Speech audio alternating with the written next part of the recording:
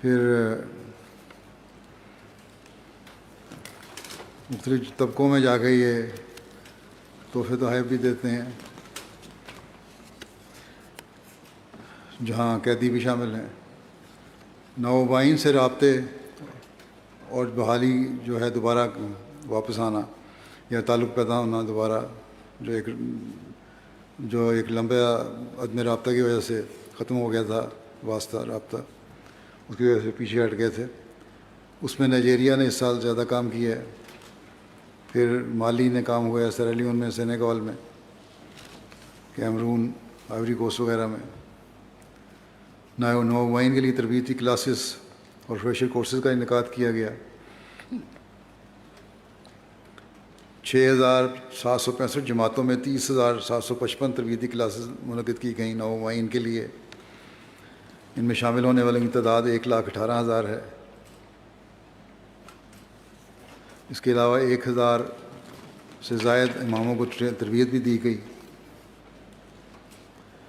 اس سال ہونے والی بیعتوں کی تعداد کووڈ کی وجہ سے کھل کے تبلیغ تو بعد جا کے ہو نہیں سکتی تھی، بہت ساری پابندیاں تھیں، گزشتہ سال بھی یہ پابندیاں تھیں، لیکن اللہ تعالیٰ کے فضل سے اس سال اللہ تعالیٰ نے 1,25,221 بیعتیں عطا فرمائی ہیں، جو گزشتہ سال کی نسبت 13,000 سے زائد ہیں۔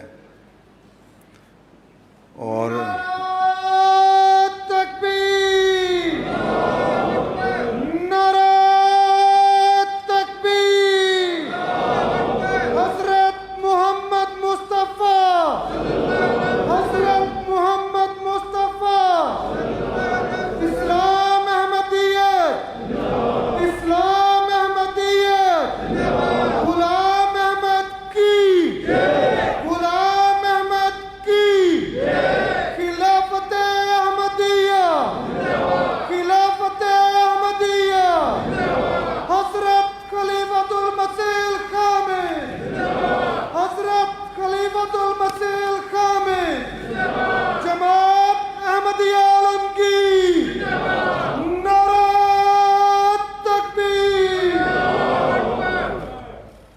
اس سال سب سے زیادہ بیعتیں گنی کناکری میں ہوئی ہیں، جو 25,000 سے زائد ہیں، پھر کیمرون ہے، پھر سیرالیون ہے، پھر سینیگال ہے، پھر تنزانیہ، کانگو کنشاسا اور برازیل میں ہے، Liberia, Mali, Guinea Bissau, Burkina Faso, Ivory Coast, Gambia, Benin, Ghana, Niger, Central African Republic, Chad, Uganda, Togo, Kenya, Sao Tome, Madagascar, Zimbabwe,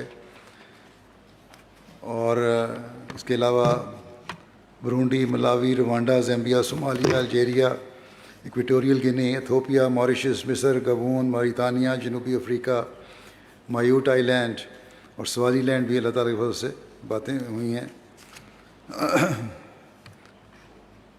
India میں بھی اللہ کی فضل سے بیعتیں ہوئی ہیں، انڈونیشیا میں، بنگلہ دیش میں، نیپال میں، ازبکستان اور رشیا میں بھی، قازقستان اور ترکی میں بھی چند افراد نے بیعتیں کی ہیں، Tajikistan, Cambodia, Singapore, Thailand, China, Afghanistan, Georgia, Hong Kong, Japan, Sri Lanka, اور ان ممالک میں، یورپین ممالک میں، جرمنی میں، فرانس میں، ناروے میں، آسٹریا میں، ہالینڈ میں، بیلجیم، اٹلی، ڈینمارک، البانیہ، یونان، آئرلینڈ، کوسوو، رومانیہ، نارتھ امریکہ میں بیعتیں ہوئی ہیں، کینیڈا اس کے بعد ہے، پھر Trinidad and Tobago, Haiti, Mexico, Guatemala, Belize, Cuba, Guadeloupe, Jamaica, Honduras, Cayman Island, El Salvador, Puerto Rico, یہاں بیعتیں ہوئی ہیں۔ ساؤتھ امریکہ میں فرینچ گیانا میں، گیانا اور برازیل میں، Argentina, Ecuador, Paraguay, Bolivia, Chile, Suriname, Australia, New Zealand, South Pacific میں Fiji میں بیعتیں ہوئیں اس سال. Australia, Kiribati, New Zealand, Solomon Island, پھر بعض عرب ممالک میں بھی بیعتیں ہوئیں.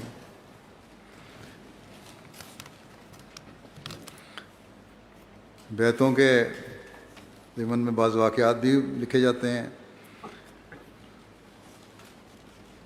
رشیا کے مبلغ لکھتے ہیں کہ گزشتہ سال یہاں ایک دوست اسکندر صاحب سے رابطہ ہوا، رشین نے.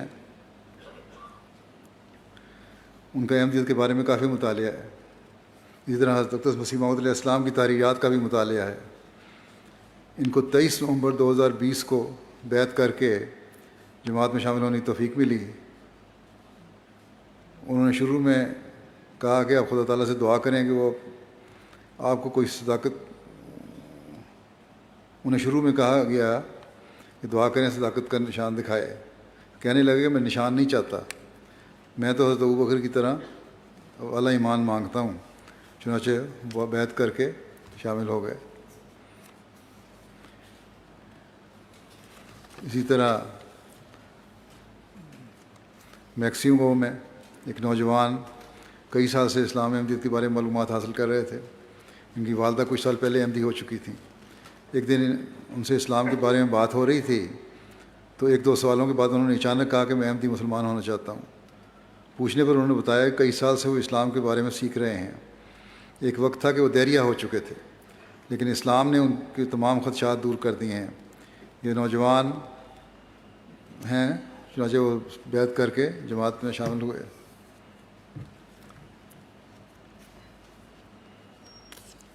رشیا کے مبلغ انچارج لکھتے ہیں ایک 25 سالہ نوجوان دینی امور میں دلچسپی رکھتے ہیں. رائے حق کی تلاش میں انٹرنیٹ اور ذاتی کوشش کے ذریعے مختلف گروہوں اور فرقوں کے جا کر معلومات لیتے رہے. انٹرنیٹ کے ذریعے ہی ان سے 2019 میں رابطہ ہوا.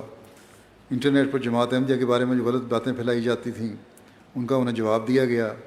ان کو لٹریچر بھی مہیا کیا گیا. خطبات سننے کی طرف بھی توجہ دلائی گئی.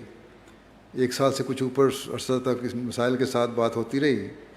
اس بات کا اظہار بھی کرتے رہے کہ جو تحقیق ابھی تک میں نے کی ہے اس کے مطابق جماعت احمدیہ ہی حقیقی اسلام کی نمائندہ جماعت ہے، لیکن بیعت کرنے پر آمادہ نہ تھے. چنانچہ انہیں دعا کی طرف توجہ دلائی گئی. شجرہ صدر تو اللہ تعالیٰ کے اختیار میں ہے، اس لیے آپ دعا کریں. چنانچہ کچھ ماہ دعاؤں اور غور و فکر کے بعد رسلن صاحب نے رابطہ کر کے بتایا کہ علمی لحاظ سے مجھے تسلی ہے اور دعا کرنے پر کوئی انقباض پیدا نہیں ہوتا، اس لیے میں بیعت کر کے جماعت میں شمولیت اختیار کرتا ہوں. کرغزستان سے بھی اسی طرح ایک دوست ہیں، وہ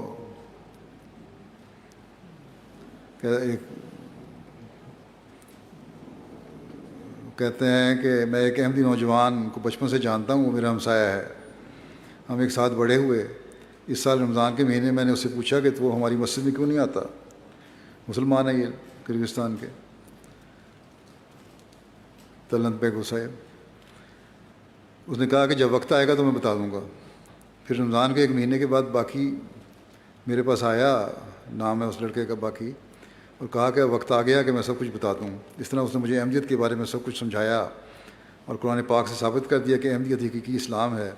اس پر میں نے حضرت مرزا غلام احمد امام مہدی علیہ السلام کو سچا مان کر آپ علیہ السلام کی بیعت کر لی. یہ بھی کرغزستانی ہے. اس طرح سینٹرل افریقہ کی رپورٹ ہے، مالی کے واقعات ہیں.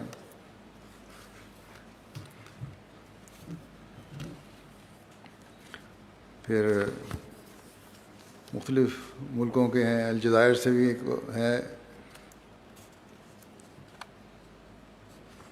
انہوں نے بھی اپنے واقعات لکھے ہیں. مراکش، سیریا،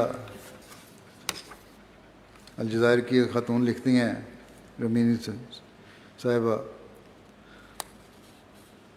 کہتے ہیں رشتہ داروں میں سب سے پہلے بیعت میرے بہنوئی نے کی. ہم جب انہیں گھر جاتے وہ ہمیں MTA العربیہ دیکھنے کی دعوت دیتے، اور جب دوبارہ ملنے جاتے تو جماعت کے بارے میں ہم سے پوچھتے. میں ان دنوں TV بہت کم دیکھتی تھی، لیکن ان کی وجہ سے میں نے کبھی کبھی MTA دیکھنا شروع کیا. پھر اپنی جماعت احمدیہ کی تعلیمات، اس کی بلا تفریق رنگ و نسل کے لوگوں سے محبت اور خدمت خلق کے کام اور اسلام کے مسلسل دفاع اور تعلق خدا تعالیٰ کی صفات کے عظیم بیان اور قرآن کریم کی پرحکمت تفسیر کو دیکھ کر یہ جماعت مجھے اچھی لگی۔ اسی دوران حضرت سلمان فارسی کا واقعہ یاد آیا، کیسے آگ کی عبادت سے نکل کر خدا واحد کے پرستار بن گئے تھے۔ یہ سب کچھ تدریجاً ہوا، کیونکہ پہلے انہوں نے اپنے وطن اور مال و دولت چھوڑا اور اللہ والوں کی صحبت اختیار کی۔ خیر حضرت سلمان فارسی کا واقعہ بیان کرتی ہیں کہ پھر وہ حضرت صلی اللہ علیہ وسلم کے در پہ آ گئے اور پھر بیعت کی۔ کہتی ہیں کہ بہرحال بیعت کا فیصلہ میرے لیے اس وجہ سے بھی آسان ہو گیا کہ حضرت صلی اللہ علیہ وسلم فتنوں کے زمانے میں جماعت کے ساتھ شامل ہونے کی نصیحت کی ہوئی تھی، اور کسوف و خسوف علی حدیث کے پورا ہونا بھی مسیح موعود کی نشانی تھی۔ مجھے سمجھ آ گئی کہ حیات مسیح کا عقیدہ شرک ہے، لہذا نزول کی حدیثوں کی تعویل ضروری ہے۔ بہرحال خدا کے فضل سے استخارے کے بعد انہوں نے بیعت کر لی۔ اس طرح اور بہت سے واقعات ہیں۔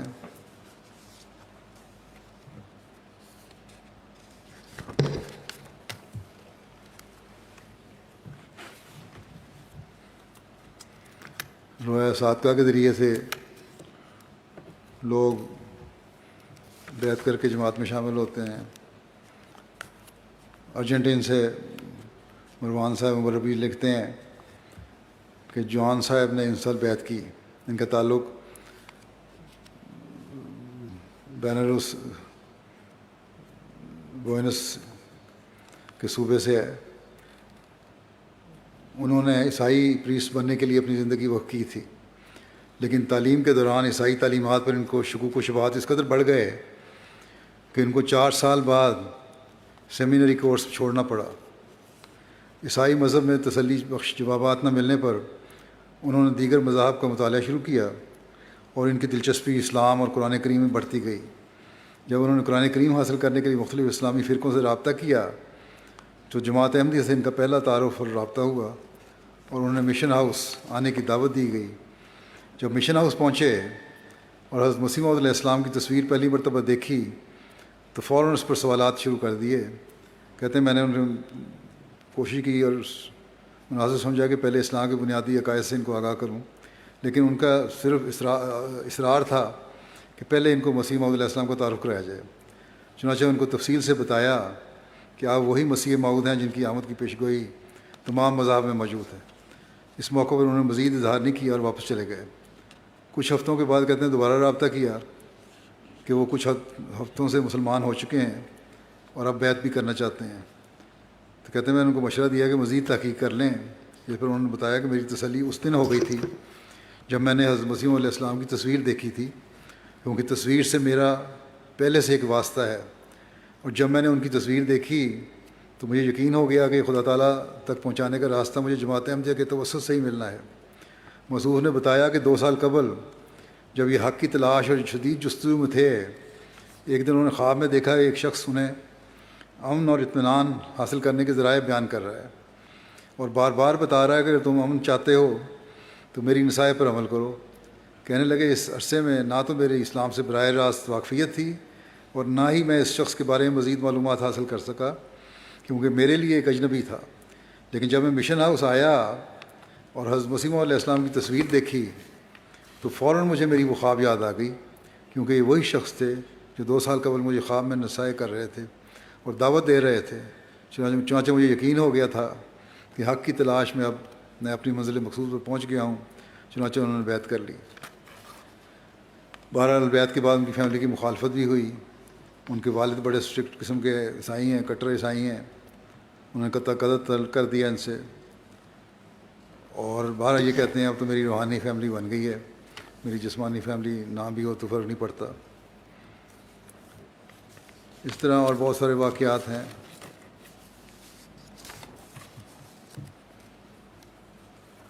کیمرون کے معلم صاحب لکھتے ہیں، کہتے ہیں کہ ایک شخص محمد صاحب باقاعدگی سے MTA دیکھتے ہیں۔ ایک جمعہ انہوں نے جو میرا خطبہ سنا MTA پہ، حضرت عثمان کی شہادت کا ذکر جو ہوا، کس طرح مشکلات اور تکلیف میں سے حضرت عثمان گزرے تھے، تو محمد صاحب نے کہا کہ اس خطبے سے مجھے معلوم ہوا ہے کہ اسلام کے شروع زمانے میں بھی صحابہ کرام اور خلفاء نے بڑی مشکلات کا سامنا کیا. اس نے مجھے بہت متاثر کیا ہے. پھر وہ یوم مسیح موت کے پروگرام میں شامل ہوئے اور جاتے ہوئے ظہور امام مہدی علیہ السلام کے پمفلٹ ساتھ لے گئے. کہتے ہیں کہ پمفلٹ پڑھ کر مجھے حضرت اقدس مسیح علیہ السلام سے متعلق جستجو پیدا ہوئی. میں نے خدا تعالیٰ سے رہنمائی کے لیے دعائیں شروع کر دیں. اور ایک رات میں نے خواب میں حضرت مسیح علیہ السلام کو دیکھا کہ آپ مجھے فرماتے ہیں کہ یہی سیدھا راستہ ہے. اس رات میں سمجھ گیا کہ جماعت خدا تعالیٰ کی طرف سے ہے اور مجھے بیعت کر لینی چاہیے. چنانچہ اگلے دن انہوں نے بیعت کر لی. تو اس طرح کے واقعات اللہ کے فضل سے بے شمار ہیں، افریقہ کے بھی، رشیا کے بھی، یورپ کے بھی. کافی ہو گیا اس لیے میں ختم کرتا ہوں.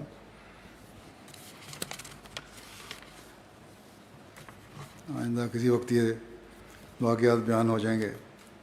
مخالفین کے پروپیگنڈے کے نتیجے میں بیعتیں ہوتی ہیں.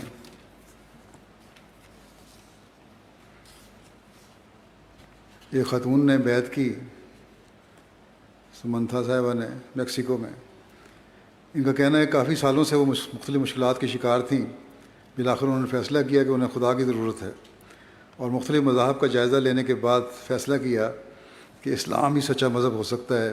آن لائن کئی مسلمان دوست بنائے. ایک دن جماعت سے رابطہ کیا اور مسجد آنا شروع کیا. ان کے دوستوں نے اسے منع کیا اور جماعت احمدیہ کے خلاف کئی باتیں ان سے کیں. مقامی سنی جماعت کے ساتھ بھی انہوں نے رابطہ کیا، لیکن ان کے گرے ہوئے اخلاق، سخت دلی اور اسلامی تعلیمات سے دور پا کر انہوں نے فیصلہ کیا کہ ان کے احمدیت کے خلاف اعتراضات بھی جھوٹے ہیں اور حقیقی اسلام صرف احمدی جماعت میں ہی نظر آتی ہے. اس طرح انہوں نے اپنی تمام غیر احمدی دوستوں سے بات کرنا چھوڑ دی اور بیعت کر کے جماعت میں شامل ہو گئی، مخالفت کی وجہ سے بھی. اس طرح امیر صاحب گیمبیا بھی لکھتے ہیں، ایک دوست یا سیسے صاحب سے ملاقات ہوئی. انہوں نے گاؤں کے لوگوں کو جمع کیا اور ہم نے انہیں رسول کریم صلی اللہ علیہ وسلم کی حدیث کی روشنی میں اسلام احمدیت کا پیغام پہنچایا.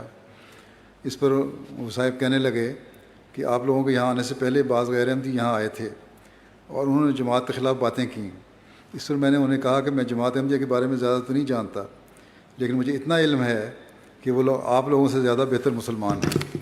ابھی ہم وہاں موجود تھے، کسی نے مخالفین جماعت کو ہمارے اس قوم میں پہنچنے کی اطلاع دے دی، جس پر ایک مخالف نے ان صاحب کو فون کر کے کہا کہ احمدی نہ ہو جانا، ان سے بچ کے رہنا. اس پر سیسے صاحب نے ان کو بتایا کہ مجھے تو احمدیوں میں کوئی غلط بات نظر نہیں آئی، انہوں نے تو اپنے دلائل قرآن کریم سے دیے ہیں، اس لیے میں تو جماعت احمدیہ کو قبول کر رہا ہوں.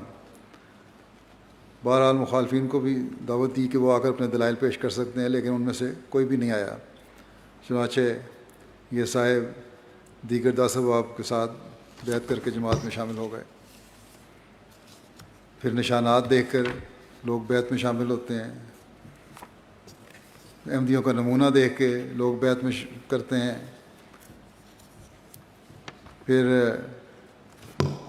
مختلف ویب سائٹس کے ذریعے سے جو خلاف ہمارے بولا جاتا ہے اس کو سن کے لوگ بیعت کر لیتے ہیں. نومائن جو ہیں ان کو احمدیت چھوڑنے کی دھمکیاں بھی دی جاتی ہیں. انڈونیشیا کے صدر صاحب لکھتے ہیں مانسلور جماعت کے کہ ایک توفو فیکٹری کا ملازم زیر تبلیغ تھا. احمدیت کی سچائی جاننے کے بعد اس نے احمدیت بیعت کر لی. کچھ دن بعد فیکٹری کے افسر کو پتہ چلا کہ یہ بیعت کر کے جماعت میں شامل ہو گیا ہے، تو اس نے اسے کہا کہ یا احمدیت چھوڑ دو یا فیکٹری چھوڑ دو. تو اس نومائی نے مضبوطی سے جواب دیا کہ وہ احمدیت کا انتخاب کرے گا، اور اس نے فیکٹری چھوڑ دی. اور خدا کی تقدیر اس طرح ظاہر ہوئی کہ کچھ ماہ بعد وہ فیکٹری دیوالیہ ہو گئی، اور دوسری طرف اس نومائی کی اپنی ٹوفو کی فیکٹری اس نے اپنی لگا لی. تو اللہ تعالیٰ نے اس کو اس طرح یہ نشان دکھایا. پھر بعض کہتے ہیں کہ ہمارے احمدیت قبول کرنے کے بغیر معمولی تبدیلیاں ہی پیدا ہوئی ہیں. قریباتی کہ وہاں ایک معلم ہے جو پہلے احمدیت قبول کرنے سے پہلے مار کٹائی اور دیگر کاموں میں بڑے مشہور تھے،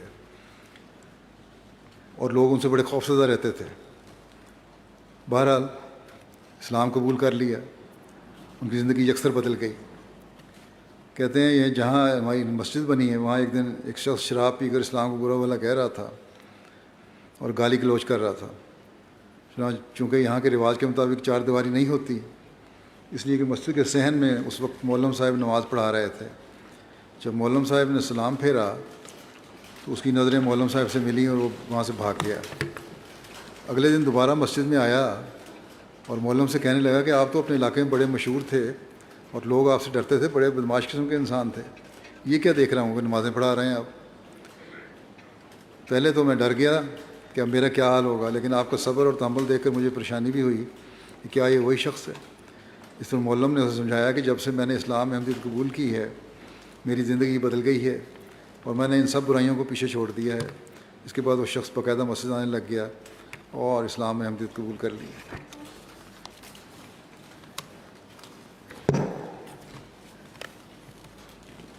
اس طرح اور بہت سارے ممالک کے واقعات ہیں، فجی، تنزانیہ، فرانس. خطبات سن کے بھی لوگوں میں تبدیلیاں پیدا ہوتی ہیں. اس کے لیے بہت سارے واقعات لوگ لکھتے ہیں کہ کس طرح ہمارے اندر تبدیلیاں پیدا ہوئی ہیں. مخالفین احمدیت کی جو ہیں ان کے بد انجام بھی ہم سامنے آ جاتے ہیں.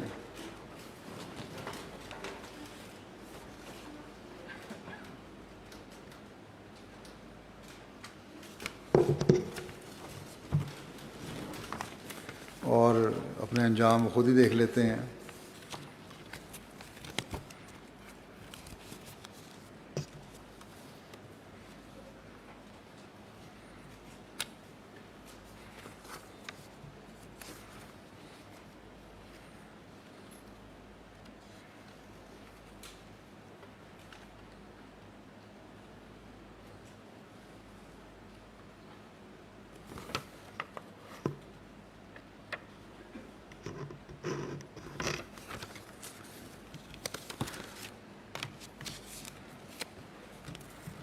قبولیت دعا کے بھی بہت سارے واقعات لوگوں کے ہیں.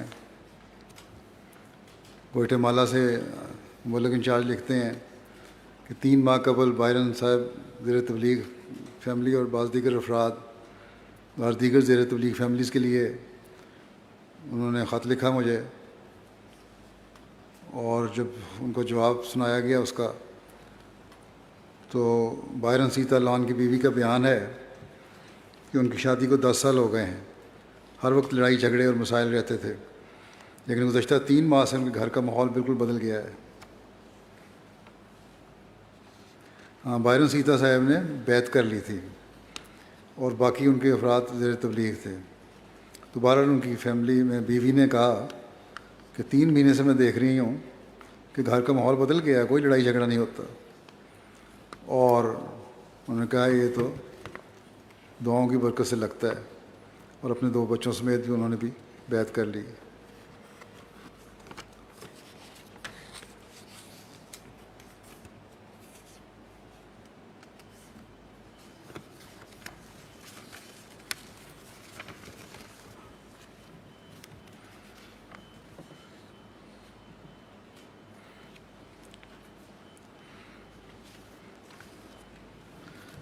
یہ واقعات تو بے شمار ہیں.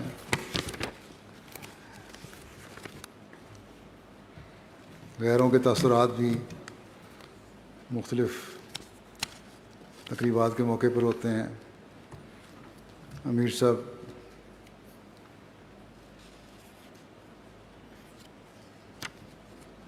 کینیڈا لکھتے ہیں کہ دوران سال نیشنل جامع تبلیغ منایا گیا. شاہراہوں اور چوراہوں پر اس روز سائن لگائے گئے.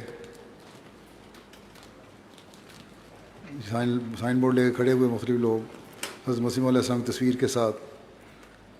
اس دوران یہ کہتے ہیں ایک واقعہ ہوا کہ برمپٹن میں ہمارے ایک سائن بورڈ پر حضرت مسیح علیہ السلام کی تصویر دیکھ کر ایک ہندوستانی بہت متاثر ہوئے. وہ کہنے لگے کہ میرا کسی مذہب سے کوئی تعلق نہیں ہے، لیکن جس شخص کی تصویر تم لوگوں نے اٹھا رکھی ہے اس کی آنکھیں بتاتی ہیں کہ شخص ہرگز جھوٹا نہیں ہو سکتا اور اس کا پیغام سچا ہے. اب میں خود آپ کی جماعت کے بارے میں پڑھوں گا. آسٹریلیا میں آسٹریلیا ڈے منایا گیا. وہاں بھی ایک خاتون مس ڈیوی کہتی ہیں کہ آپ کے پروگرام کو دیکھ کر میری آنکھوں میں خوشی سے آنسو آ گئے کہ آسٹریلیا کا مستقبل اچھے ہاتھوں میں ہے. یہ پروگرام دیکھ کر مجھے اپنے آسٹریلین ہونے اور آسٹریلیا کو اپنا وطن کہنے پر فخر ہے.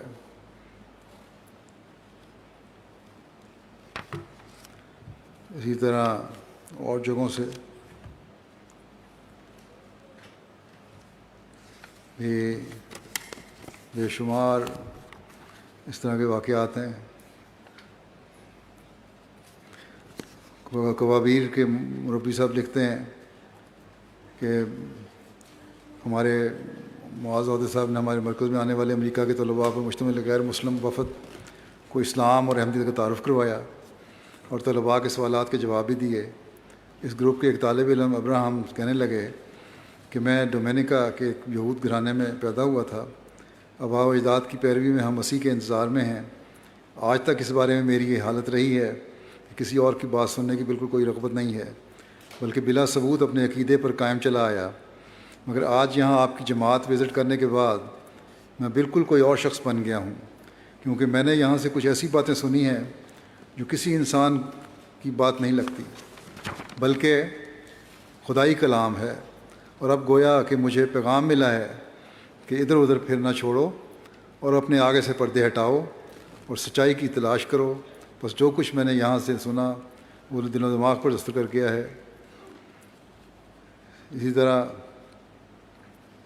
ایک اسپین سے آئی غیر مسلم لڑکی مسجد سے نکل کر واپس جاتے ہوئے کہنے لگی، آپ کی اس مسجد نے مسجد سے اب ہم زندگی کی تازہ امیدیں لے کر لوٹ رہے ہیں. ہمیں ایک اچھا لائحہ عمل ملا ہے اور شکریہ ادا کیا. حضرت اقدس بے شمار رپورٹ ہے، بہت لمبی ہے، کچھ حصہ میں نے بیان کیا ہے. حضرت اقدس مسیح موعود علیہ الصلوۃ والسلام اپنے مخالفین کو مخاطب ہو کر فرماتے ہیں کہ باز آ جاؤ اور اس کے قہر سے ڈرو اور یقیناً سمجھو کہ تم اپنے مفسدانہ حرکات پر مہر لگا چکے ہو. اگر خدا تمہارے ساتھ ہوتا تو اس قدر فریبوں کی تمہیں کچھ بھی حاجت نہ ہوتی. تم میں سے صرف ایک شخص کی دعا ہی مجھے نابود کر دیتی، مگر تم میں سے کسی کی دعا بھی آسمان پر نہ چڑھ سکی، بلکہ دعاؤں کا اثر یہ ہوا کہ دن بدن تمہارا ہی خاتمہ ہوتا جاتا ہے. کیا تم دیکھتے نہیں کہ تم گھٹتے جاتے ہو اور ہم بڑھتے جاتے ہیں؟ اگر تمہارا قدم کسی سچائی پر ہوتا تو کیا اس مقابلے میں تمہارا انجام ایسا ہی ہونا چاہیے تھا؟ اللہ تعالیٰ ان مخالفین کو بھی عقل دے اور دنیا کے تمام انسانوں کو عقل دے کہ حضرت مسیح علیہ السلام کے پیغام کو سمجھیں، اسلام کے حقیقی پیغام کو سمجھیں، اور دنیا میں جو اللہ تعالیٰ نے اپنا فرستادہ بھیجا ہے اس کو مان کر اپنی دنیا کو آپ خود سنوارنے والے بنیں. السلام علیکم ورحمۃ اللہ وبرکاتہ.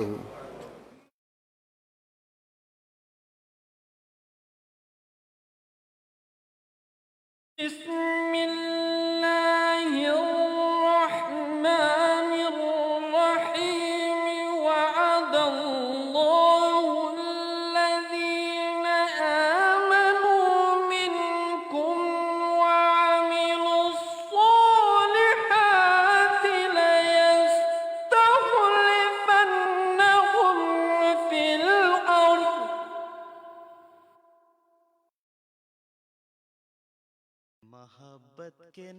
Here's a look at the next few programs on today's schedule. For more information, visit www.mta.tv.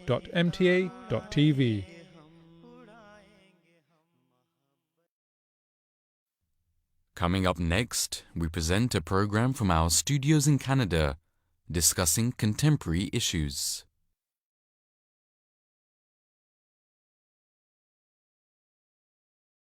"132 years and history still in the making. Islam Ahmadiyyat continues to spread. This progress has brought along a magnificent rich legacy where historical names, organizations, personalities, books, and much more continue to be added to it. Ahmadipedia is a new interactive search engine that aims to make your understanding of Ahmadiyyat easier. This ongoing project will enable you to search terms, literature, personalities, periodicals, institutions, and anything related to Ahmadiyyat.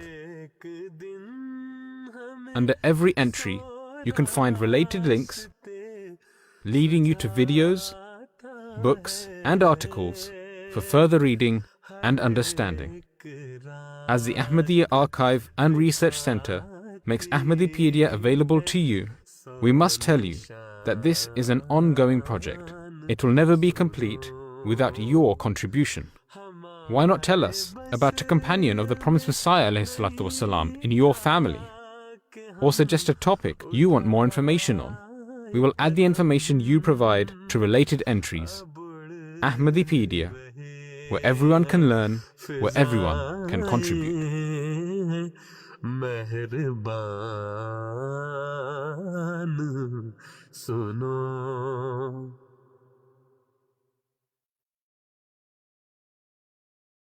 Assalamu alaikum wa rahmatullahi wa barakatuhu. The book Remembrance of Allah is a faith-inspiring lecture delivered by Hazrat Mirza Bashiruddin Mahmud Ahmad, Khalifatul Masih Sani, may Allah be pleased with him, during the Jalsa Salana on the 28th of December 1916. In today's world, where people are completely disconnected with God, remembrance of Allah shows a true understanding of the relationship with God, the Creator, and those who are in search of Him. If you want to inculcate a living relationship with your Creator, then this book is truly a gem for you. And it will benefit you greatly because this book is full of wisdom on how that relationship can be nurtured through the remembrance of Allah. In his faith-inspiring lecture, Hazrat Musleh Maud, may Allah be pleased with him, highlights the importance of remembering Allah, some of the misunderstandings about remembrance of Allah, and explains the characteristics of true remembrance of Allah according to Islamic teachings. Hazrat Musleh Maud, may Allah be pleased with him, also teaches us how to remember Allah. So how important is Zikr Ilahi? Hazrat Musleh Maud Razillah Ta'ala Anhu says, it is vital and of great importance because Allah Himself has called it great.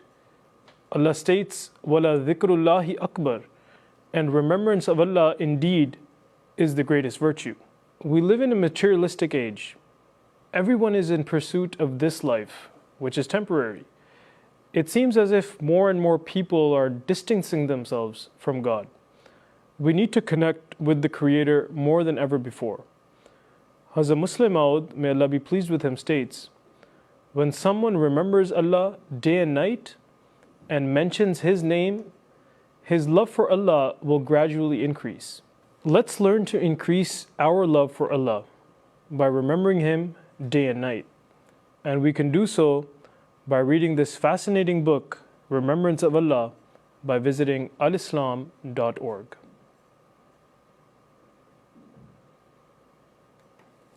मोहब्बत के नगमात गाएंगे हम, अखुवत की ताने उड़ाएंगे हम।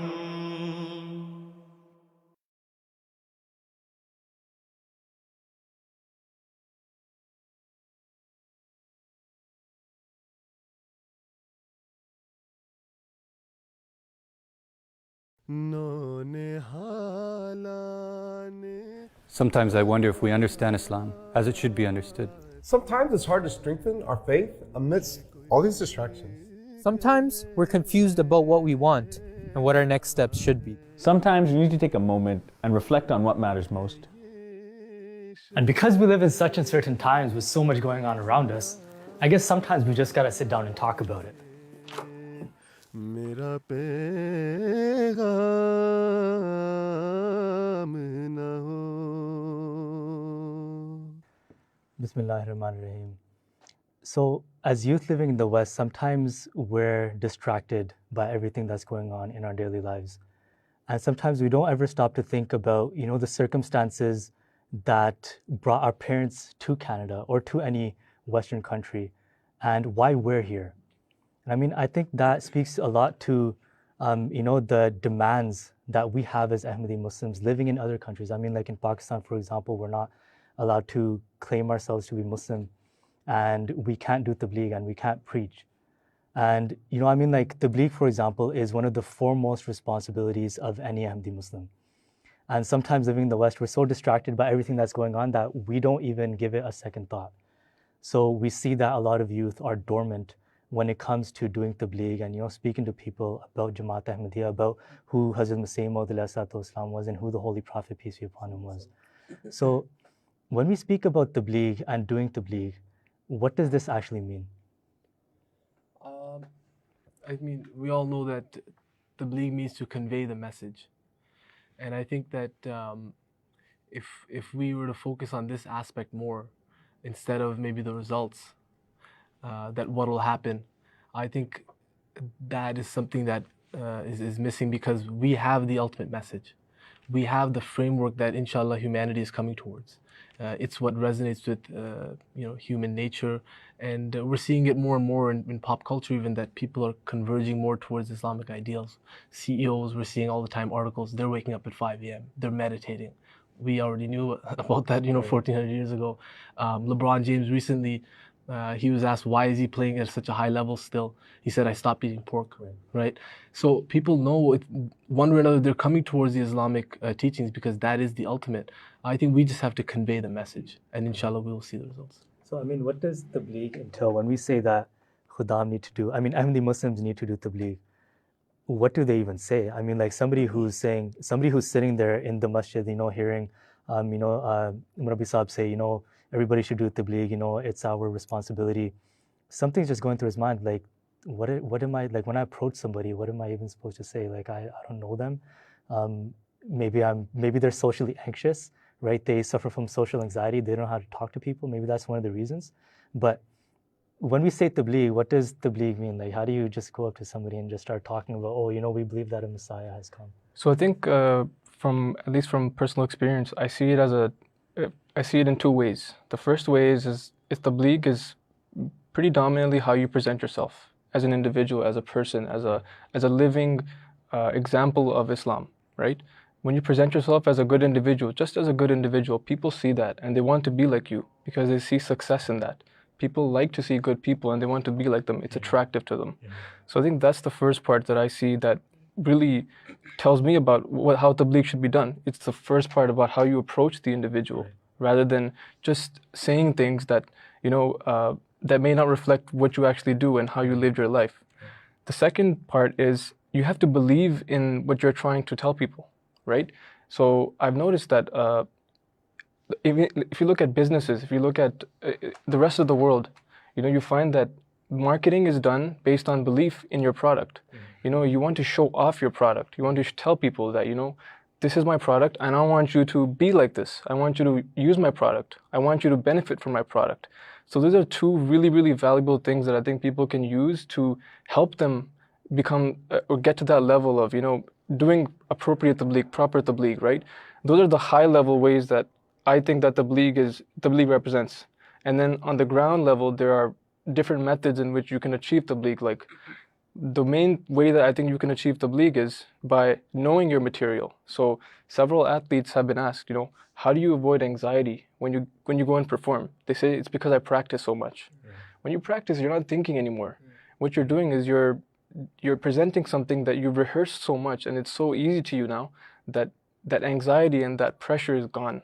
So that's how I think that youth can start to look at tabligh. And these are some of the introductory things that they can do to start their path to tabligh, right? I think, Adam bhai, you would like to, you're a convert to Islam Ahmadiyyat, and you've spoken to people about your beliefs as well, and you've sort of changed your beliefs over time as well. You first accepted Sunni Islam before you came to Ahmadiyyat. So if somebody was to tell you to start doing tabligh, that's something you're passionate about as well. So what kind of tips would you give? Well, I would really advise them to read the Holy Quran, because this is the book that convinced me. It ultimately wasn't how Islam was being represented on the news. That was not the deciding factor. But when I finished the Holy Quran, that last page, I was convinced that this couldn't possibly be from man. And what's funny is when there's a best-selling book on the shelves, people are always saying, oh, read that, read that. When Da Vinci Code came out, they're saying, read it.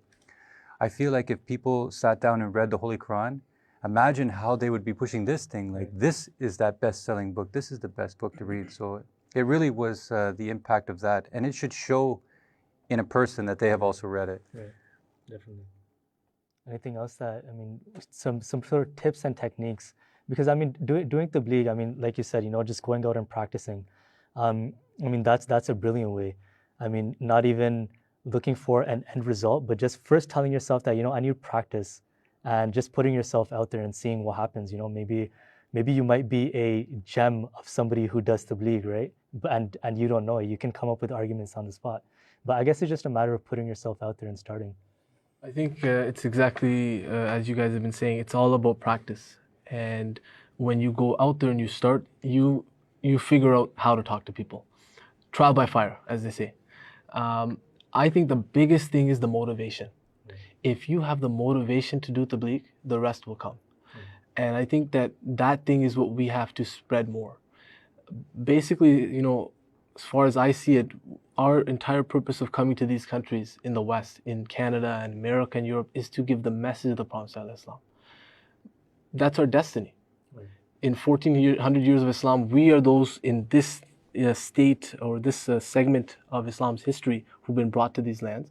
And if we realize that this is why we're here, it's not to compete with each other in buying bigger homes or bigger cars. These things, Hazrat Masih Maud said, look, the whole world is in every field except for in the field of God. So you should advance in the field of God. That means developing relationship with God and then giving that to the people. I think, inshallah. You know what's interesting is I was speaking to a convert once, and you know, he was saying that when somebody wakes up in the morning, they don't go looking for a Messiah, right? So I mean, this is something that's very important for us. I mean, this is somebody who already accepted Jamaat Ahmadiyya, and he's saying that, you know, you guys are speaking about the Messiah. Maybe our approach would be different, right? That's why we'd have to do research into that as well. That, like you were saying, that, you know, speaking to people on their level as well, something that would be convincing or appealing to them. Like Hazrat Masih Maud is the Messiah of peace. Maybe that would be something that would appeal to somebody. He's the Messiah who came to give comfort, right? He's the Messiah who came to unite, right? A lot of these things that we would have to look into from our own perspective, according to how we've been brought up in the Western society. That what are things that would appeal to other people? I mean, everybody's looking for something. People are looking for happiness. People are looking for contentment that they're not finding anywhere. But we know that accepting Hazrat Masih Maud and Jamaat Ahmadiyya and Khilafat Ahmadiyya, that's something that will give us this thing. So when we go speaking and preaching to people about who Hazrat Masih Maud is, these are things that we need to keep in mind. Not only the theological issues that surround his coming that may just fly over somebody else's head. And I guess one thing for that would be, for example, if we're talking about tips and techniques is, you know, if we're speaking to our social circles about Hazrat Masih Maud before we go to strangers. You know, some people might find it easier to talk to a stranger about it rather than people they've known for a long time. You know, maybe they might be judged differently and that might be an issue for them. But, you know, just as we said before, just putting yourself out there and speaking to somebody about who Hazrat Masih Maud was and what Jamaat Ahmadiyya is and what it has to offer, right? You know, believe it or not, people are genuinely interested in what we do, right? For example, all of us, you know, we do something and we've been in school, we've been at work outside of, you know, people from Jamaat Ahmadiyya. We've been at work around different people from different places around the world, people of different faiths. And they're always, you know, they're curious as to what does this person do 5 times a day? Why is this person not here on Fridays at a specific time? And they want to know why this benefits you. This is one of the prime times, you know, this is the moment when you have the time and the position to explain to them, you know, what you're doing and how it benefits you, because people don't do things that are detrimental to them, right? Unless, you know, we have examples of things that are beneficial in the short term, but in the long term, they're bad for you.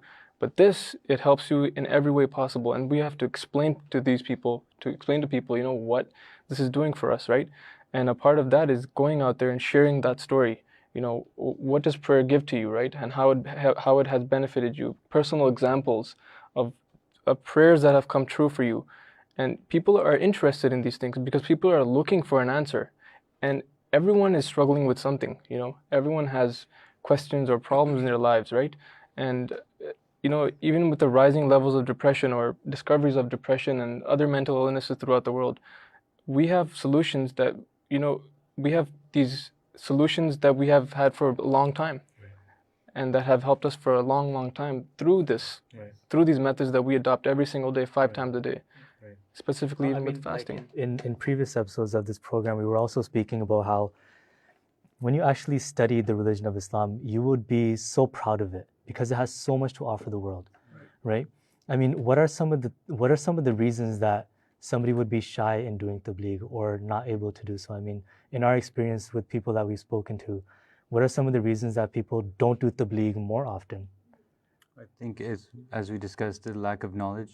They think that they have to be a scholar in order to spread the message. I also think, and I had this feeling before, I don't want to be wrong. I don't want to say something about my faith and then go back and tell somebody and they say, no, that's not right. So I'm afraid to make mistakes in this, and that's fair. You know, we feel that shows how much we value our religion, that we're afraid to make a mistake in conveying the message. So I think that we should take that chance though and start off with what we know. You know, they need to just, they've heard something, start off with that. And they themselves over time will learn more and more. And if they want to go to the advanced questions like suffering or heaven and hell, they can go there. But they should start with the simple stuff. You know, nobody's asking to jump right in and have some theological debate. Just enter something like, do you know that cleanliness is very important to us? That when you shake a Muslim's hand, you can know his hand is clean because it's so important to a Muslim. So this start off with the little stuff. Definitely. You know, I mean, like I've studied at Jamia Ahmadiyya Canada, and we used to memorize a lot of references. But I noticed that when I used to speak to people about Islam, we wouldn't necessarily have to use references. You know, so I mean, it's not really knowing anything about, you know, references and, you know, what a certain person said, but Islam is so logical that you can pick a point that appeals to you and has convinced you, and you can use that as your basis point of doing tabligh to somebody else, right? You know, there's this one hadith and the Holy Prophet said that if you want to create affinity between you and another person, ask them about their forefathers or their heritage. And you know, I've done this myself, and I've seen others do this too, that if you meet someone, you know, of a different ethnicity, you can speak to them about where they're from and where you're from, and then you can sort of, you know, and if they're from an Islamic background, right, maybe from Persia or from another Islamic country, that all of a sudden becomes a tying point to talk to each other about faith. And then if you're talking to a Muslim, then most Muslims know of or are expecting a Mahdi to come, or that there will be someone, Isa will come again, as we know, right? This is the great awaited question amongst all the Muslims. So if you can strike up that conversation and say that, well, actually, the people of my community, and we believe that he has come and our founder was that person, that's usually a good starting point sometimes. Some of the things that I have used with youth and in my personal life as well is that the first thing is that you have to understand that people want to talk about themselves, right? Just like we want to talk about ourselves, people want to tell you about their story. So the first thing you can do to start a conversation is basically ask someone, what do you do? Be a good listener. Be a good listener, right? Once you're a good listener, the person will want to listen to you back. So that's one tip that I used, and it's been very, very successful for me, and I've made many friends because of this. The second thing is go in pairs, right? Go with someone who has experience and ask people. And like Ahmed Bhai said, the motivation is what's going to carry you to that level. And if you're motivated and you ask someone that, you know, is experienced in tabligh, that you want to go with them, they're not going to deny you. Going with the person and seeing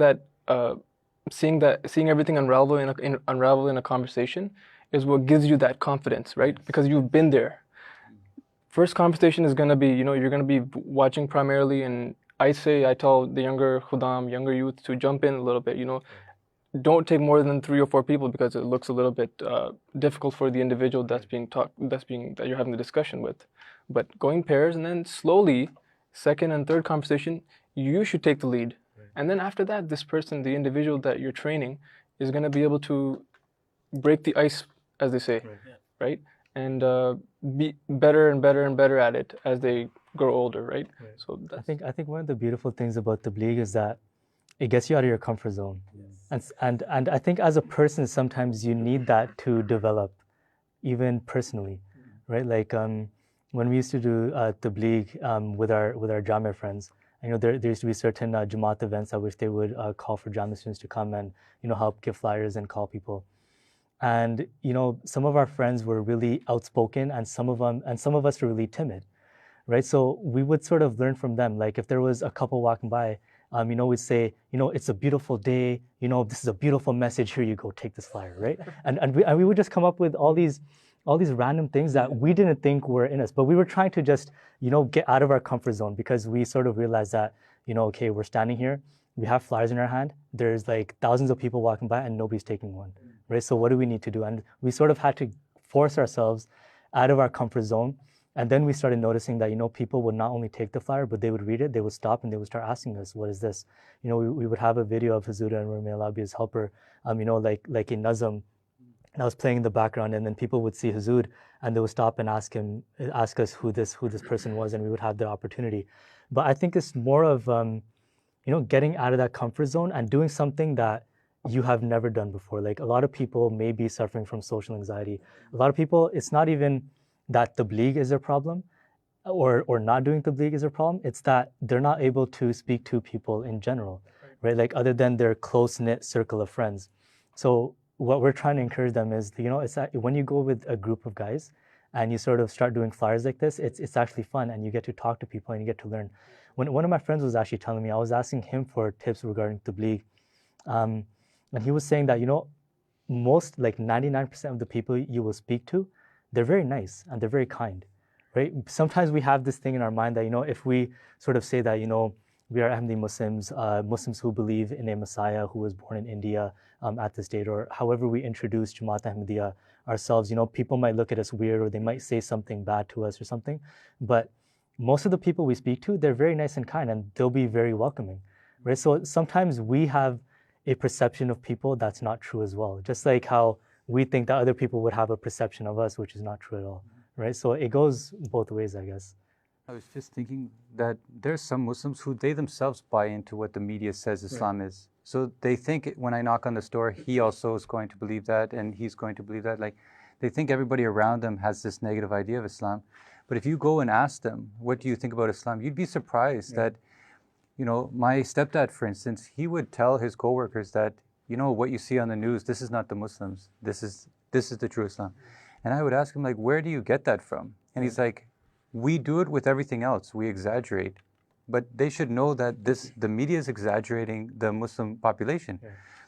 And he made me think that, if there was a genuine reason or if there was an actual thing that Islam was doing this, it's 1 in 5 people on the planet, a terrorist.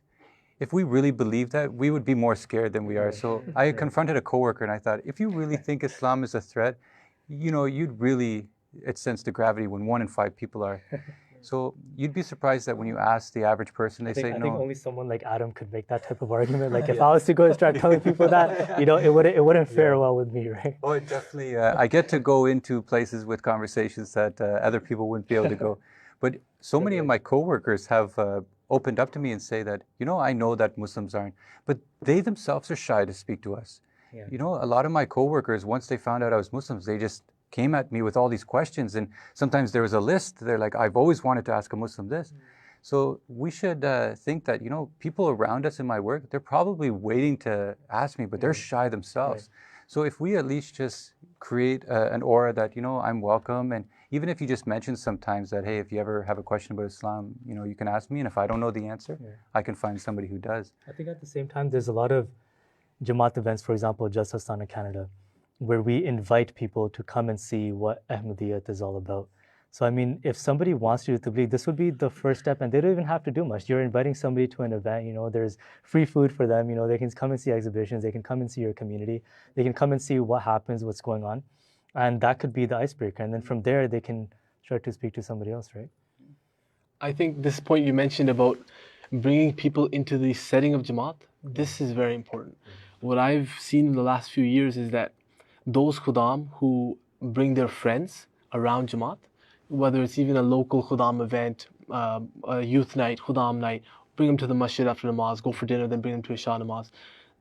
That is a very powerful way of engaging your friends in tabligh, but also showing them what Jamaat is. not just telling them about it. And when they see, by the grace of Allah Ta'ala, this atmosphere of Jamaat is a blessed atmosphere. They see humble people, they see people who are righteous, devoted to God. When they see this has an impact on them. So I think if we increase this trend in our Khudam, the tide of the Tabligh will increase naturally, inshallah. Actually, he just made me think of something because we're both from the same Jamaat. There was one new convert in Hamilton that one of the Qudam, he was really interested in basketball. So they were friends in school, they played basketball, and he would always invite him to the gym that we would have on the weekends. So they would play basketball together, and then he says, we also compete in ABL, and we have Ijtimas. And I remember seeing him one day at the National Ijtima, and I thought this is for members only. And they're like, he converted, like he came in through the sports, but he stayed for the religion. We have more to offer than, a theological debate. We're everything, sports, food, some people who are like the food, I love the Pakistani food, they come. There are a lot of people who are impressed when they come to Peace Village. I mean, I've been living in Peace Village for about 19, 20 years now. And I mean, we grew up in this, but when people come and they see the streets named after certain people, and then you explain to them, there's Ahmadi Avenue, Mosque Gate, and they say, wait, so a lot of Ahmadis live here? Like, it's just Ahmadis? You tell them, like, yeah, like more than 90% of the population is just Ahmadis. And then they'll come and they'll see Awan Tahir. And some people will come to the MTS studio as well and see it's the newest addition to Awan Tahir.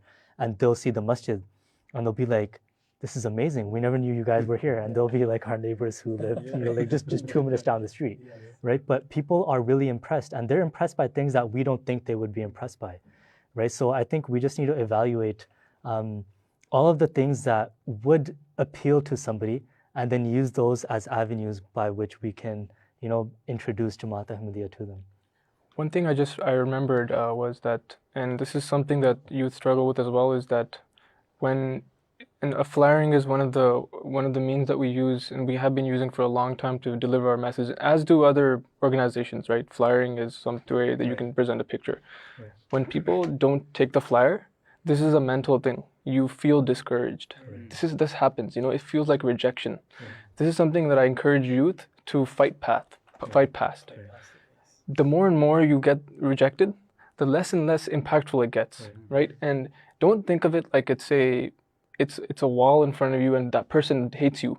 That's not the case. The person doesn't dislike you. The person is simply not interested at the time, and we need to look at it from a positive perspective, is that if person A rejects me, then eventually person Z is gonna they're gonna take the flyer. You mentioned, I can get away with some things that most people can't. I one time had our flyer, and it had the big terrorism with the cross through it. Right. And I was going door to door saying, I'm going door to door in your community fighting terrorism. And they're like, oh, I'm very glad to see. So they thought for a split second that I was Christian. Until I handed them the flyer, they're like, oh, you're Muslim? I said, yeah, and I'm going door to door fighting terrorism because this is not right. So yeah, you're right. Actually, I can see like maybe somebody with a bigger beard and maybe a turban and long dress going door to door saying fighting terrorism. There might be a miscommunication. So, but it was just something I wanted to play with. That I wanted them to let them know that like I'm on your side about the stuff we see on TV. You might be a Christian or a Hindu and I'm a Muslim, but we're both in agreement. There should be no terrorism. And I mean, at the same time, if we think about it from this perspective, that doing tabligh, putting ourselves out there, it will not only bless our time, but it'll give us those speaking skills, right? That we can use in other parts of our life. And God Almighty will bless whatever we do later on because we're sacrificing our time to do tabligh. And I mean, this is the work of the prophets, right? Like Hazrat Mirza Tahir Ahmad Rahimullah Alayh used to say that, how did Islam spread to different countries of the world? It wasn't through specific missionaries. It was through the merchants who used to take the message of Islam, and everybody was just infatuated, just doing tabligh left, right, center to everybody that they met. And this is how they would do tabligh.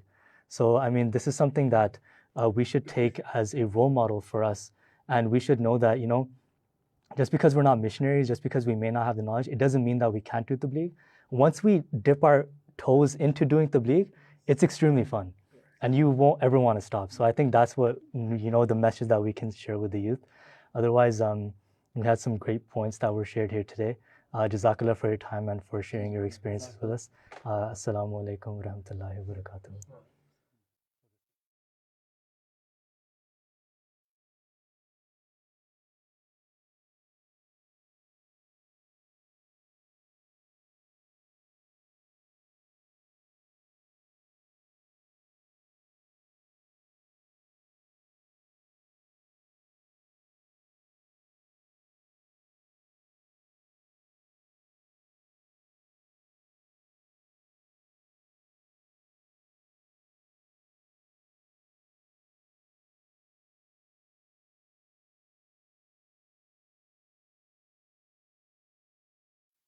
ما كان محمد أبا أحد من رجالكم ولكن رسول الله وخاتم النبيين.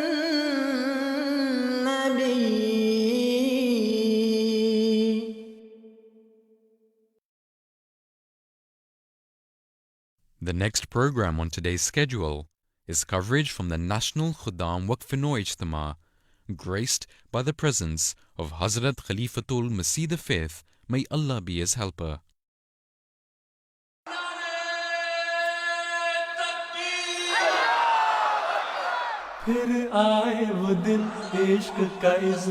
Jeddah Salana, Germany.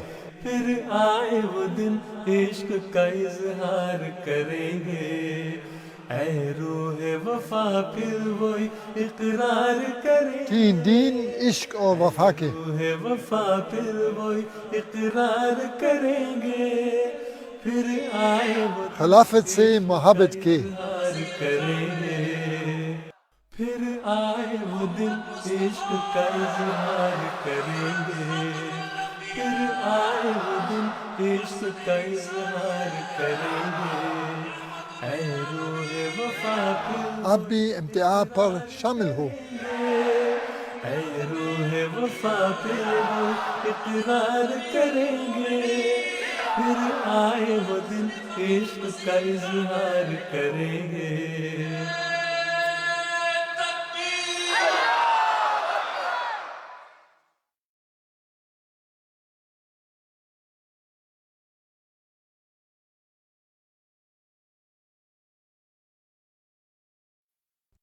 عن ابن عباس رضي الله عنهما قال قال النبي صلى الله عليه وسلم نعمتان مغبون فيهما كثير من الناس الصحة والفراغ.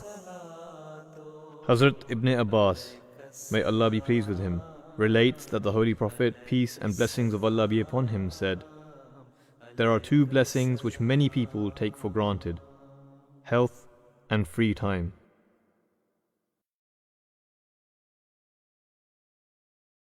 اسلام احمدیت اسلام احمدیت اسلام احمدیت اسلام احمدیت اسلام احمدیت اسلام احمدیت محبت کے نغمات گائیں گے ہم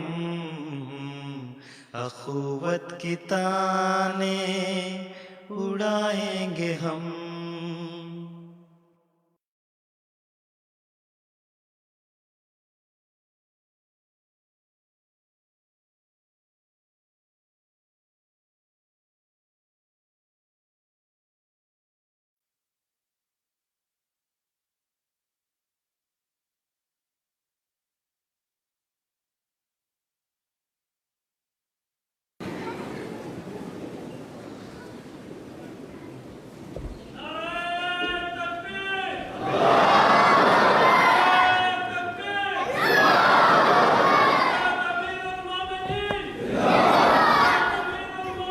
السلام علیکم ورحمۃ اللہ.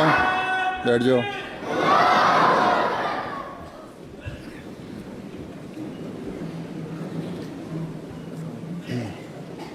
تکریم احمد صاحب تلاوت.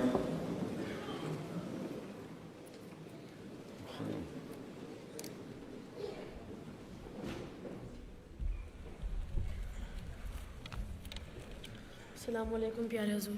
وعلیکم السلام.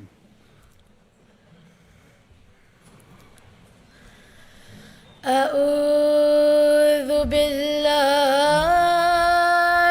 من الشيطان الرجيم.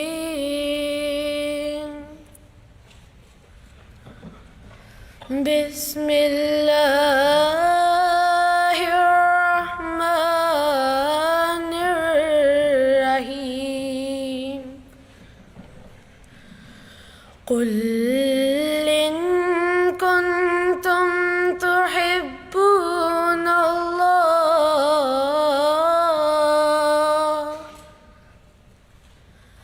فاتبعوني يحببكم الله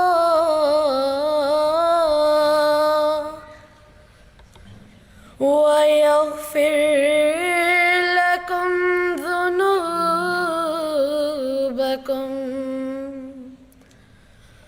والله غفور رحيم. قل أطيعوا الله والرسول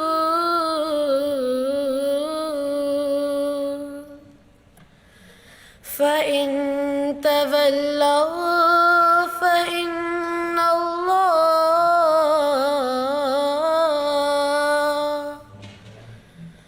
فإن الله لا يحب الكافرين. إن الله اصطفى آدم ونوحا وآل إبراهيم وآل عمران على العالمين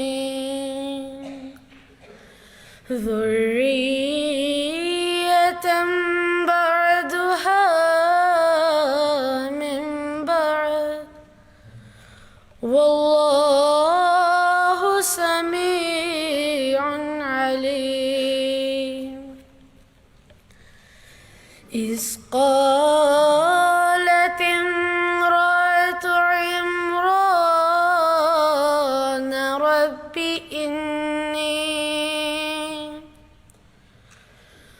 رب إني نذرت لك ما في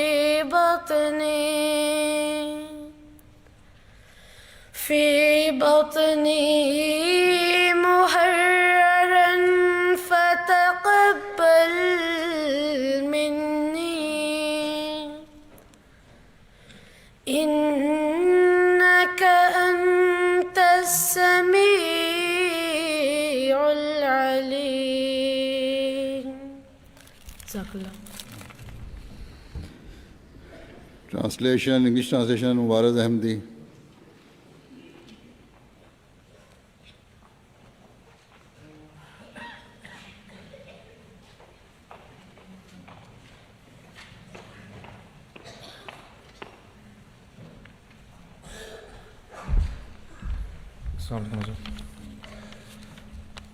The verses that have just been recited are from Surah Al Imran, verses 32 to 36. The English translation is as follows. I seek refuge with Allah from Satan the accursed, in the name of Allah, the gracious, the merciful. Say, if you love Allah, follow me. Then will Allah love you and forgive you your faults. And Allah is most forgiving, merciful. Say, obey Allah and the Messenger. But if they turn away, then remember that Allah loves not the disbelievers. Allah did choose Adam and Noah and the family of Abraham and the family of Imran above all peoples, a race correlated with one another, and Allah is all-hearing, all-knowing. Remember when the woman of Imran said, My Lord, I have vowed to thee what is in my womb, to be dedicated to thy service. So do accept it of me. Verily, thou alone art all-hearing, all-knowing. Jazakallah. Adil Tayyib, Urdu translation.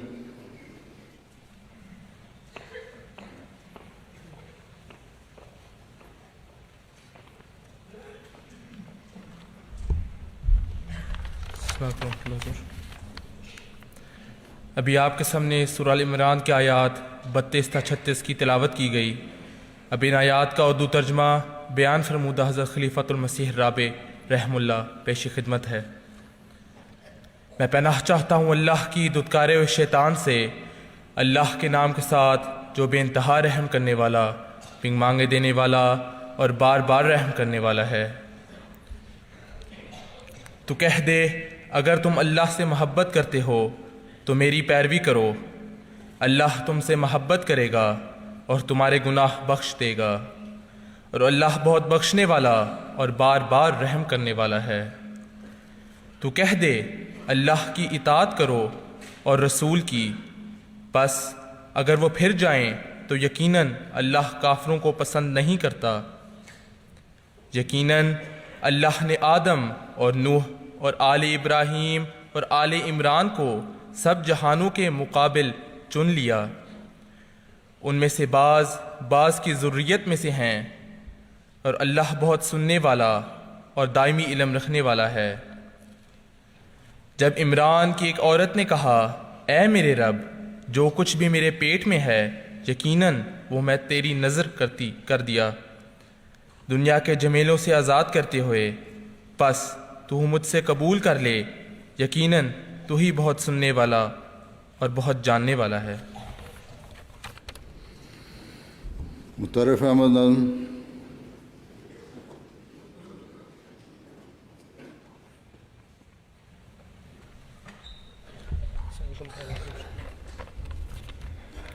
کلام حضرت مسلم موعود رضی اللہ عنہ۔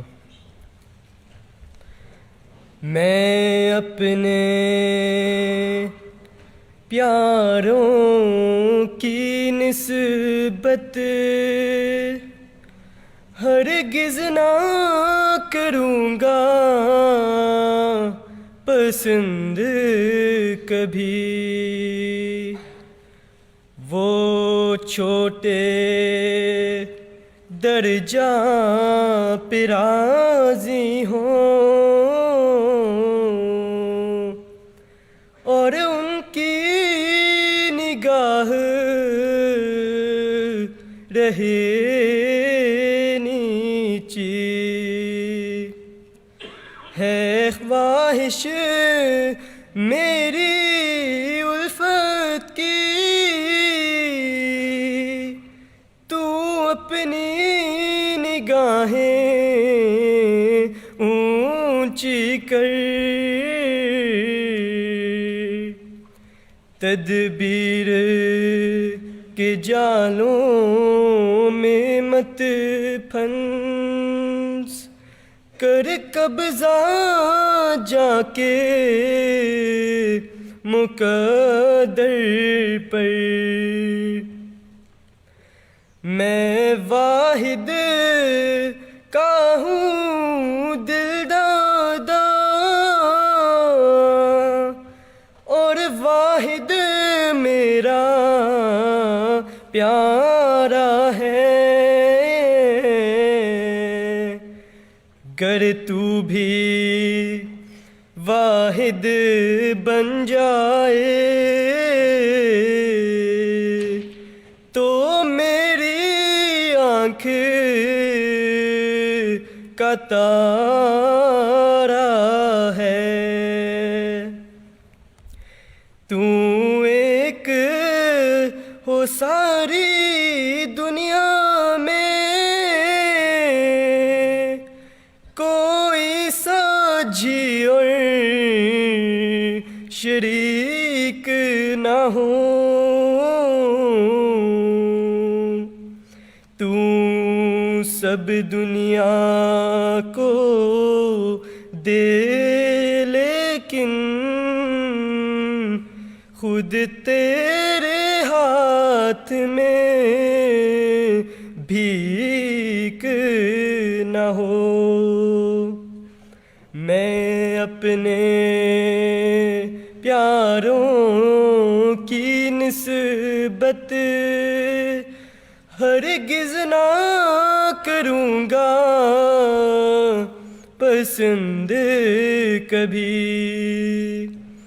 وہ چھوٹے درجہ پہ راضی ہوں اور ان کی نگاہ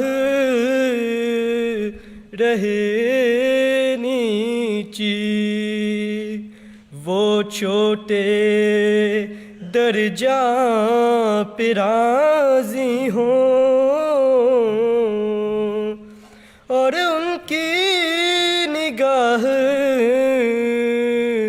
रहे नीची. इज्तिमा report secretary Waqf now Sahib.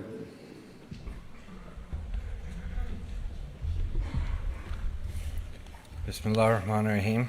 My dearest Huzur, by the grace of Allah, we are coming to the close of this year's annual Waqf-e-Nau Ijtima. The Ijtima was aimed at all Waqf-e-Nau boys above the age of 7. Our records indicate that we have a total of 1,728 boys in this age group in the UK. To promote attendance at this Ijtima, we wrote each child a letter informing him of the event. We put up posters in each mosque and mission house. We handed out leaflets at various locations after Jummah prayers, and we initiated a calling campaign to act as a reminder. Huzur, we made over 1,706 calls to Waqf-e-Nau. From these, 988 boys confirmed that they would attend today, 209 apologized, and we left messages for a further 386. By the grace of Allah, the registered attendance today is a total of 1,184 Waqf-e-Nau boys, which is 68.5% of our tajneed.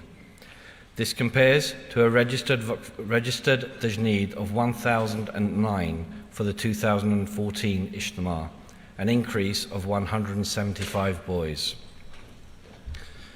In the over 15 age group, Huzur, we have a tajneed in the UK of 842, of which 479 attended today, which is 57%. We also this year invited parents to our Ijtima, the fathers to this Ijtima, and I'm glad to say that 382 parents also attended today's function, giving a total attendance of 1,615. Registration and breakfast opened at 8 in the morning, and I chaired the opening session. Due to the ever-increasing numbers of Waqf-e-Nau, we split the boys into 3 age groups, 7 to 11, 12 to 18, and 18 plus. The first event of the day for the youngest age group was a workshop run by the IEEE. They gave the boys an insight into the work they do around the world. There were 5 wide-ranging presentations, from water for life to mechanical engineering. My thanks go to the team for putting so much effort into the presentations. We then had a focus talk by Rehan Shaheen Saab on the work that is being done by the Jamaat and Humanity First to combat Ebola in Africa. This was followed by a presentation by Jamia. The Jamia presentation focused on the history of Jamia, Jamias around the world, and a day in the life of a Jamia student. This presentation was given by Daniel Saab, a third-year student at Jamia. Following on from the Jamia presentation, the youngest age group was treated to a brief demonstration on Taekwondo. We added an element of sport into the program for the younger children to demonstrate that a true Waqf-e-Nau has a well-rounded personality and that attention to physical health is also important alongside both religious and academic education. The 12 to 18 age group started with the presentation from the IEEE, followed by their national Waqf-e-Nau exam, and a short presentation from Jamia by Mustafa Siddiqui Saab that covered in detail the processes and requirements for gaining entry to this excellent institution. We are finding that more and more boys are expressing an interest in Jamia, so we hope a session on the process and requirements will prove useful in the coming years. This talk was followed by an equivalent talk on how to gain entry into a university course in medicine by Hasham Sahib, a current Waqf-e-Nau medical student. We asked him to present the challenges faced in gaining a medical university place and outline the steps that will enable a successful application. The 18-plus age group started the day with a presentation on Nizam-e-Jamaat. Humayun Uppal Sahib gave an informative and detailed presentation on the history, structure, and operations of the Nizam. This theme is one that we have been focusing on for the last couple of years. Amir Saab instructed us some time ago to ensure that all Waqf-e-Nau are made fully aware of the Nizam, as ultimately we hope that the vast majority of them will be working within it. The boys were also addressed by the Santo Tijarat and Tabligh national departments, who outlined their work and also highlighted the volunteer opportunities that exist within these departments. This was followed by Zohar Namaz and lunch. Following lunch, the 7 to 11 age group had the exam, while the 12 to 18 group had a taekwondo demonstration. The eldest age group were joined by the Waqf fathers, and they were addressed by Imam Sahib on their responsibilities. This was then followed by a question and answer session by Dr. Shameen Sahib. Amir Sahib wrapped up the final session before Asr Namaz. Hazur, I would like to take this opportunity to convey the thanks of the Waqf department to Amir Sahib and the members of the UK Majlis Amla for their help in the organisation of this Ijtima. We were greatly assisted by the General Secretary's department, Mirza Rashid Sahib, Hassan Sahib and the Ziyafat teams, Safdar Ali Sahib and Islami Basri team, and Zahir Sahib along with the management team of Battle Fatur and other national secretaries. We also owe a debt of gratitude to Southern Majlis Khudam Ahmadiyya for the support provided. As well, we also owe special thanks to Principal Jamia for his continuing invaluable support of this department. He again provided the team that takes and marks the exam, as well as providing support in every area of running this Ijtima. But most of all, Hazur, we would like to convey our most sincerest thanks to you for your continued prayers for Waqf. Ameen.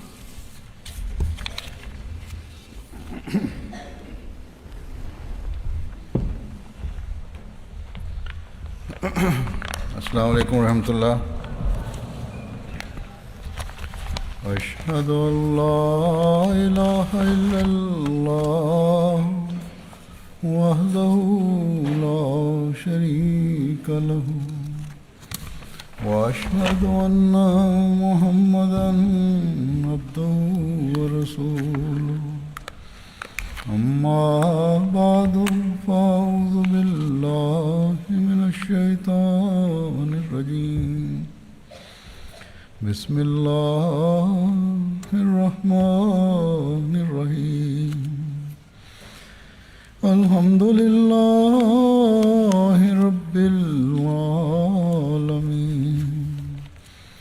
الرحمن الرحيم مالك يوم الدين إياك نعبد وإياك نستعين اهدنا الصراط المستقيم صراط الذين أنعمت عليهم غير المغضوب عليهم ولا الضالين.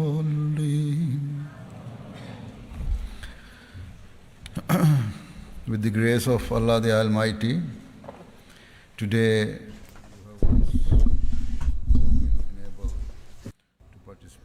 اللہ تعالیٰ کے فضل کے ساتھ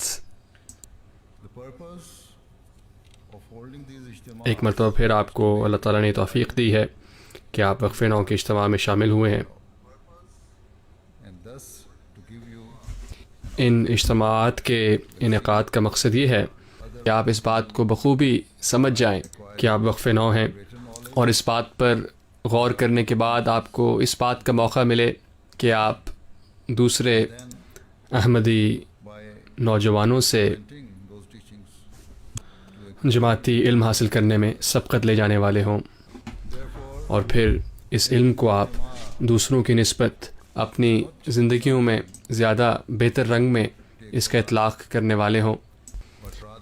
اس لیے اجتماع میں شمولیت کو آپ ایک معمولی بات مت سمجھیں، بلکہ آپ کو اس بات کو بخوبی سمجھنا ہے کہ اس کی انتہائی اہمیت ہے.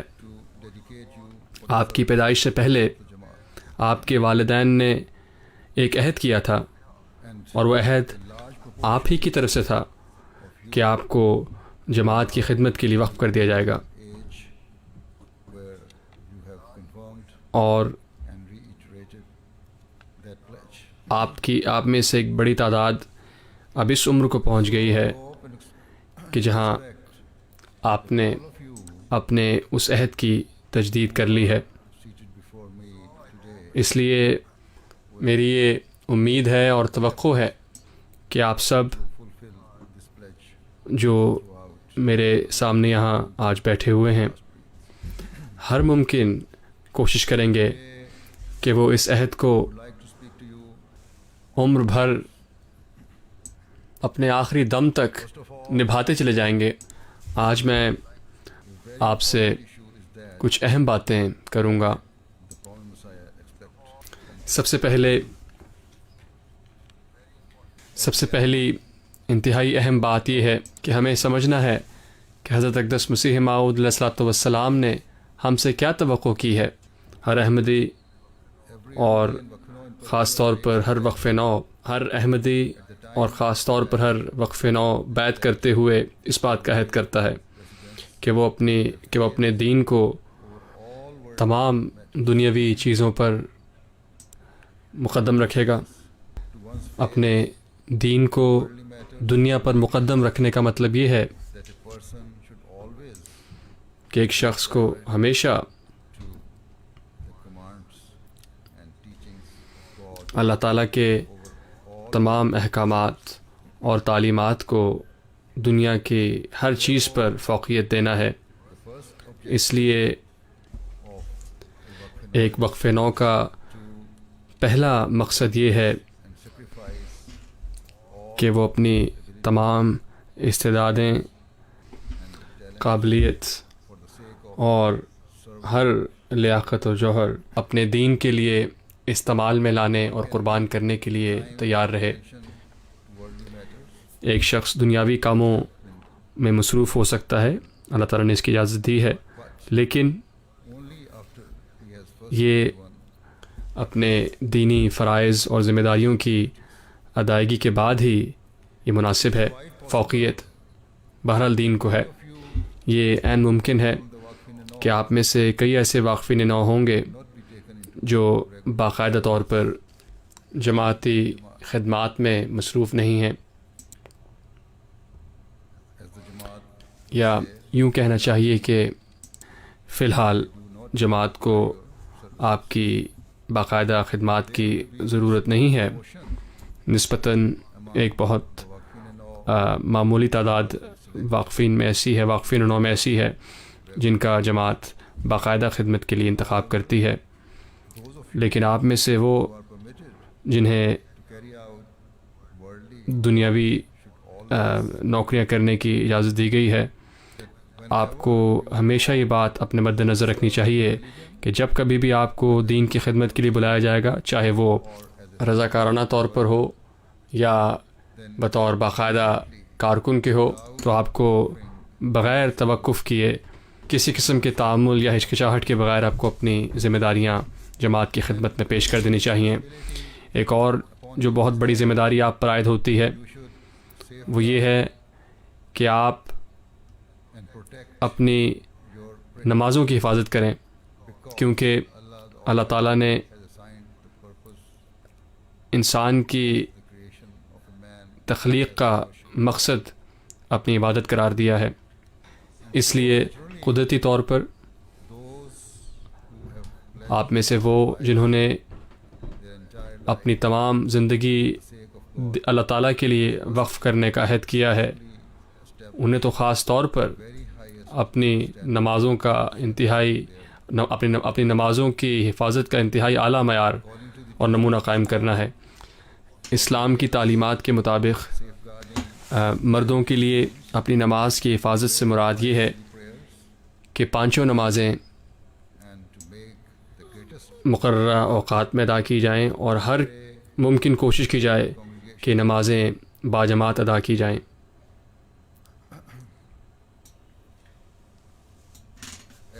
جیسا کہ اللہ تعالیٰ نے مومنین کو ارشاد فرمایا ہے.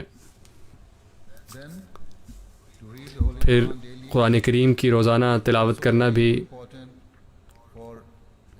ایک حقیقی مسلمان کے لیے بہت ضروری ہے، لیکن میں اس بات کا مشاہدہ کرتا ہوں کہ بعض واقفین نو بھی اس بات کی اہمیت کی طرف توجہ نہیں کرتے کہ وہ روزانہ قرآن کریم کی باقاعدگی کے ساتھ تلاوت کریں. اس لیے ہمیں چاہیے کہ ہم اس طرف خاص توجہ کریں کہ ہم قرآن کریم کی روزانہ باقاعدگی سے تلاوت کریں،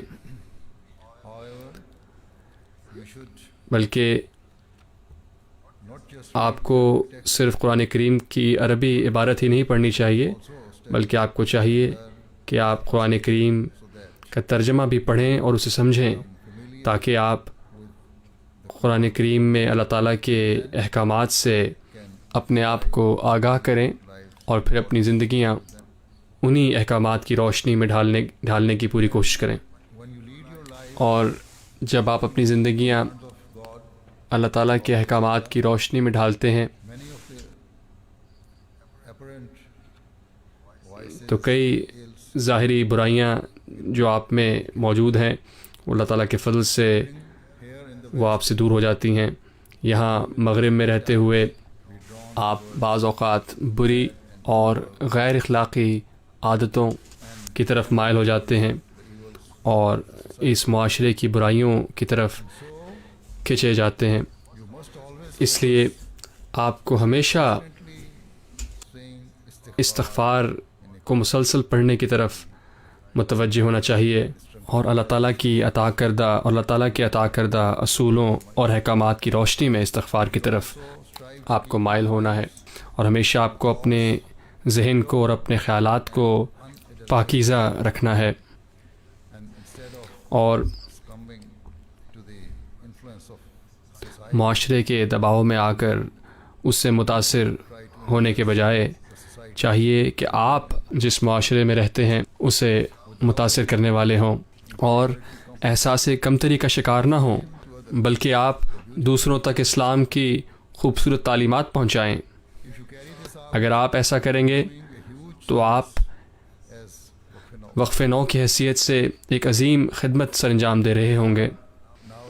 اب کئی ہزار واقفین نو ہیں، اس لیے اگر ہر وقف نو اپنے دائرے میں اور اپنے معاشرے میں اور اپنے ماحول میں اپنی اس ذمہ داری کو ادا کرے کہ وہ اسلام کی حقیقی تعلیمات کو لوگوں تک پہنچائے، تو اس طرح اسلام کی حقیقی تعلیمات جماعت احمدیہ کے ذریعے معاشرے کے ایک اچھے خاصے بڑے طبقے تک پہنچ سکتی ہیں.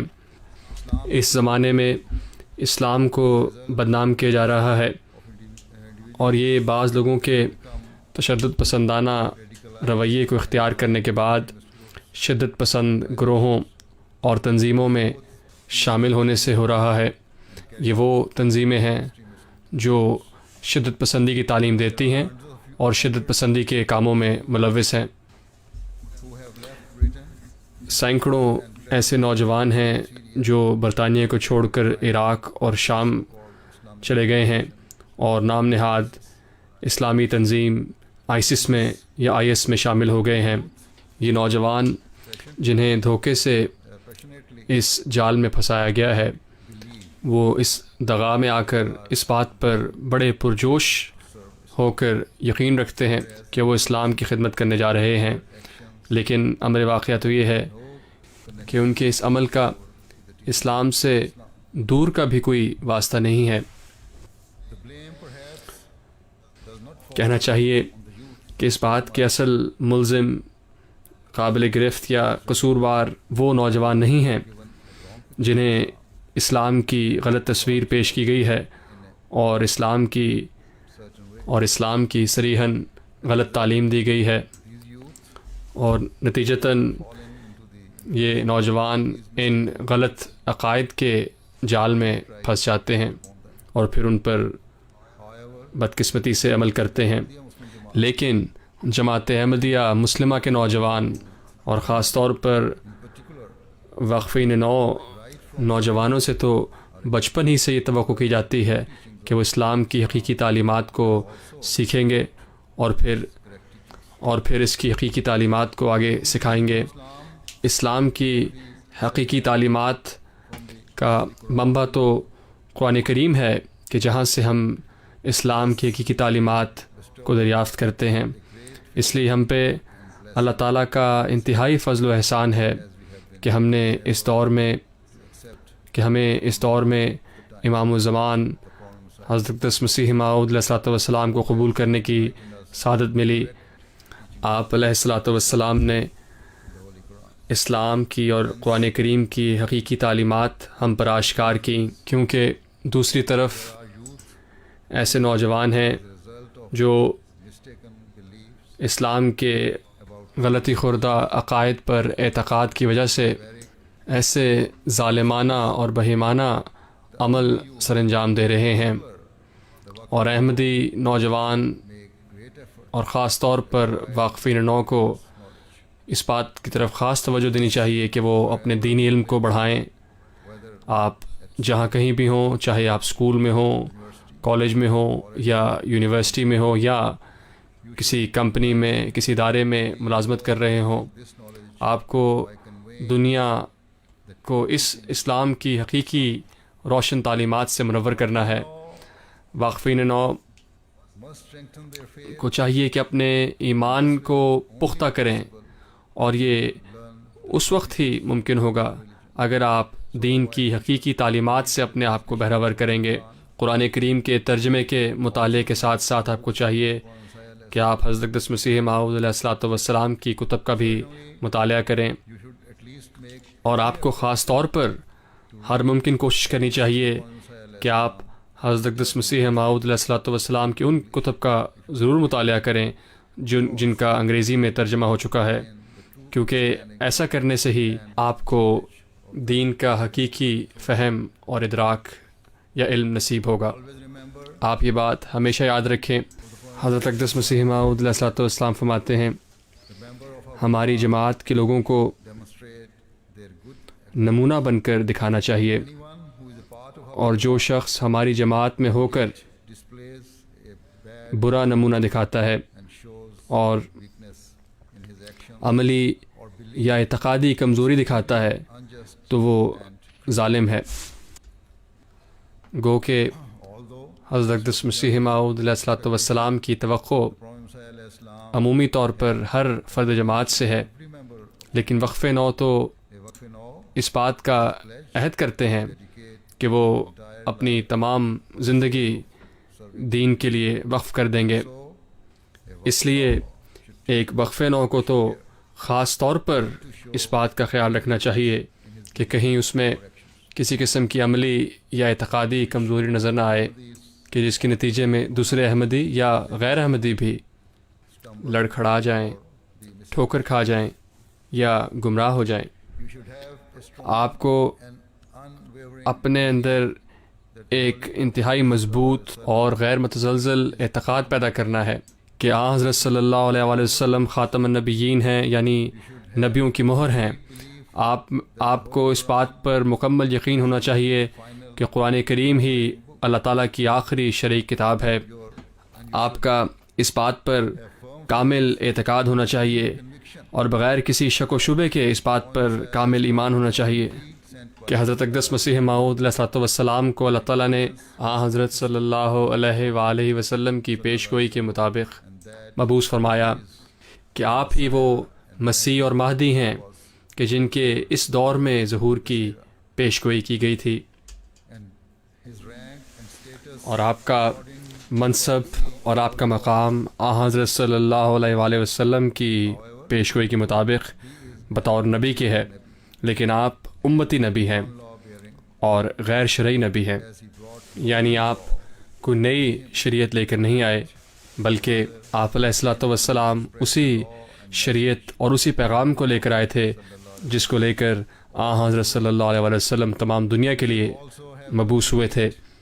آپ کا اس بات پر بھی کامل یقین ہونا چاہیے کہ اللہ تعالیٰ نے اس دور میں جو تمام ذرائع اور وسائل حضرت مسیح موعود علیہ الصلوۃ والسلام کے دور میں پیدا فرمائے ہیں، دراصل ان کا مقصد تبلیغ اسلام ہی کے کام میں اپنا کردار ادا کرنا ہے. حضرت صلی اللہ علیہ وآلہ وسلم کے دور میں دین کو مکمل کر دیا گیا تھا. اس لیے حضرت صلی اللہ علیہ وسلم خاتم النبیین ہیں. لیکن اسلام کے پیغام کی اشاعت کا کام اس دور میں مکمل نہیں ہوا تھا. مثلا جو اس زمانے میں میڈیا اور دوسرے ذرائع سے پیغام کو پہنچایا جا سکتا ہے، حضرت اقدس مسیح موعود علیہ الصلوۃ والسلام کے دور میں اللہ تعالیٰ کے وعدے کے مطابق ایسے ذرائع اور وسائل کو مہیا کر دیا گیا، جیسا کہ نشر و اشاعت کے وسائل، مثلا ٹیلی ویژن اور پریس کے ذریعے اسلام کے پیغام کی دنیا کے ایک کونے سے دوسرے کونے تک تشہیر ممکن ہو گئی. اللہ تعالیٰ کے فضل کے ساتھ آج جماعت احمدیہ کو بھی اللہ تعالیٰ نے یہ ذرائع عطا فرمائے ہیں تاکہ اسلام کی حقیقی تعلیمات کو دنیا کے کونے کونے تک پھیلایا جا سکے. اس لیے ہر فرد جماعت کا یہ فرض ہے، چاہے وہ دنیا کے کسی بھی خطے کا باشندہ ہو، کہ وہ ان جدید وسائل کا بھرپور اور صحیح طریق پر استعمال کرے. افراد جماعت کو چاہیے کہ وہ پوری کوشش کریں کہ اسلام کا پیغام ہر سمت میں اور دنیا کے ہر خطے میں پہنچ جائے، اور اس طرح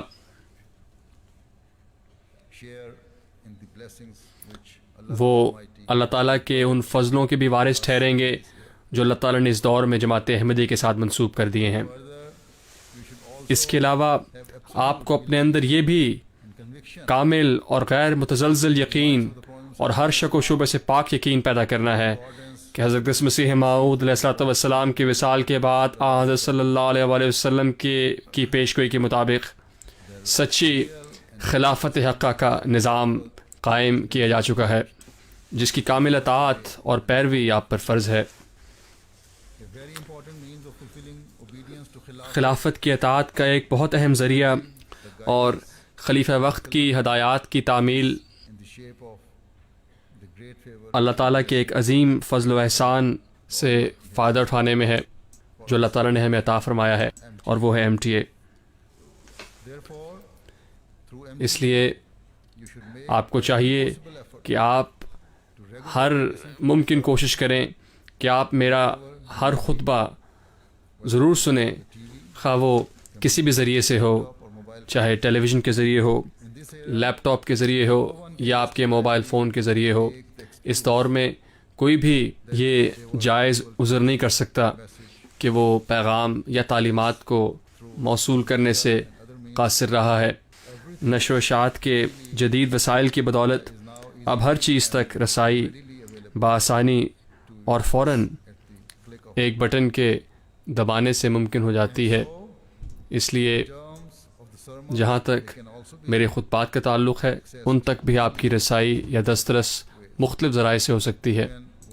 آپ میرے خطبات کو MTA پر سن سکتے ہیں، یا اس کے علاوہ آپ MTA کی ویب سائٹ سے ڈاؤن لوڈ کر سکتے ہیں، اور MTA کی آن ڈیمانڈ سروس کے ذریعے بھی میرے خطبات کو سن سکتے ہیں.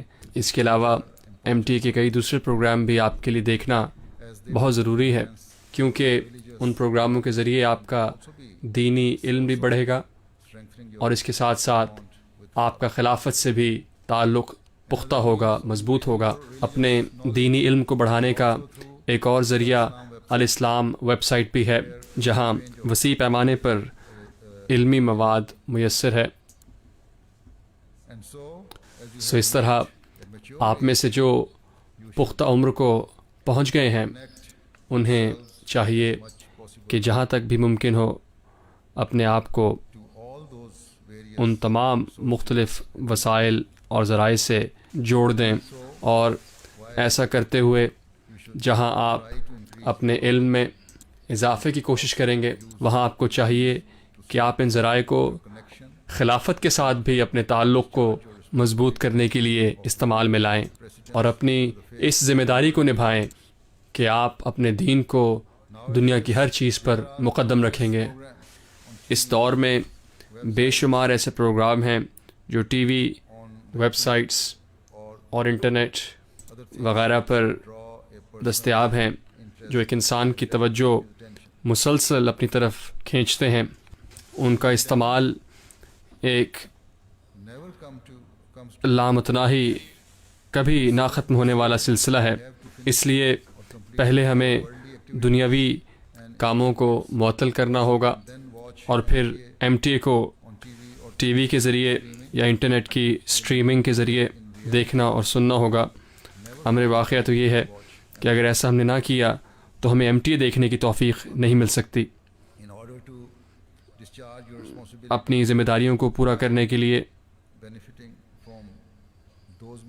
اور ان وسائل اور ذرائع سے فائدہ اٹھانے کے لیے جن سے آپ اپنے علم میں اضافہ کر سکتے ہیں، آپ کو بہرحال اپنے دین اور اپنے عقیدے کو دنیا پر مقدم رکھنا ہوگا اور اپنی دنیاوی مصروفیات اور پروگراموں پر دین کو ترجیح دینی ہوگی. یہ بات بھی یاد رکھیں کہ حضرت مصلح موعود رضی اللہ تعالیٰ عنہ نے جماعت کے نوجوانوں کو ایک نصب العین دیا تھا، اور وہ یہ تھا کہ قوموں کی اصلاح نوجوانوں کی اصلاح کے بغیر نہیں ہو سکتی. گو کہ ہر احمدی خادم کو چاہیے کہ اس نصب العین کو ہمیشہ اپنے سامنے رکھے. ایک وقف نو خادم کو تو ایک وقف نو نوجوان کو تو خاص طور پر اس نصب العین کی طرف توجہ کرنی چاہیے، کیونکہ آپ وہ ہیں جنہوں نے، جیسا میں نے کہا ہے، اپنے آپ کو دین کی خدمت کے لیے پیش کیا ہے. سو چاہے آپ جماعت کے ایک کل وقتی کام کرنے والے کارکن ہیں یا نہیں، آپ بطور وقف نو بہرحال اس بات کے ذمہ دار ہیں کہ آپ اپنی اصلاح نفس کی طرف اس درجے تک نظر رکھیں کہ آپ میں سے ہر ایک اس بات کو محسوس کرے کہ آپ کی اصلاح نفس اور آپ کا ہر عمل جماعت اور آپ کی قوم کی ترقی کا ذریعہ بننے والے ہوں. یہ اصلاح اسی وقت ممکن ہو سکتی ہے، جیسا کہ میں نے کہا ہے، کہ جب آپ اسلام کی حقیقی تعلیمات سے اپنے آپ کو روشناس کریں گے، اور جب آپ اپنے اعتقاد اور اپنے ایمان کو مضبوط کریں گے، اور آپ کوشش کریں گے کہ آپ کا ہر عمل اور آپ کی زندگی اسلام ہی کی تعلیمات کی روشنی میں ہو. ہمیشہ اس بات کو یاد رکھیں کہ وہ غیر احمدی مسلمان نوجوان جو اس غلط فہمی کا شکار ہیں کہ اس دنیا کی اصلاح کرنے کے لیے ایک اسلامی حکومت کے قیام کی ضرورت ہے، اور اس کے لیے اپنی زندگیاں جہادی تنظیموں میں شامل ہو کر ترک کر دینے کی ضرورت ہے. لیکن امر واقعہ تو یہ ہے کہ ایسا کرنے سے نہ تو وہ دنیا کو کوئی فائدہ پہنچا رہے ہیں اور نہ ہی اپنے نفس کی اصلاح کرنے میں کامیاب ہو رہے ہیں. اس کے علاوہ وہ انسان اسلام کی شان و شوکت اور اعلیٰ مقام کو دنیا پر قائم کرنے میں بھی ناکام رہیں گے. اسلام کے عزت و وقار اور نیک نامی کے لیے ایک ہی اصول ہے جو کامیاب ہوگا اور جس کا فائدہ ہوگا، وہ دراصل اللہ تعالیٰ کے ہی قائم کردہ امام کے ذریعے ممکن ہے. وہ امام کہ جس نے قرآن کریم کی تعلیمات کی روشنی میں ہمیں یہ بتایا کہ ہمیشہ انسان کو دو اقسام کے فرائض کو مد نظر رکھنا ہے جن کی ادائیگی انسان پر لازم ہے. فرائض کی پہلی قسم اللہ تعالیٰ کے حقوق کی ادائیگی ہے جو تمام شرائط کے ساتھ پوری کرنی ضروری ہے، اور فرائض کی دوسری قسم اللہ تعالیٰ کی تمام مخلوق کے تمام حقوق اپنی تمام تر طاقتوں اور صلاحیتوں کو بروئے کار لاتے ہوئے ادا کرنے ہیں. اس لیے آج میں واقفین نو سے کہوں گا کہ اس بات کی ضرورت ہے کہ آپ ان دونوں اقسام کے فرائض کو اچھی طرح سے سمجھیں، جیسا کہ میں پہلے کہہ چکا ہوں. آپ کو چاہیے کہ آپ قرآن کریم پر غور کریں اور حضرت مسیح موعود علیہ الصلوۃ والسلام کی تعلیمات کو سمجھیں اور اپنا خلافت کے ساتھ تعلق مضبوط کریں. اگر آپ ان تمام باتوں پر عمل کریں گے तो फिर आप हकीकी मानों में बेहतरीन वक्फ़ नौ कहलाने के लायक होंगे।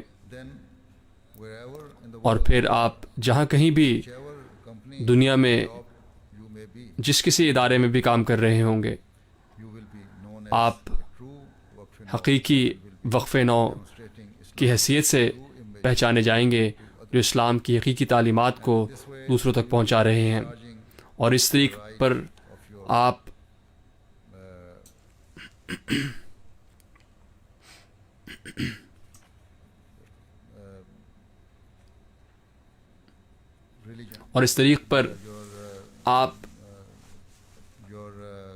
अपनी जमात के से वाबस्ता जो आपके फ़राइज़ हैं उनको अदा करने वाले होंगे। और इस तरह आप अपने वक्फ़ की ज़िम्मेदारी को भी निभाने वाले होंगे। वो वक्फ़ नौ बच्चे जो स्कूलों की छोटी जमातों में पढ़ रहे हैं, उन्हें भी इस बात को याद रखना चाहिए कि इस बचपन के इस दौर में जो 10 साल से शुरू होता है, अल्लाह ताला ने नमाज को फ़र्ज़ करार दिया है। आप इस उम्र में जो कुछ भी सीखते हैं वो आपकी ज़िंदगी भर के लिए आपके लिए मुफीद साबित होता है। आप ये मत समझें कि 10 साल की उम्र बचपन की उम्र है। जैसे कि अल्लाह ताला ने फरमाया है कि नमाज इस उम्र में फ़र्ज़ है, और यकीनन नमाज उस उम्र में फ़र्ज़ होती है जब आप अपनी होश की उम्र को पहुंचते हैं। इसलिए ये उम्र सिर्फ़ खेलने की उम्र नहीं, बल्कि वो उम्र है कि जहां आप अल्लाह ताला से अपने ताल्लुक़ को उस्तवार करने का आगाज़ करते हैं और जमात से अपने ताल्लुक़ को मुस्तहकम करते हैं और अपना खिलाफत के साथ वफ़ा का ताल्लुक़ मज़बूत करते हैं। इसलिए इन बातों पर की तरफ बचपन ही से ख़ास तवज्जो दें।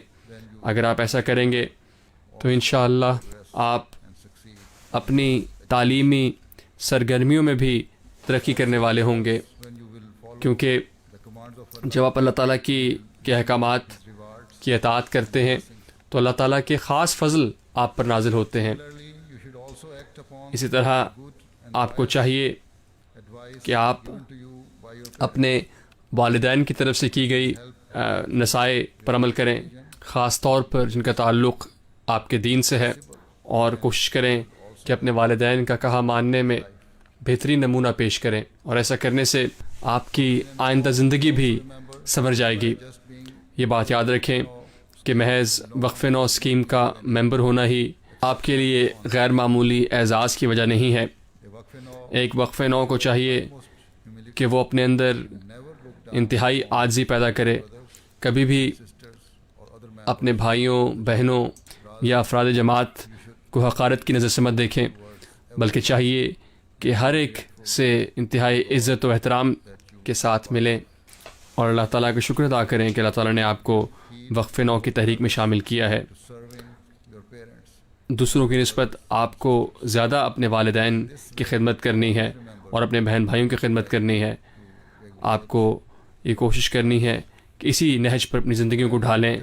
जब आप अपने स्कूल से घर वापस लौटते हैं तो कोशिश करें कि आप फ़ौरन टेलीविज़न के सामने बैठने के बजाय अपने लिए कुछ जिस्मानी खेल कूद के लिए, स्कूल के होमवर्क के लिए और मज़ीद मुताले के लिए वक्त मुख्तस करें।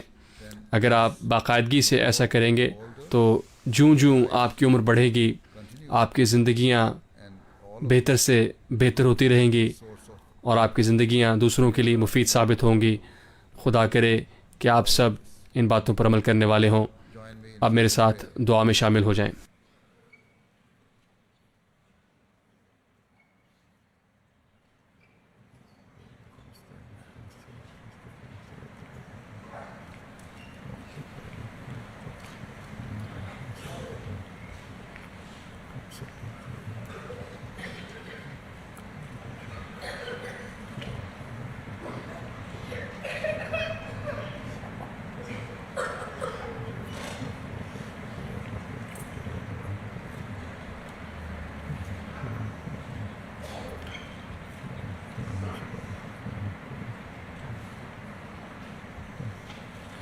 आमीन। अस्सलाम वालेकुम रहमतुल्लाह।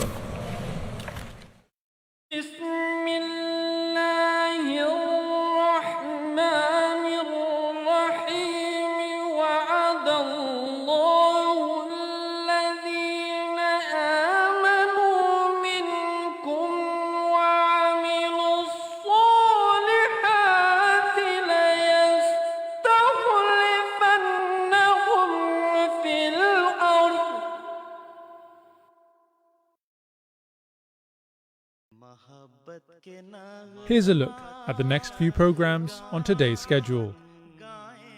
For more information, visit www.mta.tv.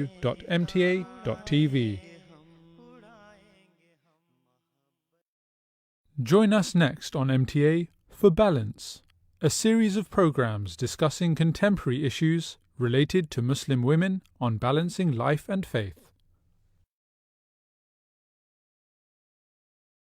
Visit our official MTA website for the best of MTA International online.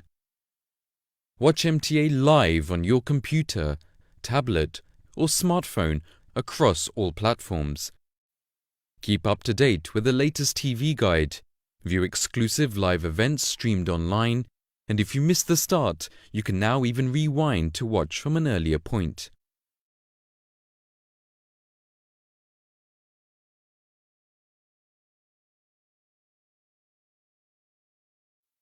MTA.tv is the home of our online content, and our improved on-demand service provides our viewers around the world with the best quality viewing experience for all of our official programs. We look forward to receiving your feedback of our website and online streaming to help to continue to improve and extend our services. You can send an email to streaming@mta.tv. Watch MTA live online at www.mta.tv/live and log on to www.mta.tv to experience MTA International online today.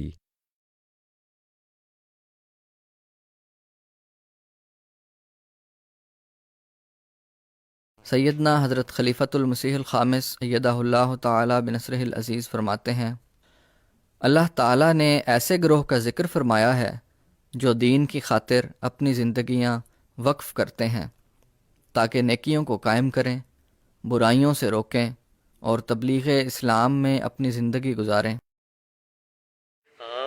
دعوت تو را به دوردست‌ترین نقاط جهان خواهم رساند.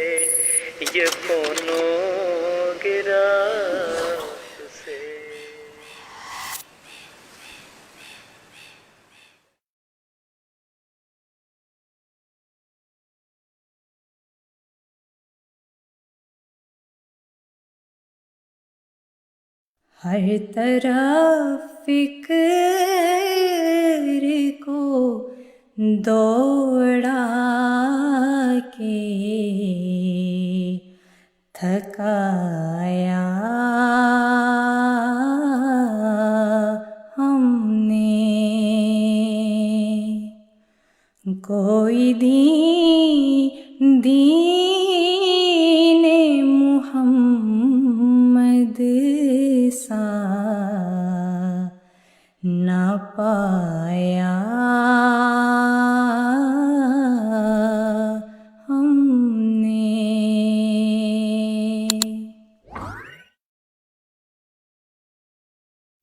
For many families, the sudden closure of schools and institutes of learning due to COVID-19 has had a great impact on household routines. Amidst the ongoing threat of health and safety, everyone had to make rapid adjustments to adapt to an uncertain reality with the new way of learning. On today's Balance program, we'll be hearing from Isha Mahmood, a student graduating from elementary school, Girin Shah, a postgraduate student in university, Hibba Qureshi, a mother with 4 children in various stages of schooling, and Munawwara Ahmed, a high school teacher, to discover how they coped under lockdown and what they will be doing to keep themselves motivated and learning over the extended break. This time of year usually brings a host of formal graduations or farewell programs for those taking their leave from institutes of learning. The pandemic has changed this process, as highlighted at the beginning, leaving many without a sense of closure and no way to acknowledge their emotions. We asked our guests to share their thoughts on the challenges they faced with schooling being online. There has been a general fear that some students may not reach their academic potential due to various factors, such as access to technology and resources, varying degrees of technological fluency, and the ability of each student to adjust to independent learning while confined to the home. One main challenge I had this year was being able to, when I had a question, the teacher would have to type the answer out, but it would make more sense if they verbally explained it, and obviously we didn't have that in online school. Another challenge I faced was if I didn't understand a unit or a topic or a concept properly, I would have to find the explanation or ask my sisters myself. This experience has definitely taught students the difference between a campus environment versus being at home and what a difference it makes on your studying and your studying habits. But it's also definitely taught us that it's important to always adapt and be flexible, and above all, always be really patient. For my sons, the online transition was fairly easy as they're used to navigating the online portals. But for my daughters, it was a little bit more tricky. While the grade 5 student carried on with her work, the grade 1 was not so interested. She missed her teachers and friends and missed the school setting. So it was a challenge getting her used to the new routine at home. Students face many concerns, including the fear of what education will look like from now on, keeping in contact with their social circles, as well as coping with independent learning as they enter this new phase of their lives. We asked Isha and Kiran how they dealt with their challenges. Ways I have been dealing with these challenges at home is first of all asking my sisters and my parents for help when I don't understand the topic. I've also been going on walks, which is good for my mental and physical health. I've also been praying a lot and asking for Allah's guidance. In order to work effectively, it's important to establish a dedicated study space in your home. And it's a lot better to create small, tangible goals to help get tasks done, and reach out to university resources for help, whether they're academic or mental health. They're now all online and they're free and available for students. Parents and teachers make up the other two elements of the learning triangle. They also had to navigate the uncharted territory of full-time virtual instruction. We asked Hibba and Munawwara to share their thoughts on how lockdown learning was actually an opportunity in disguise. For any kind of sustainable success, my only advice would be two things. The first is the power of prayer. And if that is something that has not been your regular thing from before this whole lockdown, then the best thing about this is that it's never too late to start. For the second thing, it would be to be prepared. And that is, if the day before we can set the routine and the tasks for our children for the next day, these small goals that they achieve become great achievements in the larger picture. So they feel that they are successful, and that positive mindset is something that will carry over. Parents can provide learning opportunities for their children by involving them in a variety of tasks and making them part of decision-making processes. For example, parents can involve their children in age-appropriate chores and tasks around the home. Older children can help with meal preparation, organization, painting maybe, or lawn care. Younger children could help with maybe measuring ingredients for baking or mixing. Parents can also play a key role in teaching their children financial literacy. Senior students can learn as parents create budgets for the household, pay bills, do banking, or file taxes. Students can also keep their minds active by reading books and reviewing course material in order to consolidate previous learning. To those who feel disappointed at missing out on a traditional graduation ceremony and gaining a sense of closure, I have to say your hard work and effort in graduating is of as much value and importance now than ever. The personal growth in knowledge, experience, and skills is something you own and is not diminished by the current crisis. Be proud of your achievements. The world has experienced other crises in the past, like wars, pandemics, and economic downturns. By the grace of Allah, Huzur's prayers, and our sincere supplications, humanity will persevere. Never forget Allah's promise that ease always follows hardship. Despite the limitations of COVID-19, with physical distancing still in place, restricted travel, and cancelled community get-togethers, Gideon and Hibba suggested some tips to reduce stress and make the most of this time. There's also a lot more time for family time and connecting with others as everyone's routine has slowed down a lot. This is both in person and also connecting virtually. With my children, we've been going on bike rides through town, through beautiful areas where there are lakes and ponds. Recognizing the importance of planning and creating a positive learning environment, we asked Isha and Munawwara how they intended to prepare for next year's learning. Some things I have been doing to prepare myself for the transition into high school is making sure to look at online resources that the board has provided us with. And there are also links to courses and topics to discuss before you go into the actual courses. And academically, I'm going to be going over the summer curriculum for grade 9 and making sure I know all the topics. I will also be taking a lot of advice from my older sisters and cousins who have gone through high school. Except for Allah, no one knows for certain what the future holds. There are 3 possible scenarios under consideration for the next school year. It could be all remote learning, all in-class learning, or a combination of both. That has been left up to the school boards to decide. We have already persevered through what we hope is the worst case scenario. So if we have to continue with distance learning, we have a very good idea of what to expect. In fact, things are likely to improve since we all have learned from the shortcomings of the past few months and will be better prepared to face the challenges for the next school year. These unique times can be disruptive to a student's academic growth, but families are learning to adapt and will come out stronger and better prepared mentally and practically for the academic year to come. To all the educators and parents working very hard to help our children succeed in these unprecedented times, we see you and we support you. May Allah enable us to come out of this difficult time with determination and strength. May our children flourish spiritually and academically. Ameen. हर तरफ फिक्र को दौड़ा के थकाया हमने कोई दीन मुहम्मद सा ना पाया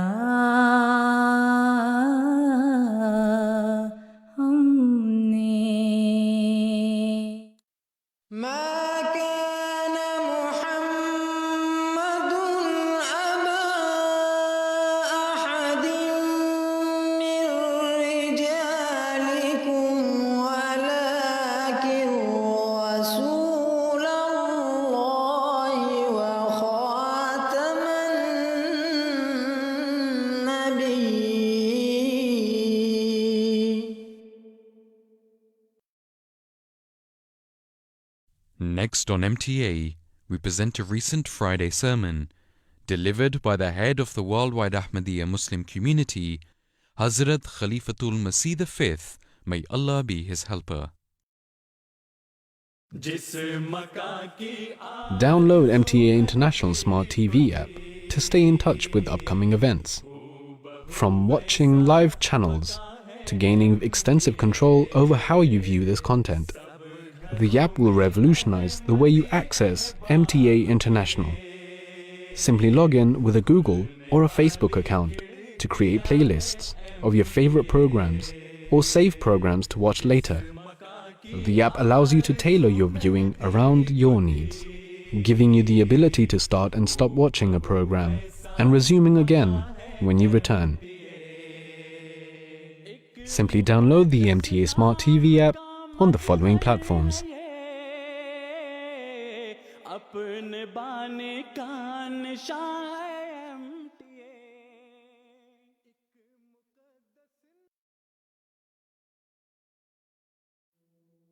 رب أعوذ بك من همزات الشياطين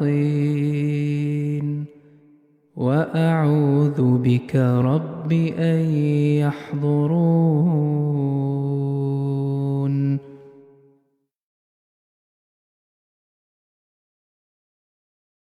मसीहा नफस ऐ महे दिल बरा ऐ मसीहा नफस. Two perspectives on the transformation of morals. The philosophers hold two views on the transformation of morals.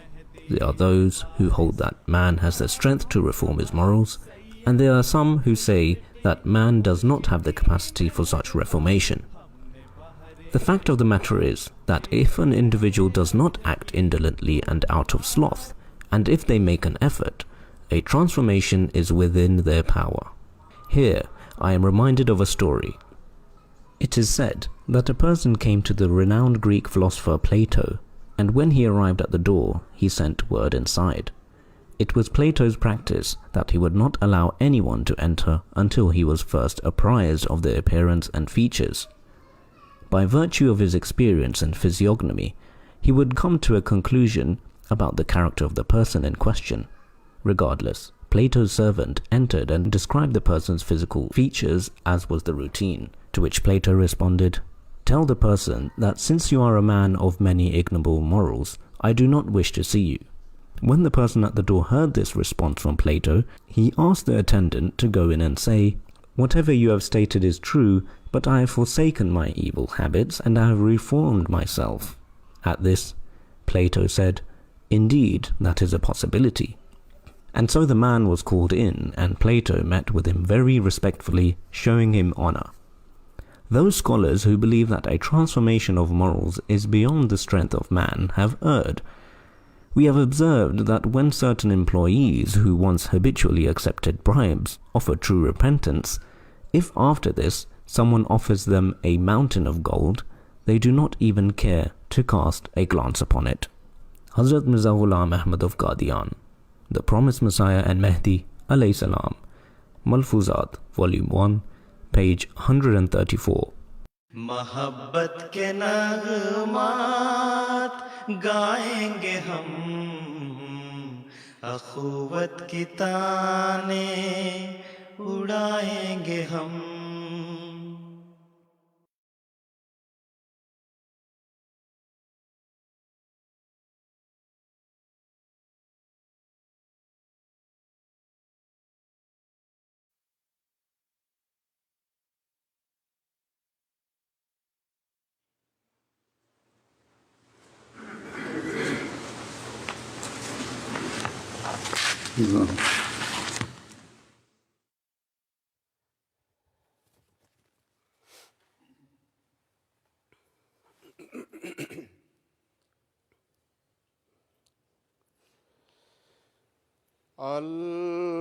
Allahu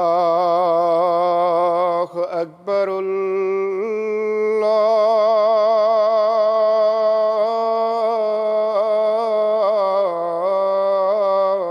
Allahu Akbar.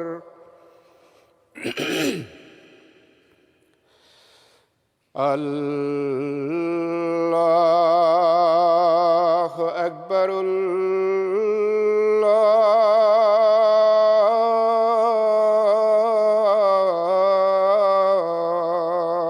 Akbar, أشهد أن لا إله إلا الله. أشهد أن لا إله إلا الله.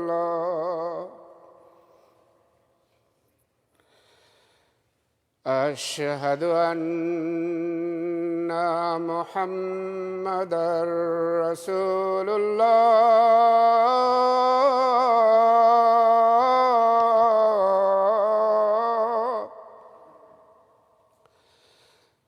أشهد أن محمدًا رسول الله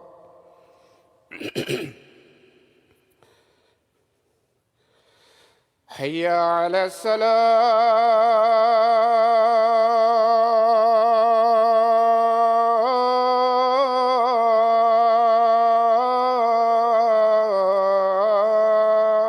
الصلاة حي على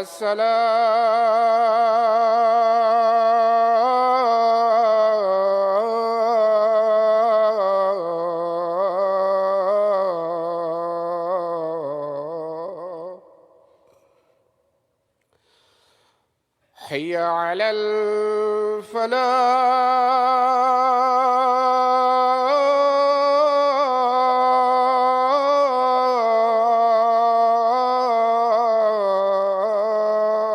الفلاح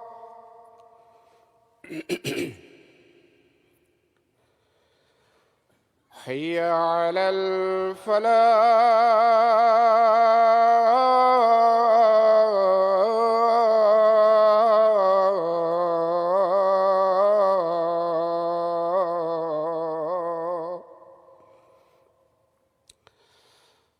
الله أكبر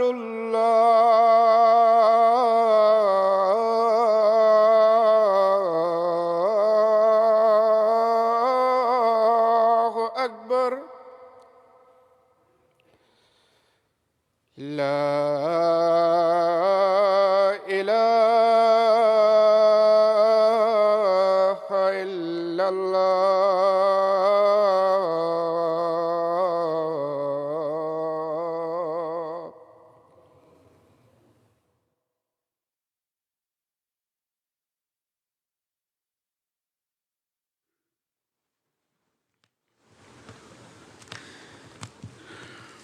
السلام عليكم ورحمة الله.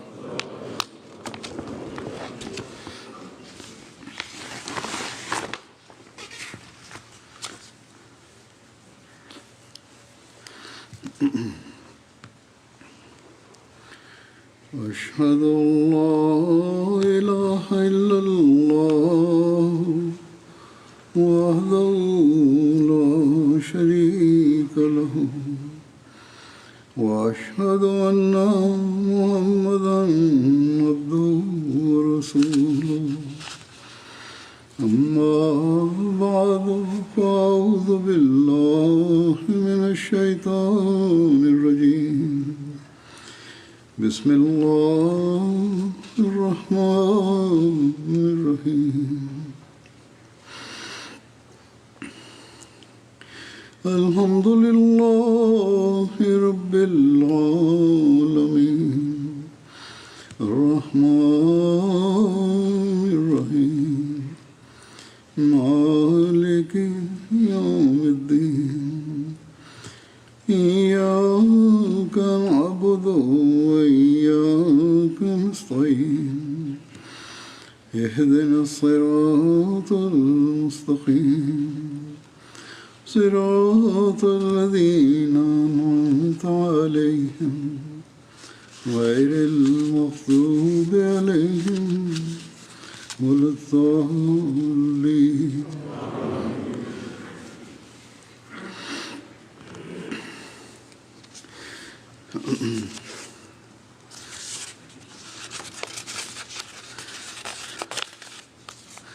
अल्लाह ताला कुरान करीम में फरमाता है इन्नल्लाह यामुरुकुम अन तुअद्दुल अमानात इला अहलिहा,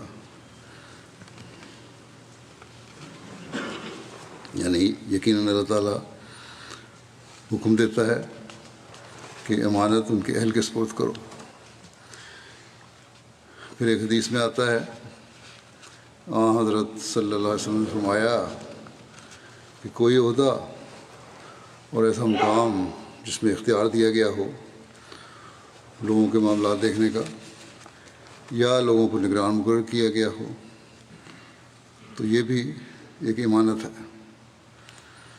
بس اس لحاظ سے ہمارے جماعتی نظام میں بھی ہر عہدہ یا کوئی خدمت جس پر کسی کو مأمور کیا جاتا ہے امانت ہے. ہماری جماعت میں جماعتی نظام میں ہر سطح پر ہم اپنے عہدیدار منتخب کرتے ہیں، مقامی سطح سے لے کے مرکزی ملکی سطح تک. اسی طرح مرکز میں ہیں، پھر ذیلی تنظیموں میں اسی ترتیب سے مقرر کیے جاتے ہیں. مرکزی نظام ہے یا ذیلی تنظیم کا نظام ہے، ہر جگہ نچلی سطح سے لے کر مرکزی سطح تک عہدیدار مقرر کیے جاتے ہیں، اور عموماً یہ انتخاب کے ذریعے ہوتا ہے. بس اللہ تعالیٰ کا حکم ہے کہ جب تم یہ عہدیدار منتخب کرو تو ایسے لوگوں کو منتخب کرو جو بظاہر نظر یعنی تمہاری نظر میں اس کام کے لیے بہترین ہیں اور اپنے کام کی امانت کا حق ادا کر سکتے ہیں. انتخاب کے وقت خواہش پروری یا رشتہ داری کا خیال نہیں رکھنا چاہیے. بعض دفعہ بعض عہدیدار مرکزی طور پر یا خلیفہ وقت کی طرف سے براہ راست بھی مقرر کر دیے جاتے ہیں، اور کوشش یہی ہوتی ہے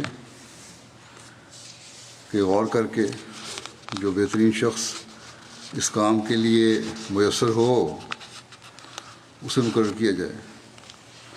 لیکن بعض دفعہ اندازے کی غلطی بھی ہو سکتی ہے، یا عہدے حاصل کرنے کے بعد لوگوں کے مزاج بدل جاتے ہیں، اور جو عاجزی اور محنت سے اور انصاف سے کام کرنے کی روح ایک عہدیدار میں ہونی چاہیے وہ نہیں رہتی. تو پھر ایسے شخص کے رویے کی ذمہ داری اسی پر ہوگی نہ کہ منتخب کرنے والے پر. بہرحال ہمیں یہ کوشش کرنی چاہیے کہ ہم اپنے میں سے بہترین لوگ منتخب کریں اور دعا کر کے منتخب کریں. بہرحال عام طور پہ یہ کوشش ہوتی ہے کہ جو شخص کسی کام کے لیے مقرر کیا جا رہا ہے وہ ایسا نہ ہو جو آگے بڑھ بڑھ کر صرف اس لیے آ رہا ہے کہ میں عہدیدار بن جاؤں. اگر بعض دفعہ ایسے شخص کا نام جماعت کے افراد کی طرف سے کسی عہدے کے لیے تجویز ہو کر آ بھی جائے تو مرکز کو یا خلیفہ وقت کو اگر اس کے حالات کا پتہ ہو تو اسے کام نہیں دیا جاتا. اور یہ بات عین حضرت صلی اللہ علیہ وسلم کے ارشاد کے مطابق ہے. ایک روایت ہے کہ حضرت صلی اللہ علیہ وسلم کے روبرو دو شخص آئے اور کہا کہ ہمیں فلاں کام سپرد کر دیا جائے، ہم اس کے اہل ہیں.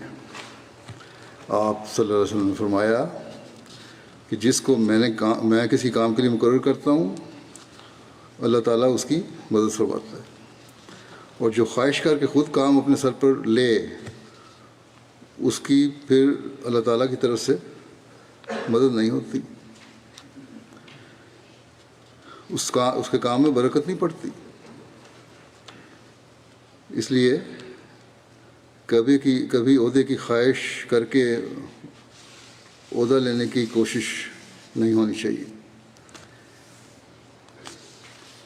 ہاں، خدمت دین کا شوق ضرور ہونا چاہیے. مجھے موقع ملے میں خدمت دین کروں، اور یہ خدمت کسی بھی رنگ میں ملے اسے بجا لانے کے لیے بھرپور کوشش کرنی چاہیے. بس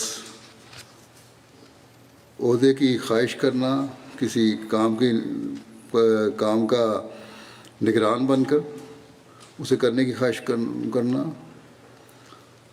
پسندیدہ نہیں ہے. ہاں، خدمت کا جذبہ ہونا چاہیے، چاہے وہ کسی بھی رنگ میں ہو، یہ پسندیدہ امر ہے. بس یہ باتیں منتخب کرنے والوں کو بھی ہمیشہ سامنے رکھنی چاہیے. قرآن کریم کے حکم کو اور آن حضرت صلی اللہ علیہ وسلم کے ارشاد کو ہمیشہ سامنے رکھنا چاہیے کہ تمہاری نظر میں دعا کے بعد جو اہل ترین لوگ ہیں کسی خدمت کے لیے انہیں منتخب کرو. اور دوسرے یہ کہ اگر کوئی کسی عہدے کے لیے خواہش رکھتا ہو تو جماعتی نظام میں اور ہر انتخابی فورم میں اس کی حوصلہ شکنی ہونی چاہیے،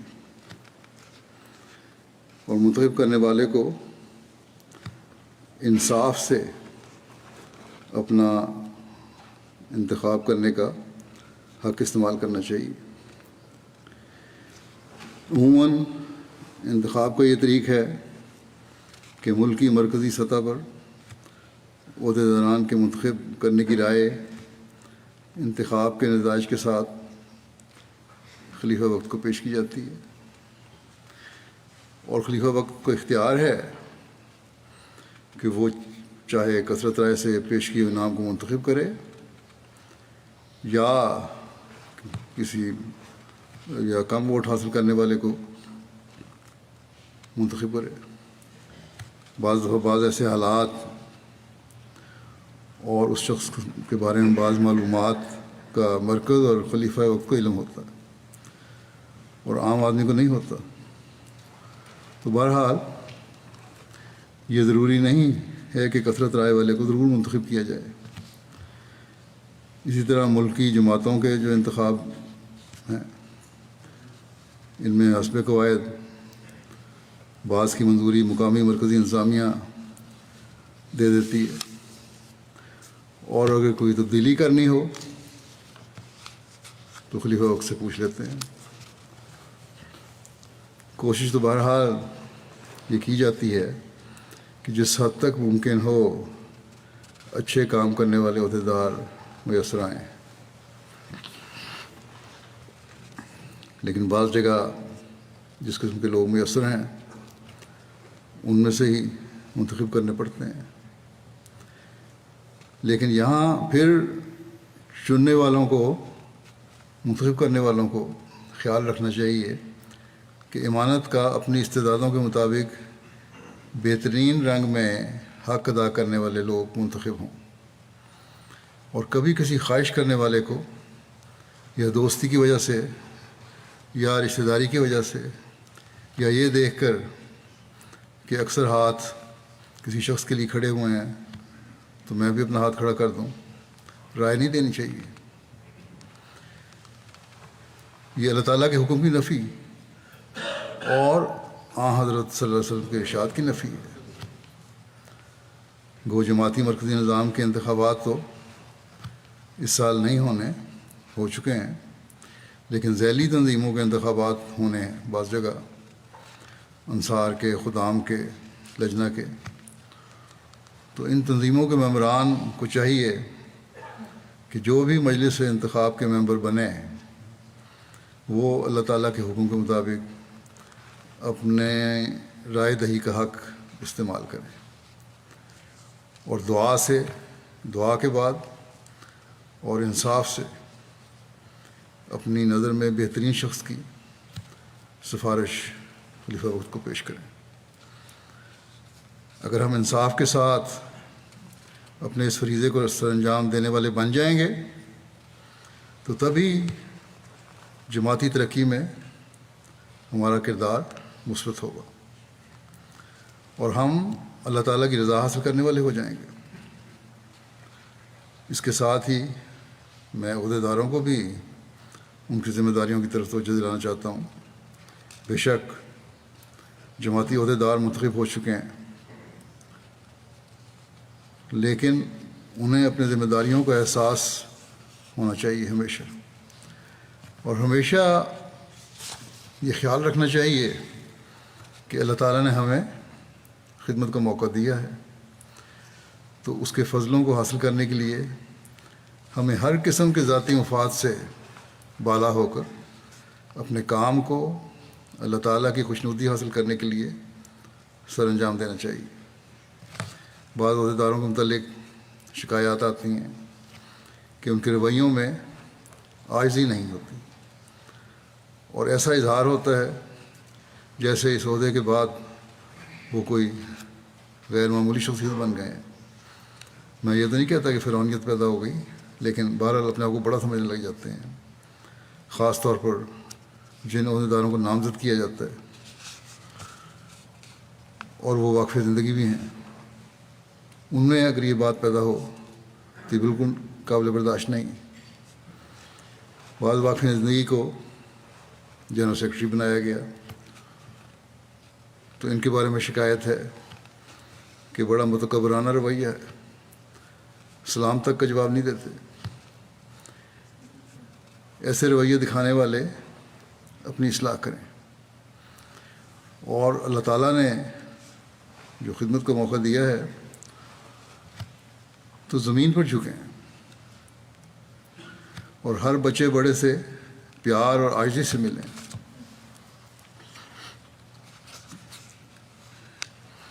آپ کو مقرر کیا گیا ہے کہ افراد جماعت کی خدمت کریں، نہ یہ کہ ان پر کسی قسم کی افسر شاہی کا روب ڈالیں۔ پھر بعض ایسے ہیں جو اپنے کام کی صحیح طرح سے انجام نہیں دیتے۔ یہاں میری طرف سے بھی بعض معاملات رپورٹ کے لیے جاتے ہیں تو ان کی دراز میں پڑے رہتے ہیں، جب تک یاد دہانی نہ کراؤ تو بار بار نہ پوچھو، اور 6 مہینے سال بعد پھر ایک معافی نامہ لکھ کر کہہ دیتے ہیں کہ ہمارے سے غلطی ہو گئی، ہم ان پر بروقت کارروائی نہیں کر سکے۔ اگر مرکز کے خطوط کے ساتھ، خلیفہ وقت کے خطوں کے ساتھ ان کا یہ سلوک ہے اور یہ رویہ ہے،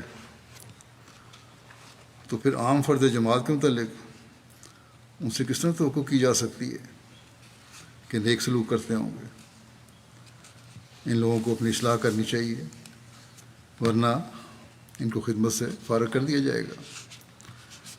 عہدیداران کو بعض اور ذمہ داریوں کی طرف بھی میں توجہ دلانا چاہوں گا۔ ایک تو یہی کہ اپنے اندر عاجزی پیدا کریں، اور جو ذمہ داری دی گئی ہے اسے اس کا حق ادا کرتے ہوئے ادا کرنے کی کوشش کریں۔ ہر وقت یہ ذہن میں رہے کہ خدا تعالیٰ ہمارے اوپر نگران ہے، وہ ہماری ہر حرکت دیکھ رہا ہے۔ کوئی عہدہ ملنے کے بعد ہم ہر قسم کی بندشوں سے آزاد نہیں ہو گئے، بلکہ ہم خدا تعالیٰ کی پکڑ کے نیچے زیادہ آ گئے ہیں۔ لوگوں نے ہمیں منتخب کیا ہے، ہم پر اعتماد کر کے خلیفہ وقت نے ہمیں اس خدمت کے لیے منظور کیا ہے، تو ہم نے اس اعتماد کو قائم رکھنے کی کوشش کرنی ہے، اور اپنی تمام تر صلاحیتیں اس خدمت کو بہترین رنگ میں ادا کرنے کے لیے صرف کرنی ہے۔ یہ سوچ ہوگی تو تبھی صحیح کام کرنے کی روح بھی پیدا ہوگی، اور افراد جماعت کا بھی تعاون رہے گا۔ اکثر عہدیدار یہ شکایت کرتے ہیں کہ بعض شعبوں میں افراد جماعت تعاون نہیں کرتے۔ بے شک یہ افراد کی بھی ذمہ داری ہے کہ جن لوگوں کو انہوں نے خود خدمت کے لیے چنا ہے ان سے تعاون بھی کریں، لیکن ساتھ ہی عہدیداران کا بھی کام ہے کہ اپنی بہترین مثالیں لوگوں کے سامنے قائم کریں. اب ایک عہدیدار کی رپورٹ ملی کہ وہ اپنی آمد پر صحیح چندہ نہیں دیتا اور نہ ہی کم شرح سے چندہ ادا کرنے کی اجازت لینی چاہتا ہے. تو ایسا شخص پھر دوسروں کے لیے کیا نمونہ پیش کرے گا؟ دوسروں کو کس طرح کہے گا کہ مالی قربانی کرو؟ بس اپنے ذاتی نمونے بہت ضروری ہیں. بہت زیادہ استغفار کی ضرورت ہے. اللہ تعالیٰ کی تسبیح کرنے کی ضرورت ہے. اپنی حالتوں کے جائزے لینے کی ضرورت ہے. اگر ایک سیکرٹری تربیت خود 5 وقت باجماعت نماز ادا کرنے کی طرف توجہ نہیں دیتا تو دوسروں کو کس طرح تلقین کر سکتا ہے کہ نمازوں کی طرف توجہ دو؟ اسی طرح ایک واقف زندگی اور مربی خود نوافل ادا کرنے کی طرف توجہ نہیں دے رہا تو افراد جماعت کو کس طرح نصیحت کر سکتا ہے کہ عبادتوں کی طرف توجہ کرو؟ حضرت مسیح علیہ السلام نے اسی طرف تو ہماری توجہ دلائی ہے کہ غیر احمدی مولوی نصیحت کرتا ہے لیکن اس کے عمل اس کی نصیحت کے مطابق نہیں ہے، اس لیے اس کی باتوں کا اثر نہیں ہوتا. بس ہمارے لیے تو ہر لمحہ بڑی فکر سے گزارنے کی ضرورت ہے. ہر قدم بڑا پھونک پھونک کر اٹھانے کی ضرورت ہے. جب یہ ہوگا تب ہی ہم اپنی امانتوں کا حق ادا کرنے والے ہوں گے. سیکرٹریان تربیت اگر اپنے نمونے قائم کرتے ہوئے پیار اور محبت کے ساتھ جماعت کی تربیت کریں تو افراد جماعت میں ایک انقلابی تبدیلی پیدا کر سکتے ہیں. ہر عہدیدار کو اپنے شعبے کی بہتری کے لیے کم از کم 2 نفل بھی روزانہ پڑھنے چاہیے کہ اللہ تعالیٰ برکت عطا فرمائے. اگر تربیت کا شعبہ فعال ہو جائے تو باقی شعبے خود بخود میرے اندازے کے مطابق کم از کم 70% تک بہتر رنگ میں کام کرنا شروع کر دیں گے. بس ہمیشہ یاد رکھنا چاہیے کہ عہدیداروں نے اپنے نمونے قائم کرنے ہیں اور خاص طور پر عمرائے جماعت نے، صدران جماعت نے، سیکرٹریان تربیت نے خصوصاً، باقی نے بھی کرنے ہیں. یہ نہیں کہ باقی نہ بھی کریں تو فرق نہیں پڑتا. میرا ان عہدیداروں کو خاص توجہ دلانے کا ہرگز یہ مطلب نہیں ہے کہ باقی نہ بھی کریں تو فرق نہیں پڑتا. ہر ایک کرے گا تبھی جماعتی ترقی صحیح طرح ہوگی. اگر اپنے نمونے نہ دکھائیں تو یہ نہیں ہے کوئی فرق نہیں پڑتا، بہت فرق پڑتا ہے. ہر عہدیدار کے عمل کا فرق پڑتا ہے. اگر سیکرٹری مال خود اپنے چندے احتیاط سے ادا نہیں کر رہا تو دوسروں کو کیا کہے گا، جیسا کہ میں نے بتایا، اور پھر اس کے کہنے میں کیا برکت ہوگی. اگر تبلیغ کا سیکرٹری تبلیغ کا حق ادا ہی نہیں کر رہا تو افراد جماعت کو کس طرح تبلیغ کے لیے متحرک کرے گا. بس ہر شعبہ اہم ہے. اسی طرح ذیلی تنظیموں کے صدران کے عہدے ہیں اور باقی عاملہ ممبران کے عہدے اہم ہیں. ذیلی تنظیموں میں بھی ہر سطح پر اپنے آپ کو فعال کرنا ہوگا. بعض جگہ صدر لجنہ کے بارے میں شکایت آتی ہے کہ ان کے رویے ٹھیک نہیں ہیں، بعض کے نوآبایات کے ساتھ رویے ٹھیک نہیں ہیں، ان کو کھینچنے کی بجائے ان کو دوڑانے کا باعث بن رہی ہیں. ان نوآبایات کو بڑے غلط رنگ میں طریقے سے کہا جاتا ہے کہ ہم تمہاری اصلاح کریں گے، جبکہ میرے نزدیک خود ایسی صدر لجنہ کی اصلاح ہونی چاہیے. اور یہ اس لیے ہوتا ہے کہ چند لوگوں کے پاس عہدے مستقل چلتے رہتے ہیں۔ ممبرات لجنہ بھی اپنے انتخاب میں نہیں دیکھتی کہ کوئی کون اہل ہے اور کون نہیں ہے، جس کے نتیجے میں خرابیاں پیدا ہوتی ہیں، پھر شکایات آتی ہیں، اور جب خرابیاں پیدا ہوں تو اور لوگوں کے ایمان کو ٹھوکر لگتی ہے۔ تو اگر منتخب کرنے والیاں خود اپنا حق کے رائے دہی انصاف سے اور اللہ تعالیٰ کا خوف رکھتے ہوئے ادا نہیں کر رہی تو پھر شکایت بھی نہیں ہونی چاہیے۔ بس انتخابات کے وقت امامتوں کے اہل کو منتخب کریں تو شکایات ختم ہوں گی، ورنہ ہم اپنی اصلاح نہیں کر سکتے۔ عہدیداروں سے میں یہ بھی کہوں گا کہ وہ اسٹیجوں پر بیٹھنے کے لیے نہیں ہیں۔ ہر عہدیدار کو اپنی ڈیوٹی ایک عام کارکن بن کر دینی چاہیے۔ ایک خاتون نے مجھ سے ذکر کیا، ناوبایا نے، باہر سے آئی ہوئی تھی خاتون اس جلسے پہ۔ یہاں جلسے پر ایک بات نے مجھے بہت متاثر کیا۔ میں نے دیکھا کہ صدر لجنہ ڈسپلن کی ڈیوٹی والی لڑکیوں کے ساتھ ڈیوٹی دے رہی تھی۔ تو بہرحال یہ تو اس صدر کا فرض تھا، یہ کوئی غیر معمولی کام نہیں جو اس نے کیا۔ اگر ڈیوٹی نہ دے رہی ہو اور نگرانی نہ کر رہی ہو ہر جگہ پر تو تب قصوروار ہے وہ۔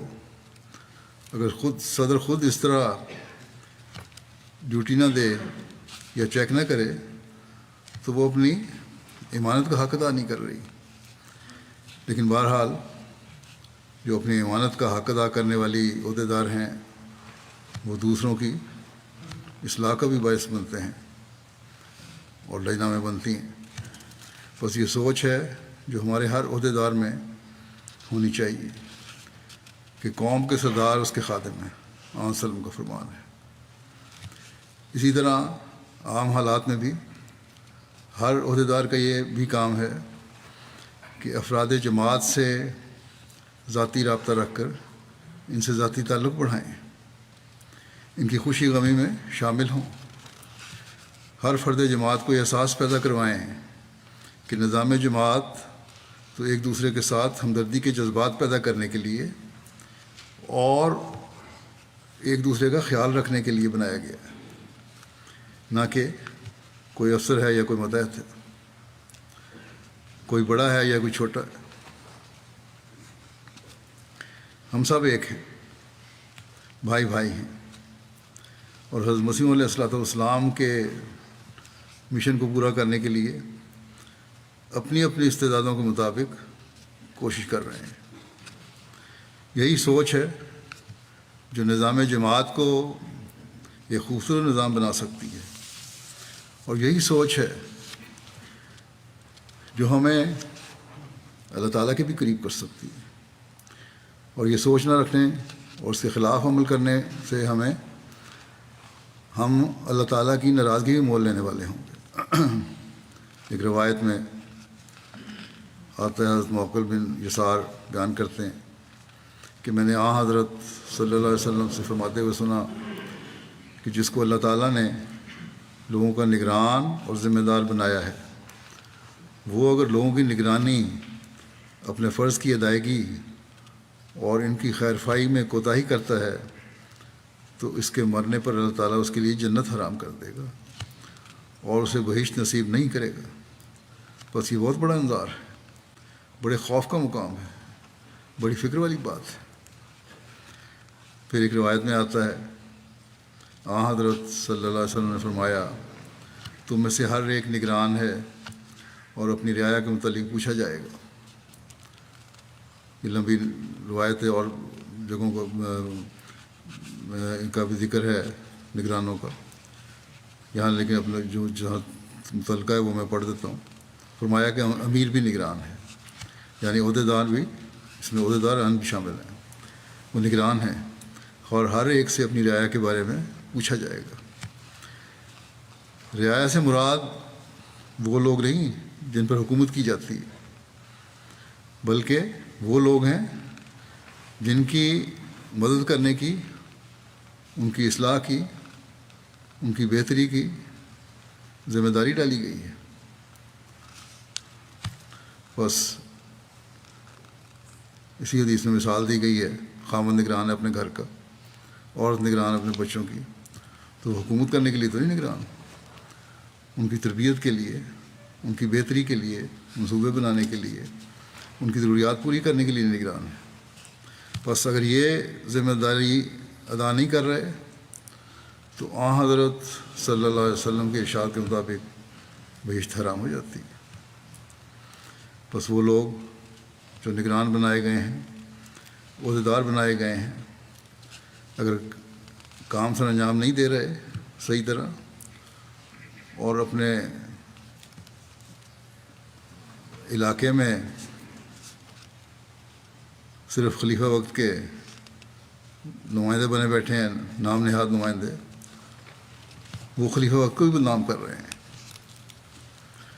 اور خلیفہ وقت کو بھی گناہ گار بنا رہے ہیں۔ جیسے کہ میں نے مثال دی تھی، رپورٹیں ہی مہینوں نہیں بھیجتے۔ اب ایسے لوگوں کے بارے میں میرے پاس اس کے علاوہ اور کوئی حل نہیں کہ اگر حقیقت میں وہ اپنی اصلاح نہیں کرتے تو ان کو خدمت سے فارغ کر دیا جائے اور میں پھر ان کے گناہوں میں شامل نہ ہوں۔ بس میں بھی اللہ تعالیٰ سے استغفار کرتا ہوں، یہ لوگ بھی استغفار کریں اور اپنی اصلاح کریں۔ اللہ تعالیٰ کرے کہ خلافت احمدیہ کو ہمیشہ ایسے سلطان نصیر عطا ہوں جو اپنی ذمہ داریوں کو سمجھتے ہوئے اپنے کام سر انجام دیں، نہ یہ کہ صرف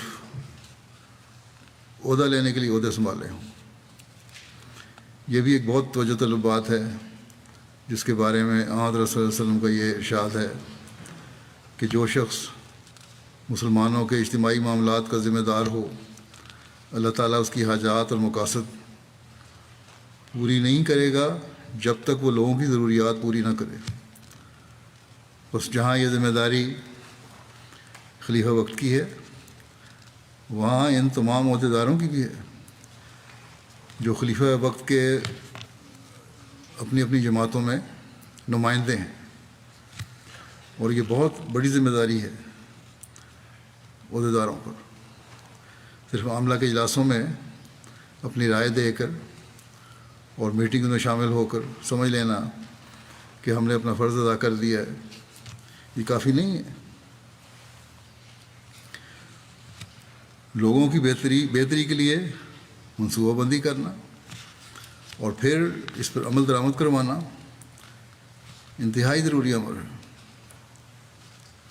اور جو وسائل ہمارے پاس ہیں اس کے اندر رہتے ہوئے جو بہترین حل لوگوں کی ضروریات پوری کرنے کا ہو سکتا ہے وہ ہمیں نکالنا چاہیے۔ اس کے لیے دنیاوی ضروریات پوری کرنے کے لیے شعبہ مرامہ بھی ہے اور شعبہ صنعت و تجارت ہے، اور اس طرح ذیلی تنظیموں کو اس کے لیے اپنا فعال کردار ادا کرنا چاہیے۔ بے شک ہمارے پاس وسائل کم ہیں، لیکن جو ہیں ان کا بہترین استعمال صحیح منصوبہ بندی سے بہت سو کی مدد کر سکتے ہیں۔ ایک شعبہ جو آج کل تقریباً تمام جماعتوں کے لیے ایک چیلنج بنا ہوا ہے وہ رشتہ ناطے کا شعبہ ہے۔ اس کے لیے بہت وسیع منصوبہ بندی کی ضرورت ہے، جماعتی نظام کو بھی، ذیلی تنظیموں کے نظاموں کو بھی ایک دوسرے کے ساتھ مل کر یہ کام کرنا ہوگا۔ یہاں پھر شعبہ تربیت جماعتی بھی اور ذیلی تنظیموں کے بھی کو بہت فعال کرنے کی ضرورت ہے، پھر اسی شعبے کی طرف بات پلٹ جاتی ہے۔ اگر ہمارے نوجوانوں کی صحیح تربیت ہو تو ہم حضرت صلی اللہ علیہ وسلم کے اس ارشاد کو ہمیشہ سامنے رکھیں کہ رشتے کے معاملے میں دولت، خاندان اور خوبصورتی کے بجائے دین کو فوقیت دو۔ اگر یہ ہماری ترجیح ہو جائے گی تو پھر لڑکے بھی اور لڑکیاں بھی اپنی دینی حالتوں کو بہتر کرنے اور خدا تعالیٰ سے تعلق جوڑنے کو ترجیح دیں گے، اور اس طرح ہم اپنی اگلی نسل کو محفوظ کر سکیں گے۔ ورنہ آج کل دجال جو چالیں چل رہا ہے، اس سے معمولی کوششوں سے بچنا بہت مشکل ہے۔ اس کے لیے تو بہت وسیع منصوبہ بندی کرنی ہوگی۔ بس ہر عہدیدار کو پہلے اپنے گھر کی اصلاح کی ضرورت ہے، پھر جماعت میں اس بات کی طرف بہت توجہ دلانے کی ضرورت ہے کہ ہمارا عہد دین کو دنیا پر مقدم رکھنے کا صرف عہد ہی نہ ہو، بلکہ ہم میں سے ہر ایک اس کی عملی شکل بن جائے۔ جب یہ ہوگا تبھی ہم دجال کا مقابلہ کر سکیں گے، اپنی نسلوں کو بچا سکیں گے، اپنے عہدوں کی بھی حفاظت کر سکیں گے، ان کا حق ادا کر سکیں گے، اور اپنی امانتوں کا بھی حق ادا کر سکیں گے۔ بس دنیا کی تمام جماعتوں کی ملکی اور مقامی عاملہ اور اسی طرح ذیلی تنظیموں کو اس بارے میں بہت سوچ بچار اور اقلاع عمل کی ضرورت ہے تاکہ اپنی امانتوں کا حق ادا کر سکیں۔ جیسا کہ میں نے مثال دی تھی امور عامہ تک کام کی تھوڑی سی مختصر، ہمارے نظام میں امور عامہ کا بھی ایک شعبہ ہے، اور اس شعبہ کو بھی یہ شعبہ بھی بہت اہم ہے سمجھا جاتا ہے اور ہے بھی، لیکن عموماً یہ تاثر پیدا ہو گیا ہے کہ اس شعبے کا کام لوگوں کو سزائیں دلوانا یا سختی سے لوگوں کو تنبیہ کرنا ہے۔ امور عامہ کے شعبے میں کام کرنے والوں کو پتہ ہونا چاہیے دنیا میں ہر جگہ کہ ان کا صرف اتنا کام نہیں ہے، یہ تو کام کا ایک حصہ ہے، اور سختی سے تنبیہ کرنا تو بہرحال ان کا کام نہیں ہے۔ یہ تو ایک انتہا ہوتی ہے جہاں سزا کے طور پر سفارش کی جاتی ہے جب کوئی حل نہ ہو۔ یا پھر میں یہی کہوں گا کہ اگر شعبہ تربیت فعال ہے تو امور عامہ کے بہت سے مسائل حل ہو جاتے ہیں جو افراد جماعت کے آپس کے جھگڑوں سے تعلق رکھتے ہیں، یا افراد جماعت کے غلط کاموں میں ملوث ہونے سے تعلق رکھتے ہیں، یا مخالفین کے کسی ذریعہ سے یا کمزور ایمان والوں کے ذریعے سے جماعت میں بے چینی پیدا کرنے کی جو کوشش ہوتی ہے اس سے تعلق رکھتے ہیں۔ اور بعض جگہ تربیت کے شعبے نے افراد جماعت کے ساتھ ایک خاص تعلق پیدا کر کے اس بارے میں کوشش بھی کی ہے، تو جہاں لوگوں کی شکایات اس کوشش سے دور ہوئی اور نظام سے بدظنی دور ہوئی، وہاں انہوں نے جماعتی فیصلوں کا احترام بھی کیا اور اسے احترام سے قبول بھی کیا، اور پھر مخالفین کی جو منافقین یا بدن افراد سے فائدہ اٹھانے کی کوشش تھی وہ بھی ناکام ہوئیں۔ بس شعبہ تربیت اور امور عامہ کی بعض معاملات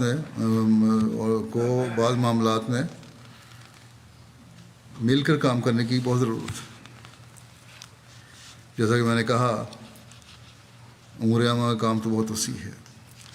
جماعت میں معاشی استحکام پیدا کرنے کے لیے پروگرام بنانا ان کا کام ہے، افراد جماعت کو ملازمت اور دیگر ذرائع روزگار کے لیے رہنمائی اور مدد کرنا ان کا کام ہے، خدمت خلق کاموں کو سر انجام دینا ان کا کام ہے،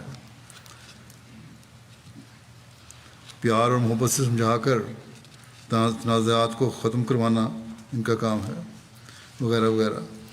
لیکن بہرحال قضائی معاملات میں امور عامہ کو دخل نہیں ہے کہ فیصلہ کرنے شروع کر دیں۔ ہاں، قضاء کے فیصلوں کی تنفیذ کروانا ان کا کام ہے، لیکن اس میں فیصلہ کے بعد اگر کوئی فریق اس کی تعمیل کرنے میں لہد لال سے کام لے رہا ہے تو امور عامہ کے شعبے کا کام ہے کہ اسے آرام سے سمجھائیں کہ اس پر عمل نہ کر کے کیوں اپنا دین برباد کرتے ہو۔ تھوڑے سے دنیاوی مفاد کی خاطر کیوں اپنا دین برباد کرتے ہو اور میرا وقت ہی ضائع کرتے ہیں؟ پھر ایسے لوگ بار بار مجھے ہی لکھتے رہتے ہیں، حالانکہ خود غلطی بھی ہوتے ہیں. تو بہت سے لوگ سمجھ جاتے ہیں اگر ان کو سمجھایا جائے. بہرحال امورامہ کا کام صرف سزائیں دلوانا نہیں ہے، بلکہ ان سزاؤں سے لوگوں کو بچانا ہے، اور اس کے لیے انہیں ہر ممکنہ کوشش کرنی چاہیے. اگر کہیں غلط کام ہوتا دیکھیں یا سمجھیں کہ اس سے جماعتی مفاد کو نقصان پہنچ سکتا ہے تو فوراً شعبہ تربیت کو بھی ساتھ ملا کر مربیان کی مدد بھی حاصل کر کے جہاں جماعتی مفاد کی حفاظت کریں گے وہاں لوگوں کے ایمان بچانے کی کوشش کریں گے، اور وہ کرنی چاہیے. بعض دفعہ عہدیداروں کے رویے نظام کے بارے میں بدظنیاں پیدا کر دیتے ہیں. مثلا یہ کہ اگر کسی نے اپنی ضرورت کے لیے خلیفہ وقت کی درخواست دی ہے تو صدر جماعت یا امیر جماعت یا امور عامہ یا کسی خاص متعلقہ شعبے سے اگر متعلق ہے، اس کے کام کرنے والے اس شخص سے سختی کرتے ہیں کہ ہمارے ذریعے سے کیوں نہیں درخواست دی، اور معاملہ لٹک جاتا ہے، بجائے اس کے کہ فوری رپورٹ بھجوائیں اگر مرکز سے ان کو رپورٹ کے لیے کہا گیا ہے. پھر جب جواب نہیں جاتے تو اس شخص کو بدظنی پیدا ہو جاتی ہے، اور براہ راست لوگ مجھے لکھتے ہیں جو درخواستیں، ان کو خاص طور پر بدظنی پیدا ہوتی ہے کہ ہماری درخواستیں نہیں پہنچتی، کہ لمبا عرصہ جو کارروائی نہیں ہوتی. لوگ سمجھتے ہیں کہ خلیفہ وقت کو ہماری درخواست پہنچی نہیں ہے، جیسی بھی صورتحال ہو جاتی ہے. ایک طرف تو یہ کہ ہمارے سے کیوں نہیں پوچھا، دوسرے کہ کیونکہ ہمارے سے پوچھا نہیں اس لیے اس پہ کارروائی نہ کرو، اور پھر بدظنیاں پیدا ہوتی ہیں خلیفہ وقت پہ اور خلیفہ وقت کے دفتر پہ. حالانکہ یہ سب غلط ہے. ہر خط پہنچتا ہے یہاں، جو یہاں آ جائے وہ بڑا بھی جاتا ہے، کھولا بھی جاتا ہے، یہ نہیں کہ اس کو روک لیا جائے. اور ہر قسم کی درخواست متعلقہ جماعت کو رپورٹ کے لیے بھجوائی بھی جاتی ہے. تو بہرحال افراد جماعت کو میں بتا دوں کہ جو بھی خط ان کا یہاں آتا ہے، یہاں پہنچ جائے، وہ کھولا بھی جاتا ہے، پڑھا بھی جاتا ہے، اور اس پہ کارروائی بھی کی جاتی ہے. متعلقہ جماعت کا شعبہ اس کے جواب میں دیر لگاتا ہے. تو ایسے عہدیداران کو خوف کرنا چاہیے کہ ان کے یہ عمل فرد جماعت اور خلیفہ وقت میں دوری پیدا کرنے والے ہوتے ہیں، نظام کے بارے میں بدظنیاں پیدا کرنے والے ہوتے ہیں، اور اس طرح وہ متعلقہ عہدیدار گناہ گار بن رہا ہوتا ہے. کسی کے ایمان سے کھیل کر وہ اپنے آپ کو گناہ گار بنا رہا ہوتا ہے. بس ایسے لوگوں کو خوف کرنا چاہیے. ہر عہدیدار کو یہ سمجھنا چاہیے، اور خاص طور پر جن کے سپرد افراد جماعت کی ضروریات کا خیال رکھنے کا کام ہے، کہ اگر انہوں نے سستی دکھائی اپنے کام میں اور لوگوں کے حق ادا نہ کیے تو نہ صرف اپنی امانتوں میں خیانت کرنے والے ہیں بلکہ اللہ تعالیٰ کی پکڑ میں بھی آنے والے ہیں. حضرت صلی اللہ علیہ وسلم کا یہ ارشاد ہے، روایت میں آتا ہے کہ جو امام، اس سے مراد ہر عہدیدار ہے، حاجت مندوں، ناداروں اور غریبوں کے لیے اپنا دروازہ بند رکھتا ہے، اللہ تعالیٰ اس کی ضروریات کے لیے آسمان کا دروازہ بند کر دیتا ہے. بس اگر کوئی ایسا سوچ رکھنے والا عہدیدار یا ان کے دفتر میں کام کرنے والا کارکن ہیں تو اللہ تعالیٰ کا خوف رکھتے ہوئے لوگوں کی حاجتیں پوری کرنے میں جلدی کیا کریں، یا کم از کم جلد رپورٹ دیا کریں. پھر مرکز کا کام ہے کہ جائزہ لے کر دیکھے کہ کس حد تک یہ حاجت پوری کی جا سکتی ہے. لیکن جواب ہی نہ دینا اور درخواست کو ایک کونے میں رکھ دینا، یہ بہت بڑا جرم ہے. بس ہمیں کوشش کرنی چاہیے کہ اللہ تعالیٰ کی رضا حاصل کرنے کی حت المقدور کوشش کریں، ہر نیک کام کرنے کی طرف توجہ رکھیں. حضرت صلی اللہ علیہ وسلم نے فرمایا، جہاں بھی تم ہو اللہ تعالیٰ کا تقویٰ اختیار کرو. اگر کوئی برا کام کرو تو اس کے بعد نیک کام کرنے کی کوشش کرو. یہ نیکی بدی کو مٹا دے گی. اور لوگوں سے خوش اخلاقی اور حسن سلوک سے پیش آؤ. اسی طرح ایک روایت میں آتا ہے کہ حضرت صلی اللہ علیہ وسلم نے ابو موسیٰ اور معاذ بن جبل کو یمن کے 2 علیحدہ حصوں کی طرف والی مقرر کر کے بھیجا تو یہ نصیحت فرمائی کہ آسانی پیدا کرنا، مشکلیں نہ پیدا کرنا، محبت اور خوشی پھیلانا اور نفرت نہ پنپنے دینا. بس یہ وہ نصیحت ہے جو ہر عہدیدار کو، جو لوگوں سے زیادہ واسطہ رکھتا ہے، اپنے لیے رہنما اصول کے طور پر سامنے رکھنی چاہیے. بس یہی وہ طریق ہے جس سے عہدیدار جماعت کے افراد کی خدمت کا حق ادا کر سکتے ہیں اور ان کے ایمان کی حفاظت میں بھی کردار ادا کر سکتے ہیں اور جماعت کی اکائی کو قائم رکھنے میں بھی اپنا کردار ادا کر سکتے ہیں اور انہی ایمانتوں کے بھی اور اپنی ایمانتوں کے بھی حق ادا کر سکتے ہیں. اور جب یہ ہوگا تو ایک ایسا حسین معاشرہ پیدا ہوگا جو صحیح اسلامی معاشرہ ہے اور جس کے قائم کرنے کے لیے حضرت مسیح موعود علیہ السلام آئے تھے اور ہم نے ان کو مان کر عہد بیعت کیا ہے. بس ہمیشہ عہدیدار یہ بات یاد رکھیں کہ افراد جماعت نے انہیں منتخب کیا ہے یا آئندہ کریں گے تو اس لیے کہ وہ اپنی ایمانتوں کا حق ادا کریں. لیکن اگر انہوں نے اپنی سوچ کے ساتھ، منتخب کرنے والوں نے اگر اس سوچ کے ساتھ انتخاب نہیں بھی کیا تو اب عہدیداروں کا کام ہے کہ اللہ تعالیٰ نے ان کے سپرد جو ایمانتیں کر دی ہیں ان کا حق ادا کریں اور اپنے فرائض نیک نیتی سے ادا کریں. اللہ تعالیٰ کا خوف دل میں رکھتے ہوئے ادا کریں. اللہ تعالیٰ کی رضا حاصل کرنے کے لیے ادا کریں. خلیفہ وقت کا سلطان نصیر بنتے ہوئے ادا کریں. حت الوسع لوگوں کے ایمانوں کی مضبوطی اور ان کو فائدہ پہنچانے کے لیے ادا کریں. اور جب یہ سوچ رکھیں گے اور اس سوچ کے ساتھ اپنے فرائض ادا کریں گے تو اللہ تعالیٰ آپ کے کاموں میں برکت ڈالے گا اور ہر موقع پر معین و مددگار بھی ہوگا. اگر یہ نہیں تو ہم تقوی سے دور ہٹنے والے ہوں گے، خدا تعالیٰ سے بھی خیانت کر رہے ہوں گے، خلیفہ وقت سے بھی خیانت کر رہے ہوں گے اور جن لوگوں نے اعتماد کیا تھا صحیح یا غلط ان کے ایمانوں کو بھی نقصان پہنچانے والے ہوں گے. حضرت عبد المسیح علیہ السلام فرماتے ہیں مومن وہ ہیں جو اپنے ایمانتوں اور عہدوں کے رعایت رکھتے ہیں، یعنی ادائے امانت اور افائے عہد کے بارے میں کوئی دقیقہ تقوی اور احتیاط کا باقی نہیں چھوڑتے. پھر ایک جگہ فرماتے ہیں انسان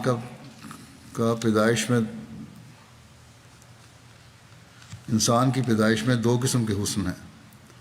ایک حسن معاملہ اور وہ یہ کہ انسان خدا تعالیٰ کی تمام ایمانتوں اور عہد کے ادا کرنے میں رعایت رکھے کہ کوئی عمل حت الوسع ان کے متعلق فوت نہ ہو، کوئی عمل ضائع نہ ہو ایمانتوں کے حق ادا کرنے میں.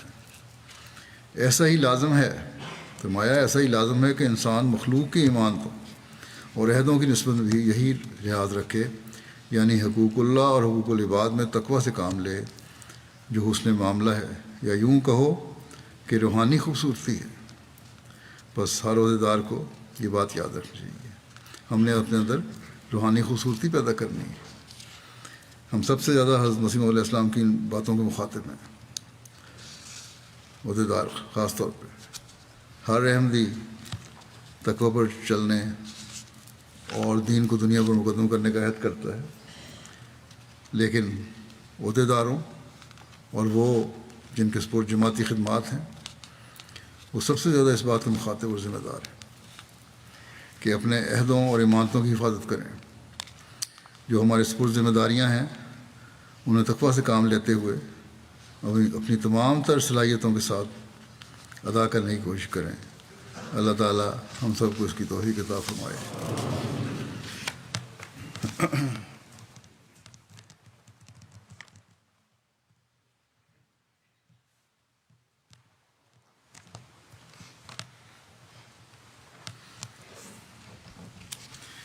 الحمد لله نحمده ونستعينه ونستغفره ونؤمن به ونتوكل عليه ونعوذ بالله من شرور أنفسنا ومن سيئات أعمالنا من يهده الله فلا مضل له ومن يضلل فلا هادي له ونشهد أن لا إله إلا الله ونشهد أن محمدا عبده ورسوله عباد الله رحمكم الله إن الله يأمر بالعدل والإحسان وإيتاء ذي القربى وينهى عن الفحشاء والمنكر والبغي يعظكم لعلكم تذكرون اذكروا الله يذكركم وادعوه يستجب لكم ولذكر الله أكبر.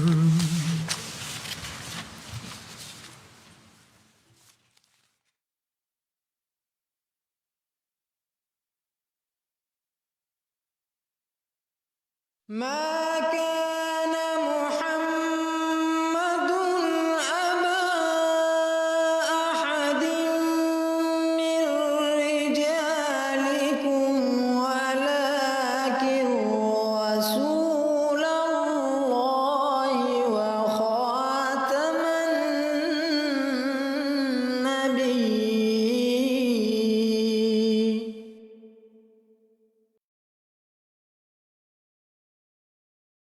Coming up next, we present a program discussing the blessed character of the promised Messiah alayhi salam.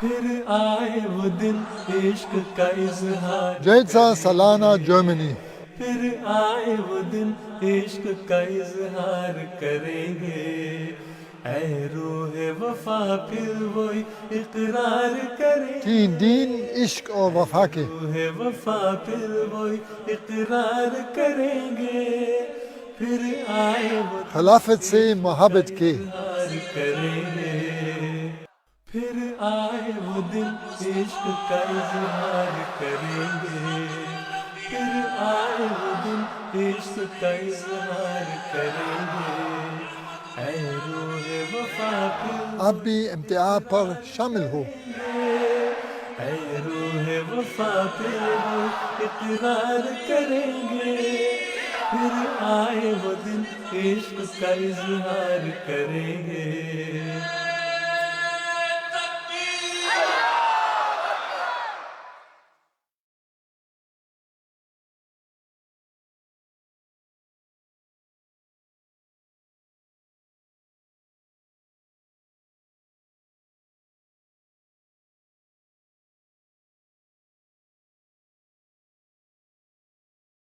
یہ ہمارا ایک چھوٹا سا قصبہ ہے ہمارا اس لیے کہ ہمارا مرکز ہے یہاں ویسے یہاں سینکڑوں ایسے دوست بھی ہمارے رہتے ہیں جن کا تعلق جماعت احمدیہ سے نہیں بچے ہیں وہ اسکولوں میں پڑھتے ہیں جو احمدی بچے نہیں جو کالجز میں پڑھتے ہیں زنانہ بھی مردانہ بھی کالجز میں ایسے بچے پڑھتے ہیں ان کے رشتہ دار ہیں وہ کرائے پہ یہاں مکان لے کے رہتے ہیں لیکن ہمارا مرکز ہے یہاں اس لیے ہم کہتے ہیں یہ ہمارا قصبہ جو ہے اس نے بھی خدا تعالیٰ کے بڑے نشان دیکھے ہیں یہ وہ جس جگہ آپ بیٹھے ہیں جہاں آپ ہزاروں یہ مکان دیکھ رہے ہیں جو مکان جلسہ کے دنوں میں خدا تعالیٰ کی ان برکتوں کو ظاہر کرتے ہیں کہ وہ اتنی بڑی تعداد کو اتنی چھوٹی جگہوں کے اندر سمیٹ لیتے ہیں اور یہ مکان کوشش کرتے ہیں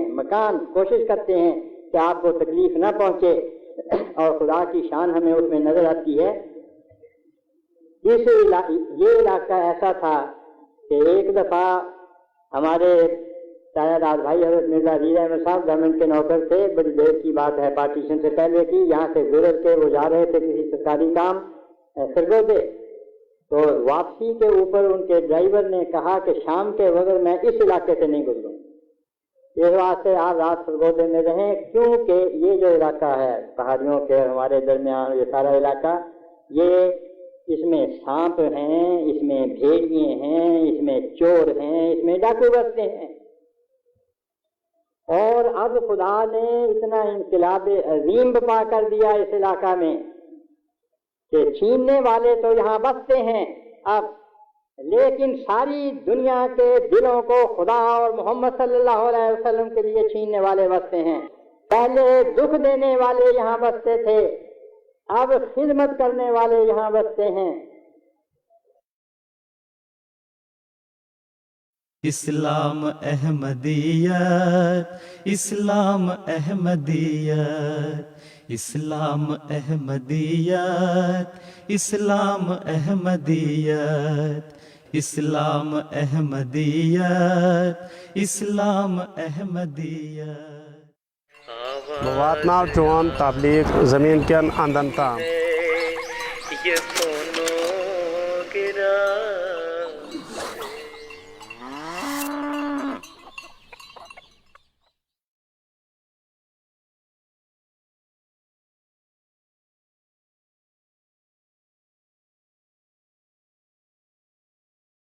بہار آئی ہے اس وقت خزاں میں۔ بسم اللہ الرحمن الرحیم۔ السلام علیکم ورحمۃ اللہ وبرکاتہ۔ سیدنا حضرت اقدس مسیح موعود علیہ الصلاۃ والسلام کی سیرت مبارکہ پر مبنی پروگرام حیات جاویداں کے ساتھ خاکسار نجیب اللہ ایاز آپ کی خدمت میں حاضر ہے۔ ناظرین کرام، آقا و نوکر کے تعلقات اس قسم کے ہوتے ہیں کہ اس میں بڑے بڑے آدمیوں کو دیکھا گیا ہے کہ ٹھوکر کھا جاتے ہیں۔ عام طور پر آقا یہی سمجھتا ہے کہ جو شخص ہماری خدمت اور ملازمت میں ہے، قدرت نے نعوذ باللہ اسے انسان نہیں جانور بنا دیا ہے، اور جو خدمت اس سے جس وقت چاہیں لیں وہ تکلیف اور تکان کے اثروں سے محفوظ ہے، جن الفاظ میں چاہیں اس کو خطاب کریں۔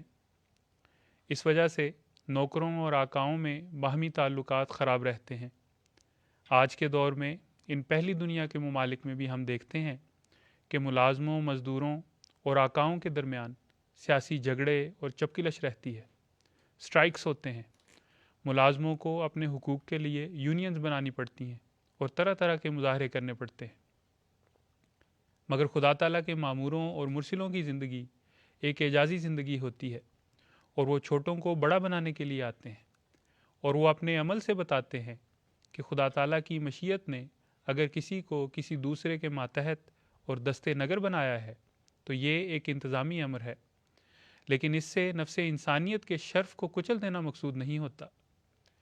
حضرت صلی اللہ علیہ وسلم نے اپنے اسوے سے نوکروں اور خدمتگاروں کے حقوق قائم فرمائے ہیں اور حسن سلوک کی اعلیٰ ترین مثالیں قائم فرمائی ہیں۔ چنانچہ حضور صلی اللہ علیہ وسلم کے ایک دیرینہ خادم حضرت انس روایت کرتے ہیں کہ مجھے 10 سال حضور کی خدمت کی توفیق ملی۔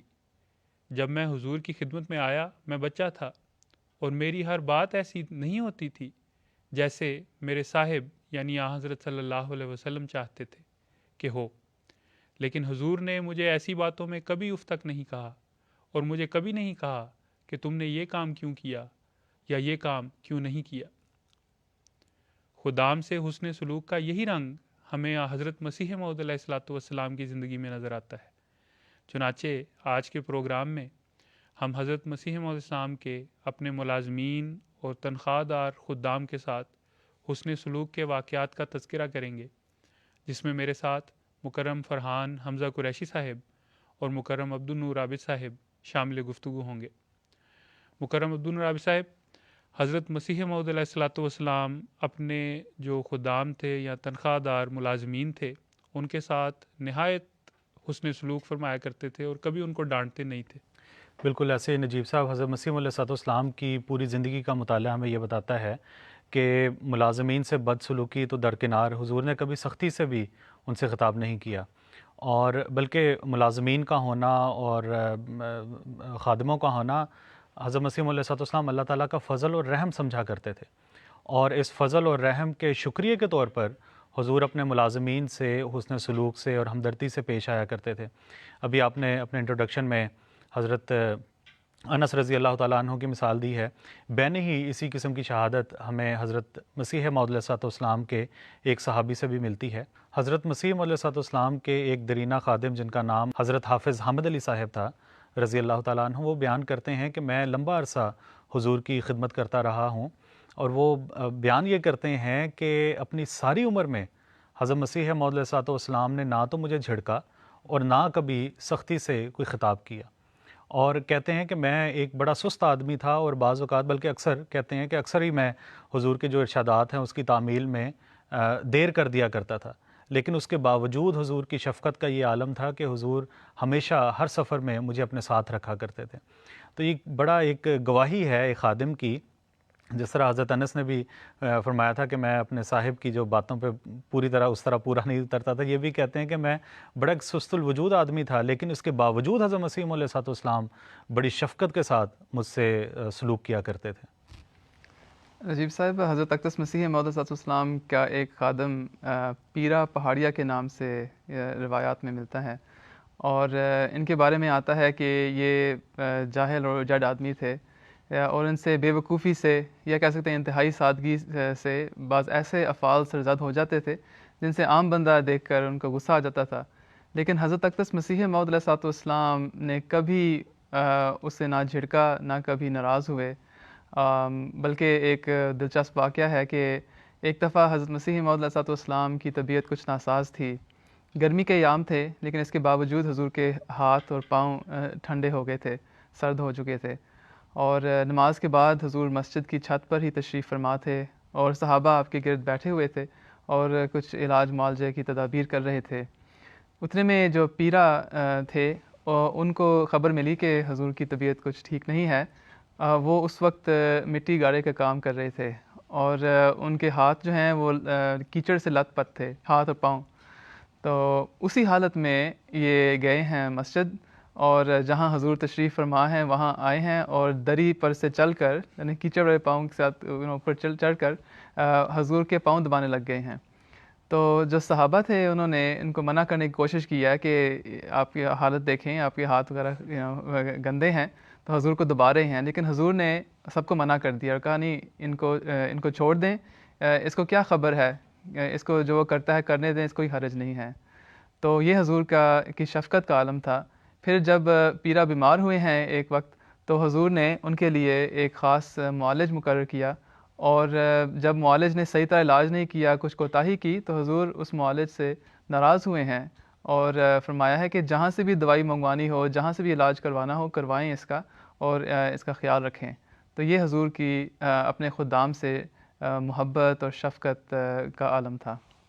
جی فرحان قریشی صاحب، حضرت مسیح موعود علیہ السلام کے ایک دیرینہ خادم مرزا اسماعیل بیگ صاحب، جو بچپن سے حضور کے خادم رہے ہیں اور حضور کے ساتھ رہے ہیں، وہ بیان کرتے ہیں کہ ابتدائی زمانے میں جب بڑے مرزا صاحب یعنی حضرت مسیح موعود علیہ السلام کے والد حضرت مسیح موعود علیہ السلام کو مقدمات میں پیش ہونے کے لیے بھجوایا کرتے تھے، تو سفر میں مرزا اسماعیل بیگ صاحب بھی جایا کرتے تھے. یہ بیان کرتے ہیں کہ سفر میں ایک گھوڑا ہوتا تھا اور ہم 2 افراد ہوتے تھے جنہوں نے جانا ہوتا تھا. اور جب کہتے ہیں کہ ہم قادیان سے نکلتے تو حضور پیدل چل پڑتے اور مجھے گھوڑے پر بٹھا دیتے، اور میں حضور کو کہتا کہ مرزا صاحب مجھے شرم آتی ہے. تو حضور بڑی طمانت سے آگے سے فرماتے کہ تمہیں گھوڑے پر چڑھ کے شرم آتی ہے، مجھے پیدل شرم نہیں آتی.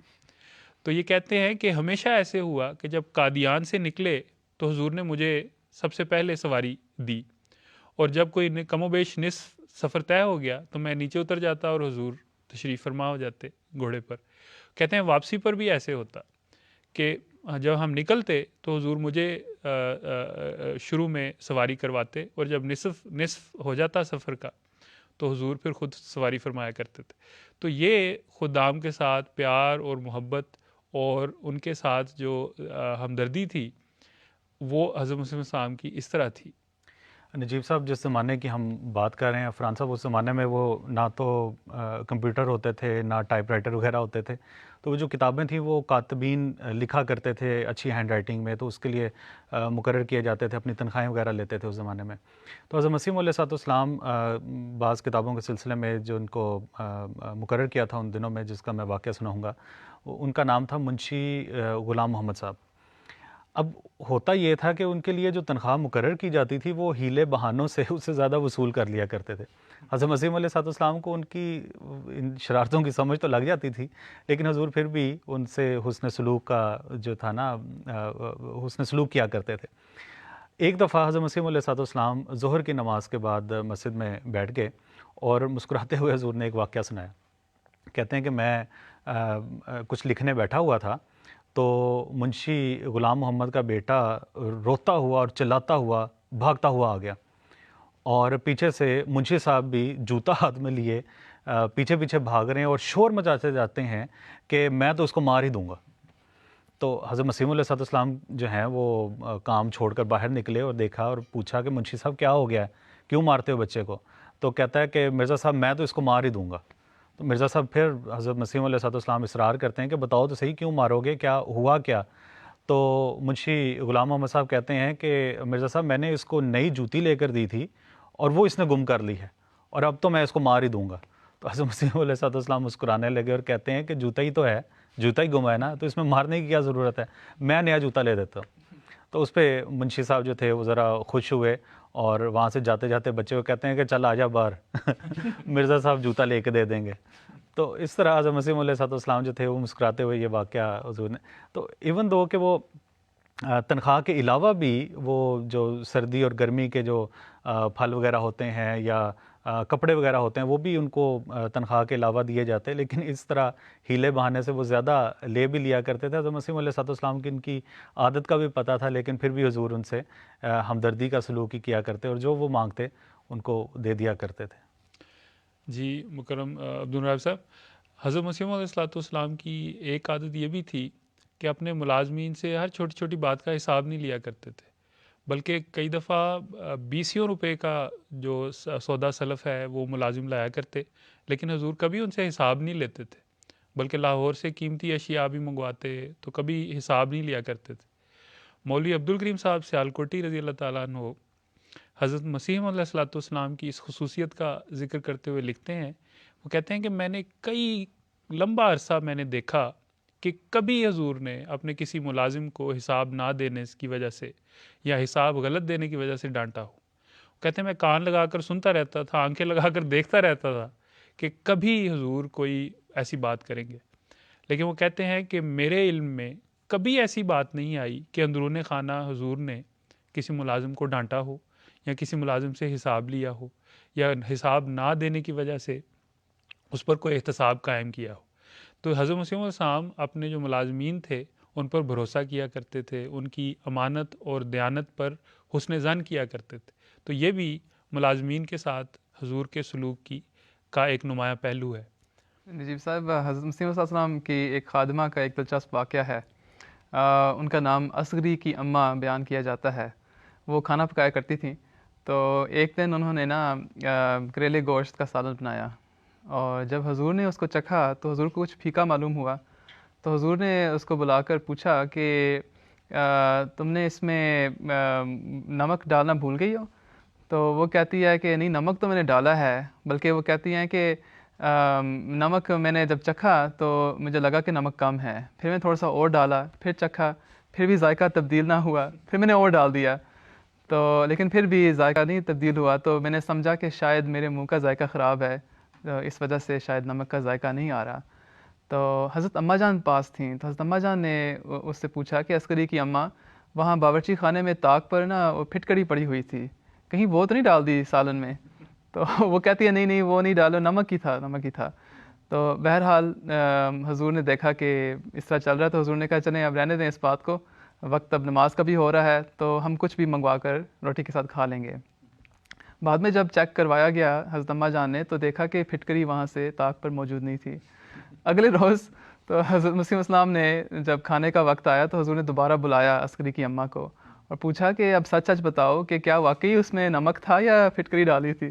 وہ کہتی ہے اس نے ہاتھ جوڑ کر اس نے کہا کہ مجھ سے غلطی ہو گئی, غلطی سے پھٹکری اندر ڈال دی تھی میں نے. تو حضور نے پوچھا کہ پھر ہنستے ہوئے حضور نے پوچھا کہ کیوں نہیں اس کا اعتراف کیا.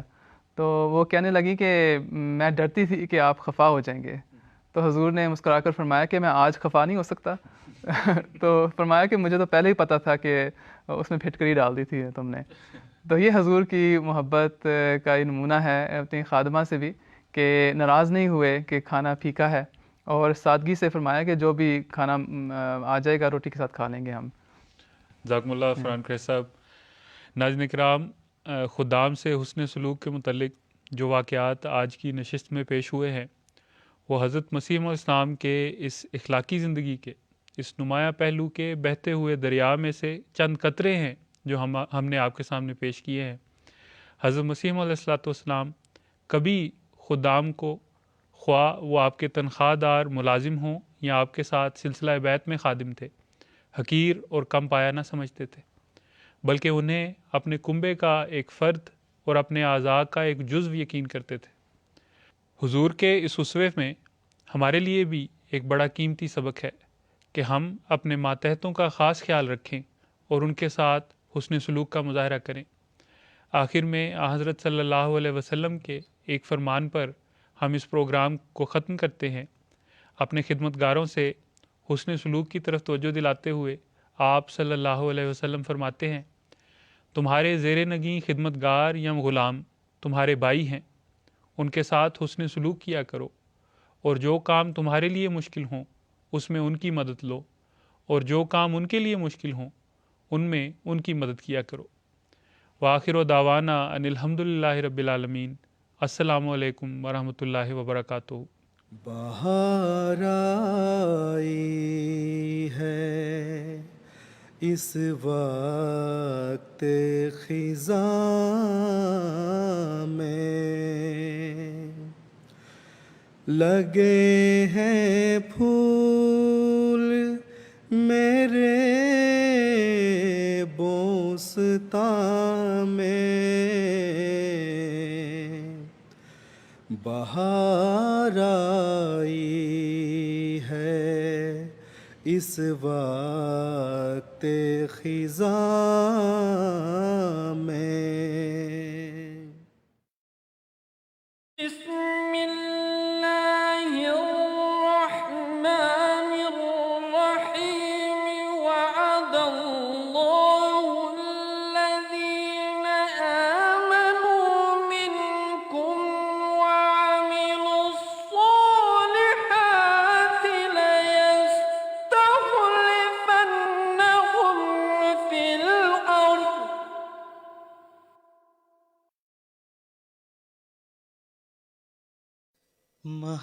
اللہ تعالیٰ نے جو یہ وعدہ فرمایا کہ میں تیری تبلیغ کو زمین کے کناروں تک پہنچاؤں گا, دیکھو کس شان سے پورا فرمایا. محبت کی تانے اڑائیں گے ہم, محبت کے نغمات گائیں گے ہم, اخوت کی تانے اڑائیں گے ہم. جہاں تک نہ پہنچی ہو آواز حق, وہاں جا کے قرآن سنائیں گے ہم.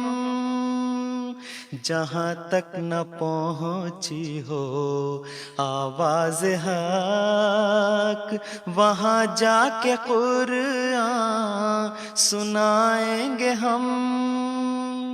وہاں جا کے قرآن سنائیں گے ہم, وہاں جا کے قرآن سنائیں گے ہم.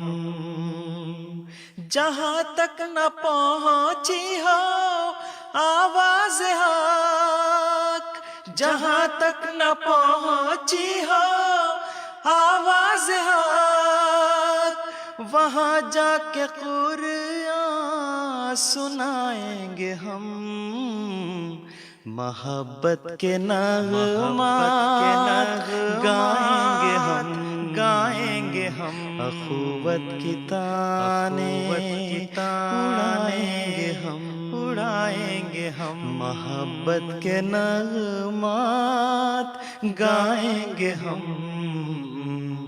اخوت کی تانیں اڑائیں گے ہم محبت کے نغمات گائیں گے ہم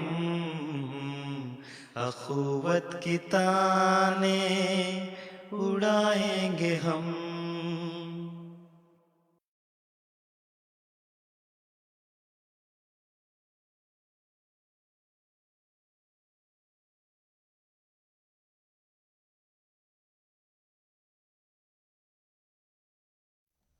أعوذ بالله من الشيطان الرجيم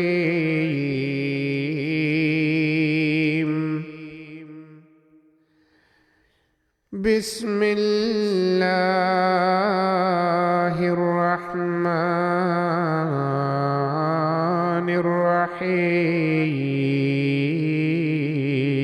الرحيم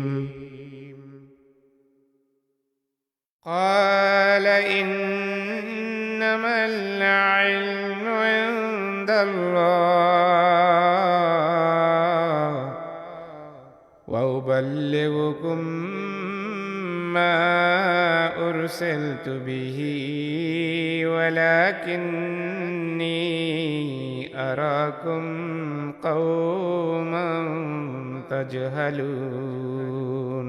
اس نے کہا یقیناً علم تو صرف اللہ ہی کے پاس ہے اور میں تو تمہیں وہ پیغام پہنچا رہا ہوں جس کے ساتھ مجھے بھیجا گیا ہے، لیکن میں تمہیں ایک بہت جاہل قوم دیکھ رہا ہوں. فلما رأوه عارضا مستقبل أوديتهم قالوا هذا عارض ممطرنا بل هو ما استعجلتم به ريح فيها عذاب أليم. بس جب انہوں نے اسے ایک بادل کی صورت میں دیکھا جو ان کی وادیوں کی طرف بڑھ رہا تھا تو کہا یہ ایسا بادل ہے جو ہم پر بارش برسانے والا ہے. نہیں بلکہ یہ تو وہی ہے جسے تم جلد مانگا کرتے تھے. یہ ایک ایسا جھکڑ ہے جس میں دردناک عذاب ہے. تدمر كل شيء بأمر ربها فأصبحوا لا يرى إلا مساكنهم كذلك نجزي القوم المجرمين. تباہ کر دیتا ہے ہر چیز کو اپنے رب کے حکم سے، بس وہ ایسے تباہ ہو گئے کہ ان کے گھروں کے سوا کچھ دکھائی نہ دیتا تھا. اسی طرح ہم مجرم قوم کو جزا دیا کرتے ہیں. وَلَقَدْ مَكَّنَّاهُمْ فِي مَاءٍ مَكَّنَّاكُمْ فِيهِ وَجَعَلْنَا لَهُمْ سَمْعًا وَأَبْصَارًا وَأَفْئِدَةً فما أغنى عنهم سمعهم ولا أبصارهم ولا أفئدتهم من شيء. اور یقیناً ہم نے انہیں وہ تمکنت بخشی تھی جو تمکنت تمہیں نہیں بخشی، اور ہم نے ان کے کان اور آنکھیں اور دل بنائے تھے، بس ان کے کان اور ان کی آنکھیں اور ان کے دل کچھ بھی ان کے کام نہ آ سکے. إذ كانوا يجحدون بآيات الله وحاق بهم ما كانوا به يستهزئون. جب انہوں نے اللہ کی آیات کا بضد انکار کیا اور جس بات کا وہ مذاق اڑایا کرتے تھے اسی نے انہیں گھیر لیا. وَلَقَدْ أَهْلَكْنَا مَا حَوْلَكُمْ مِنَ الْقُرَى وَصَرَّفْنَا الْآيَاتِ لَعَلَّهُمْ يَرْجِعُونَ. اور یقیناً ہم تمہارے ارد گرد کی بستیوں کو بھی ہلاک کر چکے ہیں اور ہم نے نشانات کو پھیر پھیر کر بیان کیا تاکہ وہ رجوع کریں.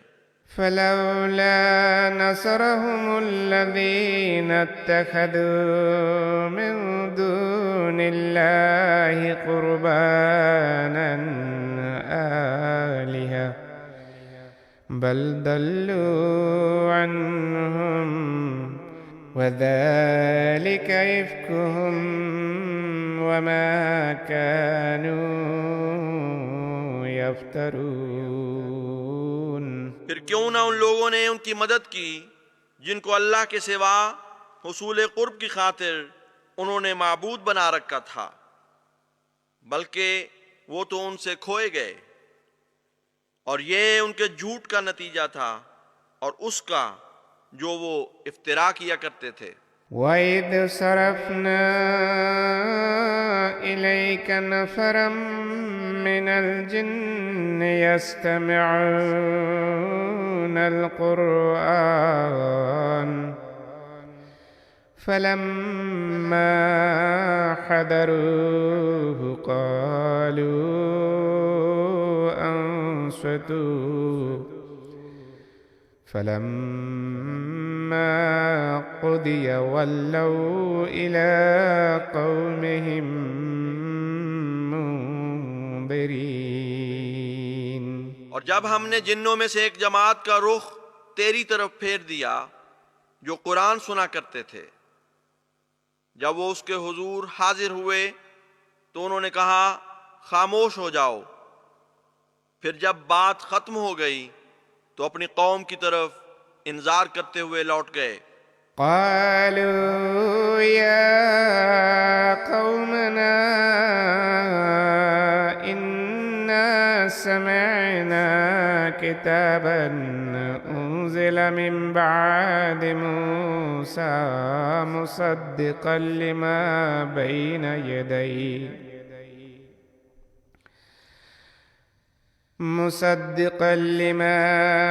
يديه يهدي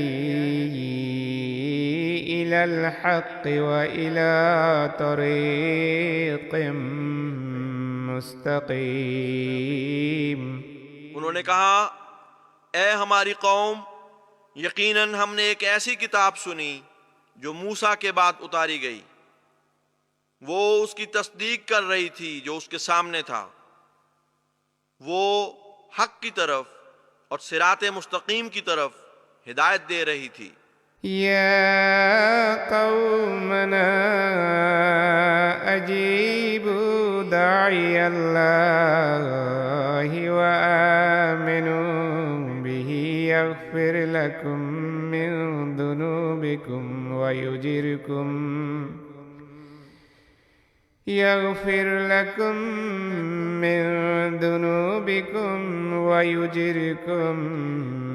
من عذاب أليم. اے ہماری قوم، اللہ کی طرف بلانے والے کو لبیک کہو اور اس پر ایمان لے آؤ، وہ تمہارے گناہ بخش دے گا اور تمہیں دردناک عذاب سے بچائے گا. ومن لا يجب داعي الله فليس بمعجز في الأرض وليس له من دونه أولياء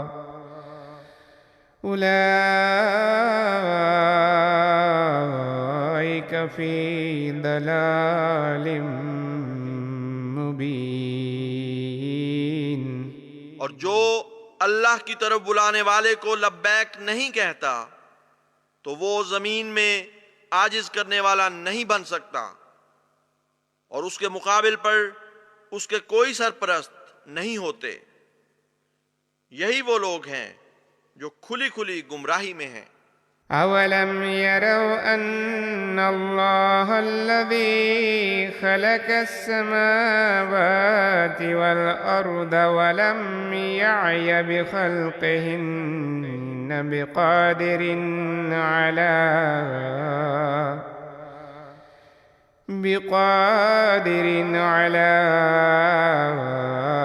أن يحيي الموتى بلى إنه على كل شيء قدير۔ اور کیا انہوں نے نہیں دیکھا کہ اللہ جس نے آسمانوں اور زمین کو پیدا کیا اور وہ ان کی تخلیق سے تھکا نہیں، اس بات پر قادر ہے کہ مردوں کو زندہ کرے؟ کیوں نہیں؟ یقیناً وہ ہر چیز پر جسے وہ چاہے دائمی قدرت رکھتا ہے۔ وَيَوْمَ يُعْرَضُ الَّذِينَ كَفَرُوا عَلَى النَّارِ أَلَيْسَ هَذَا بِالْحَقِّ قَالُوا بَلَى وَرَبِّنَا قال فذوقوا العذاب بما كنتم تكفرون۔ اور یاد رکھو اس دن کو جس دن وہ لوگ جنہوں نے کفر کیا آگ کے سامنے پیش کیے جائیں گے۔ کیا یہ سچ نہیں تھا؟ وہ کہیں گے کیوں نہیں، ہمارے رب کی قسم یہ سچ تھا۔ وہ ان سے کہے گا بس عذاب چکھو اس وجہ سے کہ تم انکار کیا کرتے تھے۔ بسم اللہ الرحمن الرحیم وعد اللہ الذین آمنوا منکم وعملوا الصالحات ليستخلفنهم في الأرض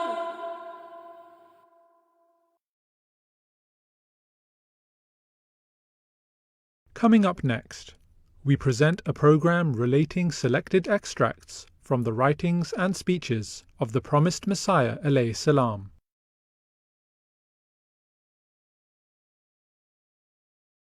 Love for all, hatred for none. Let's make it happen. محبت کے نغمات گائیں گے ہم، اخوت کی تانیں اڑائیں گے ہم۔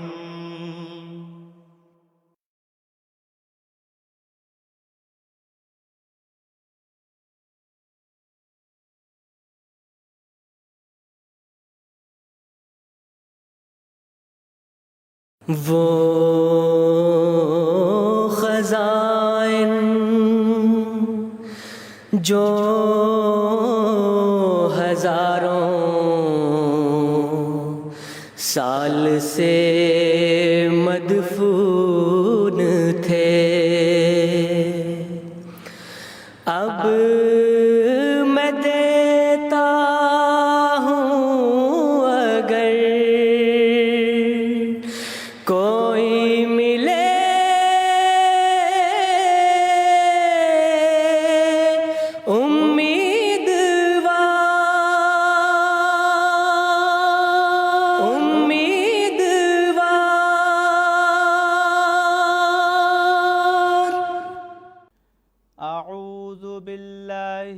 الشیطان الرجیم بسم اللہ الرحمن الرحیم۔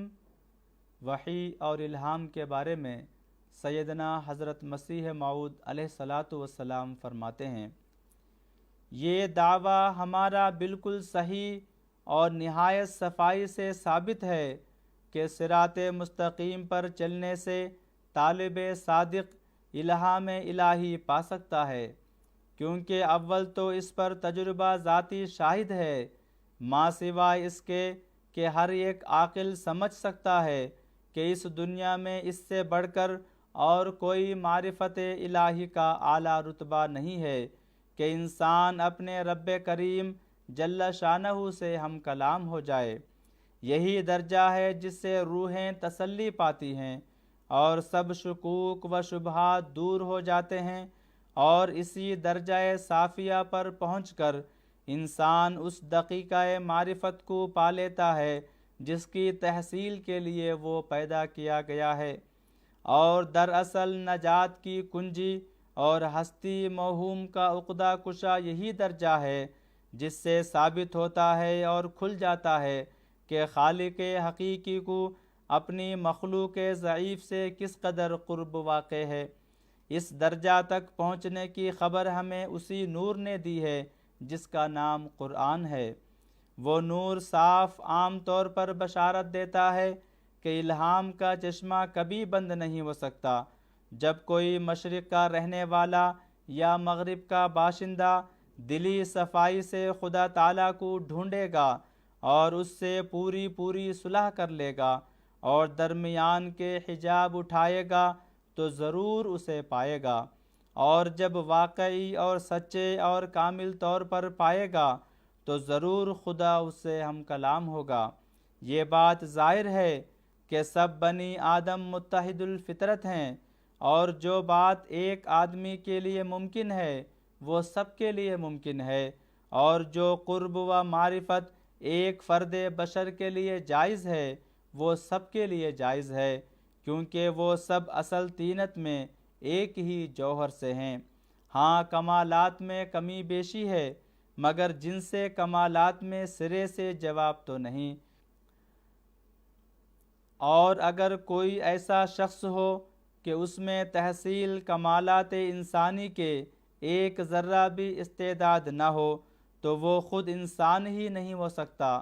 غرض تھوڑے بہت کا تو انسانی استعدادوں میں فرق ضرور ہوتا ہے، مگر انسان ہو کر یک لخت فقدان استعداد نہیں ہو سکتا۔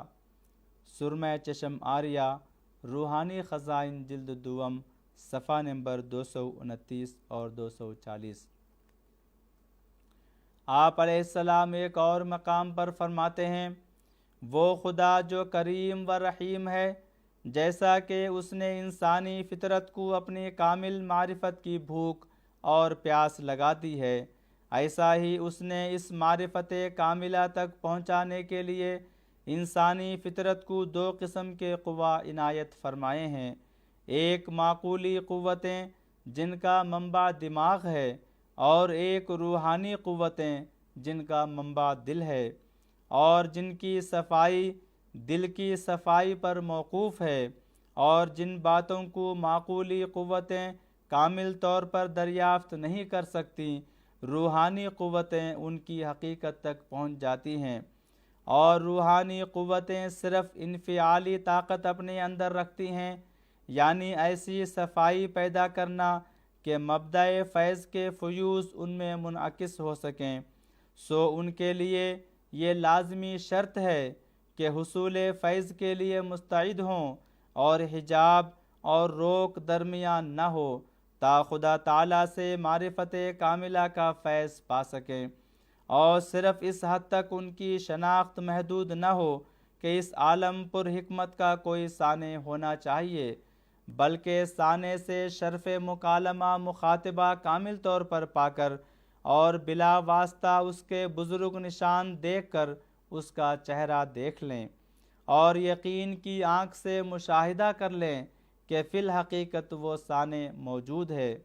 لیکن چونکہ اکثر انسانی فطرتیں حجاب سے خالی نہیں، اور دنیا کی محبت اور دنیا کے لالچ اور تکبر اور نخوت اور عجب اور ریاکاری اور نفس پرستی اور دوسرے اخلاقی رذائل اور حقوق اللہ اور حقوق عباد کی بجا آوری میں عمدن قصور اور تساہل، اور شرائط صدق و ثبات اور دقائق محبت اور وفا سے عمدن انحراف اور خدا تعالیٰ سے عمدن قطع تعلق اکثر طبائع میں پایا جاتا ہے۔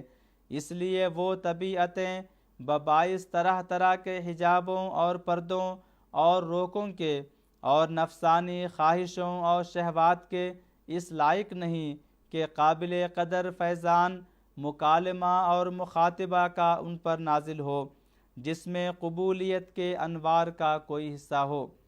ہاں، عنایت ازلی نے جو انسانی فطرت کو ضائع کرنا نہیں چاہتی، تخم ریزی کے طور پر اکثر انسانی افراد میں یہ عادت اپنی جاری کر رکھی ہے کہ کبھی کبھی سچی خوابیں یا سچے الہام ہو جاتے ہیں، تا وہ معلوم کر سکیں ان کے لیے آگے قدم رکھنے کے لیے ایک راہ کھلی ہے، لیکن ان کی خوابوں اور الہاموں میں خدا کی قبولیت اور محبت اور فضل کے کچھ آثار نہیں ہوتے، اور نہ ایسے لوگ نفسانی نجاستوں سے پاک ہوتے ہیں، اور خوابیں محض اس لیے آتی ہیں کہ تا ان پر خدا کے پاک نبیوں پر ایمان لانے کے لیے ایک حجت ہو۔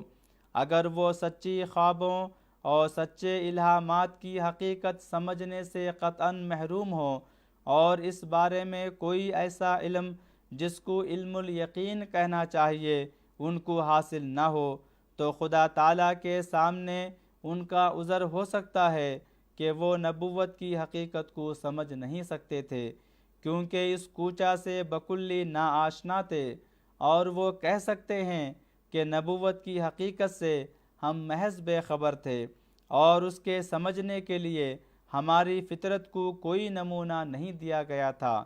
پس ہم اس مخفی حقیقت کو کیوں کر سمجھ سکتے؟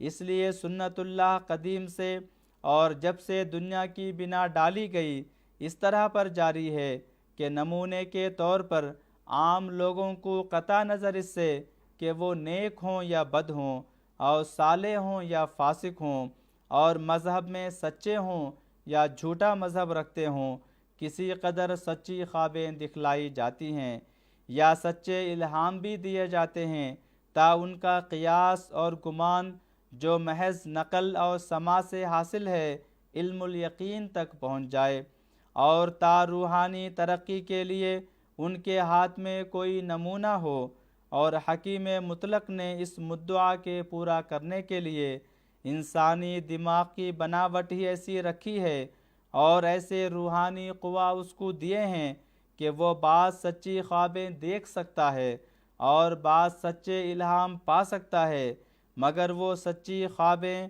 اور سچے الہام کسی وجاہت اور بزرگی پر دلالت نہیں کرتے، بلکہ وہ محض نمونہ کے طور پر ترقی کے لیے ایک راہیں ہوتی ہیں۔ حقیقت الوحی، روحانی خزائن، جلد 22، صفحہ نمبر 8 تا 10۔ اللہ تعالی ہم سب کو ان ارشادات پر عمل کرنے کی توفیق عطا فرمائے۔ وآخر دعوانا ان الحمد للہ رب العالمین۔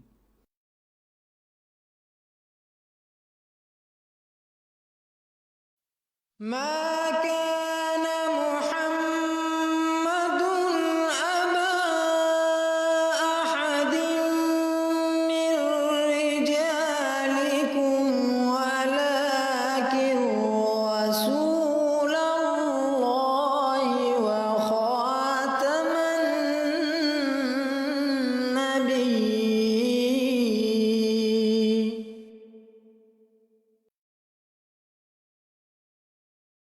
Join us after this short break as we present a faith-inspiring speech delivered by Hazrat Khalifatul Masih V, may Allah be his helper, the head of the Ahmadiyya Muslim community. 132 years and history still in the making. Islam Ahmadiyyat continues to spread. This progress has brought along a magnificent rich legacy where historical names, organizations, personalities, books, and much more continue to be added to it. Ahmadipedia is a new interactive search engine that aims to make your understanding of Ahmadiyyat easier. This ongoing project will enable you to search terms, literature, personalities, periodicals, institutions, and anything related to Ahmadiyyat. Under every entry, you can find related links leading you to videos, books, and articles for further reading and understanding. As the Ahmadiyya Archive and Research Center makes Ahmadipedia available to you, we must tell you that this is an ongoing project. It will never be complete without your contribution.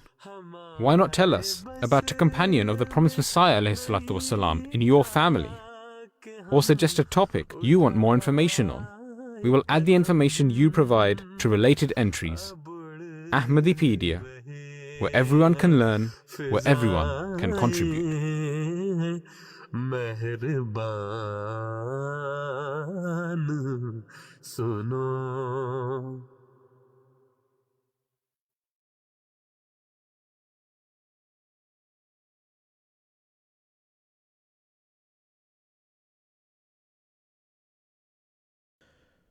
You are the last community of God, so practice virtue at its best. Any one of you who becomes slothful will be cast out of the community like a foul thing, and will die in regret, and will be able to do no harm to God. I gladly inform you that your God truly exists, though all are His creation, but He chooses the one who chooses Him. He comes to the one who goes to Him. He bestows honor upon him who honors Him. Approach God with sincere hearts and pure tongues, eyes and ears, for He will then accept you.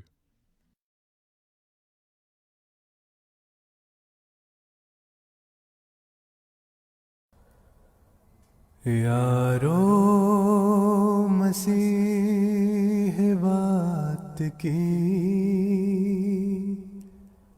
थी जिनकी इंतजार राह तकते जिनकी करोड़ों ही मर गए करोड़ों ही मर गए। एक दफ़ा हज़रत अक़दस मसीह मऊद अलैहिस्सलातु वस्सलाम ने फरमाया, जब हम पर कोई तकलीफ़ आती है, मसलन कोई दुश्मन कभी मुकद्दमा खड़ा कर देता है या कोई और ऐसी ही बात पेश आ जाती है, तो उस वक्त ऐसा मालूम होता है कि गोया खुदा ताआला हमारे घर में आ गया है। मोहब्बत के नगमात गाएंगे हम, अखुवत की ताने उड़ाएंगे हम।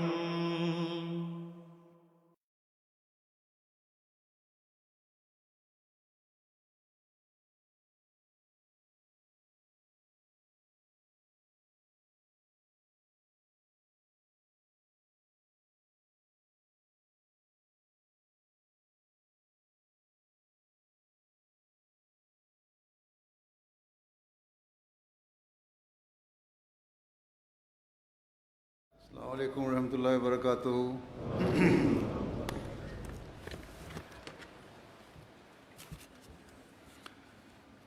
اشہد ان لا الہ الا اللہ وحدہ لا شریک لہ واشہد ان محمدا عبدہ ورسولہ۔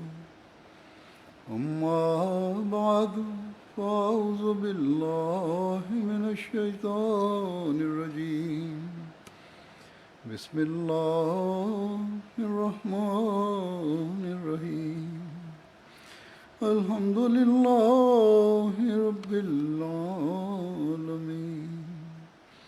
الرحمن الرحيم مالك يوم الدين إياك نعبد وإياك المستقيم اهدنا الصراط المستقيم صراط الذين أنعمت عليهم غير المغضوب عليهم ولا الضالين.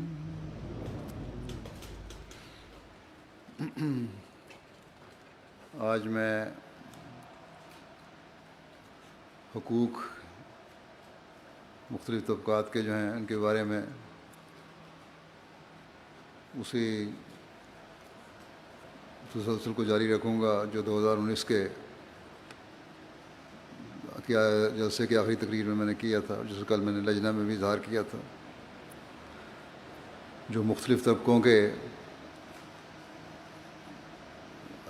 اسلام نے قائم فرمائے ہیں، اور یہ سب حقوق قرآن کریم، حدیث اور حضرت مسیح علیہ السلام کے ارشادات کی روشنی میں پیش کروں گا، جن پر عمل کر کے ہی حقیقت میں مختلف طبقوں کے حقوق قائم ہو سکتے ہیں۔ ہم یہ ایمان اور یقین رکھتے ہیں کہ قرآن کریم کی تعلیم کامل اور مکمل اور ہر زمانے کے مسائل کا حل ہے، اور اس پر عمل کیے بغیر نہ ہی دنیا کے مسائل حل ہو سکتے ہیں، نہ ہی معاشرے کے مختلف طبقوں کے حقوق ادا ہو سکتے ہیں۔ اس لیے ہمیں دنیا کے سامنے اس تعلیم کو پیش کرنے کے لیے کسی شرم، جھجک اور احساس کمتری کی ضرورت نہیں۔ ہمیں حقوق کے بارے میں دنیا داروں کے بنائے ہوئے اصول و قواعد کو اپنانے کی ضرورت نہیں، اور نہ ہی کسی قسم کا دفاعی انداز اپنانے کی ضرورت ہے، بلکہ قرآن کریم کی تعلیم کی روشنی میں دنیا داروں کو اور ان حقوق کے نام نہاد علمبرداروں کو اسلامی تعلیم کی روشنی میں اپنے پیچھے چلنے کی دعوت کی ضرورت ہے، تاکہ ہر لحاظ سے ہر طبقے کے حقوق کی حفاظت ہو اور دنیا میں امن اور سلامتی کی فضا حقیقت میں پیدا ہو اور قائم ہو۔ یہ یقینی بات ہے کہ معاشرے کے مختلف طبقات کے حقوق اس وقت تک قائم نہیں ہو سکتے جب تک کہ اس بات پر یقین نہ ہو کہ ہمارا ایک پیدا کرنے والا خدا ہے، اور اس کا حق ادا کرنا بھی ضروری ہے۔ حضرت مسیح علیہ السلام نے فرمایا کہ حق اللہ کیا ہے؟ یہی کہ اس کی عبادت کرنا اور اس کی عبادت میں کسی کو شریک نہ کرنا اور ذکر اللہ میں لگے رہنا،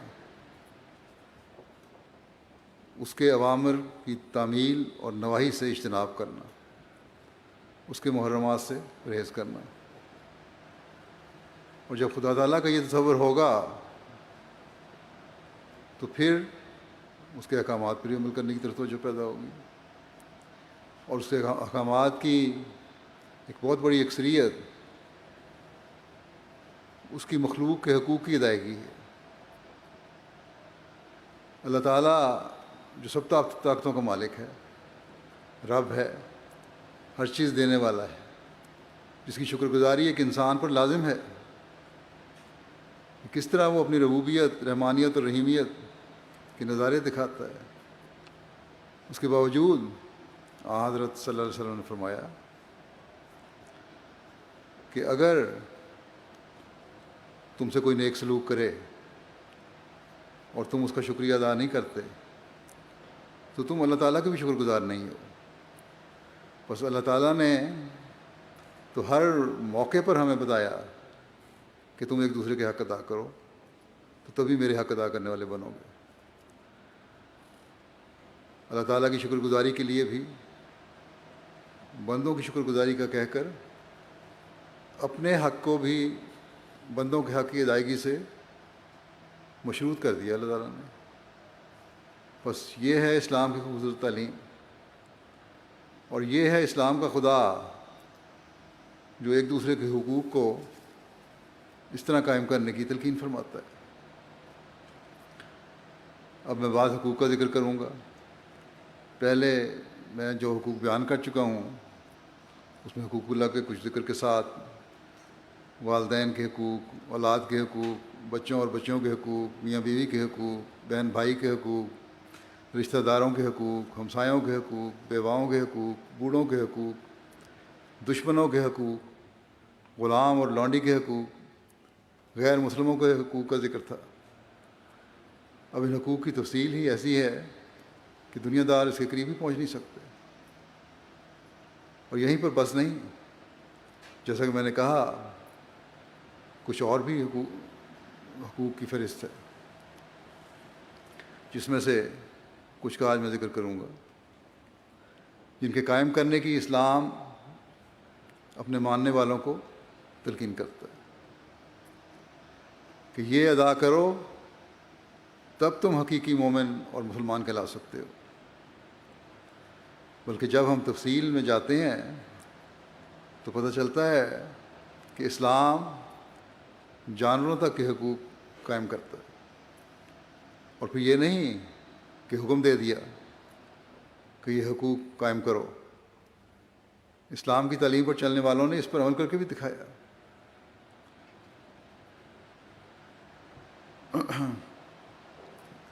بہرحال جو آج بیان کرنے کے لیے مختلف طبقات کے حقوق میں نے منتخب کیے ہیں، ان میں سے ایک دوستوں کا حق ہے۔ دیکھیں کس تفصیل سے اللہ تعالیٰ نے اس بارے میں فرمایا ہے۔ اللہ تعالیٰ نے ہماری رہنمائی فرمائی ہے کہ تمہارے حقیقی دوست وہی ہو سکتے ہیں جن کے دل صاف ہیں۔ اگر دل صاف نہیں تو پھر دوستی کیسی؟ اور جب ہم دوست بنا لو ایسے لوگوں کو جن کے دل صاف ہیں تو پھر ان کا حق بھی ادا کرو۔ اللہ تعالیٰ فرماتا ہے یا ایھا الذین آمنوا لا تتخذوا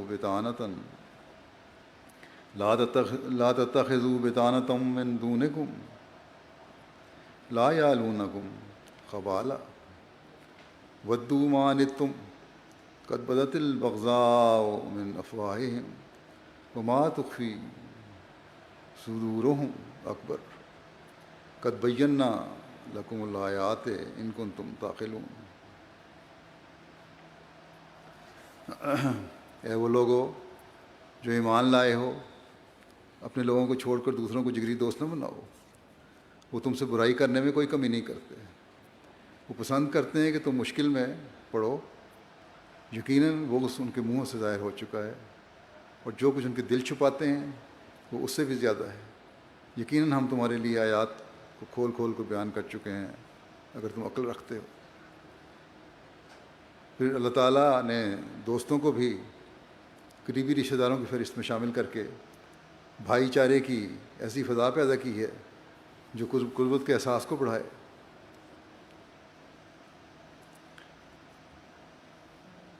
دوستوں کے معیار کیا ہونے چاہیے؟ جب اس طرح دوستی ہو جائے تو اسے قائم بھی رکھنا ہے۔ اس بارے میں حضرت صلی اللہ علیہ وسلم فرماتے ہیں، حضرت امامہ روایت کرتے ہیں کہ رسول اللہ صلی اللہ علیہ وسلم نے فرمایا، جس شخص نے اللہ کی خاطر محبت کی اور اللہ کی خاطر نفرت کی اور اللہ کی خاطر دیا اور اللہ ہی کی خاطر کچھ دینے سے رکا رہا تو یقیناً اس نے اپنا ایمان مکمل کر لیا۔ دوستی نبھانا خدا کی خاطر ہے، اور یہی حقیقی دوستی قائم رکھ سکتا ہے اور رکھتا ہے۔ عارضی دوستی نہیں ہوتی جس میں دراریں پڑ جائیں۔ جو اللہ تعالیٰ کی محبت کے بغیر دوستی ہے وہ دوستی عارضی ہوتی ہے۔ پھر ایک روایت میں آتا ہے، حضرت عمر بن خطاب بیان کرتے ہیں کہ رسول اللہ صلی اللہ علیہ وسلم نے فرمایا کہ یقیناً اللہ کے بندوں میں کچھ ایسے بھی ہوں گے جو انبیاء اور شہیدوں میں سے نہ ہوں گے، لیکن قیامت والے دن اللہ کے پاس ان کے رتبے کی تعریف انبیاء اور شہداء بھی کر رہے ہوں گے۔ صحابہ نے عرض کیا، یا رسول اللہ کون لوگ ہوں گے؟ آپ نے فرمایا، وہ جو اللہ کی خاطر محبت کرنے والے ہوں گے کیونکہ ان کے درمیان نہ تو رشتہ داری ہوگی نہ ہی کوئی لین دین کا معاملہ ہوگا۔ اللہ کی قسم ان کے چہرے نور سے پر ہوں گے اور وہ نور سے بھرے ہوں گے۔ جب قیامت والے دن لوگ خوفزدہ ہوں گے تو اس وقت ان کو نہ تو خوف ہوگا اور نہ ہی وہ غمگین ہوں گے۔ بس یہ ہے آپس کی محبت اور دوستی پیدا کرنے کا نتیجہ اور اللہ تعالیٰ کا یہ احسان ان پہ۔ پھر حضرت ابو درداء بیان کرتے ہیں کہ رسول اللہ صلی اللہ علیہ وسلم نے فرمایا، جو بھی مسلمان اپنے بھائی کے لیے اس کی غیر موجودگی میں دعا مانگتا ہے تو فرشتہ اس کے حق میں کہتا ہے کہ تیرے لیے بھی اسی طرح ہو۔ یہاں صرف حقیقی بھائی مراد نہیں ہے، ان کے لیے تو عموماً انسان دعا مانگتا ہے۔ اس بھائی چارے میں غیر رشتہ دار اور دوست بھی شامل ہیں۔ ایسی پیار کی بنیاد ڈالی ہے اسلام نے کہ جس کی مثال نہیں ہے۔ یہ بھائی چارہ اور دوستی ہے جو ایک دوسرے کے لیے دعا تک کرنے کی طرف راغب کرتی ہے اور فرشتوں کی دعا لینے کا بھی ذریعہ بن جاتی ہے۔ پھر حضرت انس بن مالک سے روایت ہے کہ رسول اللہ صلی اللہ علیہ وسلم نے فرمایا، آپس میں بغض نہ رکھو اور نہ حسد کرو اور نہ ایک دوسرے کی غیبت کرو، اور اللہ کے بندو آپس میں بھائی بھائی ہو جاؤ، اور کسی مسلمان کے لیے جائز نہیں کہ وہ اپنے بھائی سے 3 دن سے زیادہ قطع تعلق رکھے۔ یہ ہے بھائی چارے کا اور دوستی کا حق ادا کرنا۔ حضرت ابو اسید مالک بن ربیعہ سعدی بیان کرتے ہیں کہ ہم لوگ رسول اللہ صلی اللہ علیہ وسلم کے پاس بیٹھے ہوئے تھے کہ قبیلہ بنو سلمہ میں سے ایک شخص آیا اور اس نے عرض کیا، یا رسول اللہ صلی اللہ علیہ وسلم، میرے والدین کی وفات کے بعد کیا آپ بھی ان سے نیکی کرنے کا کوئی طریقہ ہے؟ آپ نے فرمایا، ہاں، ان کے لیے دعا اور استغفار کرنا، ان کے عہد کو ان کے بعد پورا کرنا، جو بھی انہوں نے عہد کیے تھے ان کو پورا کرنا، اور اس رشتہ سے صلہ رحمی کرنا جس سے صلہ رحمی صرف انہی کے واسطے سے کی جا سکتی تھی، اور ان کے دوست کے ساتھ عزت سے پیش آنا۔ اب یہاں صرف ہم مذہب دوست نہیں مراد، یا انہی کا ذکر نہیں ہے، بلکہ عمومی دوست کا ذکر ہے۔ یہ ہے دوستی کا حق کہ والدین کے دوستوں کا بھی تم نے حق ادا کرنا ہے۔ حضرت ابن عمر سے روایت ہے کہ رسول اللہ صلی اللہ علیہ وسلم نے فرمایا، سب سے بڑی نیکی یہ ہے کہ انسان اپنے والد کے دوستوں کی خاطر مدارات کرے جب کہ والد کا انتقال ہو چکا ہو۔ مزید کھولا، نسلوں تک یہ دوستی کا حق قائم فرما دیا۔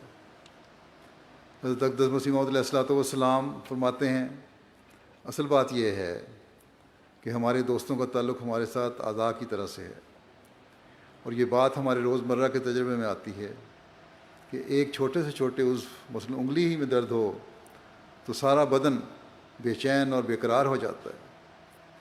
اللہ تعالیٰ خوب جانتا ہے کہ ٹھیک اسی طرح ہر وقت اور ہر آن میں ہمیشہ اسی خیال اور فکر میں رہتا ہوں کہ میرے دوست ہر قسم کی آرام و آسائش سے رہیں۔ یہ ہمدردی اور یہ غمخواری کسی تکلف اور بناوٹ کی روح سے نہیں، بلکہ جس طرح والدہ اپنے بچوں میں سے ہر واحد کے آرام و آسائش کی فکر میں مستقل رہتی ہے، خواہ وہ کتنے ہی کیوں نہ ہوں، اسی طرح میں للہی دل سوزی اور غمخواری اپنے دل میں دوستوں کے لیے پاتا ہوں۔ اور یہ ہمدردی کچھ ایسی اضطراری حالت پر واقع ہوئی ہے کہ جب ہمارے دوستوں میں سے کسی کا خط کسی قسم کی تکلیف یا بیماری کے حالات پر مشتمل پہنچتا ہے تو طبیعت میں ایک بے کلی اور گھبراہٹ پیدا ہو جاتی ہے، اور ایک غم شامل حال ہو جاتا ہے، اور جوں جوں احباب کی کثرت ہوتی جاتی ہے اسی قدر یہ غم بڑھتا جاتا ہے، اور کوئی وقت ایسا خالی نہیں رہتا جب کہ کسی قسم کا فکر اور غم شامل حال نہ ہو، کیونکہ اس قدر کثیر التعداد احباب میں سے کوئی نہ کوئی کسی نہ کسی غم اور تکلیف میں مبتلا ہو جاتا ہے، اور اس کی اطلاع پر ادھر دل میں قلق اور بے چینی پیدا ہو جاتی ہے۔ میں نہیں بتلا سکتا کہ کس قدر اوقات غموں میں گزرتے ہیں، چونکہ اللہ تعالیٰ کے سوا اور کوئی ہستی ایسی نہیں جو ایسے ہموم اور افکار سے نجات دے. اس لیے میں ہمیشہ دعاؤں میں لگا رہتا ہوں، اور سب سے مقدم دعا یہی ہوتی ہے کہ میرے دوستوں کو ہموم اور غموم سے محفوظ رکھے، کیونکہ مجھے تو ان کے ہی افکار اور رنج میں غم میں ڈالتے ہیں. اور پھر یہ دعا مجموعی حیت سے کی جاتی ہے کہ اگر کسی کو کوئی رنج اور تکلیف پہنچی ہے تو اللہ تعالیٰ اس سے اس کی نجات دے. ساری سرگرمی اور پورا جوش یہی ہوتا ہے کہ اللہ تعالیٰ سے دعا کروں. دعا کی قبولیت میں بڑی بڑی امیدیں ہیں. یہ تو افراد جماعت کے لیے بھی فرمایا، اسی طرح آگے بھی فرمایا اپنے دوستوں کے لیے کہ ہمارا تعلق دوستوں سے اس قدر ہے کہ جس قدر دوست ہوتے ہیں اور ان کے اہل و عیال ہیں گویا ہمارے ہی ہیں. کسی عزیز کے جدا ہونے پر اس قدر دکھ ہوتا ہے کہ جیسے کسی کو اپنے عزیز سے عزیز اولاد کے مر جانے کا ہوتا ہے. پھر آپ بیان فرماتے ہیں دوستی کے معیار کے بارے میں کہ کیا معیار ہونا چاہیے. بیان فرماتے ہیں کہ ایک مثال دے کے کہ چوری بھی ایک بری صفت ہے، لیکن اگر اپنے دوستوں کی چیز بلا اجازت استعمال کر لی جائے تو معیوب نہیں. عام دنیا داروں میں دیکھا جاتا ہے، بشرطے کہ دوست ہوں. دوستی پکی ہے تو بغیر پوچھے بھی استعمال کر لی، نکال لی چیز تو کوئی بری بات نہیں، یہ چوری نہیں. فرمایا کہ دو شخصوں میں باہمی دوستی کمال درجے کی تھی. واقعہ بیان فرماتے ہیں اور ایک دوسرے کا موسم تھا. اتفاقاً ایک شخص سفر پر گیا، دوسرا اس کے بعد اس کے گھر میں آیا اور اس کی کنیز سے دریافت کیا کہ میرا دوست کہاں ہے. اس نے کہا کہ سفر کو گیا ہے. پھر اس نے پوچھا کہ اس کے روپیہ والے صندوق کی چابی تیرے پاس ہے؟ کنیز نے کہا کہ ہاں میرے پاس ہے، اس کے سیف کی چابی میرے پاس ہے، یہاں چھوڑ گیا ہے. اس نے کنیز سے وہ صندوق منگوایا، وہ سیف منگوا کر جہاں رقم رکھی تھی چابی لی اور خود کھول کر کچھ روپیہ اس میں سے لے لیا. جب صاحب خانہ گھر والا واپس آیا تو کنیز نے کہا کہ آپ کا دوست گھر میں آیا تھا. یہ سن کر صاحب خانہ کا رنگ زرد ہو گیا اور اس نے پوچھا کیا کہتا تھا. کنیز نے کہا کہ اس نے مجھ سے صندوق اور چابی منگوا کر خود آپ کا روپیہ والا صندوق کھولا اور اس میں سے روپیہ نکال کر لے گیا. پھر تو وہ صاحب خانہ، وہ گھر والا جو تھا، مالک تھا، جو اس کنیز پر اس قدر خوش ہوا کہ بہت ہی پھولا، اور صرف اس صلہ میں کہ اس نے اس کے دوست کا کہا مان لیا، اس کو ناراض نہیں کیا، واپس نہیں لوٹایا ناکام. اس کنیز کو اس نے آزاد کر دیا اور کہا کہ اس نیک کام کے اجر میں جو کہ تجھ سے ہوا میں آج ہی تجھے آزاد کرتا ہوں. بس ایسی دوستی اور اخوت ہے جس کا حق ایک دوسرے کو ادا کرنا چاہیے. حضرت اس دوستی کے حق کو حضرت اقدس مسیح موعود علیہ السلام کس خوبصورت انداز میں ادا کرتے ہیں اور فرماتے ہیں کہ میرا یہ مذہب ہے کہ جو شخص ایک دفعہ مجھ سے عہد دوستی باندھے، مجھے اس عہد کی اتنی رعایت ہوتی ہے کہ وہ کیسا ہی کیوں نہ ہو اور کچھ ہی کیوں نہ ہو جائے، میں اس سے قطع تعلق نہیں کر سکتا. ہاں اگر وہ خود قطع تعلق کر دے تو ہم لاچار ہیں، ورنہ ہمارا مذہب تو یہ ہے کہ اگر ہمارے دوستوں سے کسی نے شراب پی ہو اور بازار میں گرا ہوا ہو اور لوگوں کا ہجوم اس کے گرد ہو تو بلا خوف لومۃ لائم کہ اسے اٹھا کر لے آئیں گے. عہد دوستی بڑا قیمتی جوہر ہے، اس کو آسانی سے ضائع کر دینا نہ چاہیے، اور دوستوں سے کیسی ہی ناگوار بات پیش آوے اسے اغماض اور تحمل کے ماحول میں اتارنا چاہیے. اب کوئی مرید تو ایسی باتیں نہیں کرے گا، یہ عام دوستوں کی بات کر رہے ہیں آپ. یہ ہے دوستی کے حق کا معیار. ایک دفعہ کو دوست کہہ دیا تو پھر آخر تک اس کا ساتھ نبھایا. حضرت صلی اللہ علیہ وسلم نے فرمایا ہے کہ بچوں کا کام ہے کہ اپنے والدین کے دوستوں سے بھی حسن سلوک کریں اور ان کا حق ادا کریں، جیسا کہ بیان ہوا.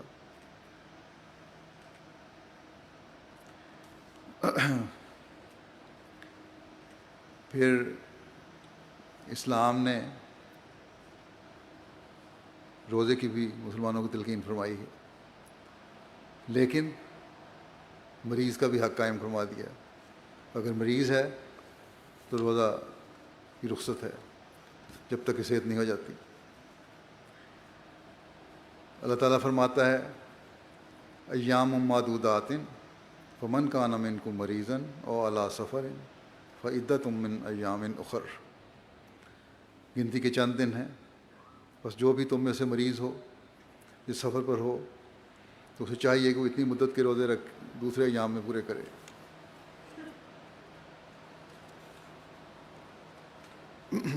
بس یہ حق ہے کہ اس کو چھوٹ بھی دے دی، یہ نہیں ہے کہ ضرور تم نے مریض نے بھی روزہ رکھنا ہے۔ بعض زبردستی اپنے اوپر ٹھونس لیتے ہیں، وہ غلط کرتے ہیں۔ حضرت مسیم علیہ السلام نے فرمایا کہ تمہیں اجازت دی ہے اسلام نے، اگر تم نے رکھ بھی لیا ہے سفر میں یا مریض ہونے کی حالت میں، تو بعد میں بہرحال پورا کرنا پڑے گا۔ پھر مریض کا اسلامی معاشرے میں حق قائم کرنے کے لیے جو چھوٹی چھوٹی خواہشات ہیں ان کا بھی احترام کرنے کی ہدایت ہے۔ حضرت ابن عباس سے روایت ہے کہ نبی کریم صلی اللہ علیہ وسلم نے ایک شخص کی عیادت کی، آپ صلی اللہ علیہ وسلم نے فرمایا تم کو کیا خواہش ہے؟ اسے خواہش پوچھی اس کی، وہ بولا مجھے گندم کی روٹی کی خواہش ہے۔ یہ حال تھا صحابہ کا کہ گندم کی روٹی میسر نہیں تھی، ایک خواہش تھی کہ گندم کی روٹی تھوڑی سی مل جائے۔ اس پر نبی کریم صلی اللہ علیہ وسلم نے فرمایا جس کے پاس گندم کی روٹی ہو وہ اپنے بھائی کے لیے بھجوا دے۔ اب یہ کوئی عام چیز نہیں تھی کہ ہر ایک کے گھر میں موجود ہے، فرمایا جس کے پاس ہے وہ اس کی خواہش پوری کر دے۔ پھر آپ نے فرمایا کہ جب تم میں سے کسی کا مریض کسی چیز کی خواہش کرے تو اس کو وہ کھلا دیا کرو۔ حضرت ابو ہریرہ نے بیان کیا کہ رسول اللہ صلی اللہ علیہ وسلم نے فرمایا جس نے مریض کی عیادت کی تو آسمان سے ایک پکارنے والا پکارتا ہے کہ تو بہت اچھا ہے، تیرا چلنا بہت اچھا ہے اور تو نے جنت میں اپنا گھر بنا لیا۔ مریض کی عیادت پہ بھی اللہ تعالیٰ اس طرح نوازتا ہے۔ مریض کے لیے دعا بھی اس کا حق ہے۔ اس میں حضرت صلی اللہ علیہ وسلم کا اپنا اسوہ کیا تھا۔ حضرت عائشہ بنت سعد سے روایت ہے کہ ان کے والد حضرت سعد نے کہا میں بیمار ہو گیا، اس وقت میں مکے میں تھا، نبی صلی اللہ علیہ وسلم میری عیادت کے لیے تشریف لائے، آپ نے اپنا دست مبارک میری پیشانی پر رکھا، پھر میرے سینے اور پیٹ پر اپنا ہاتھ پھیرا، پھر کہا اے ہمارے اللہ سعد کو شفا عطا فرما اور ان کی ہجرت مکمل فرما، لمبی زندگی کی دعا دی۔ مریض کی عیادت کرنا اور اس کا حق ادا کرنا کتنا بڑا اجر دیتا ہے، اس بارے میں حضرت علی نے بیان فرمایا کہ میں نے رسول اللہ صلی اللہ علیہ وسلم کو فرماتے ہوئے سنا جو اپنے مسلمان بھائی کی عیادت کے لیے آیا وہ جنت کے پھل کی چنائی کے وقت اس میں چل رہا ہے یہاں تک کہ وہ بیٹھ جائے، جب وہ بیٹھتا ہے تو رحمت اس کو ڈھانپ لیتی ہے، اگر صبح کا وقت ہو تو 70,000 فرشتے اس پر رحمت بھیجتے ہیں یہاں تک کہ شام ہو جائے، اور اگر شام کا وقت ہو تو 70,000 فرشتے اس پر رحمت بھیجتے ہیں یہاں تک کہ صبح ہو جائے۔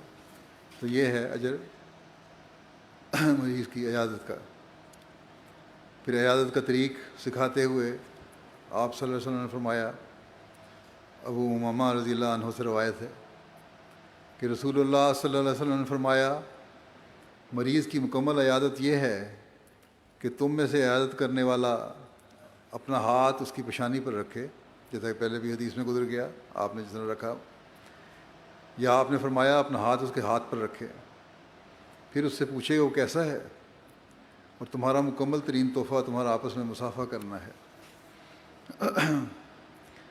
حضرت مسیح علیہ السلام مریضوں کی کس طرح حق ادا کرتے تھے، اس بارے میں ایک روایت ہے، ایک قریشی صاحب کئی روز سے بیمار ہو کر دارالرحمان میں حضرت حکیم الامت کے علاج کے لیے آئے، علاج کروانے کے لیے آئے ہوئے تھے۔ انہوں نے متعدد مرتبہ حضرت حجت اللہ کے حضور دعا کے لیے التجا کی۔ حضرت اقدس مسیح موعود علیہ السلام نے فرمایا ہم دعا کریں گے۔ کہتے ہیں ایک دن شام کو اس نے بدریہ حضرت حکیم الامت التماس کی کہ میں حضور مسیح موعود کی زیارت کا شرف حاصل کرنا چاہتا ہوں، مگر پاؤں کے متورم ہونے کی وجہ سے حاضر نہیں ہو سکتا، سوجا ہوا پاؤں چل نہیں سکتا۔ حضرت مسیح نے فرمایا، حضرت مسیح السلام نے خود اگلے دن ان کے مکان پر جا کر دیکھنے کا وعدہ فرمایا کہ کل میں آ جاؤں گا۔ چنانچہ وعدے کے ایفا کے لیے آپ سیر کو نکلتے ہی خدام کے حلقہ میں اس مکان پر پہنچے جہاں وہ فروکش تھا۔ آپ کچھ دیر تک مریض کے عام حالات دریافت فرماتے رہے، اس کے پاس بیٹھے رہے۔ شیخ یعقوب علی صاحب عرفانی کہتے ہیں کہ عیادت کے لیے بعض اوقات آپ نے سفر بھی کیے۔ لدھیانہ میں ایک میر عباس علی صاحب صوفی تھے۔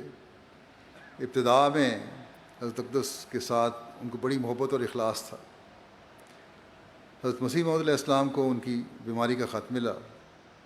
آپ نے باوجود خود بیمار تھے، طبیعت ٹھیک نہیں تھی حضرت مسیح علیہ السلام کی، اور پھر مصروف بھی تھے، مگر حق دوستی اور اخوت کی اس قدر رعایت کی کہ خود ان کی عیادت کے لیے لدھیانہ جانا ضروری سمجھا۔ پھر حضرت اقدس مسیح علیہ السلام اس وعدے کے مطابق مفتی صاحب لکھتے ہیں کہ 14 اکتوبر 1884 کو لدھیانہ تشریف لے گئے اور میر صاحب کی عیادت کر کے واپس چلے آئے، اور خدا تعالیٰ نے میر صاحب کو شفا بھی دے دی۔ پھر حضرت مسیح علیہ السلام مریضوں اور بیماروں کا کس طرح حق ادا فرمایا کرتے تھے، اس بارے میں حضرت مولوی عبدالکریم صاحب سیالکوٹی لکھتے ہیں کہ بعض اوقات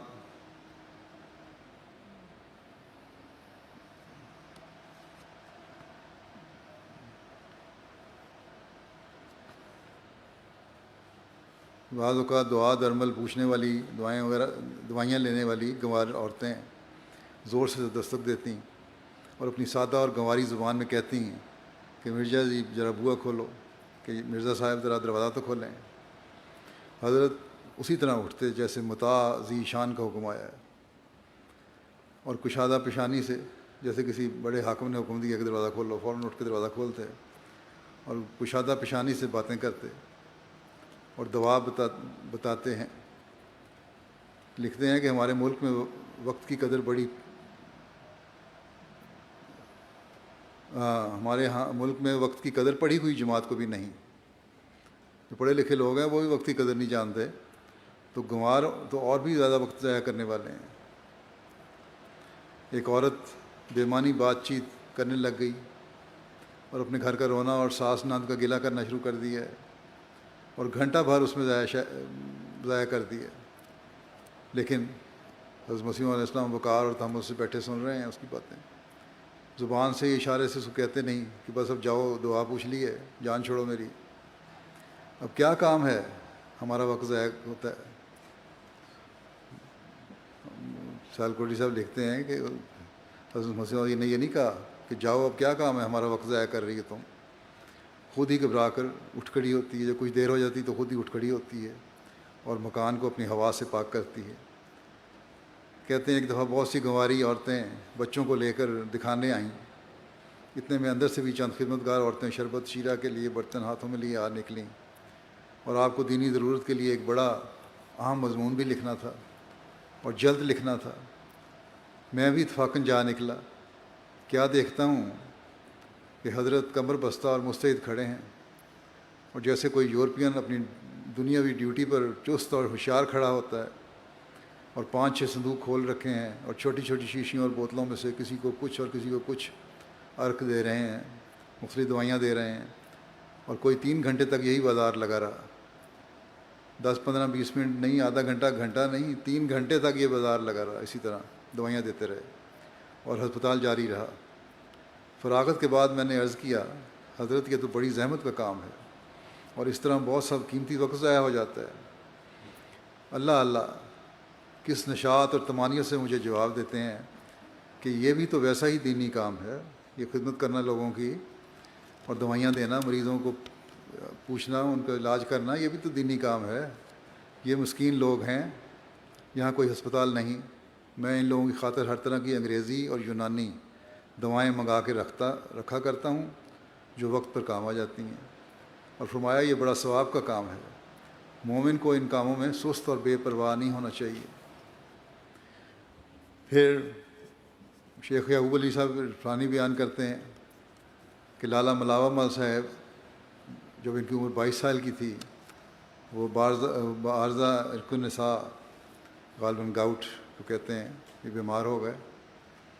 حضرت مسیح موعود علیہ السلام کا معمول تھا کہ صبح شام، یا شیاٹکا کو کہتے ہیں شاید، صبح شام ان کی خبر ایک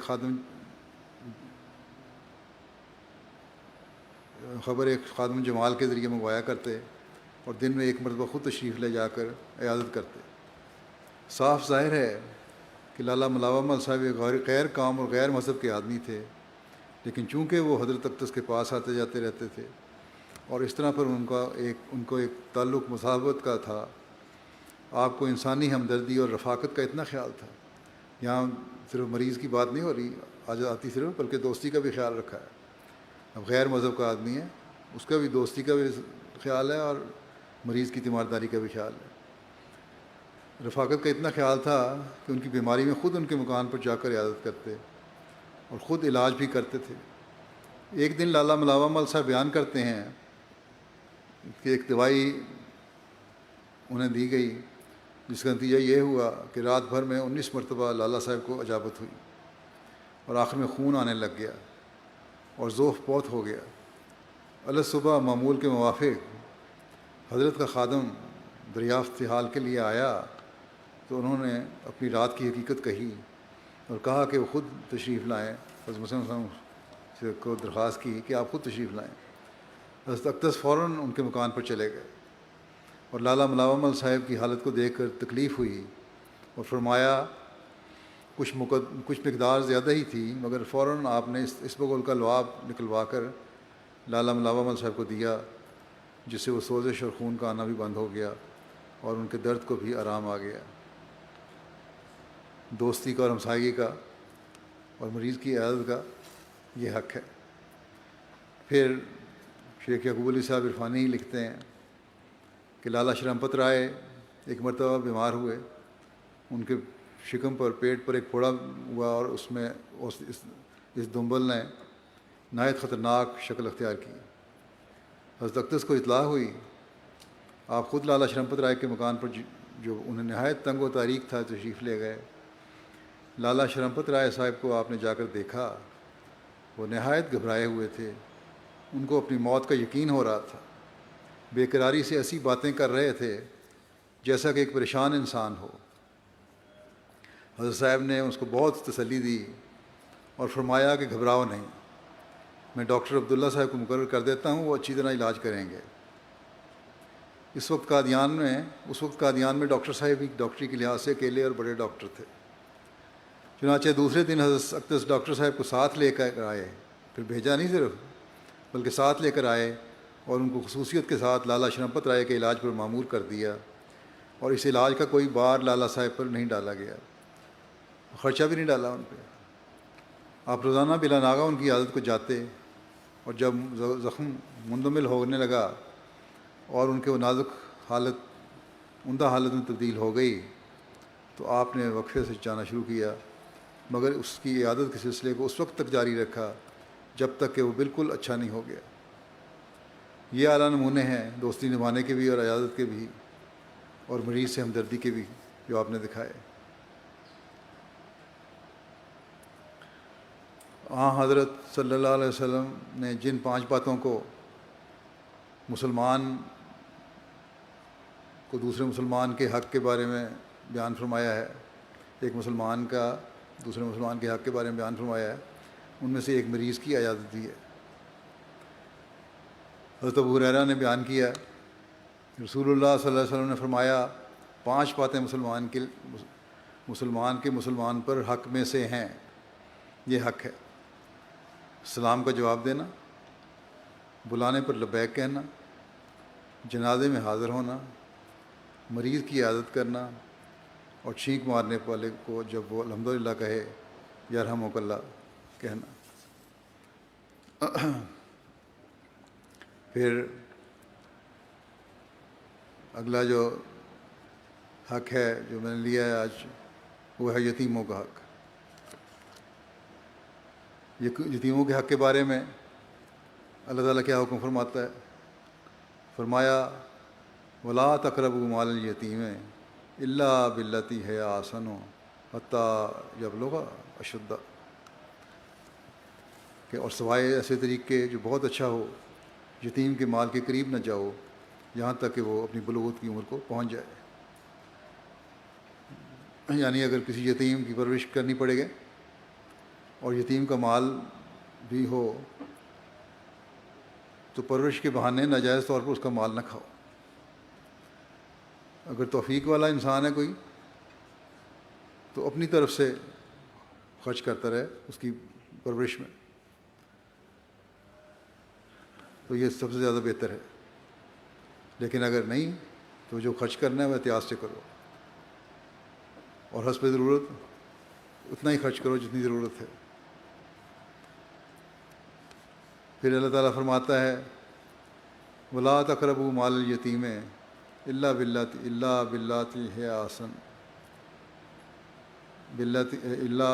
هِيَ أَحْسَنُ حَتَّى يَبْلُغَ أَشُدَّهُ وَأَوْفُوا بِالْعَهْدِ إِنَّ الْعَهْدَ كَانَ مَسْئُولًا.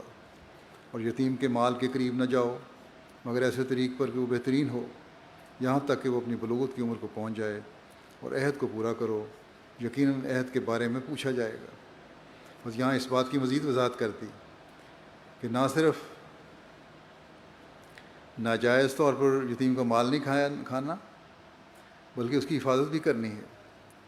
اور جب یتیم عقل اور بلوغت کو پہنچے تو اس کا مال واپس کر دو. حفاظت کرنے سے یہ بھی مراد ہے کہ منافع بخش تجارت میں بھی اس کا لگایا جا سکتا ہے مال، اور یہی صحیح طریقہ ہے ایک یتیم کی پرورش کا. پھر فرمایا وَيُطْعِمُونَ الطَّعَامَ عَلَىٰ حُبِّهِ مسکینا ویتیما واسیرا، اور وہ کھانے کو اس کی چاہت کے ہوتے ہوئے مسکینوں اور یتیموں اور اسیروں کو کھلاتے ہیں. یہ ایک مومن کی شان ہے کہ ضرورت کے باوجود قربانی کر کے حق ادا کرتے ہیں. پھر فرمایا کلا واللہ تکرمون الیتیم، خبردار در حقیقت تم یتیم کی عزت نہیں کرتے. یعنی کہ یتیم کی عزت نہیں کرتے، اس کا حق ادا نہیں کرتے تو پھر اس کی سزا بھی ملے گی، اس لیے ہوشیار ہو. پھر فرمایا فَأَمَّا الْيَتِيمَ فَلَا تَقْهَرْ، بس جہاں تک یتیم کا تعلق ہے اس پہ سختی نہ کرو. یہ کس طرح اللہ تعالیٰ نے یتیم کے حق ادا کرنے کی طرف توجہ دلائی ہے، جو معاشرے کا کمزور حصہ ہے، بلکہ کمزور ترین حصہ ہے. جب تک بلوغ کو نہیں پہنچ جاتا اس کی حفاظت کرو، اس کے تمام حقوق کی حفاظت کرو، اور یہی ایک مومن کے لیے لازمی شرط ہے. پھر حضرت صلی اللہ علیہ وسلم نے کس طرح قرآنی ارشادات کی روشنی میں یتیم کی خبرگیری کی تلقین فرمائی ہے، اس کا مختلف روایات میں ذکر ملتا ہے. حضرت عبداللہ بن مسعود کی بیوی حضرت زینب سے مروی ہے، وہ کہتی تھیں کہ میں مسجد میں تھی، میں نے نبی صلی اللہ علیہ وسلم کو دیکھا، آپ نے فرمایا تم عورتیں صدقہ کیا کرو، خواہ اپنے زیور ہی کا. اور حضرت زینب حضرت عبداللہ پر اور پھر چند یتیموں پر جو ان کی پرورش میں تھے خرچ کیا کرتی تھیں. وہ آپ نے جو ارشاد فرمایا اس پہ حضرت زینب خرچ کیا کرتی تھی، اس لیے انہوں نے حضرت عبداللہ کو کہا کہ یا اس سے پہلے خرچ کیا کرتی تھیں. بہرحال انہوں نے حضرت عبداللہ کو کہا کہ رسول اللہ صلی اللہ علیہ وسلم سے پوچھو کیا میری طرف سے کافی نہیں ہوگا کہ میں اسی صدقے سے تم پر اور ان یتیموں پر جو میری پرورش میں ہیں خرچ کروں. تو حضرت عبداللہ نے کہا رسول اللہ صلی اللہ علیہ وسلم سے خود ہی پوچھو. اس لیے میں نبی صلی اللہ علیہ وسلم کے پاس گئی. میں نے دروازے پر انصار میں سے ایک عورت پائی. اس کی حاجت بھی میری حاجت جیسی تھی. وہ بھی وہی سوال پوچھنا چاہتی تھی. اتنے میں حضرت بلال ہمارے پاس سے گزرے. ہم نے کہا کہ نبی صلی اللہ علیہ وسلم سے پوچھو کیا میری طرف سے یہ کافی ہوگا کہ میں اپنے خامد اور چند ایسے یتیموں پر جو میری گود میں ہیں صدقہ سے خرچ کروں؟ اور ہم نے کہا ہمارا پتہ نہ بتانا، یہ نہ بتانا کس نے پوچھا. چنانچہ وہ اندر گئے اور انہوں نے آپ صلی اللہ علیہ وسلم سے پوچھا. لیکن آپ صلی اللہ علیہ وسلم نے فرمایا کہ 2 عورتیں کون ہیں جو سوال پوچھ رہی ہیں؟ حضرت بلال نے کہا کہ زینب. آپ نے پوچھا زینبوں میں سے کون سی زینب؟ حضرت بلال نے کہا عبداللہ بن مسعود کی بیوی. آپ نے فرمایا ہاں، اس کے لیے 2 اجر ہیں، قرابت کا اجر اور صدقے کا اجر. اس طرح جو خرچ کر رہی ہے اس کو یقیناً اجر ملے گا. حضرت ابو ہریرہ رضی اللہ عنہ سے روایت ہے کہ رسول اللہ صلی اللہ علیہ وسلم نے فرمایا کہ یتیم کی پرورش کرنے والا اور میں جنت میں اس طرح ہوں گے جیسے یہ دونوں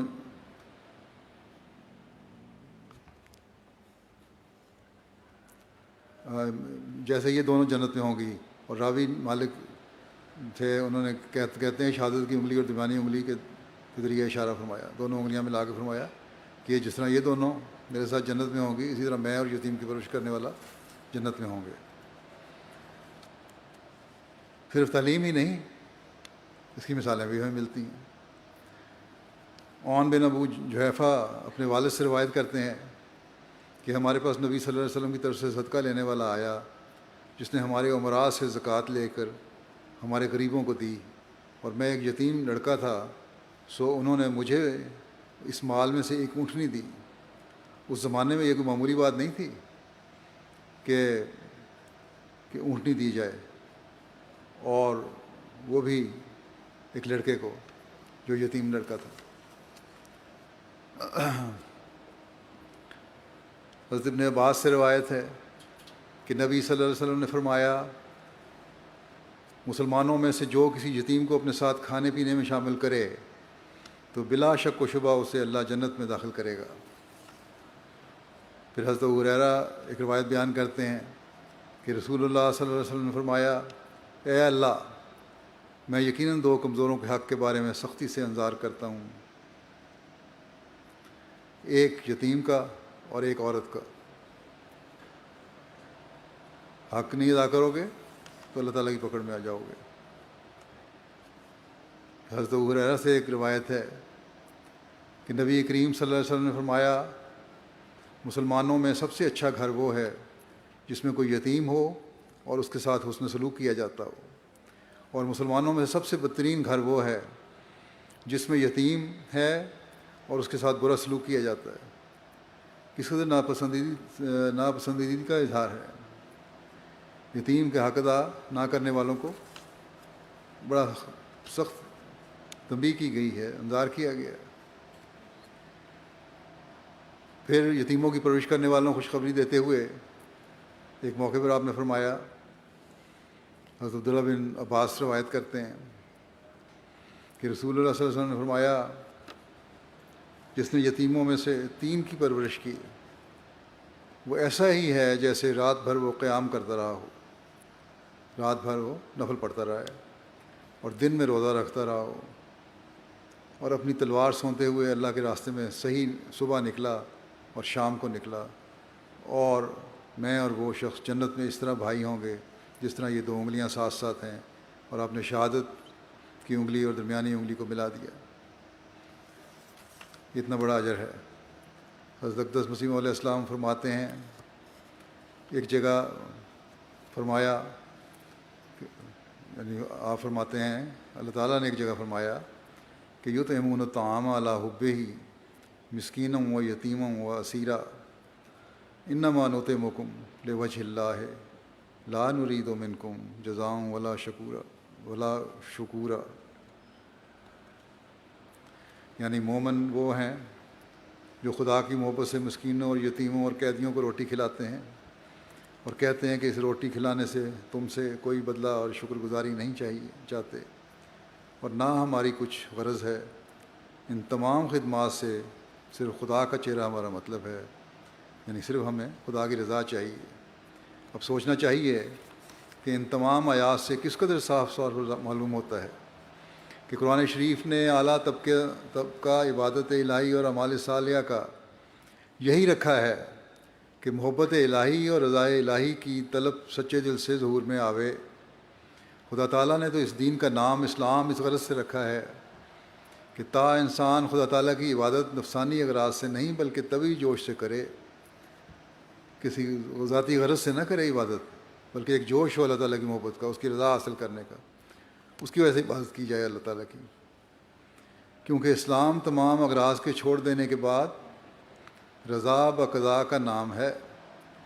دنیا میں بجز اسلام ایسا کوئی مذہب نہیں جس کے یہ مقاصد ہوں۔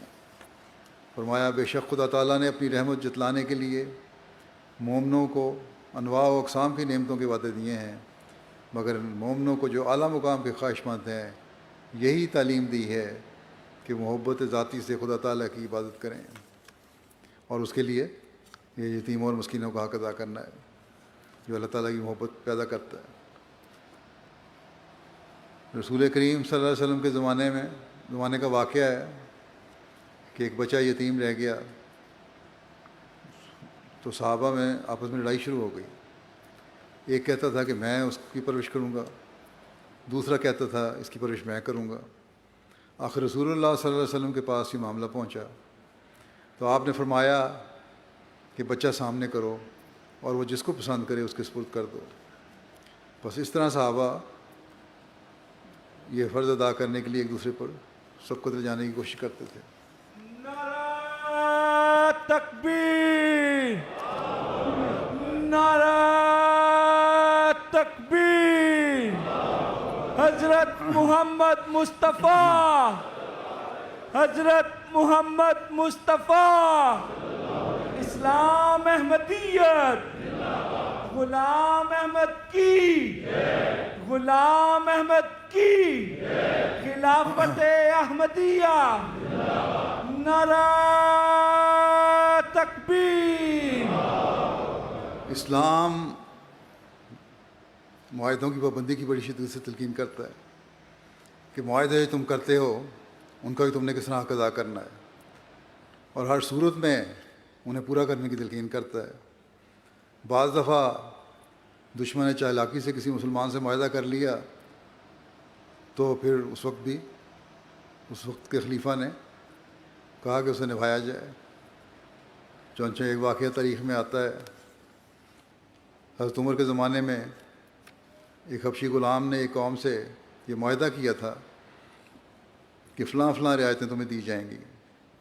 جب اسلامی فوج گئی تو اس قوم نے کہا ہم سے تو یہ معاہدہ ہے۔ فوج کے اعلیٰ افسر نے اس معاہدے کو تسلیم کرنے میں لیت لال کی اور بات حضرت عمر تک پہنچی تو انہوں نے فرمایا کہ مسلمان کی بات جھوٹی نہیں ہونی چاہیے، چاہے غلام نے معاہدہ کیا تھا، ایک معاہدہ کر لیا، اب ہمیں اس کو پورا کرنا چاہیے۔ قرآن کریم میں اللہ تعالیٰ معاہدوں کی پابندی کرنے کے بارے میں فرماتا ہے الا الذین عاہدتم من المشرکین ثم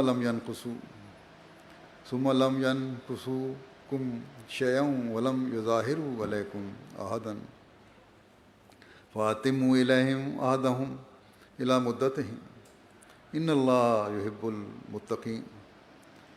سوائے مشرکین میں سے ایسے لوگوں کے جن کے ساتھ تم نے معاہدہ کیا پھر انہوں نے تم سے کوئی عہد شکنی نہیں کی اور تمہارے خلاف کسی اور کی مدد بھی نہیں کی، بس تم ان کے ساتھ معاہدہ کو طے کردہ مدت تک پورا کرو، یقیناً اللہ تعالیٰ متقیوں سے محبت کرتا ہے۔ بس تقویٰ پہ چلنے والوں کی ایک شرط معاہدوں کی پابندی ہے اور اس کا حق ادا کرنا ہے۔ حضرت عبداللہ بن عمر نے نبی کریم صلی اللہ علیہ وسلم سے روایت کی ہے کہ آپ نے فرمایا جس نے ایسے آدمی کو قتل کیا جس سے معاہدہ ہو اس نے جنت کی خوشبو نہ سونگھی جبکہ جنت کی خوشبو تو ایسی ہے کہ 40 برس کی مسافت پر بھی محسوس ہوتی ہے، اتنا پھیلی ہوئی جنت کی خوشبو، لیکن جس نے معاہدہ توڑ دیا وہ اس سے محروم رہ گیا۔ صحابہ کرام کے چند صاحبزادوں سے روایت ہے کہ انہوں نے اپنے آبا سے سنا جو ایک دوسرے کے رشتہ دار تھے کہ رسول اللہ صلی اللہ علیہ وسلم نے فرمایا جو شخص کسی ذمہ شخص پر ظلم کرے گا یا اس کے حق میں کسی قسم کی کمی کرے گا یا اس کی طاقت سے زیادہ اس پر ذمہ داری ڈالے گا یا اس کی مرضی کے بغیر اس سے کوئی چیز حاصل کرے گا تو میں قیامت کے دن ایسے شخص سے جھگڑا کروں گا۔ اس لیے کہ ذمہ سے بھی ایک معاہدہ ہے اور اس کے حقوق کی حفاظت کرنے کا ایک حق ہے مسلمان، فرض ہے مسلمان پر۔ پھر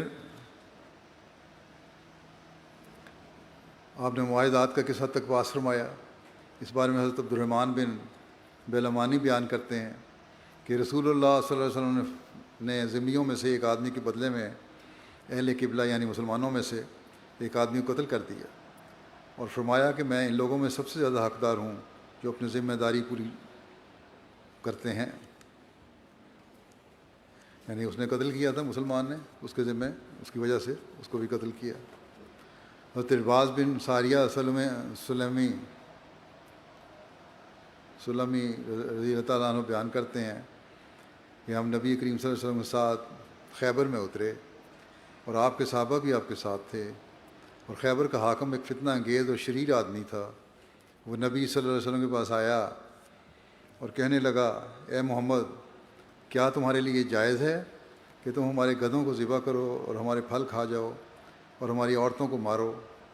اس کی بات پر نبی کریم صلی اللہ علیہ وسلم سخت ناراض ہوئے اور فرمایا اے ابن عوف اپنے گھوڑے پر سوار ہو کر منادی کر کہ غور سے سنو، یقیناً جنت صرف مومنوں کے لیے حلال ہے اور تم سب نماز کے لیے اکٹھے ہو جاؤ۔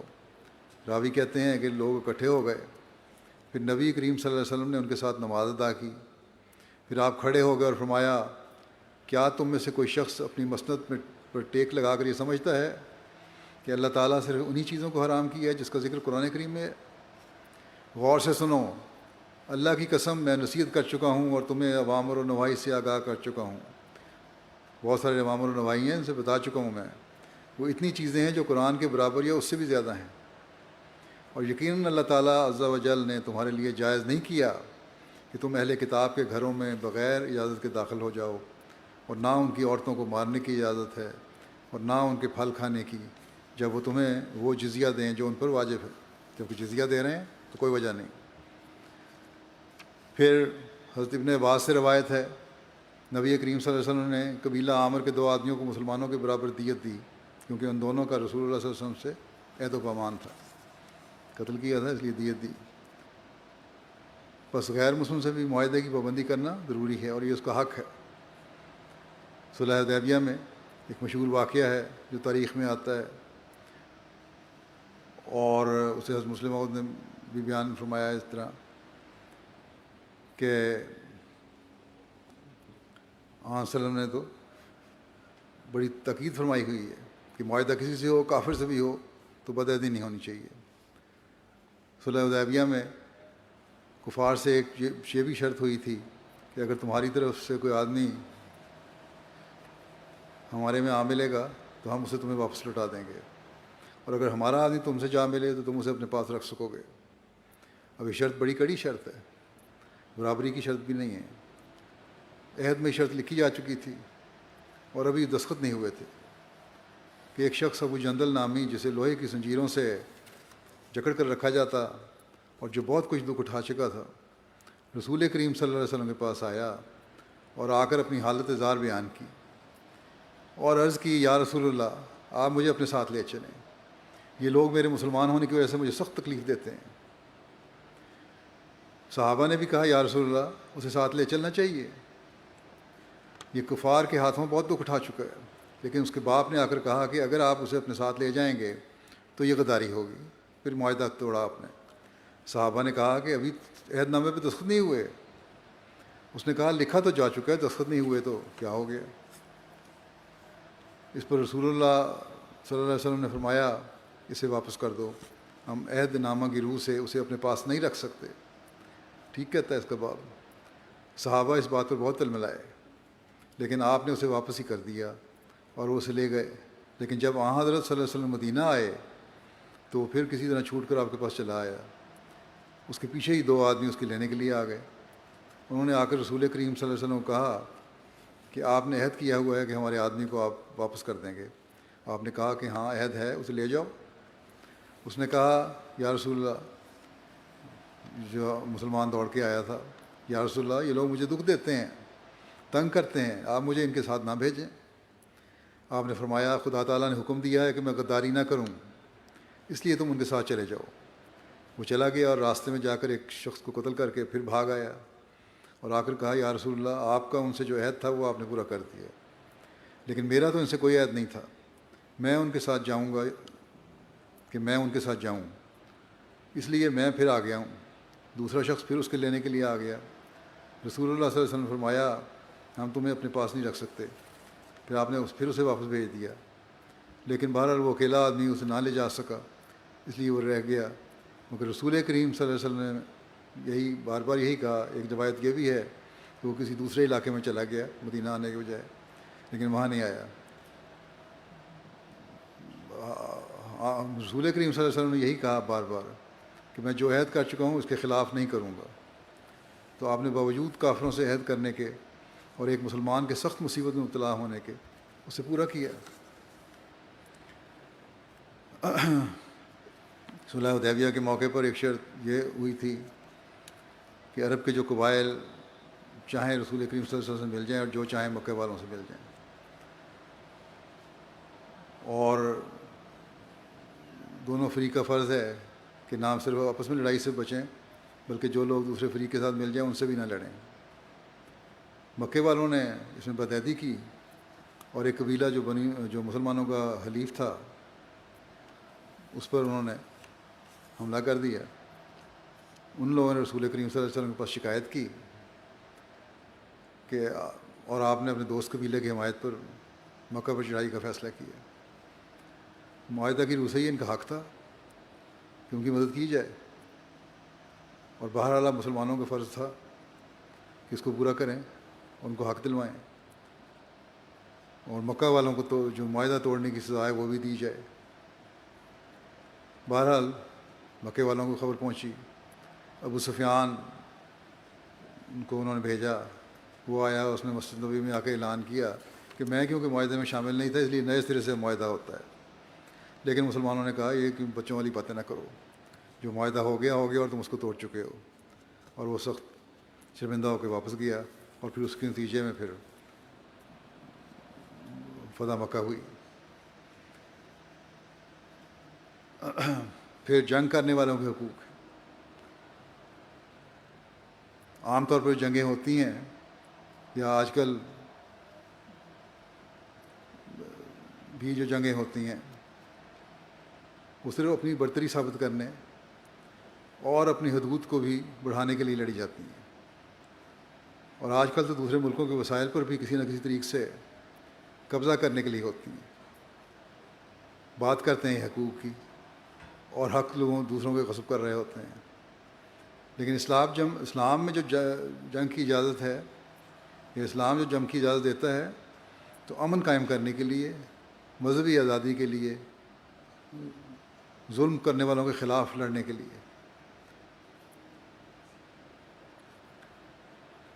اور اس کے باوجود پھر لڑائی کے باوجود ایسی ساتھ ہی ان کے حقوق بھی قائم کرتا ہے دشمن کے. چنانچہ جب پہلا حکم جنگ کا اجازت کا نازل ہوا تو اس میں اللہ تعالیٰ نے اجازت کی وجہ بتا کر اجازت دی تھی کہ اذن للذین یقاتلون بأنہم ظلموا وإن اللہ علی نصرہم لقدیر. کہ ان لوگوں کو جن کے خلاف قتال کیا جا رہا ہے, قتال کی اجازت دی جاتی ہے کیونکہ ان پر ظلم کیے گئے, اور یقیناً اللہ ان کی مدد پوری قدرت رکھتا ہے.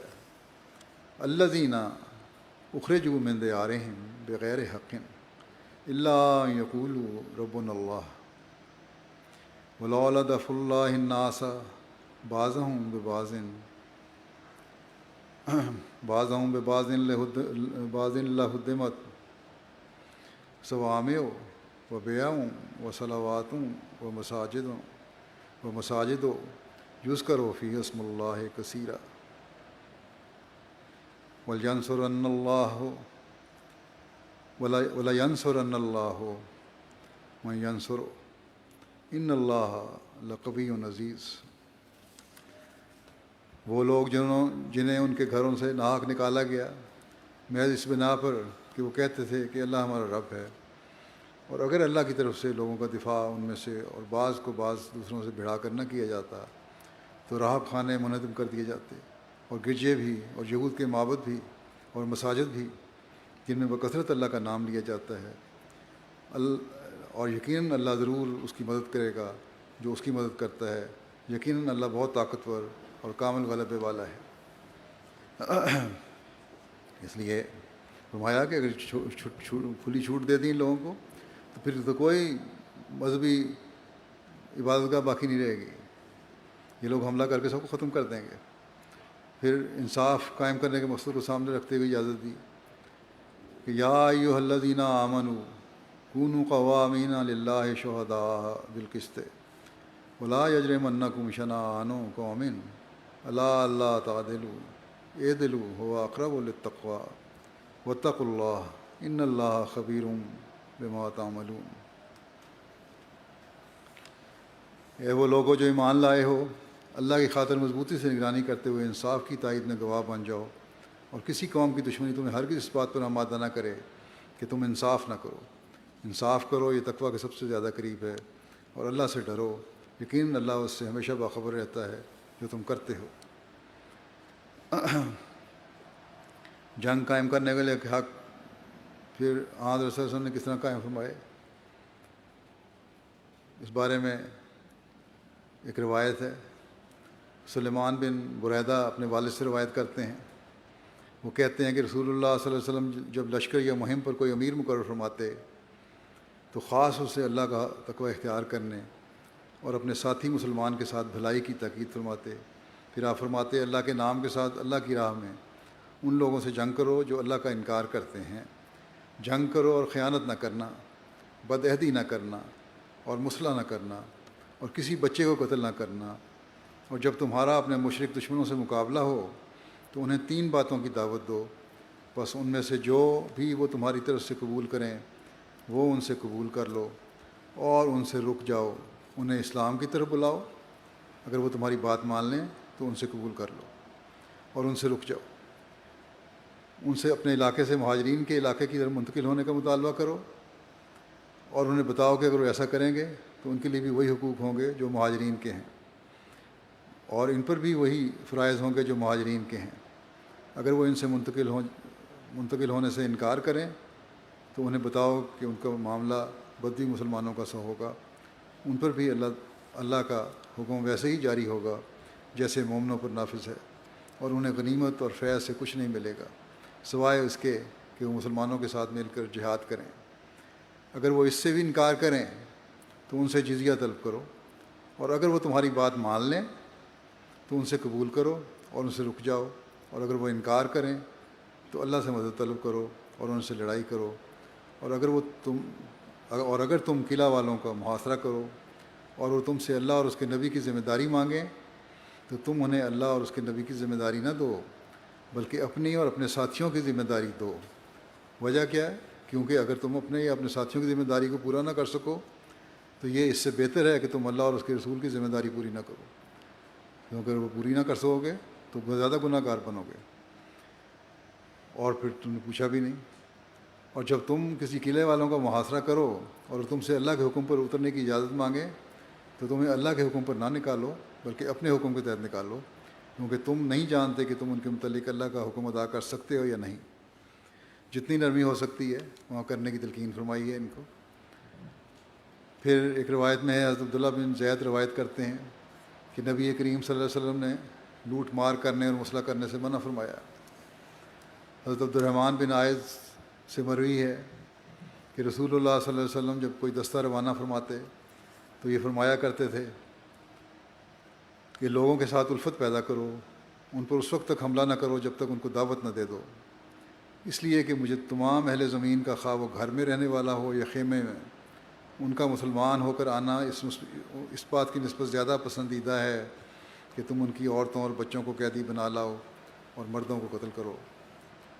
حضرت انس بن مالک روایت کرتے ہیں کہ رسول اللہ صلی اللہ علیہ وسلم نے فرمایا تم اللہ کے نام کے ساتھ نکلو اور اللہ تعالیٰ اور اس رسول اللہ کے دین پر نکلو اور کسی ضعیف العمر کو قتل نہ کرو اور نہ کسی بچے کو اور نہ کسی چھوٹے کو اور نہ کسی عورت کو اور تم نہ خیانت کرنا اور اپنے مال غنیمت اکٹھے رکھنا اور اپنے احوال کی اصلاح کرنا اور حسن معاملگی سے پیش آنا کیونکہ اللہ تعالیٰ احسان کرنے والوں کو پسند کرتا ہے۔ پھر ایک روایت ہے حضرت اسود بن سری کہتے ہیں کہ نبی کریم صلی اللہ علیہ وسلم نے غزوہ حنین کے موقع پر ایک دستہ روانہ فرمایا۔ انہوں نے مشرکین سے قتال کیا جن کا دائرہ وسیع ہوتے ہوئے ان کی اولاد کے قتل تک جا پہنچا۔ جب وہ لوگ واپس آئے تو رسول اللہ صلی اللہ علیہ وسلم نے فرمایا تمہیں کس چیز نے بچوں کے قتل پر مجبور کیا تھا؟ تمہارا تو یہ حق نہیں تھا بلکہ ان بچوں کو حق مارا ہے تم نے۔ انہوں نے عرض کیا یا رسول اللہ وہ تو محض مشرکین کے بچے تھے۔ آپ نے فرمایا کہ تم میں سے جو بہترین لوگ ہیں وہ مشرکین کی اولاد نہیں ہیں۔ اس ذات کی قسم جس کے ہاتھ میں محمد صلی اللہ علیہ وسلم کی جان ہے، جو جان بھی دنیا میں جنم لیتی ہے وہ فطرت پر پیدا ہوتی ہے یہاں تک کہ اس کی زبان اپنا معافی ضمیر ادا کرنا شروع کر دے۔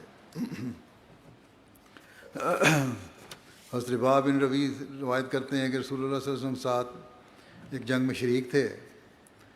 آپ نے لوگوں کو دیکھا کہ کس چیز کے ارد گرد جمع ہیں۔ آپ نے ایک شخص کو بھیجا کہ جا کر دیکھے کہ یہ مجمع کیسا ہے۔ اس نے جا کر دیکھا اور آ کر بتایا کہ ایک عورت قتل ہوئی ہے، اس کے گرد یہ جمع ہیں۔ آپ نے فرمایا اس کو کیوں مارا ہے؟ یہ تو لڑتی نہیں تھی۔ لڑتی نہ تھی، کہا اگلے مورچوں پر خالد بن ولید ہیں۔ اس کو جواب لوگوں نے دیا، آپ نے خدمت عرض کیا کہ اگلے مورچے پہ خالد بن ولید ہیں۔ آپ نے فرمایا کہ خالد بن ولید سے کہہ دو کہ نہ کسی عورت کو قتل کیا جائے اور نہ کسی خادم کو۔ فتح مکہ کے موقع پر حضرت صلی اللہ علیہ وسلم نے حضرت خالد بن ولید سے فرمایا کہ وہ مکہ کو زیرین جانب سے داخل ہوں، مکہ کی زیرین جانب سے داخل ہوں اور بالآخر صفا پر آپ سے ملیں۔ اور حضرت ابو عبیدہ بن جراح کو ہدایت فرمائی کہ وہ بطن وادی کے راستے مکے میں داخل ہوں اور آگے جا کر آپ کا انتظار کریں۔ آپ صلی اللہ علیہ وسلم نے سب کو تاکیدی ہدایت فرمائی کہ جب تک کوئی مزاحمت نہ کرے کسی پر ہتھیار نہ اٹھایا جائے۔ آپ نے یہ تاکیدی ہدایت سب کو عموماً اور حضرت خالد کو خصوصاً ارشاد فرمائی تھی۔ چنانچہ ان ہدایات کے مطابق ہر جانب سے اسلامی فوج مکے میں داخل ہونے لگی۔ جس سمت سے حضرت خالد بن ولید مکے میں داخل ہوئے وہاں ابھی امن اور امان کا اعلان نہیں پہنچا تھا، اس لیے وہاں قریش میں سے بعض نے ان کا مقابلہ شروع کر دیا۔ یہاں چونکہ آپ کے مقابلے پر آ کر اکرمہ بن ابی جہل، صفوان بن امیہ اور سہل بن عمر اپنے ساتھیوں کے ساتھ آپ پر حملہ آور ہوئے تھے، اس لیے مجبوراً آپ کو بھی دفاع میں ہتھیار اٹھانے پڑے۔ خندمہ کے مقام پر گویا جھڑپ تھی تو مختصر، مگر اس میں ان کے 12 آدمی مارے گئے دشمنوں کے۔ ان کا انجام دیکھ کر باقی سب بھاگ گئے اور پھر کسی کو مزاحمت یا مقابلے کی ہمت نہ ہوئی۔ اس وقوع کی اطلاع حضرت خالد بن ولید کے پہنچنے سے پہلے حضرت صلی اللہ علیہ وسلم کی خدمت میں پہنچی اور اس درخواست کے ساتھ پہنچی کہ ان کو روکا جائے ورنہ وہ سارے مکے والوں کو قتل کر دے گا۔ حضرت صلی اللہ علیہ وسلم نے فوراً حضرت خالد کو بلوایا اور فرمایا کیا میں نے تمہیں لڑائی سے منع نہیں کیا تھا؟ حضرت خالد نے عرض کی یا رسول اللہ آپ نے یقیناً منع فرمایا تھا، لیکن ان لوگوں نے ہم پر پہلے حملہ کیا اور تیر برسانے شروع کر دیے۔ ہم نے اس پر بھی صبر کیا اور انہوں نے بتایا کہ ہم تم سے لڑنا نہیں چاہتے، اس لیے تم یہ مزاحمت بند کرو۔ انہوں نے ہماری بات انسنی کر کے ہم پر مسلسل تیر اندازی جاری رکھی، پھر ہمیں مجبوراً لڑائی کرنی پڑی اور پھر خدا تعالیٰ نے ان کو مکمل طور پر رسوا کر دیا۔ حضرت صلی اللہ علیہ وسلم نے آپ کی وضاحت کو قبول فرمایا۔ اس ایک واقعے کے علاوہ وہاں کوئی قابل ذکر واقعہ رونما نہیں ہوا۔ سب کمانڈر اپنی اپنی سمت سے آ کر حضرت صلی اللہ علیہ وسلم کی مقرر فرمودہ جگہ پر آپ سے مل گئے اور طلوع آفتاب سے کچھ دیر بعد ہی مکہ مکرمہ مکمل طور پر عطا ہو گیا آپ کو۔ آج تو جو اعتراض کرنے والے ہیں وہ اعتراض تو کرتے ہیں اسلام پہ، لیکن بغیر کسی امتیاز کے ہسپتالوں اور اسکولوں پر حملہ کر دیتے ہیں، ایئر ریڈز کر دیتے ہیں، عمارتوں کو ملیمیٹ کر دیتے ہیں، گھروں میں بچوں اور عورتوں کو بیماروں کو مار دیتے ہیں۔ کسی کا حق تسلیم کرنے کو تیار ہی نہیں ہیں یہ لوگ. پھر اسلام پر الزام کے حق مارتا ہے. کون ہے آن حضرت صلی اللہ علیہ وسلم اور آپ کے خلفائے راشدین کے علاوہ جنہوں نے اس حد تک حقوق کا خیال رکھا ہو؟ اسلام نے جنگ کی صورت میں بھی دشمنوں کے بعض حملوں کا بعض حقوق کو کس طرح قائم فرمایا ہے، اس کا خلاصہ بیان کرتا ہوں. خلیفہ مسیح ثانی نے بیان فرمایا ہے کہ کسی صورت میں مسلمانوں کو مسلح کرنے کی اجازت نہیں، یعنی مسلمانوں کو مقتولین جنگ کی حد تک کرنے یا ان کے اعضاء کاٹنے کی اجازت نہیں ہے. دوسرے یہ کہ مسلمانوں کو کبھی جنگ میں دھوکہ بازی نہیں کرنی چاہیے. 3 یہ کسی بچے کو نہیں مارنا چاہیے اور نہ کسی عورت کو. 4 یہ کہ پادریوں، پنڈتوں اور دوسرے مذہبی رہنماؤں کو قتل نہیں کرنا چاہیے. 5 یہ بوڑھے کو نہیں مارنا چاہیے، بچے کو نہیں مارنا، عورت کو نہیں مارنا، اور ہمیشہ صلح اور احسان کو مدنظر رکھنا ہے. 6 جب لڑائی کے لیے مسلمان جائیں تو اپنے دشمنوں کے ملک میں ڈر اور خوف پیدا نہ کریں اور عوام الناس پر سختی نہ کریں. بلا وجہ نہ ڈرائیں عوام کو، جس طرح ایئر ریڈ کر کے ڈرا دیتے ہیں. نمبر 7 جب لڑائی کے لیے نکلیں تو ایسی جگہ پر پڑاؤ نہ ڈالیں کہ لوگوں کے لیے تکلیف کا موجب ہو، اور کوچ کے وقت ایسی طرز پر نہ چلیں کہ لوگوں کے لیے رستہ چلنا مشکل ہو جائے. راستوں میں پڑاؤ نہ ڈالیں، خوف زدہ کرنے کے لیے پڑاؤ نہ ڈالیں. رسول اللہ صلی اللہ علیہ وسلم نے اس بات کا سختی سے حکم دیا تھا کہ فرمایا جو شخص ان احکام کے خلاف کرے گا اس کی لڑائی اس کے نفس کے لیے ہوگی، خدا کے لیے نہیں ہوگی. پھر 8 یہ کہ لڑائی میں دشمن کے منہ پر زخم نہ لگائیں. 9 یہ کہ لڑائی کے وقت کوشش کرنی چاہیے کہ دشمن کو کم سے کم نقصان ہو.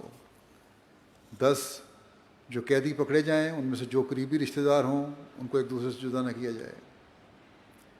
11 قیدیوں کے آرام کا اپنے آرام سے زیادہ خیال رکھا جائے.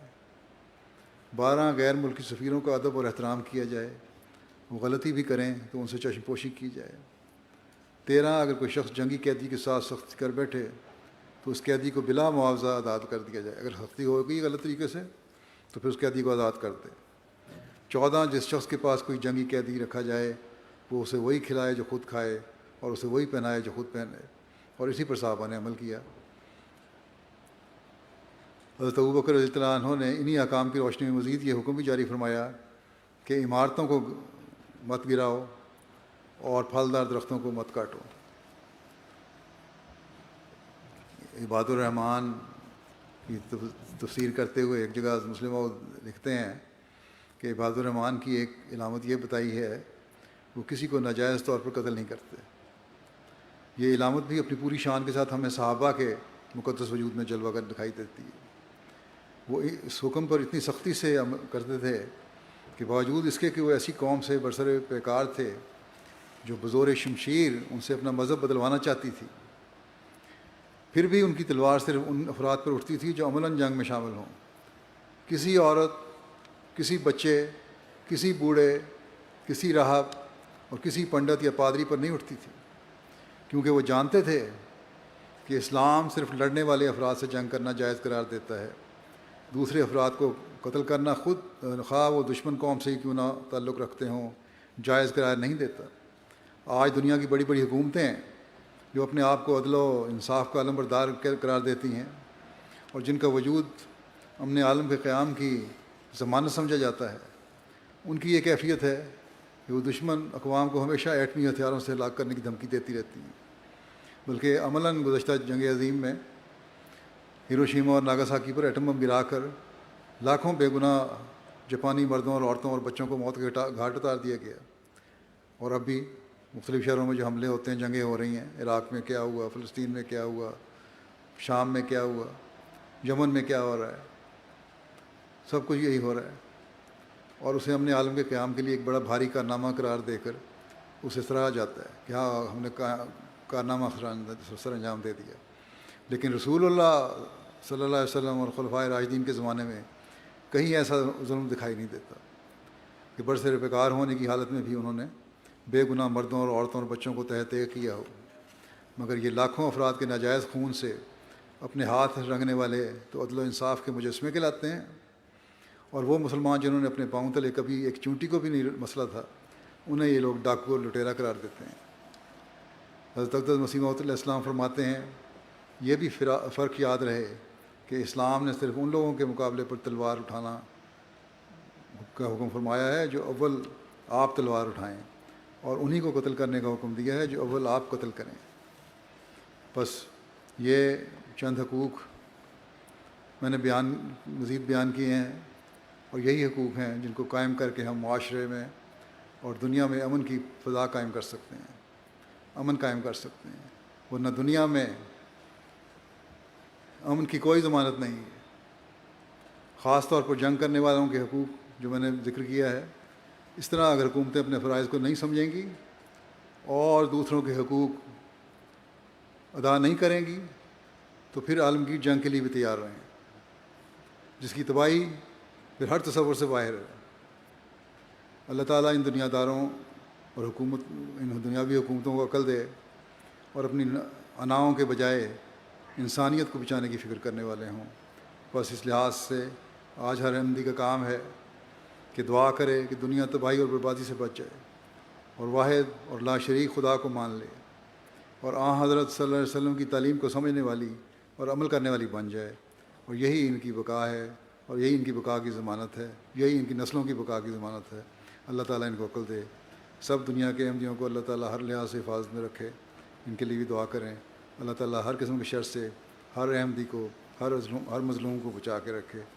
اب دعا کر لیں۔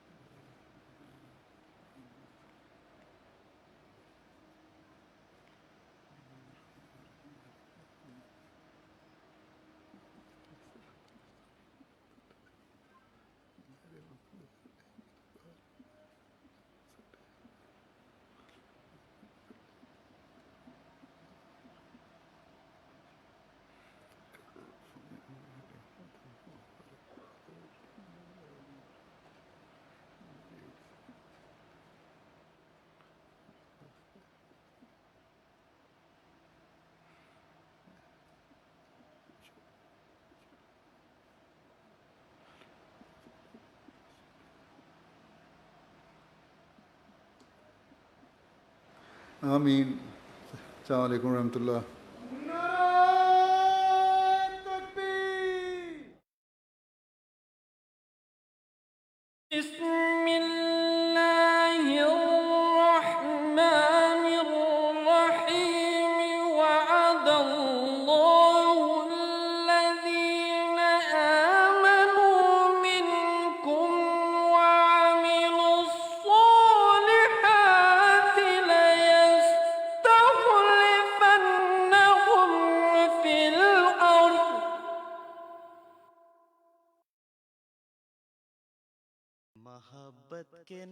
Here's a look at the next few programs on today's schedule.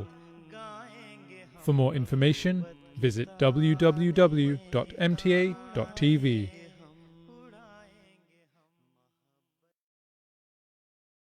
Coming up next, we present an informative program discussing various topics from MTA International Australia Studios.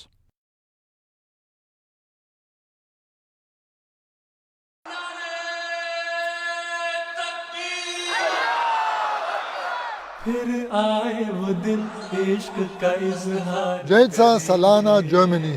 پھر آئے وہ دن عشق کا اظہار کریں گے، اے روح وفا پھر وہی اقرار کریں گے۔ 3 دین عشق اور وفا کے، روح وفا پھر وہی اقرار کریں گے، پھر آئے وہ خلافت سے محبت کے، اظہار کریں گے۔ پھر آئے وہ دن عشق کا اظہار کریں گے، پھر آئے وہ دن عشق کا اظہار کریں گے، اے روح وفا پھر آپ بھی امتحان پر شامل ہو۔ ऐ रूह वफा पे वो इकरार करेंगे, फिर आए वो दिन इश्क का इजहार करेंगे।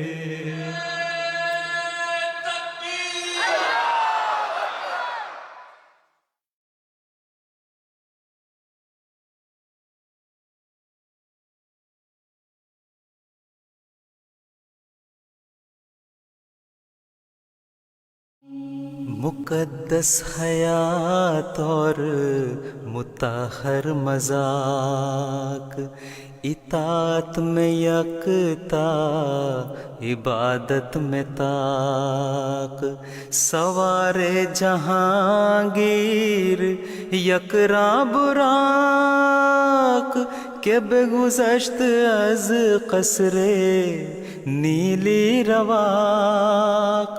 मुक़द्दस हयात और मुताहर मज़ाक, इतात में यकता इबादत में ताक, सवारे जहांगीर यकरा बुराक, के बेगुज़श्त अज कसरे नीली रवाक। मोहम्मद ही नाम और मोहम्मद ही काम, मोहम्मद ही नाम और मोहम्मद ही काम। अलैकस्सलातो अलैकस्सलाम, अलैकस्सलातो अलैकस्सलाम, अलैकस्सलातो अलैकस्सलाम, अलैकस्सलाम।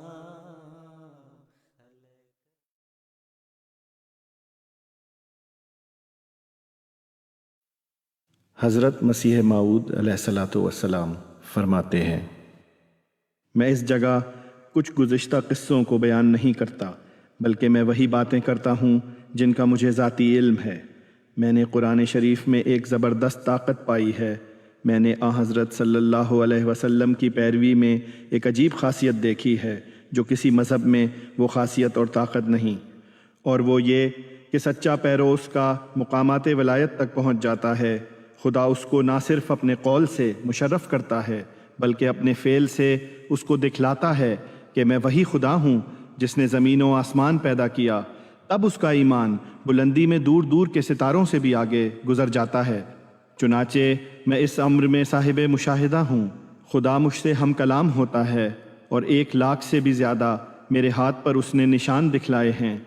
सो अगरचे मैं दुनिया के तमाम नबियों का अदब करता हूँ और उनकी किताबों का भी अदब करता हूँ, मगर ज़िंदा दीन सिर्फ़ इस्लाम को ही मानता हूँ, क्योंकि इसके ज़रिए से मेरे पर खुदा ज़ाहिर हुआ। वातनाव चुआन तबलीग ज़मीन के अंदन ताम।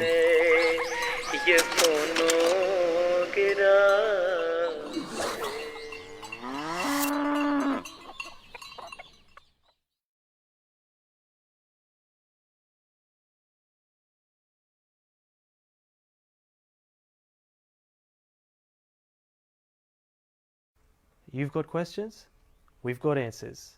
And I think that makes your pathway to university a lot easier. The brain, especially the first year if you pick the right subjects in year 11 and 12. Information. Here, and those signals run down through the spine. Here in our studio, we'll be bringing you the answer to these questions and more. Join us for Informate.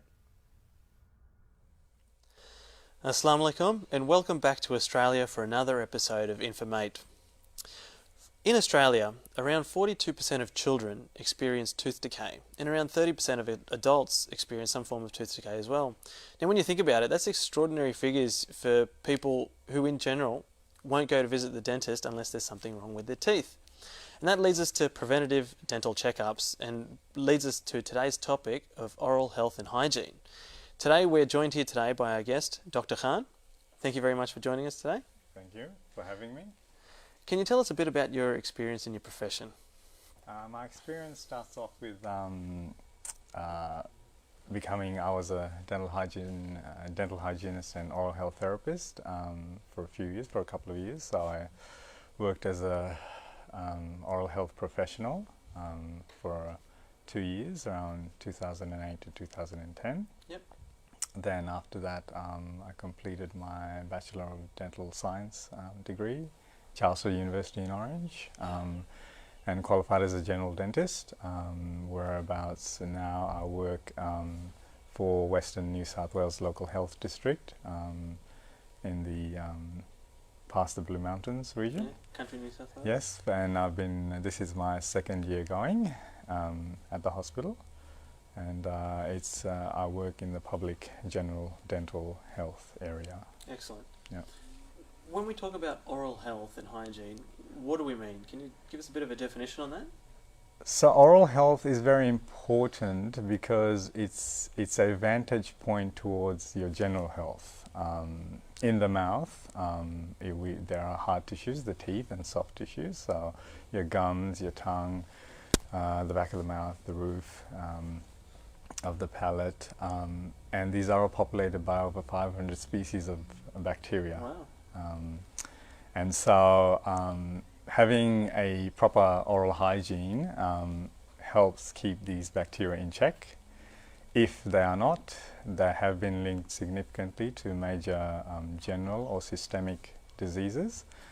For example, diabetes has been linked strongly, and also AIDS and HIV.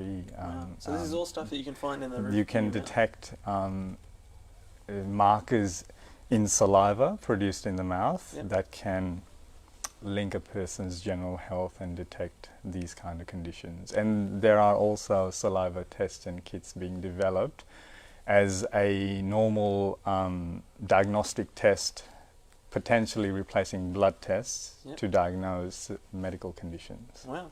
Yes. So it's more than just brushing your teeth. You're looking after your general health as well. Yes. Just taking Yes. care of your Correct. teeth and your Yes. mouth. Yeah. Now, we talk about most people would assume that when we talk about oral hygiene, we're just talking about our teeth. Now, you mentioned that it's a bit more than that. It's about how the behaviors, the habit associated with looking after your teeth. Yes, It is in part very simple steps, brushing your teeth and looking after your soft tissues. When we say soft tissues, what do we mean? So we mean when we talk about, in general, in my profession, as I've observed patients, people that have come and seen me, they will say, I will ask them, how do you look after your oral health? They say, I just only brush my teeth. I said, okay. I say, then do you brush your tongue as well? That's an important part of looking after the whole, keeping the whole bacterial population in the mouth in check. Yep. So that's what I mean. So soft tissues, cleaning your tongue as well, and your teeth as well. Okay. Yes. Now, when we talk about teeth and teeth decay, I mentioned around 40% of children have Yes. some form of teeth decay. Why is it so important for children to look after their teeth? It's important because if kids start having, for example, tooth decay at an early age, it almost is a precursor to them getting tooth decay when they have their permanent teeth.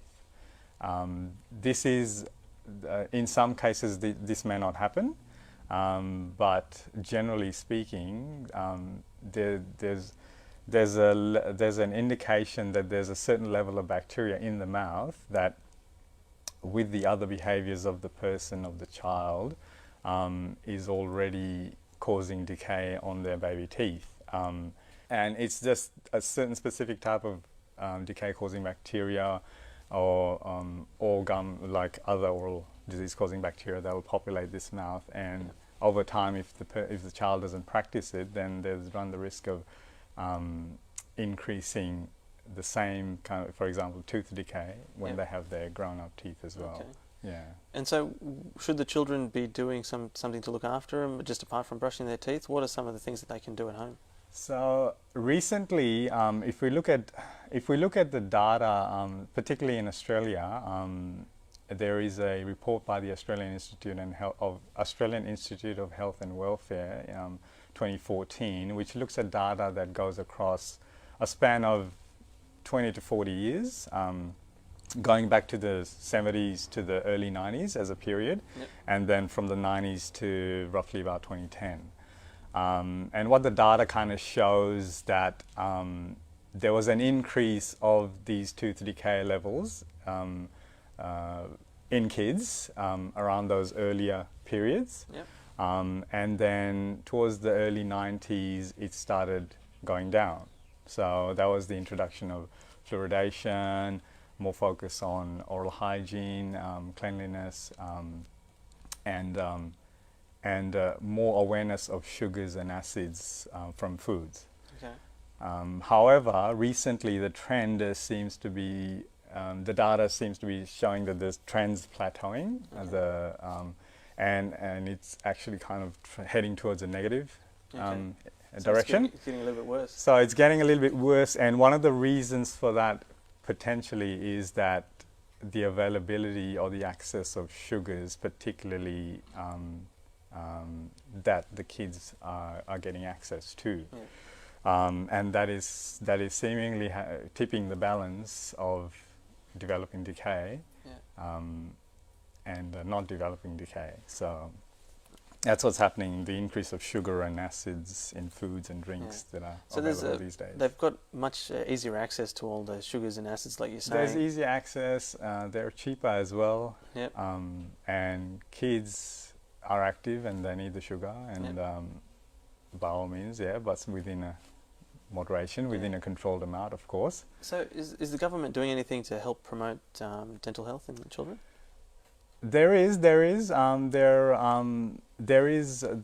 Australian government have got a child dental benefits scheme, which helps encourage kids under the age of 18 to go for regular dental checkups at least twice a year, and they can go to any dental practice, whether it's in the public sector or the private sector, and just get a checkup done, completed. For free? Yes, there's a cap, I believe, and the cap generally does cover like a regular checkup. So if there's anything further, then the treatment costs are modified accordingly. Excellent. Now, we've covered children. Now, adults. We mentioned that most people won't go to the dentist. I know I haven't been to the dentist in a while. So, why should adults be going to the dentist, and how often should people be going? Like I said previously, because it is an important part of general health, and there's a lot of simple things. Going for a dental checkup is a very simple part of looking after yourself, because there are common conditions that, as we are all grow up and become adults. The mouth, the oral cavity, the appearance, there's a lot of psychological aspect to it as well. You need a general and functioning, good set of teeth, and be able to speak, be able to function, be able to chew food, things like that. So in the patients that you've been treating, what are some of the trends that you've noticed? In my particular area, in the public sector, the demographic of people that I kind of see is that they have had limited access to dental services, and because we allow them through their concession cards be able to access the dental services that the government provides, I've noticed a trend of missing teeth. Quite a lot. Quite a few quite significant teeth with dental decay, caries as we call it, and there'll be significant decay. There'll be quite a few acute cases of swelling, intraoral swelling, extraoral, so inside the mouth swelling like abscesses, things like that. Outside of the mouth, so facial swellings and conditions like that as well. And it's just, and majority of the hygiene, majority of the conditions can be solved with just proper oral hygiene. And people just are not being made more routinely aware of it or educated over and over to be able to stay on top and minimize these disease outcomes. Do you notice a difference between men and women? A lot more frequent visits or anything like that? Going back to the research, the data report, it does state that, and I have noticed this trend myself in the surgery as well, that more women will come to the dentist for a checkup compared to men. And because more women come, if they have children, they'll bring their children as well. And that kind of helps increase the data as from their to represent their cohort. Whereas men will, majority of the time, will present if there's a significant concern, usually toothache. Okay. And we talked about food and drinks. Now, can we go into more detail about that? So, are there good foods and bad foods for your teeth? There are good foods and bad foods.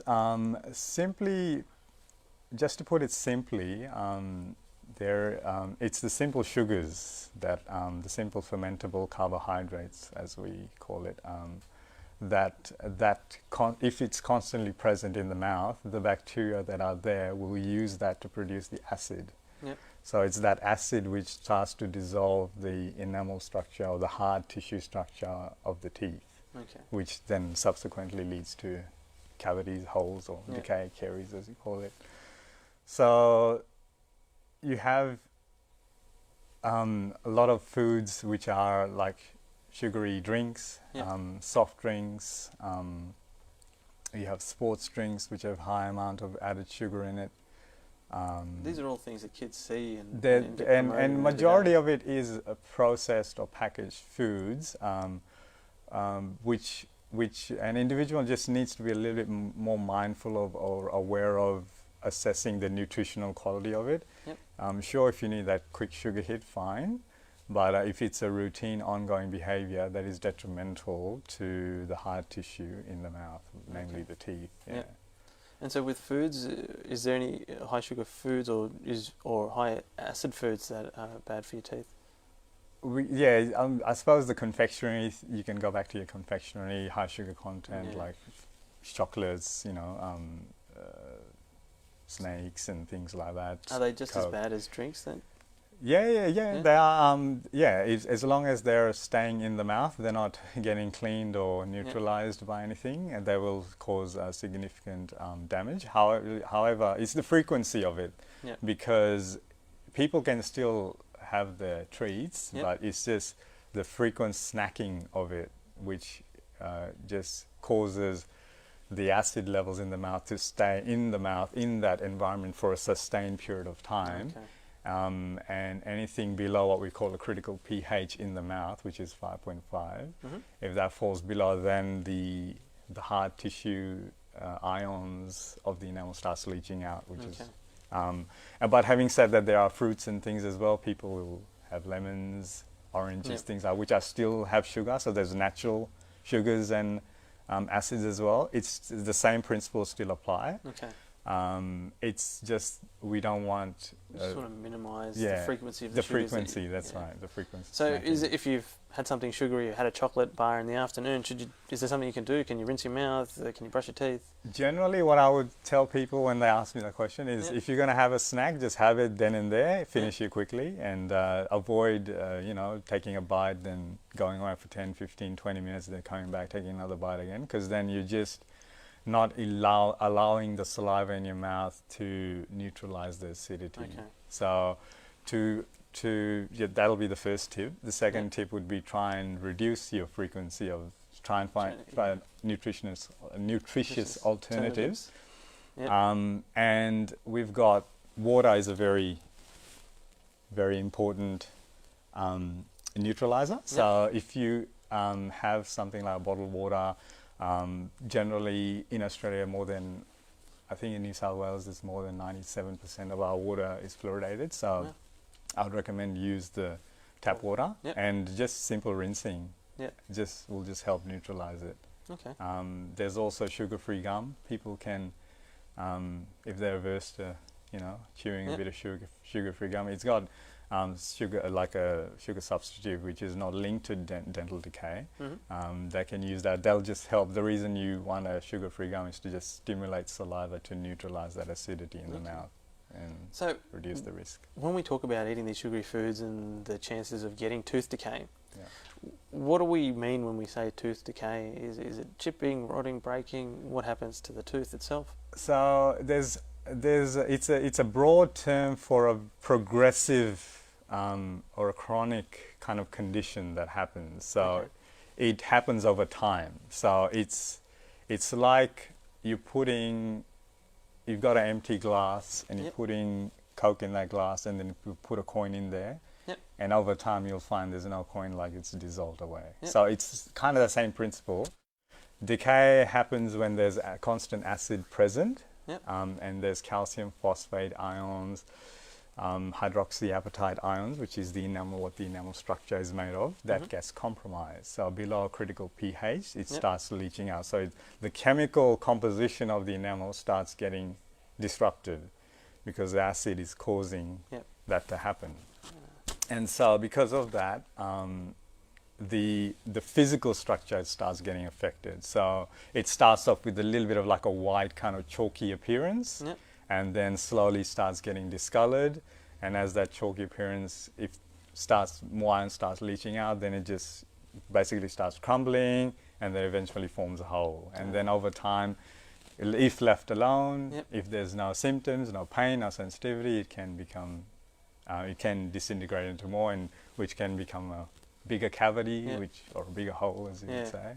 So then it just leads to further problems. So it happens over something happens over time. And then it kind of basically progresses on to the second layer dentine, which is much more softer, and that gets exposed. And once the acid or that disease condition progresses there, it just spreads at a more quicker rate. And it happens more quicker in kids' teeth than adults' teeth. All right.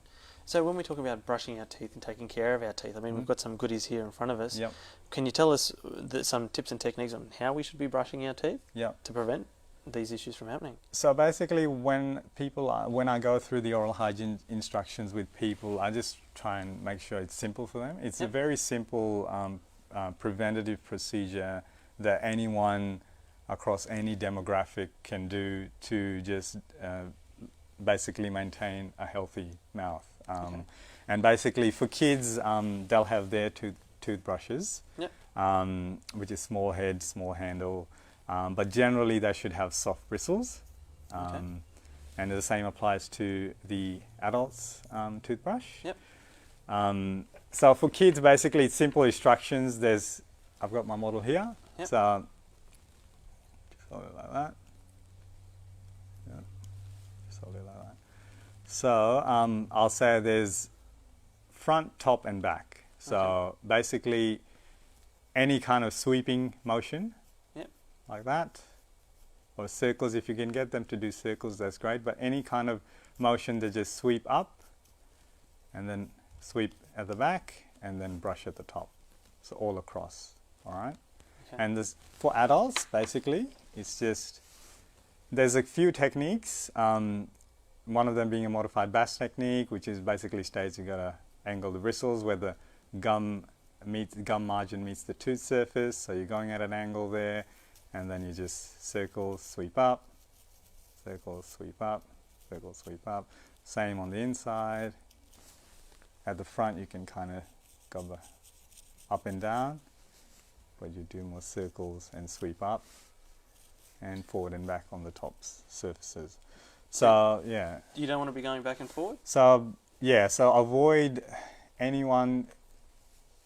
Yeah, so please try and just avoid going back and forth, because you're kind of creating, people will use force with their hands to brush their teeth. So that force is quite a bit of force, and people have kind of sheared off the enamel surfaces. It's called abrasion, so you're abrading your teeth. Abrasion lesion, so you're abrading your teeth by that action. So the more rounded actions, or up and down, more sweepy actions across, will just help dissipate the pressure and the force, and will effectively clean your teeth. And you don't need to apply too much pressure either. A lot of people will try and really scrub their teeth, and in doing so, the side effect is they shear the enamel away, which is not ideal. So apart from brushing your teeth, should we be flossing our teeth as well? So we should be flossing, and flossing if you can, especially after meals, if it's allowed. So there's a certain type. So I show people to do it like this. So loop it through your middle fingers. So if you demonstrate on our model here, and then you're just basically sliding it across down there, and then up there, and down there, there. So this is just a brief demonstration. There are so many videos if people look up on YouTube, for kids as well particularly. There are techniques that are visually that can show people how to clean the teeth, but the principles stay the same. So more rounded actions for adults, more sweeping up and down for kids. Avoid going back and forth. And then for floss, obviously, try and slide so you're gliding it in between, so you're not, pushing it through the gums and down, trying to hurt your gums. We've got some mouthwash here too, and the TV will have you believe that it's a 3-step program. So should we be rinsing our mouth after? So before I proceed on to the mouth rinse, we haven't talked about toothpaste. So, so with the brushing, for kids, it's usually if it covers their bristles, significant amount, they say 2 centimeters. Some say pea size for under 6 years, but as long as it's a fluoridated toothpaste, under 6 years generally a pea size, and then over 6 is generally they can go to an adult size toothpaste and use about say 1 to 2 centimeters. As long as they've put that, use it. And the thought is I'll promote is what we call spit don't rinse. So when we brush our teeth, all the foam develops in the mouth, then you spit that foam out hygienically, obviously, and then you don't rinse. So whatever residual toothpaste that gets left behind, the fluoride in that toothpaste will just help keep things, keep the enamel, get all the ions that probably have been leached out during the day, from foods, acid, sugars, etc. The fluoride will just help negate that and try and bring those ions back. And re-strengthen the enamel again. It's a very simple and effective technique to preventing getting further tooth decay in your teeth. And the mouth rinse. So mouth rinse, personally, I believe it's more of to use as a mouth freshener. It's not a replacement for what we've talked about the brushing. The key things is in the mouth you have plaque that forms, and that plaque has got a colony of bacteria there, which is like their little houses that create around the teeth, and then basically when you have the substrate, the sugar acids come in, they just work well together to start doing the sugar. The mouth rinse is, so you need to physically remove it, so that's important. So flossing agitates the plaque in between the teeth. And brushing will help agitate and further remove plaque away from all the other surfaces. And mouth rinse, if you have, for example, bad breath, that's when I'll recommend people to use just a general mouth rinse, just as a mouth freshener. It's got limited effects, but there are certain individual cases for people who have gum disease where there's a specific type of mouth rinse, more of a medicated mouth rinse that they can use to use as part of their oral health regime. Excellent. So if we don't look after our teeth properly and you get people to come to you, what are some of the diseases of the mouth they can develop? So diseases of the mouth, like I said, tooth decay, there's gum disease. Gum disease can be classified into gingivitis, which is just your generalized inflammation. That's when people will start to have a concern or complain about bleeding gums. And it generally takes about 24 hours for the plaque to sit around undisturbed around your gums to start causing that effect, so the bleeding gums effect. So I will say to my patients, at least if you can, try and floss once a day, so that agitation will just help minimize it. But that's a generally speaking kind of sense. There are specific cases where the other type of gum condition called periodontitis is where the gum inflammation just progresses. So you have further disease progression of the ligaments and the bone underneath and around the teeth, which get reduced due to the constant inflammation in the gums, and that requires more routine hygiene specialists, like hygiene maintenance, and specialist referrals and treatments. Yeah. So if there's something that you can give our viewers, just a couple of tips that they should be doing each and every day, what would be the message that you would leave them with? I would leave them with basically what we've just essentially talked about, is just have a, if someone just was sitting with me like as you are right now, I'd say have a soft toothbrush, okay? I would personally say use a toothbrush that's got a small head, all right? It's just a normal fluoridated toothpaste. Brush your teeth, but I would say brush your tongue first, so you're reducing the bacterial load that gets set on your teeth, and then you brush with your fluoridated toothpaste and soft toothbrush, and then you spit but don't rinse. So, but if you are having difficulty doing that, if you're rinsing with water, but what I would say, just with your clean finger, just get a little bit of toothpaste, rub it around, and just let it sit for a few minutes. And that's excellent. And have some wax floss to just agitate the bacteria in between your teeth. Brilliant. So thank you very much for joining us in today's program. We look forward to having you again to talk about some more of these topics in a bit more detail for our viewers. Now, as we've talked about today, it's very important to look after your teeth. We need to make sure that we're brushing our teeth, we need to make sure that we floss our teeth, and that we spit and we don't rinse. But most of all, it's important to make sure you get down to the dentist to get those preventative checkups at least twice a year. Thank you very much for watching. We look forward to bringing you another program from MTA International Australia Studios. Jazakallah and Khudafiz.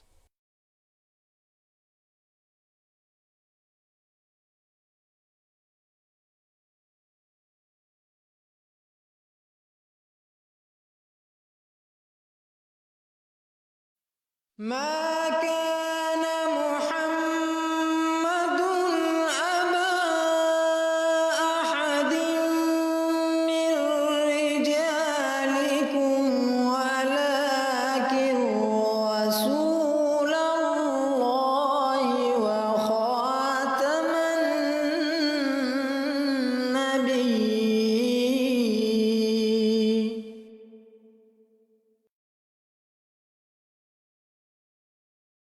Coming up next, we present a compilation of questions and answers given by the head of the Ahmadiyya Muslim community.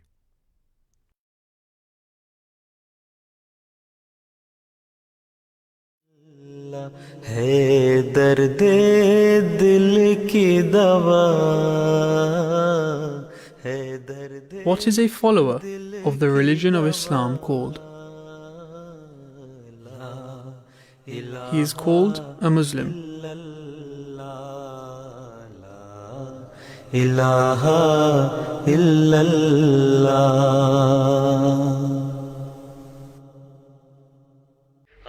আমি তোমার প্রচারকে পৃথিবীর প্রান্তে প্রান্তে পৌঁছে দিব।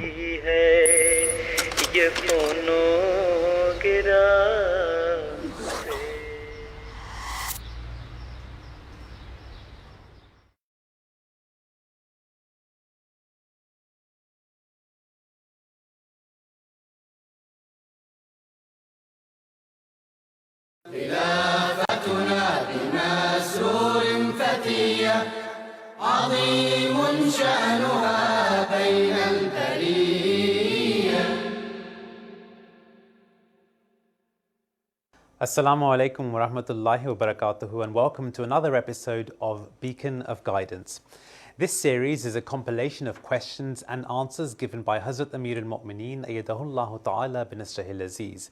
These are from various virtual mulaqats from Ahmadis all over the world. Let's now start our program with the very first question. Hazrat Khalifatul Masih V Ayyadahullahu Ta'ala bin Nasrihil Aziz blessed a virtual class with the press and media of Gambia on the 22nd of May 2021. Beloved Hazur was asked whether Muslim leaders have made any efforts to unite all Muslims in the world together. Let's take a look at Hazur's answer. I would like to ask a question based on the answer that you give. Muslim worlds are not united, and we all know unification is power. But all the let's say Islamic leaders always preach about Muslims are not united. They, like you earlier mentioned, like they always go for their own interest. So have the leaders try to create anything pertaining to talk or discuss about something that can unite Muslims so that they can have one goal, that is maintaining peace into the world? You see, this is what I have said. It's a big pity. Regrettably, they are not united. All have their vested interests. Our leadership is not sincere. They only want to save their power, their chair, and supremacy of their parties or their nation, instead of considering the unity of the Muslim Ummah. So this is why the Holy Prophet ﷺ said, in the latter days, this will happen. Muslims will not be united. Every country or society or group will have their own interest, and they will not consider the larger interest of the Muslim Ummah. And at that time, even they will forget the teaching of Islam. In the name of Islam, they will be doing bad things. So at that time, the reformer of the age will come, and you follow that reformer. If you follow that reformer, he will give you the true teaching of Islam and get you united. So, in my view, this is the only solution, that instead of seeing their own national and political interests or personal interests, each and every leader should consider and try to think of the larger interest of the Muslim Ummah and try to unite. If they are not going to accept the reformer of the age, at least they try to unite. And you see, there is an organization of Islamic countries, but that has failed. What is it doing? That organization does not have one voice. Had there been one voice of Muslim Ummah, Muslim leadership, then there would not have been such things, as I have already explained. So the only thing is that Muslim Ummah should get united. And the solution which Allah Ta'ala has given us, the Holy Prophet ﷺ has told us, is that when the reformer of the age comes, you accept him. In my view, this is the solution. Okay? For our second question, beloved Hazur had graced a virtual mulaqat with Ahmadi Muslims from the West Bank on the 12th of June 2021. A lady had observed that Hazur has a special love for Africans. She asked how the Arab people can attain the same love from the Khalifa. Let's take a look. बात यह है कि मैं तो हर अहमदी से, हर मुखलिस अहमदी से जब वो इखलास से आता है, मिलता है, बैठता है, उसको देखता हूँ तो मुस्कुराता हूँ. मैं तो आपको देख के भी मुस्कुरा रहा हूँ. और आपके लिए मेरे वही जज्बात हैं जो अफ्रीकन के लिए हैं, वही जज्बात मेरे यूरोपियन के लिए हैं. एक मुखलिस अहमदी, चाहे वो यूरोपियन है, वो चाहे अफ्रीकन है, चाहे एशियन है, चाहे अरब है या साउथ अमेरिका का है, मेरे लिए तो सब बराबर हैं. और उनके जो चेहरों के से मोहब्बत का इजहार हैं, वो मुझे भी मजबूर करते हैं कि मैं भी उनसे उसी तरह मोहब्बत करूं, जो वही इजहार करूं जो वो कर रहे हैं. तो इसमें कोई फ़र्क नहीं है. ना आप अफ्रीकनों से कम हैं, ना अफ्रीकन आपसे कम हैं, ना पाकिस्तानी आपसे ज़्यादा हैं, ना अफ्रीकन किसी और कौम से कम या ज़्यादा है, ना यूरोपियन. जो भी मुखलिस अहमदी है اور خلافت کے ساتھ اس کا خاص تعلق ہے. اس کو جب بھی میں ملتا ہوں دیکھتا ہوں مسکراتا ہوں. میں تو ہر ایک جو بھی ہے، چاہے وہ افریقن بچہ ہے، چاہے وہ یورپین بچہ ہے، چاہے وہ ساؤتھ امریکن بچہ ہے، چاہے وہ پاکستانی بچہ ہے، چاہے وہ نوجوان ہے، مرد ہے، عورت ہے، ہر ایک کو دیکھ کے اس لیے میرے دل میں تو پیار کے جذبات ہی ہوتے ہیں، اور میں ہمیشہ مسکراتا رہتا ہوں. میرا نہیں خیال کہ آپ کو دیکھ کے میں نے کبھی ناراضگی کا اظہار کیا ہو. کبھی کیا؟ عرب بھی مجھے ملتے رہتے ہیں، کبھی میں ناراضگی کا اظہار کیا؟ آپ کو بھی دیکھ کے مسکراتا ہوں اسی طرح. ہاں، تو میرے دل میں تو ہر ایک سچے احمدی کے لیے پیار اور محبت کے جذبات ہیں. For our third question, we turn to Australia, where Hazrat Khalifatul Masih V, Ayyadahullah Ta'ala binasrih al-Aziz, granted a virtual mulaqat with the National Amla of Majlis Ansarullah Australia in March 2021. A member of the Amla asked, why is it that despite the appearance of divine punishments, the world still fails to recognize the Imam of the age, even though Allah tells us in the Quran that He does not punish until He has sent a messenger? Let's see what Hazur had said. السلام علیکم ورحمۃ اللہ. پیارے حضور میرا سوال یہ ہے کہ کیا وجہ ہے کہ عذاب آنے کے باوجود دنیا کی توجہ امام الزمان کی طرف مبذول نہیں ہو رہی، جبکہ اللہ تعالیٰ قرآن مجید میں فرماتا ہے کہ ما کننا مذبین حتی نبعث رسولا. پھر اس کے بعد کیا ہوا؟ جو پرانے انبیاء رسول آئے تو ان کی قوموں کو توجہ پیدا ہو گئی تھی. عذابوں سے تباہی ہوئے نا، سوائے اس کے حضرت صلی اللہ علیہ وسلم کے جو آخری نبی تھے، آپ کے جو عذاب کی شکل تھی وہ جنگوں کی صورت میں تھی. نہ پانی کا عذاب، آگ کا عذاب، یا دوسرے عذاب نہیں آئے آن وسلم کے زمانے میں. اور جو جنگ ہے، حضرت مسیح صاحب نے لکھا ہے کہ جنگ جو ہے وہی ان کے لیے عذاب تھی. اس میں مسلمان بھی شہید ہوتے تھے، اور لیکن اس کا یہ نتیجہ نکلا کہ پھر بہرحال ایک وقت آیا جو لوگوں نے ریئلائز کر لیا. تو اب بھی یہی حالت ہے، دنیا داری کی طرف پڑے ہوئے ہیں. حضرت مسیح علیہ السلام نے لکھا ہے کہ تمہیں اس طرح توجہ نہیں کرو گے تو عذاب بڑھتے رہیں گے اور تباہ ہو جاؤ گے. اور آپ نے یہ بھی فرمایا کہ یہ ضروری نہیں ہے کہ تم ضرور اسلام کو اور احمدیت کو مانو. ٹلنے کے لیے اگر اللہ تعالیٰ کا حق اور بندوں کے حق ادا کرنے شروع کر دو، اور جو لغویات اور فضولیات اور گناہ ہیں ان سے بچنا شروع کر دو، تو تب بھی اللہ تعالیٰ کی رحمت حرکت میں آئے گی اور تم لوگ عذابوں سے بچ جاؤ گے. تو دنیا اس وقت مادیت میں ڈوبی ہوئی ہے، وہ ریئلائز ہی نہیں کرتی کہ یہ سب کچھ کس وجہ سے ہو رہا ہے. باوجود اس کے ہم تنبیہ بھی کرتے رہتے ہیں. اور پچھلے دنوں میں نے پروفیسر برہان کو بھی خط لکھے تھے، ان کو بھی یہی بتایا تھا مسلم کے حوالے سے کہ اگر توجہ نہیں کرتے تو پھر اللہ تعالیٰ کی آفات بھی آتی ہیں. اب بھی دیکھ لیں، جب یہ کووڈ آیا یا کوئی بھی سونامی یا طوفان یا زلزلہ آتا ہے تو توجہ پیدا ہوتی ہے تھوڑے عرصے کے لیے. اللہ اللہ کرتے ہیں، جو اپنے مذہب کے مطابق کوئی اللہ اللہ کرتا ہے، کوئی رام رام کرتا ہے، کوئی اپنا دوسرا طریقہ اختیار کرتا ہے، لیکن اصلاح کرنے کی کوشش کرتے ہیں تاکہ حقوق ادا کر سکیں ایک دوسرے کے بھی اور اللہ کا بھی. لیکن جب وہ ٹل جاتی بات تو پھر وہیں واپس چلے جاتے ہیں. یہی قرآن شریف میں اللہ تعالیٰ نے فرمایا کہ جب تم لوگوں کو عذاب سے جب آتا ہے، مشکل میں پھنستے ہو، تو تم اللہ سے اللہ اللہ کرتے ہو، دعا مانگتے ہو اللہ تعالیٰ ہمیں اسے ٹال دے تو ہم ٹھیک ہو جائیں گے. اور جب ٹل جاتا ہے، یہ بھی تو اللہ تعالیٰ نے کہا ہے نا قرآن کریم میں، جب ٹل جاتا ہے عذاب تو پھر تم اسی طرح دنیا داری میں مصروف ہو جاتے ہو. تو یہی حال ہے دنیا داروں کا ہے.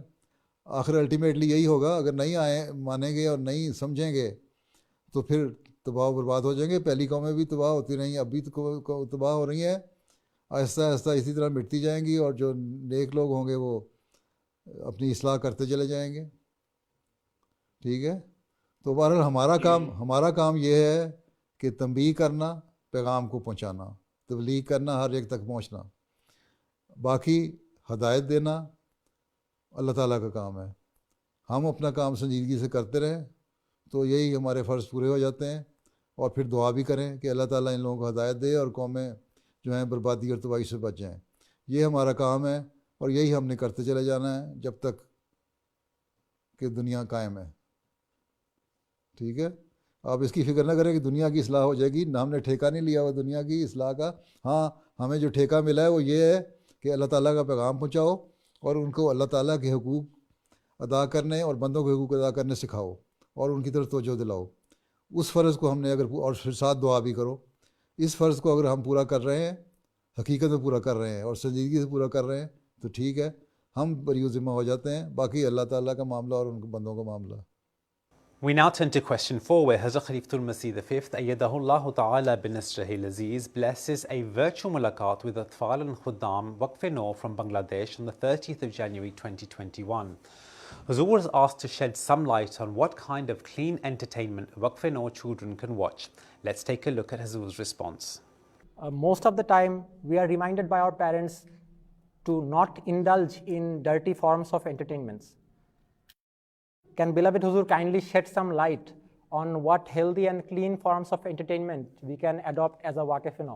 Waqf-e-Nau جو ہے اس کو یہ جو ہر وقت کے ٹی وی ڈرامے ہیں یا انٹرنیٹ پہ غلط قسم کے پروگرام ہیں ان کو نہیں دیکھنا چاہیے.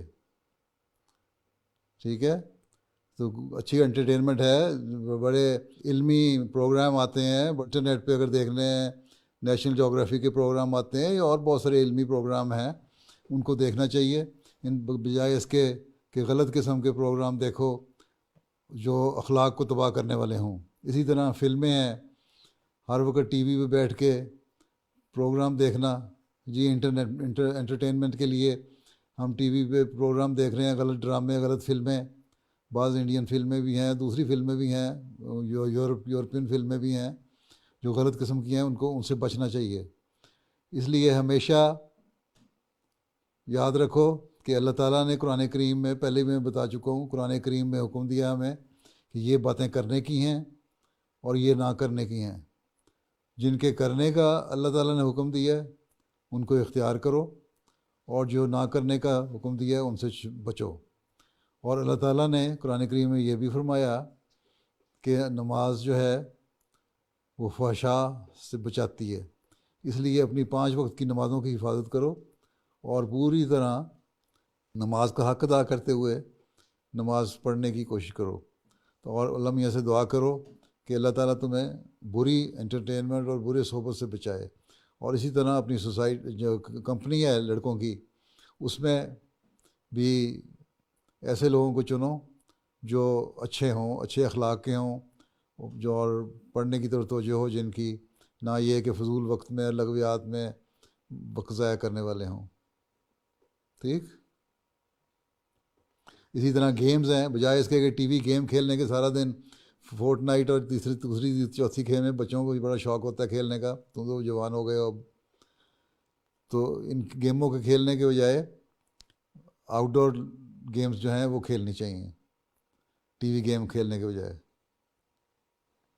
ٹھیک ہے، انٹرٹینمنٹ جو کرنی ہے تاکہ تمہارے جسم کی ایکسرسائز بھی ہو سکے، نہ یہ کہ گھر میں بیٹھ کے تو ٹی وی پہ بیٹھ کے گیم کھیلنے لگ جاؤ یا انٹرنیٹ پہ بیٹھ کے گیم کھیلنے لگ جاؤ. وہ ان گیموں سے بچنا چاہیے، وہ تمہارے دماغ کو بھی سست کرتی ہیں اور جسم کو بھی سست کرتی ہیں. For the 5th question of this segment, Hazrat Khalifatul Masih V, Ayyadahullah Ta'ala bin Nasrihil Aziz, blessed a virtual mulaqat with Nasirat and Lajna members from Germany on the 20th of February 2022.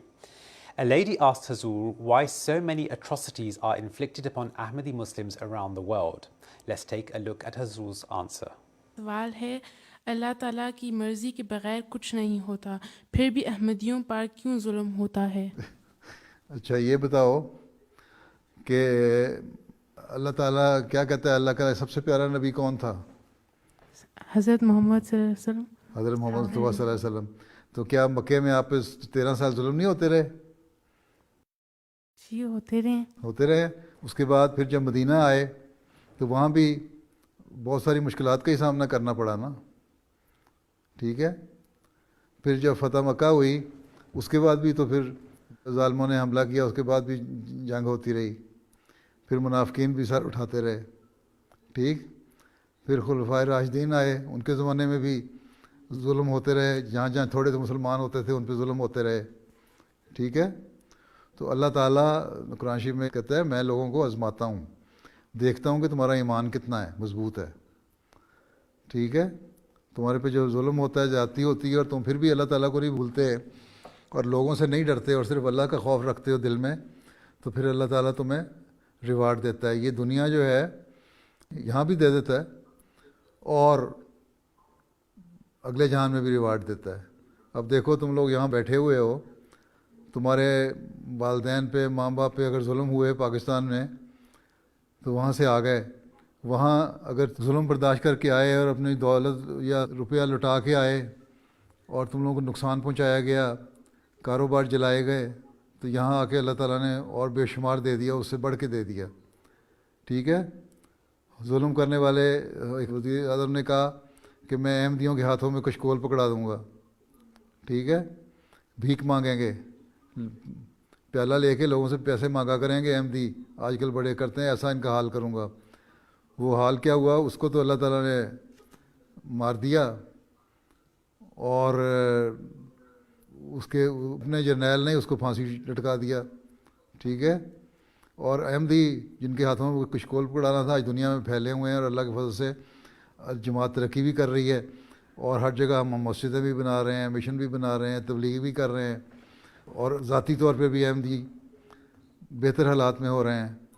तो अल्लाह ताला आज़माता है देखने के लिए तुम्हारे अंदर कितना ईमान है। तो ज़ालिमों को तो उस जुल्म का सज़ा दे देता है, साथ तुम लोगों को भी आज़माता है और देखता है और इस दुनिया में भी जज़ा देता है और अगले जहान में भी जज़ा देता है।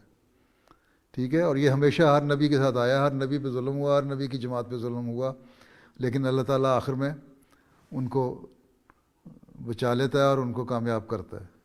For the sixth question of this segment, Hazrat Khalifatul Masih V blessed a virtual mulaqat with Atfal from the USA on the 13th of March 2022. Tifl asked, how can we maintain a balance in our religious values? Let's take a look. Biyade Azur, how should we balance our religious values while also maintaining close and healthy relationships with our peers in our society?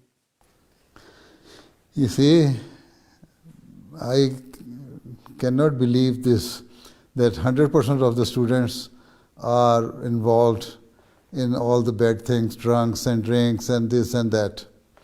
There are quite a number of non-Muslim students even who are of good nature. So you should see that your fellow student, if they are good in their studies, then you can make some friendship with them or discuss your subjects with them with regards to your studies. But if they say, yes, let's go to the club or have some small little drink, then you say, no, being a Muslim, I don't want it. If they ask you to involve some bad things, making a bad relationship with the opposite sex or anything evil, then you say, no, being a Muslim, I try to save myself from these things. But as far as your studies are concerned, you can make them friends. You can be in their company, in their lecture rooms, in your library, in your common room, in common discussion, in your playground. Yes, you should be so powerful with regards to your character that they should not influence you. Rather, it should be other way around. You should influence them so that by seeing you, they leave their bad habits. They stop drinking. You can tell them, these are the drawbacks of drinking. This is why our religion says we should not drink. And there are some other moral evils. Then you can tell them, okay, we should not do it.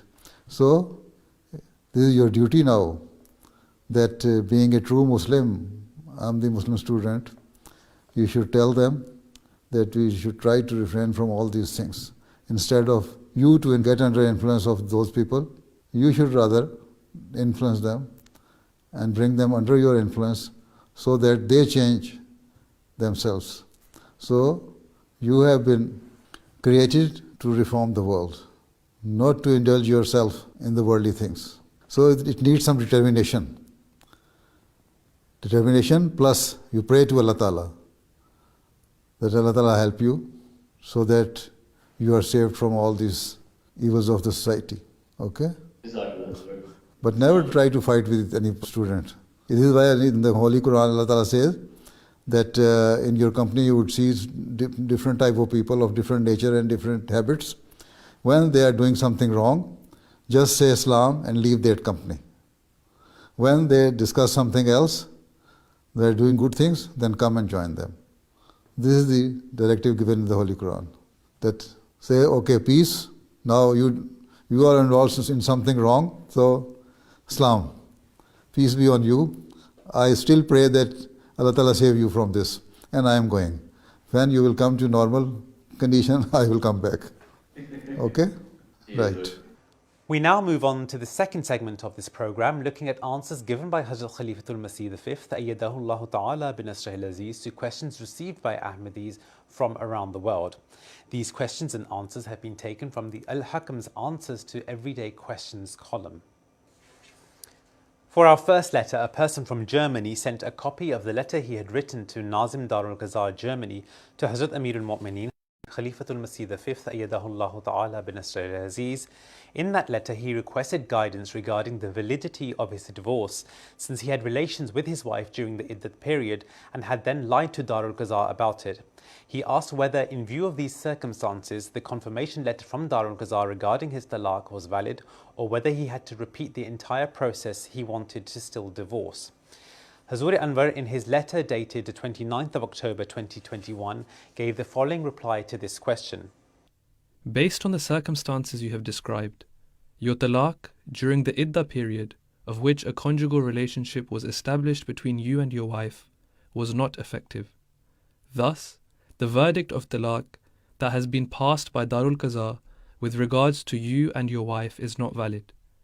This is so because you misrepresented the truth before Darul Qazar. Nevertheless, you have used one out of the 3 opportunities for talaq given to the husband by Islam. Moreover, since a conjugal relationship was established between you and your wife during the iddah period, after that talaq, this act would be considered your ruju from talaq, i.e. reconciliation. Now, if you wish to divorce your wife again, it would be considered the second pronouncement of talaq on your part. The iddah period after it will be 3 menstrual cycles, or if she does not menstruate, then it will be a period of 3 months.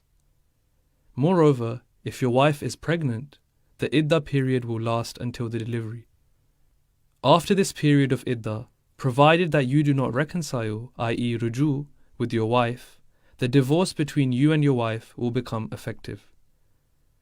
May Allah the Exalted have mercy on you and grant you both, husband and wife, the ability to follow all the commandments of Islam, while keeping in mind truthfulness and the fear of God. Ameen.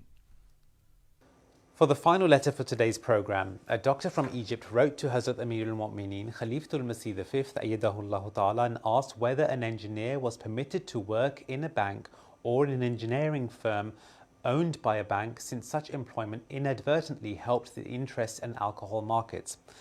Hazuri Anwar, in his letter dated the 18th of October 2021, provided the following guidance on this issue. The banking system has become an integral part of almost every worldly business nowadays. And most of the world's banking systems have some element of interest in them, which then becomes part of those businesses as well. That is why the following statement of the promised Messiah ﷺ, the Hakam and Adl of this age, is fundamental to understanding this phenomenon. Hazur ﷺ states, "In recent times, most jurisprudential issues in this country have become convoluted.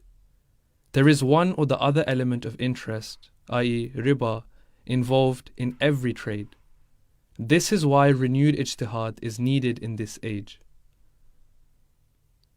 Under such circumstances, if a person remains given to a lot of doubt and suspicion, then his life would become unbearable, because some interest money would have been invested somewhere in the companies that do business with the clothes that we wear in our daily lives. Then, with the bread we eat, there will be some involvement of interest money at some stage or another in its business. And if a person wants to abandon all these worldly needs in favor of merely sitting in his house, which is obviously impossible, even then his house would have been made of bricks, sand and cement, and the companies that make these materials also would have dealt with interest or used interest money in their businesses. Hence, one should not create unnecessary difficulties for oneself by subjecting such matters to extreme scrutiny and falling into suspicion.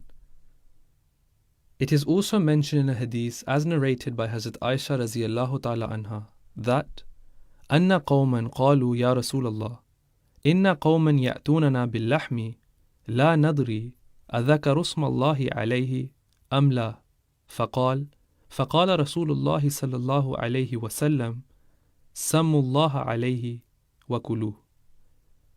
That a group of people said to Allah's Messenger sallallahu alaihi wasallam, some people bring us meat and we do not know whether they mention Allah's name or not while slaughtering the animal. He said, mention Allah's name, i.e. recite the Basmallah on the meat and eat it. Likewise, the promised Messiah alayhi salatu wasalam was asked whether it is permissible to eat food prepared by Hindus. He stated, the Sharia has made it permissible. The Sharia does not insist on such restrictions. Rather, it places emphasis on قَدْ أَفْلَحَ مَنْ زَكَّاهَا. He indeed truly prospers who purifies it. The Holy Prophet ﷺ would eat items prepared by Armenians, and, in any case, one cannot do without it.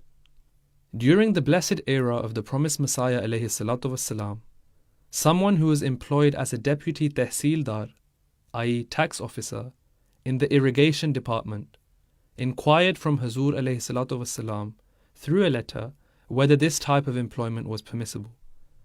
Hazur ﷺ replied, at present, all such matters in India fall under compulsion, istirar. A tehsildar or naib tehsildar does not make, sell or drink liquor. He is only assigned administrative supervision and is duty-bound as a public servant. In view of the rule of the country and the current situation, this matter is permissible on account of istirar. Of course, one should keep praying to God Almighty to create even better circumstances for him. The government may have jobs that do not involve such things. Moreover, one should keep seeking forgiveness from God Almighty. Hazrat Muslim Maud radhiyallahu ta'ala anhu states with regards to bank employment, in my opinion, a job that involves actively working towards receiving interest, money, or encouraging others to do so is not permissible. However, employment as an accountant or bookkeeper at such a bank is permissible. Then, on another occasion, he stated, a job in which one has to encourage others regarding interest is not permissible. Clerical and account-keeping tasks as part of a job are permissible. Thus, one should act with piety when tending to the various matters and worldly affairs, without giving way to suspicion and doubts. And where there is a direct possibility of committing a prohibited act or the prohibition of something is clearly evident, then it should be avoided at all costs. However, one should not become too given to suspicion and doubt and avoid the use of lawful things without a valid reason. And that concludes another episode of Beacon of Guidance. Please join us again for the next episode. Until then, Assalamu alaikum wa rahmatullahi wa barakatuh.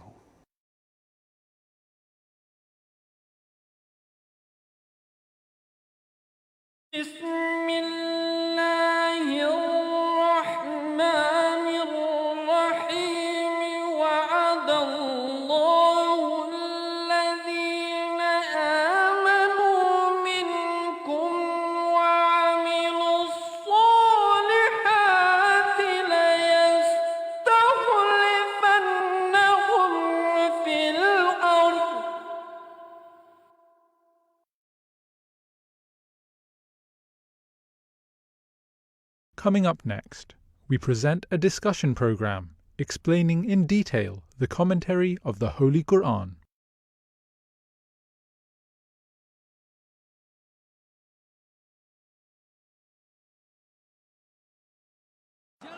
सालाना Germany आसमां पर दावते हक. Jalsa Salana Germany will inshallah be taking place from the 1st to the 3rd of September.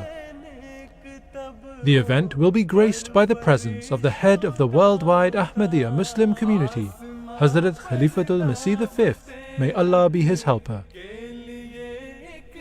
Join us on MTA International as we present coverage of the event across all 3 days, including the live addresses delivered by Hazrat Khalifatul Masih.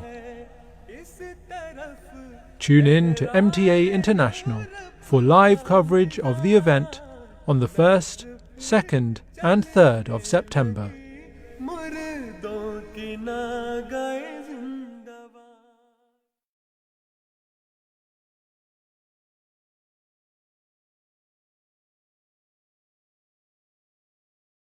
هو فخر كل مطهر ومقدس وبه يباهي العسكر الروحاني. आपकी हस्ती पे नाजा हर मुकद्दस पाक बाज लश्करे रूहानियाँ भी आप पे करता है नाज.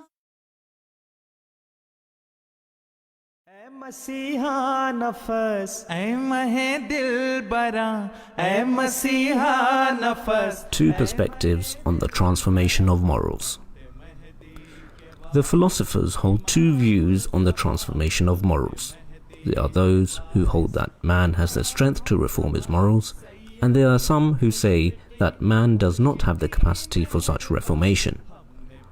The fact of the matter is that if an individual does not act indolently and out of sloth, and if they make an effort, a transformation is within their power. Here, I am reminded of a story. It is said that a person came to the renowned Greek philosopher Plato, and when he arrived at the door, he sent word inside. It was Plato's practice that he would not allow anyone to enter until he was first apprised of their appearance and features. By virtue of his experience and physiognomy, he would come to a conclusion about the character of the person in question. Regardless, Plato's servant entered and described the person's physical features as was the routine, to which Plato responded, "Tell the person that since you are a man of many ignoble morals, I do not wish to see you." When the person at the door heard this response from Plato, he asked the attendant to go in and say, "Whatever you have stated is true, but I have forsaken my evil habits and I have reformed myself." At this, Plato said, "Indeed, that is a possibility." And so the man was called in, and Plato met with him very respectfully, showing him honor. Those scholars who believe that a transformation of morals is beyond the strength of man have erred. We have observed that when certain employees who once habitually accepted bribes offer true repentance, if after this someone offers them a mountain of gold, they do not even care to cast a glance upon it. Hazrat Mirza Ghulam Ahmad of Qadian, The Promised Messiah and Mahdi alayhi salam, Malfuzat, Volume 1, page 134. I shall cause thy message to reach the corners of the earth.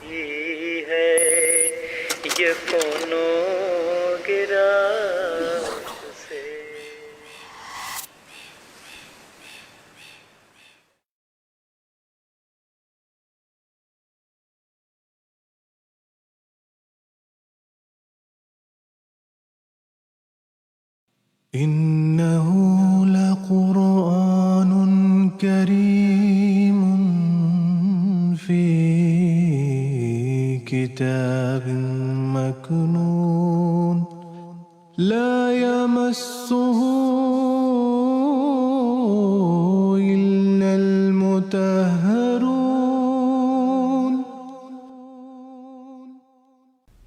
أعوذ بالله من الشيطان الرجيम बिस्मिल्लाहिर्रहमानिर्रहीम.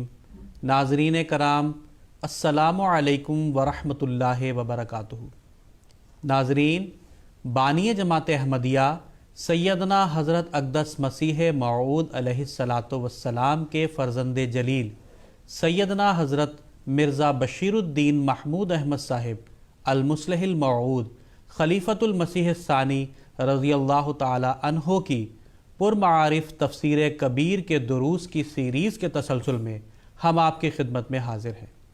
नाजरीन, आज के इस programme में मोहतरम मौलाना ज़ैनुद्दीन साहिब खाकसार के साथ शरीक गुफ्तगू हैं। मैं आप मोहतरम का इस प्रोग्राम में खैर मकदम करता हूँ। नाजरीन, सूरह बकरा की तफसीर का तसलसल जारी है। गुज़िश्ता प्रोग्राम में जो तफसीर यहाँ बयान की गई है उसके अगले हिस्सा को यहाँ पर पेश किया जाएगा। मैं मोहतरम मौलाना ज़ैनुद्दीन साहिब से दरख्वास्त करता हूँ कि आज के दरस का आगाज़ फरमाएँ। जज़ाकुमुल्लाह। उरूफ़ मुक़त्तआत के मुतालिक मज़ीद तशरीह बयान फरमाते हुए हुज़ूर फरमाते हैं, मैं फ़िलहाल इस जगह इख्तिसारन इतनी बात कह देना चाहता हूँ कि हुरूफ़ मुक़त्तआत के मुतालिक बाज़ लोगों का ये ख़याल है कि ये बेमाना है और इन्हें यूँ ही रख दिया गया है, मगर उन लोगों की तरदीद ख़ुद हुरूफ़ मुक़त्तआत ही कर रहे हैं।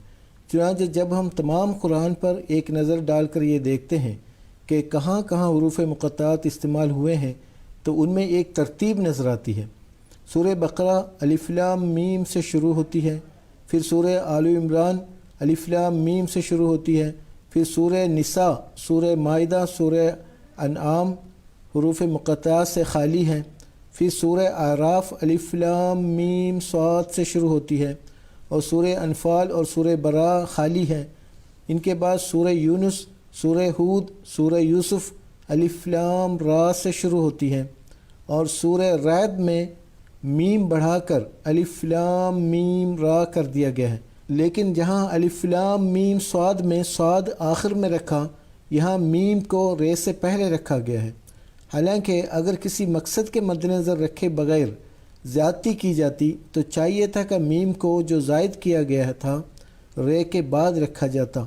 मीम को अलिफ लाम रा के दरमियान में रख देना बताता है कि इन हरूफ के कोई ख़ास मायने हैं, और जब हम देखते हैं कि पहले अलिफ लाम मीम की सूरतें हैं और उसके बाद अलिफ लाम रा की, तो साफ़ तौर पर मालूम होता है कि कुरान के मज़मून के लिहाज से मीम को रा पर तक़द्दुम हासिल है और सूरह रैद जिसमें मीम और रे इकट्ठे कर दिए गए हैं, इसमें मीम को रे से पहले रखना इस अमर को वाज़ी कर देता है कि ये सब हरूफ ख़ास मायने रखते हैं। इसी वजह से इन हरूफ को जो मायनन तक़द्दुम रखते हैं हमेशा मुक़द्दम ही रखा जाता है। सूरह रैद के बाद इब्राहीम और हिजर में अलिफ लाम रा इस्तेमाल किया गया है, लेकिन नहल, बनी इसराइल और कहफ में मुक़त्तआत से इस्तेमाल नहीं हुए और ये सूरतें गोया पहली सूरतों के मज़ामीन के ताबी हैं। इनके बाद सूरह मरियम है जिसमें काफ, हा, या, ऐन, साद के हरूफ इस्तेमाल किए गए हैं। सूरह मरियम के बाद सूरह ताहा है और उसमें ताहा के हरूफ इस्तेमाल किए गए हैं। इसके बाद अंबिया, हज, मुमिनून, नूर और फुरक़ान में हरूफ मुक़त्तआत छोड़ दिए गए हैं। गोया ये सूरतें ताहा के ताबी हैं। आगे सूरह शुअरा ता सीम मीम से शुरू की गई है। गोया ता को कायम रखा गया है और हा की जगह और मीम लाए गए हैं। इसके बाद सूरह नमल है और ता सीन से शुरू होती है और इसमें से मीम को उड़ा दिया गया है और ता और सीन कायम रखे गए हैं।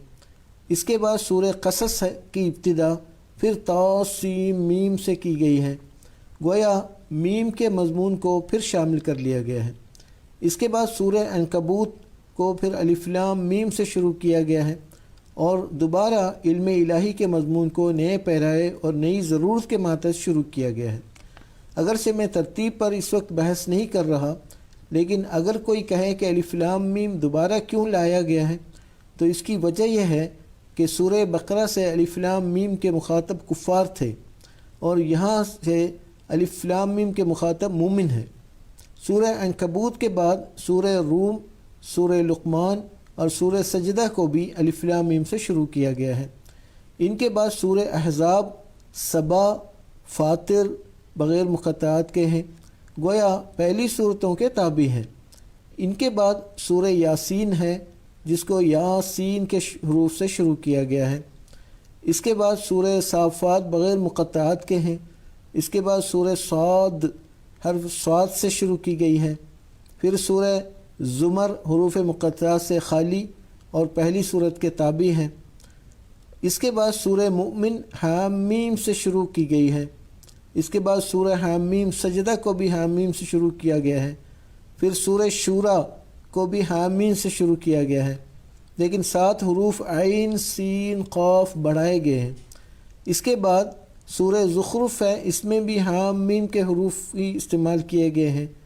پھر سورہ دخان، جاثیہ اور احقاف بھی حامیم سے شروع ہوتی ہے.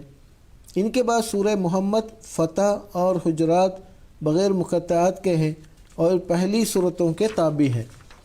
سورہ قاف حرف قاف سے شروع ہوتی ہے اور قرآن کریم کے آخر تک ایک ہی مضمون چلا جاتا ہے.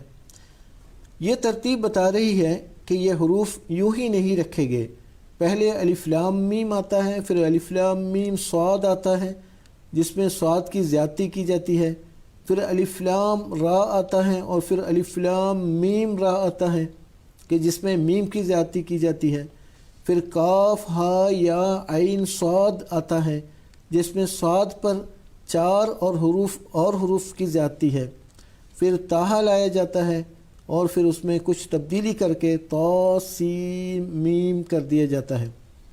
یہ ایک ہی قسم کے الفاظ کا متواتر لانا اور بعض کو بعض جگہ بدل دینا، بعض جگہ اور رکھ دینا بتاتا ہے کہ خواہ یہ حروف کسی کی سمجھ میں آئے نہ آئے، جس نے انہیں رکھا ہے کسی مطلب کے لیے ہی رکھا ہے. اگر یوں ہی رکھے جاتے تو کوئی وجہ نہ تھی کہ کہیں ان کو بدل دیا جاتا، کہیں زائد کر دیا جاتا، کہیں کم کر دیا جاتا. جی، اس کے بعد حضور جو ہے مخالفین اسلام کی طرف سے جو حروف مقطعات کے جو دلالت کا اعتراف کیا جاتا ہے اسے بیان کرتے ہوئے فرما رہے ہیں، علاوہ مذکورہ بالا دلائل کے خود مخالفین اسلام کے ہی ایک استدلال سے یہ مستنبط ہوتا ہے کہ مقطعات کچھ معنی رکھتے ہیں. مخالفین اسلام کہتے ہیں کہ قرآن کریم کی صورتوں کی ترتیب ان کی لمبائی اور چھوٹائی کے سبب سے ہے.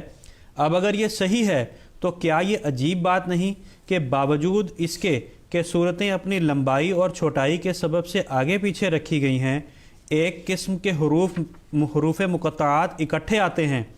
الف لام میم کی صورتیں اکٹھی آ گئی ہیں، الف لام را کی اکٹھی، تاہا اور اس کے مشترکات کی اکٹھی، پھر الف لام میم کی اکٹھی، حام میم کی اکٹھی.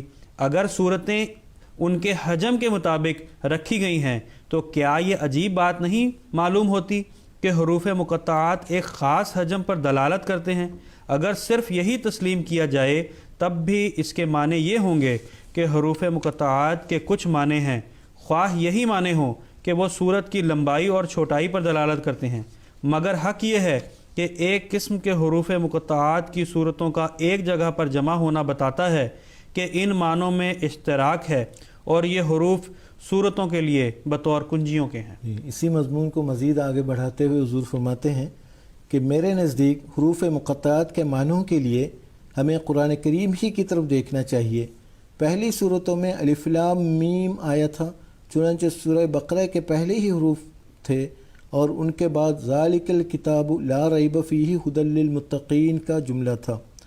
اس کے بعد آل عمران میں الف لام میم آیا، جس کے بعد اللہ لا الہ الا هو الحی القیوم نزل علیک الکتاب بالحق آیا. یاد رکھنا چاہیے کہ حق اور لا ریب کے دراصل ایک ہی معنی ہیں. بس بقرہ میں بھی الف لام میم کے بعد ایسی کتاب کا ذکر تھا جس میں ریب نہ ہو، اور اس جگہ بھی پھر اعراف میں الف لام میم صاد آیا، اور اس کے بعد کتاب انزل الیک فلا یکن فی صدرک حرج منہ لتنذر بہ وذکریٰ للمؤمنین کی آیت رکھی گئی. گویا یہاں پر بھی لا ریب فیہ والی کتاب کا ذکر ہوا ہے، کیونکہ فلا یکن فی صدرک حرج ایسی ہی کتاب پر دلالت کرتا ہے جو لا ریب فیہ کی صفت سے متصف ہو. اور ابتدائی صورتوں کے بعد وقفہ دے کر عنکبوت الف لام میم سے شروع ہوتی ہے. فرماتا ہے الف لام میم احسب الناس ان یترکوا ان یقولوا آمنا وهم لا یفتنون وَلَقَدْ فَتَنَّا الَّذِينَ مِن قَبْلِهِمْ فَلَيَعْلَمَنَّ اللَّهُ الَّذِينَ صَدَقُوا وَلَيَعْلَمَنَّ الْكَاذِبِينَ۔ ان آیات میں بھی ایک یقینی کتاب کا ذکر کیا گیا ہے، چنانچہ امتحان شک و ریب کے دور کرنے پر ہی دلالت کرتا ہے۔ پس اس صورت میں بھی وہی مضمون ہے جو سورہ بقرہ وغیرہ میں تھا، صرف فرق یہ ہے کہ بقرہ میں انسان بحیثیت مجموعی مخاطب تھے اور یہاں مومنوں سے کہا گیا ہے کہ کس طرح ہو سکتا ہے کہ ابھی شک تمہارے دلوں میں باقی ہو اور ہم تم سے معاملہ کاملین والا شروع کر دیں۔ سورہ روم میں بھی یہی مضمون ہے، وہ بہت باریک ہو گیا ہے۔ فرماتا ہے الف لام میم غلبت الروم فی ادنی الارض وہم من بعد غلبہم سیغلبون۔ خدا تعالیٰ کا کلام روم کے متعلق نازل ہوا ہے اور وہ ضرور پورا ہو کر رہے گا۔ گویا بجائے سب کتاب کی طرف اشارہ کرنے کے ایک خاص حصے کی طرف اشارہ اور اس کے یقینی ہونے پر زور دیا ہے، جیسا کہ من اور سین کے حروف سے ظاہر ہے۔ سورہ روم کے بعد سورہ لقمان الف لام میم سے شروع ہوتی ہے۔ اس میں فرماتا ہے الف لام میم تلک آیات الکتاب الحکیم ہدی ورحمۃ للمحسنین الذین یقیمون الصلاۃ ویؤتون الزکاۃ وہم بالآخرۃ ہم یوقنون اولئک علی ہدی من ربہم واولئک هم المفلحون۔ اس صورت میں بھی حکیم کا لفظ استعمال کر کے ایک یقینی امر کی طرف اشارہ کیا گیا ہے اور گویا بقرہ کے ابتدائی مضمون کو دہرا دیا گیا ہے۔ اور اس کے بعد سورہ سجدہ ہے اور اس میں آتا ہے الف لام میم تنزیل الکتاب لا ریب فیہ من رب العالمین۔ یہاں بھی ایک بے ریب کتاب کا ذکر ہے۔ بس ان سب آیات سے ظاہر ہے کہ جہاں الف لام میم آتا ہے اس کے بعد ایک خاص مضمون آتا ہے اور یہ ایک یقینی علم کے نزول کی طرف اشارہ کیا جاتا ہے۔ اب اس امر کی موجودگی میں کس طرح سمجھ لیا جائے کہ یہ الفاظ یوں ہی رکھ دیے گئے ہیں؟ بس حق یہی ہے کہ الف لام میم کے حروف ازالے شک اور یقین پر دلالت کرنے کے لیے آتے ہیں، اور وہ چیز جس سے شک دور ہوتا ہے اور یقین پیدا ہوتا ہے کامل علم ہی ہوتا ہے۔ بس الف لام میم کے معنی یہی ہے انا اللہ اعلم، میں اللہ ہوں جو سب سے زیادہ جاننے والا ہوں۔ بس اگر شک کو دور کرنا اور یقین حاصل کرنا چاہتے ہو تو میرے کلام کی طرف توجہ کرو اور میری کتاب کو پڑھو۔ حضور فرماتے ہیں اب میں الف لام را کو لیتا ہوں، ان حروف سے جو صورتیں شروع ہوتی ہیں اگر ان پر غور کیا جائے تو وہ بھی ایک ہی مضمون سے شروع ہوتی ہیں۔ سورہ یونس میں آتا ہے الف لام را تلک آیات الکتاب الحکیم اکان للناس عجبا ان اوحینا الی رجل منہم ان انذر الناس وبشر الذین آمنوا ان لهم قدم صدق عند ربهم قال الکافرون ان ھذا لساحر مبین۔ پھر سورہ ہود میں آتا ہے الف لام را کتاب احکمت آیاتہ ثم فصلت من لدن حکیم خبیر اللہ تعبدوا الا اللہ اننی لکم منہم نذیر وبشیر وان استغفروا ربکم ثم توبوا الیہ یمتعکم متاعا حسنا الی اجل مسمى ویؤتی کل ذی فضل فضلہ وان تولوا فانی اخاف علیکم عذاب یوم کبیر۔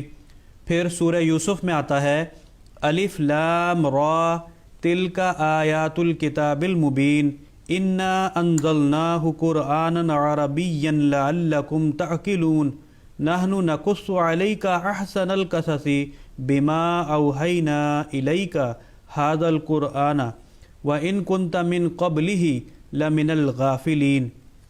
پھر سورہ رعد میں آتا ہے الف لام میم را تلک آیات الکتاب والذی انزل الیک من ربک الحق ولکن اکثر الناس لا یؤمنون اللہ الذی رفع السماوات بغیر عمد ترونها ثم استوى على العرش وسخر الشمس والقمر کل یجری لأجل مسمى یدبر الامر یفصل الآیات لعلکم بلقاء ربکم تؤقنون۔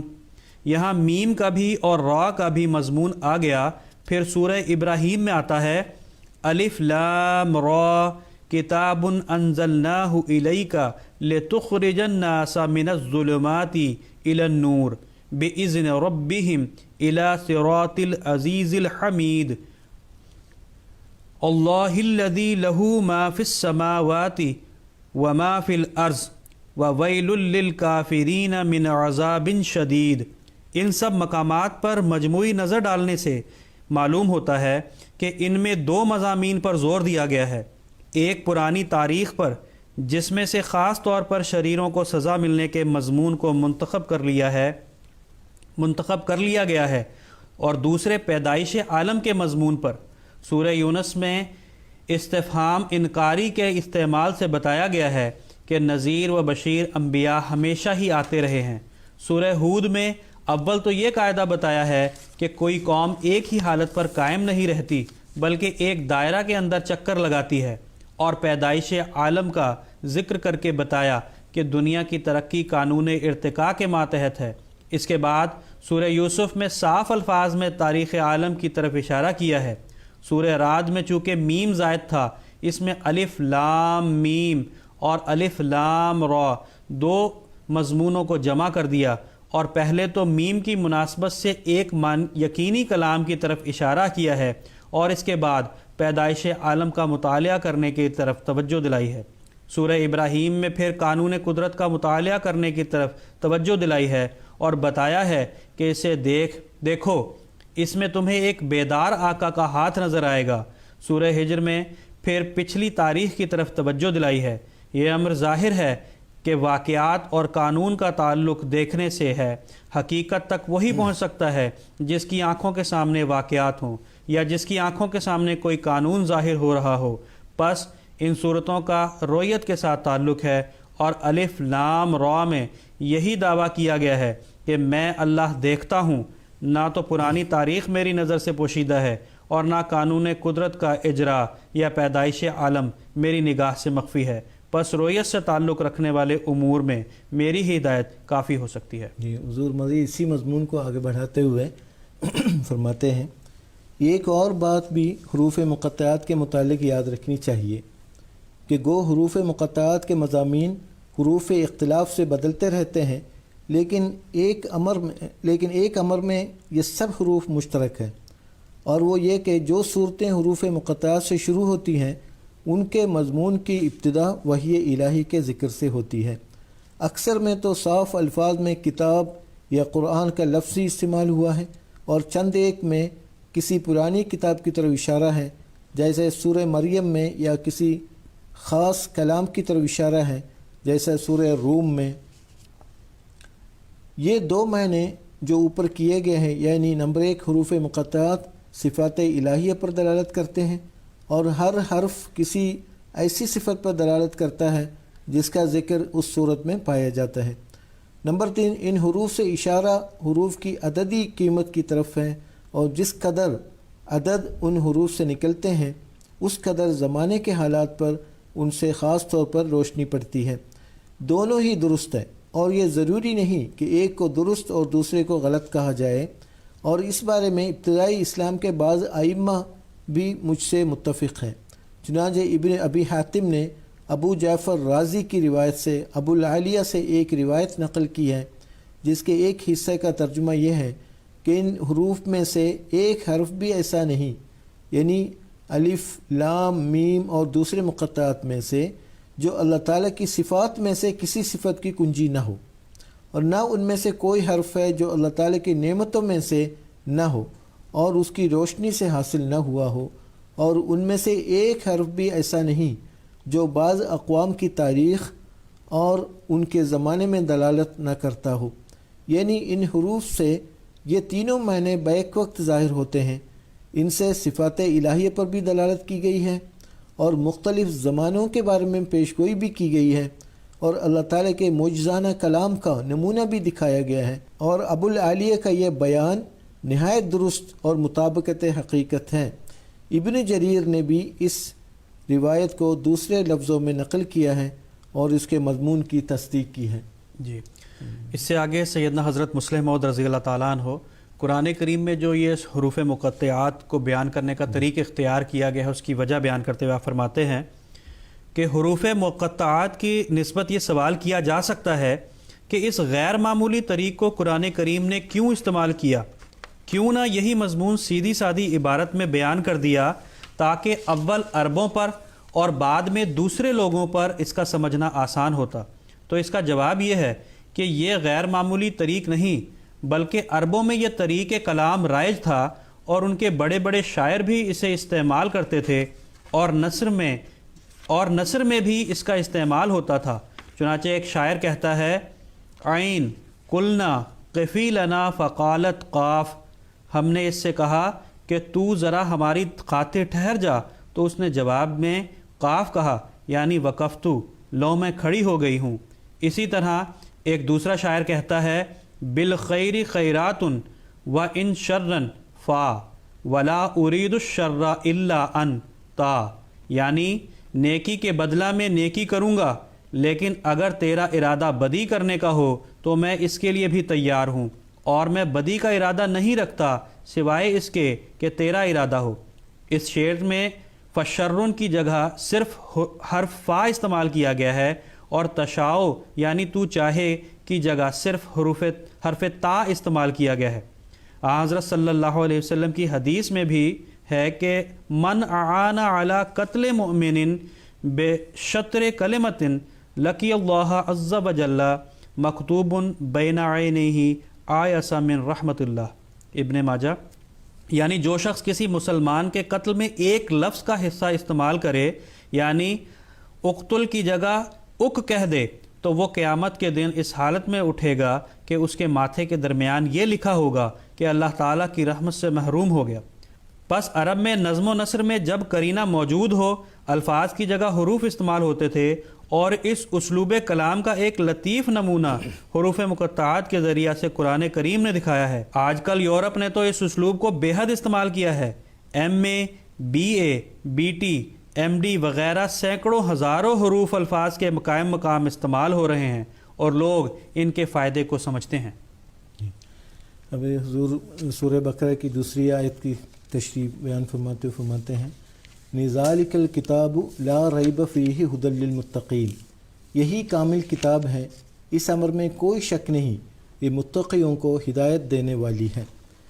اس آیت کی تشریح میں حضور فرماتے ہیں ذالک الکتاب، اس کے متعلق اعتراض کیا گیا ہے کہ ذالکہ تو اشارہ بعید کے لیے ہے، پھر اس لفظ کو اس جگہ کیوں استعمال کیا گیا ہے؟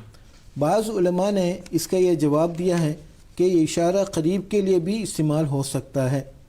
بعض نے کہا ہے کہ گو اشارہ بعید کے لیے بھی ہے، لیکن جب کسی چیز کا ذکر ختم ہو جائے تو وہ بھی بعید کے حکم میں ہوتی ہے۔ چنانچہ عام طور پر گفتگو میں جس امر کا ذکر ہو چکا ہے اس کے بارے میں ذالکہ کہہ کر اشارہ کر دیتے ہیں۔ چنانچہ عرب اپنی بات ختم کر کے کہتے ہیں ذالکہ ما لا شک فیہ، اور ذالکہ سے مراد وہ بات ہوتی ہے جو اس نے ختم کی ہے۔ اسی طرح قرآن کریم میں آتا ہے لا فارض ولا بکر عوان بین ذالک، اس جگہ ذالکہ سے مراد فارض اور بکر ہیں جن کا ذکر اوپر ہوا ہے۔ پھر فرماتا ہے ذالکما مما علمنی ربی، اس جگہ بھی جو بات اوپر کہی ہے اس کی طرف ذالکہ سے اشارہ کیا ہے۔ ان آیتوں کے علاوہ اور آیات بھی قرآن کریم میں ہیں، مثلا ذالک عالم الغیب والشہادہ تلک حجتنا آتیناہا ابراہیم۔ قرآن میں دوسری جگہ ذالک الکتابو کی جگہ ھذا کتاب انزلناہ مبارکن بھی آیا ہے۔ غرض اول تو ذالکہ عرب کے محاورے کے مطابق ھذا کے معنوں میں بھی استعمال ہو جاتا ہے۔ دوم، ضروری نہیں کہ جس چیز کے بارے میں ذالکہ آئے وہ دور ہو، اگر ذہنی طور پر دور ہو یعنی اس کا ذکر ختم ہو چکا ہو تو اس کے لیے بھی ذالکہ کا لفظ استعمال کر لیا جاتا ہے۔ اس تشریح کے تحت ذالک الکتابوں کے کئی معنی ہو سکتے ہیں۔ حضور فرماتے ہیں نمبر 1 یہ وہ کتاب ہیں، نمبر 2 وہ یہ کتاب ہیں، نمبر 3 یہی کامل کتاب ہیں، نمبر 4 وہی کامل کتاب ہے۔ مذکورہ بالا معنی اس صورت میں ہے کہ ذالکہ مبتدا ہو اور الکتاب خبر، لیکن ایک صورت یہ بھی ہے کہ ذالکہ کو مبتدا اور الکتاب کو عطف بیان اور لا ریب فیہ کو اس کی خبر سمجھا جائے۔ اس صورت میں اس کے معنی یوں ہوں گے، نمبر 1 یہ یعنی کامل کتاب اپنے اندر کوئی ریب کی بات نہیں رکھتی، نمبر 2 وہ کامل کتاب یعنی ہدایت انبیاء اپنے اندر کوئی ریب کی بات نہیں رکھتی۔ جی، اس کے بعد سیدنا حضرت مسلح موعود رضی اللہ تعالیٰ عنہ یہاں ذالک الکتاب کے لغوی معنی بیان کرنے کے بعد اس کے تفسیری معنی جو 3 ہیں وہ بیان فرما رہے ہیں۔ آپ فرماتے ہیں لغوی معنی بیان کرنے کے بعد اب میں تفسیری معنی بیان کرتا ہوں۔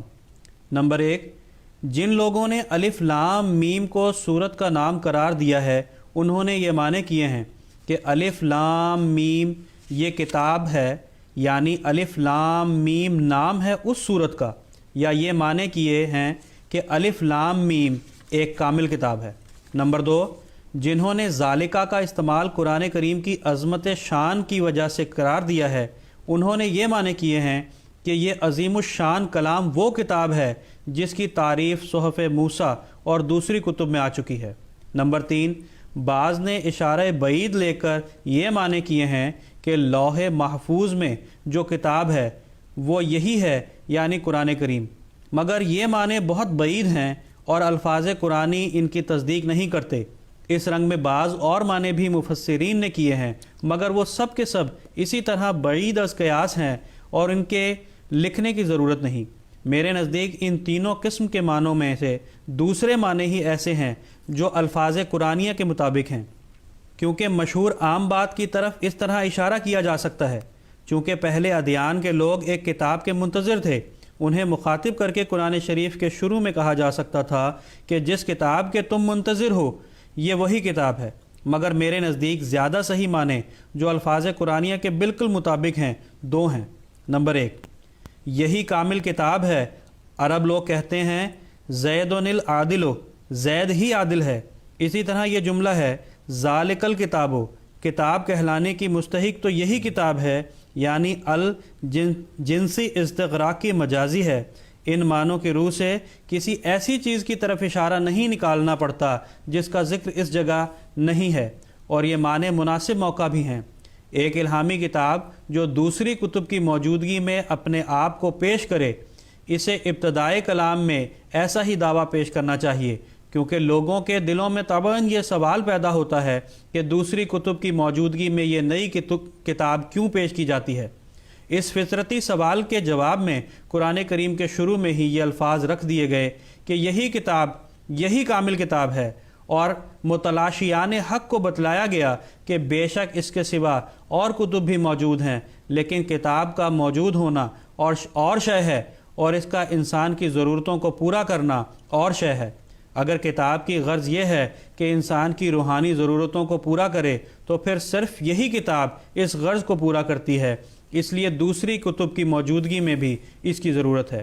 الف لام میم کے حروف جن کے معنی اوپر بتائے جا چکے ہیں، مد نظر رکھتے ہوئے بھی یہی معنی زیادہ چسپاں ہوتے ہیں، کیونکہ میں اللہ سب سے زیادہ جاننے والا ہوں کہ الفاظ اسی پر دلالت کرتے ہیں کہ میرا علم جب اور جو تعلیم دنیا کو دے وہی اس زمانے کے لحاظ سے کامل اور مکمل تعلیم ہو سکتی ہے۔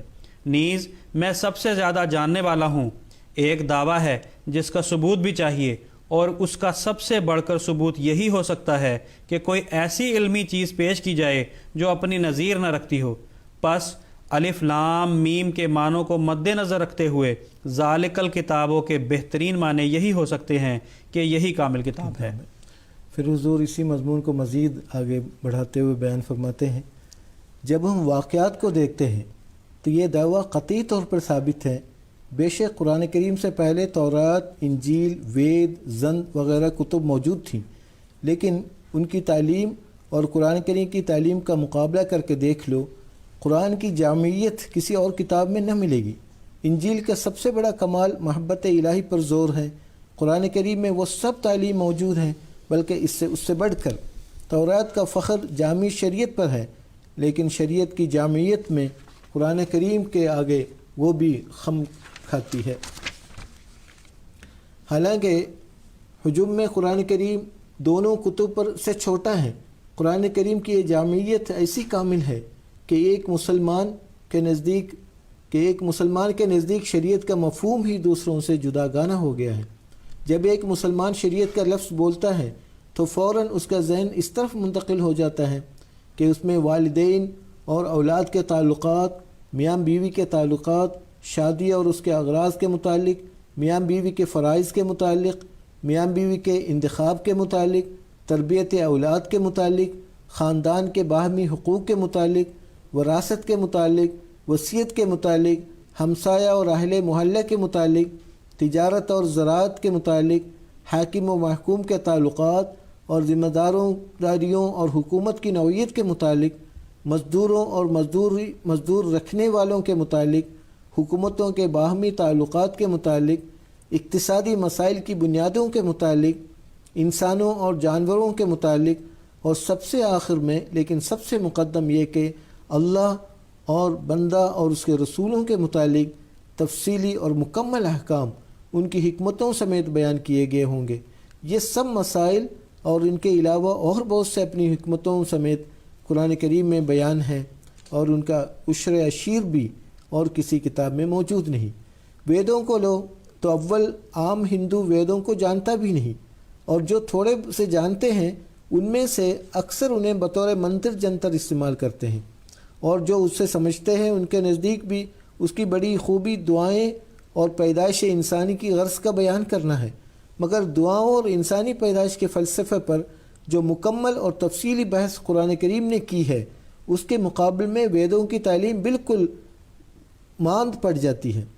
قرآن کریم کی دعائیں انسانی فطرت کی باریکیوں پر مشتمل ہیں، وہ لفاظی سے پر نہیں، وہ انسان کی ضروریات کو پہلے ننگا کر کے دکھاتی ہے، پھر انہیں قدوسیت اور پاکیزگی کی چادر اڑھاتی ہے۔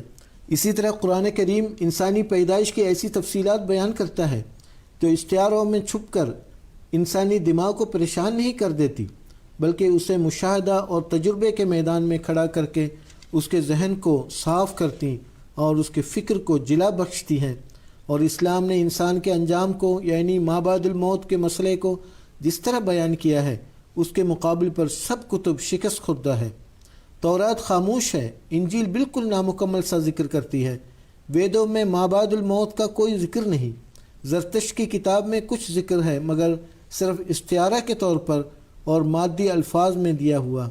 اس کے مقابل پر قرآن کریم تفصیلاً بتاتا ہے کہ نیک و بد کو کیا جزا ملے گی اور کس طرح ملے گی، اور اس کی کیا کیفیت ہوگی اور اس کی غرض کیا ہوگی، دوسری زندگی کا مقصد کیا ہے اور اس کے حصول کے لیے کس جد و جہد کی ضرورت ہے، جزا سزا کے اصول کیا ہیں۔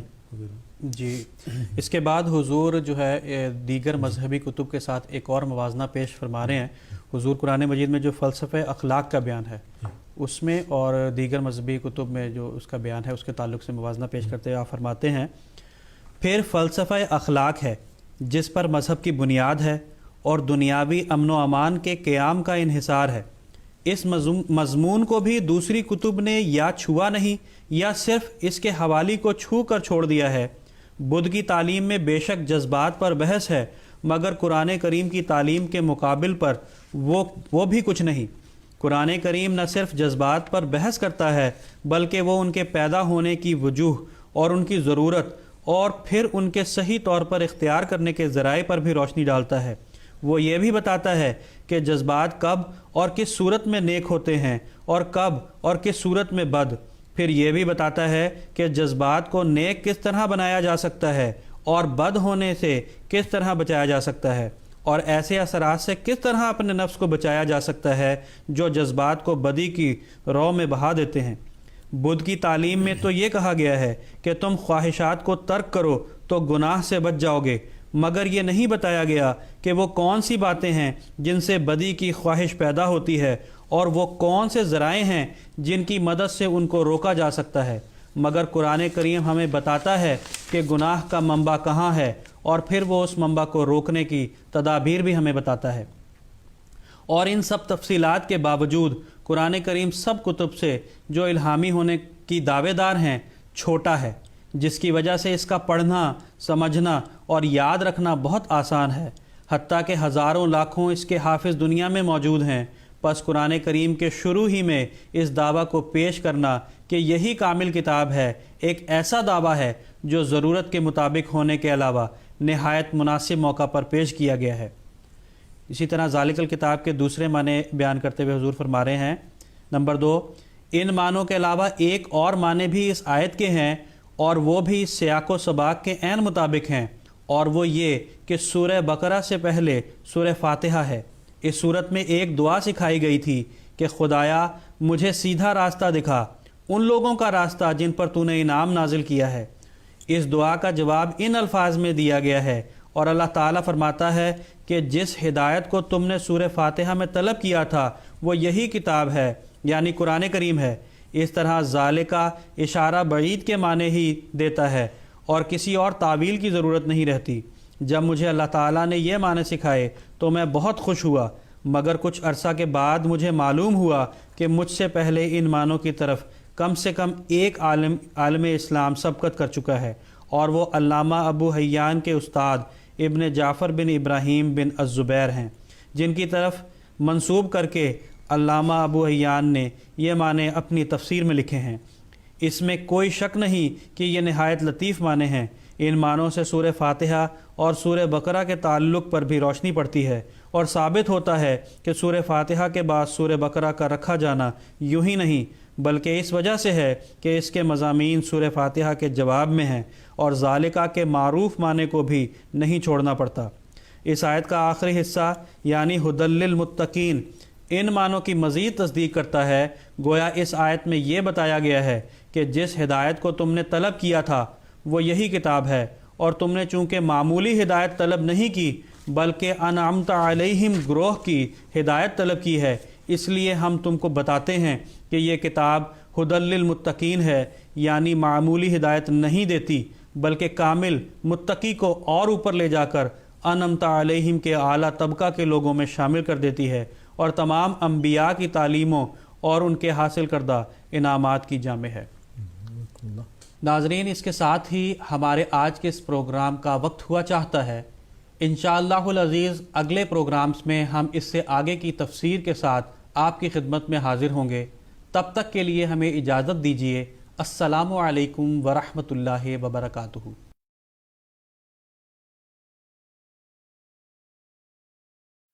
ما كان محمد أبا أحد من رجالكم ولكن رسول الله وخاتم النبيين.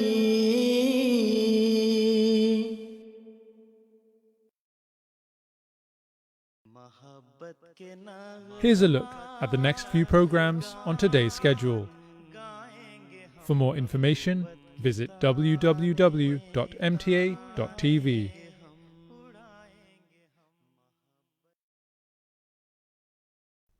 The next program on today's schedule is an educational Urdu show for our younger viewers from our studios in Germany.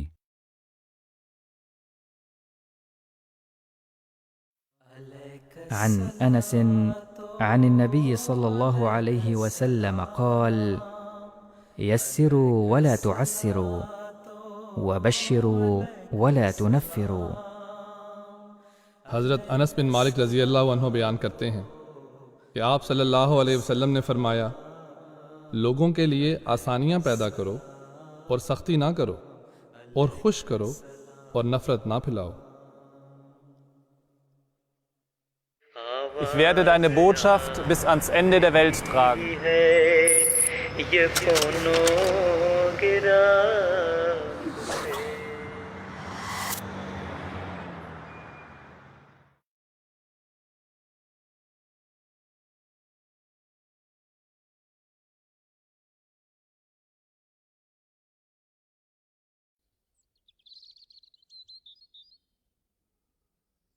مدبر بھائی، آپ کس کے لیے اتنی تیاریاں کر رہے ہیں؟ کوئی مہمان آنے والا ہے؟ جی بہت ضروری مہمان آنے والا ہے پروفیسر صاحب، آپ کی دعوت کرنی ہے۔ آپ نے مجھے پچھلے پروگرام میں کہا تھا نا۔ سچی؟ ارے واہ، میں تو مذاق کر رہا تھا مدبر بھائی، آپ نے تو میری بات کو سیریس ہی لے لیا۔ ویسے خوشبو تو بہت اچھی آ رہی ہے۔ جی مجھے معلوم ہے کہ آپ نے تو مذاق سے ہی کہا تھا، لیکن ہماری تو دوستی ہے نا، تو میں تو دوستی میں آپ کی دعوت کر رہا ہوں۔ اچھا، चलें तो इस दोस्ती में मैं भी फिर अच्छे से तैयार होके आता हूँ। दुनिया है ये बच्चों की है, बच्चों की ये दुनिया, यहाँ खुला है इल्म का रास्ता, देखो आके खोलो, पूछ के देखो, पूछ के जानो, दिल में क्या है बोलो, इल्म बढ़ाना मेरा या रब, रब्बे जिदनी इल्मा, रब्बे जिदनी इल्मा, रब्बे जिदनी इल्मा, रब्बे जिदनी इल्मा, रब्बे जिदनी इल्मा। अस्सलाम वालेकुम व रहमतुल्लाहि व बरकातहू। तो बच्चों, आज फिर हम आपके साथ एक नया प्रोग्राम लेके आए हैं जिसका नाम है बच्चों की दुनिया। मैं हूं आपका दोस्त प्रोफेसर भोला और मेरे साथ मौजूद हैं मुदब्बर भाई। जी जी, और हमारे साथ हैं हमारे दोनों साथी सोना और मोना भी। अरे प्रोफेसर साहब, आपने तो मेरे बगैर ही प्रोग्राम शुरू कर दिया। मुदब्बर भाई, आप अपने काम में इतने मसरूफ़ थे तो मैंने सोचा कि क्यों ना मैं सलाम में पहल कर लूं, क्योंकि मेरी किताब में पहली नसीहत जो लिखी हुई है वो है कि सलाम में हमेशा पहल किया करो। वैसे देखें मेरे कपड़े कैसे लग रहे हैं। अरे वाह भाई वाह, बहुत ज़बरदस्त लग रहे हैं आपके कपड़े भी, और आप खुद भी बहुत अच्छे लग रहे हैं। और कितने अच्छे अच्छे रंग के कपड़े पहने हैं आज तो आपने। जी बिल्कुल, आपने इतनी मोहब्बत से मेरे लिए ऐसी दावत तैयार की है तो मैंने सोचा मैं आपके लिए क्यों ना तैयार होके आऊँ। जज़ाकल्लाह प्रोफेसर साहब, ये तो मुझे बहुत खुशी हुई देख के आपको। मुदब्बर भाई, वैसे एक बात कहूँ, मैं मेहमान तो नहीं हूँ क्योंकि मैं इतने दिनों से आपके साथ हूँ। अच्छा, तो मैं क्या समझूं, आप ये खाना नहीं खाना चाहते? अब ये तो मैंने नहीं कहा, आपने इतनी मेहनत से ये तैयार किया है तो मैं ज़रूर खाऊंगा। खुशबू भी आ रही है इतनी अच्छी। चलें, आपसे ज़्यादा इंतज़ार नहीं कराएंगे हम, लेकिन अपना प्रोग्राम शुरू करते हैं। तो बच्चों, मुदब्बर भाई अभी दावत तैयार करने में मसरूफ़ हैं, तो आए हम देखें कि पहला सवाल क्या है। मेरा नाम है फाहद चौधरी और मैं हूँ जमात हॉलैंड से, और मेरा सवाल है हसद का क्या मतलब होता है। अस्सलाम वालेकुम डॉक्टर बबलू मुदब्बर भाई, मेरा नाम मदीहा अहमद है, मैं 9 साल की हूँ। मेरा सवाल ये है कि हसद का क्या मतलब होता है। जी, तो प्रोफेसर साहब, अच्छा लग रहा है आपको खाना? जी जी मुदब्बर भाई, बहुत मज़े का बनाया। आपने खुद बनाया है? जी, अगर आप कह रहे हैं कि अच्छा बनाए तो फिर तो मैंने ही बनाया होगा। मुझे यकीन था कि आप इतना अच्छा खाना बना सकते हैं। बस मेहनत है, मेहनत। वाह मुदब्बर भाई। जी प्रोफेसर साहब, ये मेहनत से सीखा है, बस शौक़ होना चाहिए और लगन होनी चाहिए, फिर आ जाता है। वैसे बिरयानी आप शौक़ से खाते हैं? वैसे तो नहीं, लेकिन आपने इतने मज़े की बनाई है। जज़ाकल्लाह। चले, अच्छा है, फिर इस तरह आहिस्ता आहिस्ता आपको भी जायका लग जाएगा बिरयानी का। अच्छा, हम तो खाते रहेंगे, लेकिन हम अपना प्रोग्राम भी तो आगे चलाएं। हमसे सवाल ये किया गया है कि हसद किसे कहते हैं, और मेरा ख्याल है कि हम ये सवाल करते हैं फ़ातिह और ज़की से, और देखते हैं कि उनके पास इस सवाल का क्या जवाब है।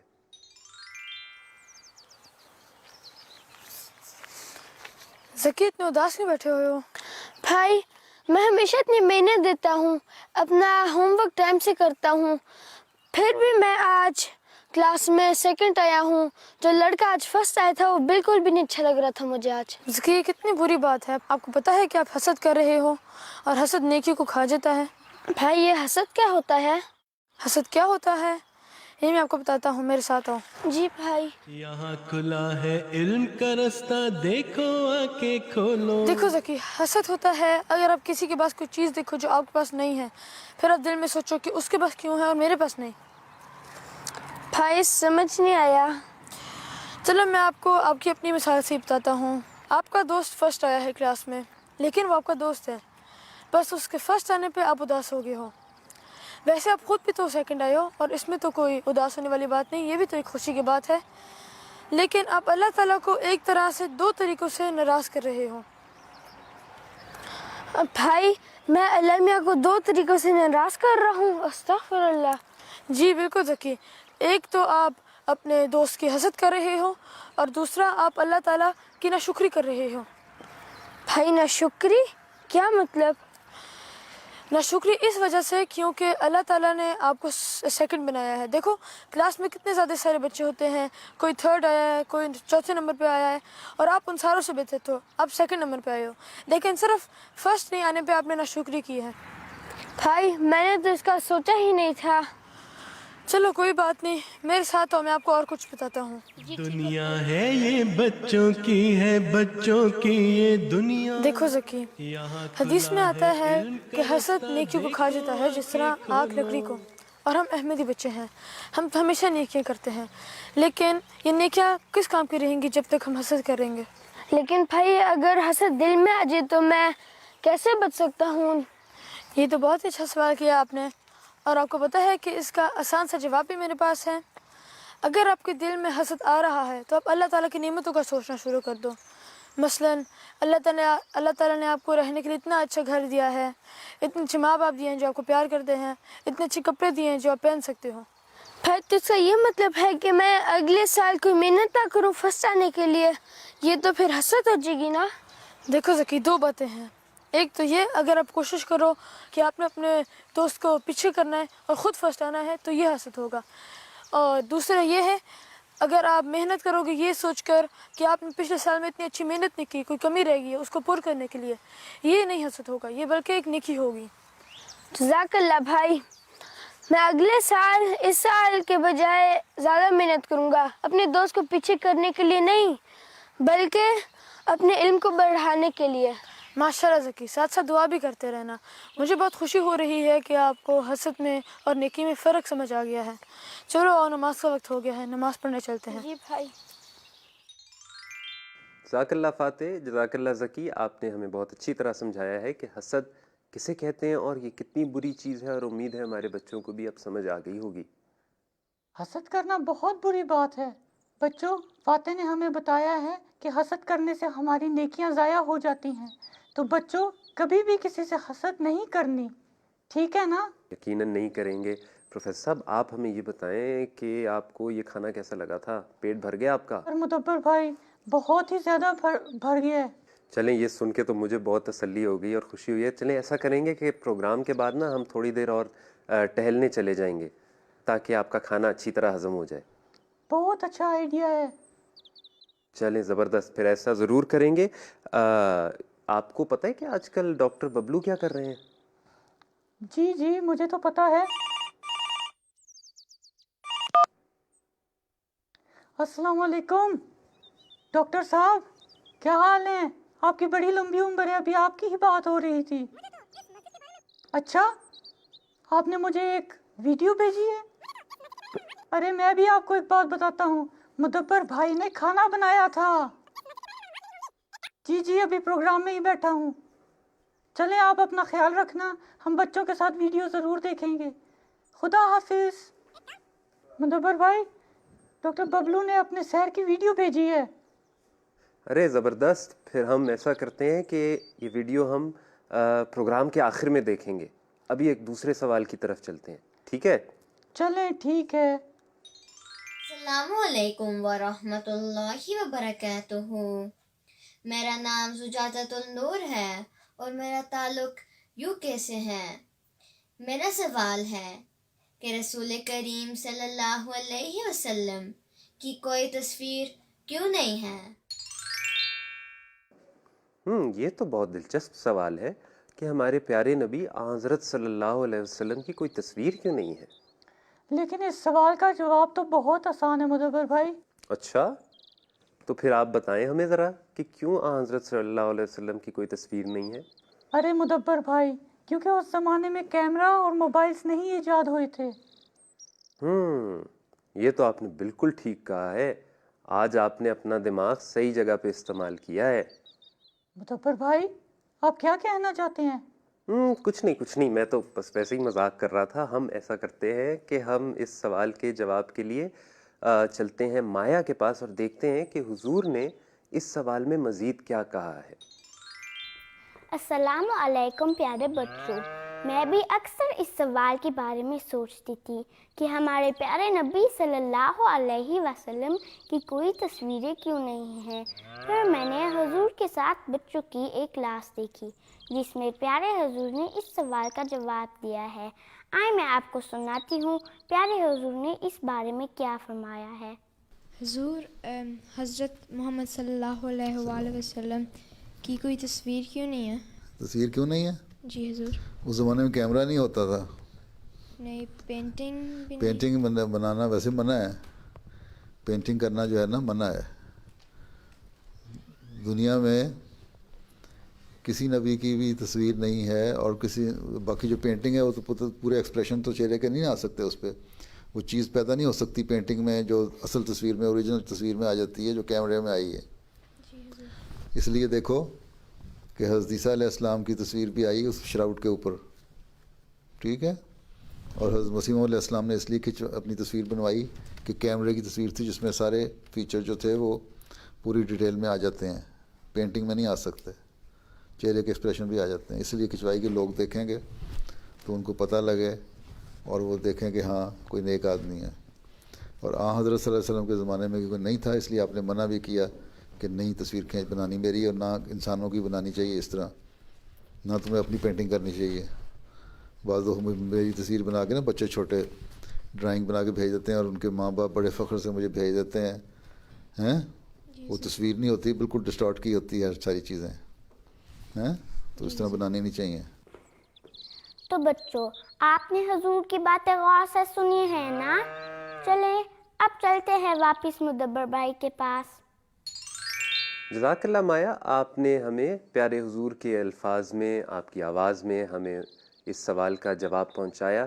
یہ بات تو پروفیسر صاحب بھی پہلے کہہ چکے تھے کہ اس زمانے میں کیمرہ وغیرہ تو تھا نہیں، لیکن اصل میں اسلام میں حضرت صلی اللہ علیہ وسلم کی تصویر بنانا اور آپ کی پینٹنگ بنانا منع ہے، اس وجہ سے کہ پینٹنگ میں چہرہ پوری طرح واضح طور پہ نہیں بنایا جاتا اور اس طرح چہرہ خراب ہو سکتا ہے. ویسے پروفیسر صاحب، آپ نے ابھی تک ہمیں یہ تو بتایا نہیں کہ ہمارے جو دونوں ساتھی ہیں ان میں سے سونا کون سا ہے اور مونا کون سی ہے؟ ارے مدبر بھائی، یہ جو خرگوشنی سفید رنگ کی نظر آ رہی ہے نا آپ کو، یہ مونا ہے، اور دوسرا خرگوش جو ہے وہ سونا ہے. اچھا، چلیں یہ تو اچھا ہوا کہ ہمیں بھی پتہ چل گیا اور ہمارے بچوں کو بھی پتہ چل گیا کہ ان میں سے سونا کون ہے اور مونا کون ہے. ویسے مجھے ایک اور خیال آیا کہ آج آپ نے کوئی ہمارے بچوں کو لطیفہ نہیں سنانا یا کوئی پہیلی نہیں پوچھنی؟ مدبر بھائی، آپ نے صرف بات ہی کی اور میرے ذہن میں ایک پہیلی آ گئی ہے. ارے واہ، چلیں پھر پوچھیں. بچوں، آپ بھی غور سے سننا اور پہیلی بوجھنے کی کوشش کریں. تو پہیلی یہ ہے، ایک استاد ایسا کہلائے خود نہ بھولے سبق پڑھائے. ایک استاد ایسا کہلائے خود نہ بولے سبق پڑھائے. یہ تو بہت ہی مشکل پہیلی لگ رہی ہے. میرا خیال ہے اس کا مطلب ہے کوئی ایسی چیز ہوگی جس سے ہم کچھ سیکھ سکتے ہیں. سوچے مدبر بھائی، میں بھی دیکھتا ہوں کہ ڈاکٹر ببلو زیادہ ذہین ہے یا آپ، کیونکہ یہ پہیلی میں نے ڈاکٹر ببلو سے بھی پوچھی تھی. اچھا، ڈاکٹر ببلو سے بھی پوچھی تھی آپ نے یہ پہیلی؟ اچھا یہ تو بتائیں گے کہ ڈاکٹر ببلو کا کیا حال چال ہے؟ سب خیریت سے ہے نا وہاں؟ بہت چلاک ہیں آپ مدبر بھائی. آپ کو پہیلی کا جواب نہیں آتا تو اس وجہ سے آپ ادھر ادھر کی باتیں کر رہے ہیں. ارے نہیں، میں تو سوچا کہ ویسے ہی ان کا حال چال پوچھ لوں، اور بچوں کو بھی تو وقت مل جائے گا نا ذرا سوچنے کا. مشکل سی پہیلی ہے. چلیں مدبر بھائی، آپ کہتے ہیں تو ایسا ہی کرتے ہیں. چلیں پھر ہم دیکھتے ہیں ڈاکٹر ببلو کیا کرتے رہے ہیں.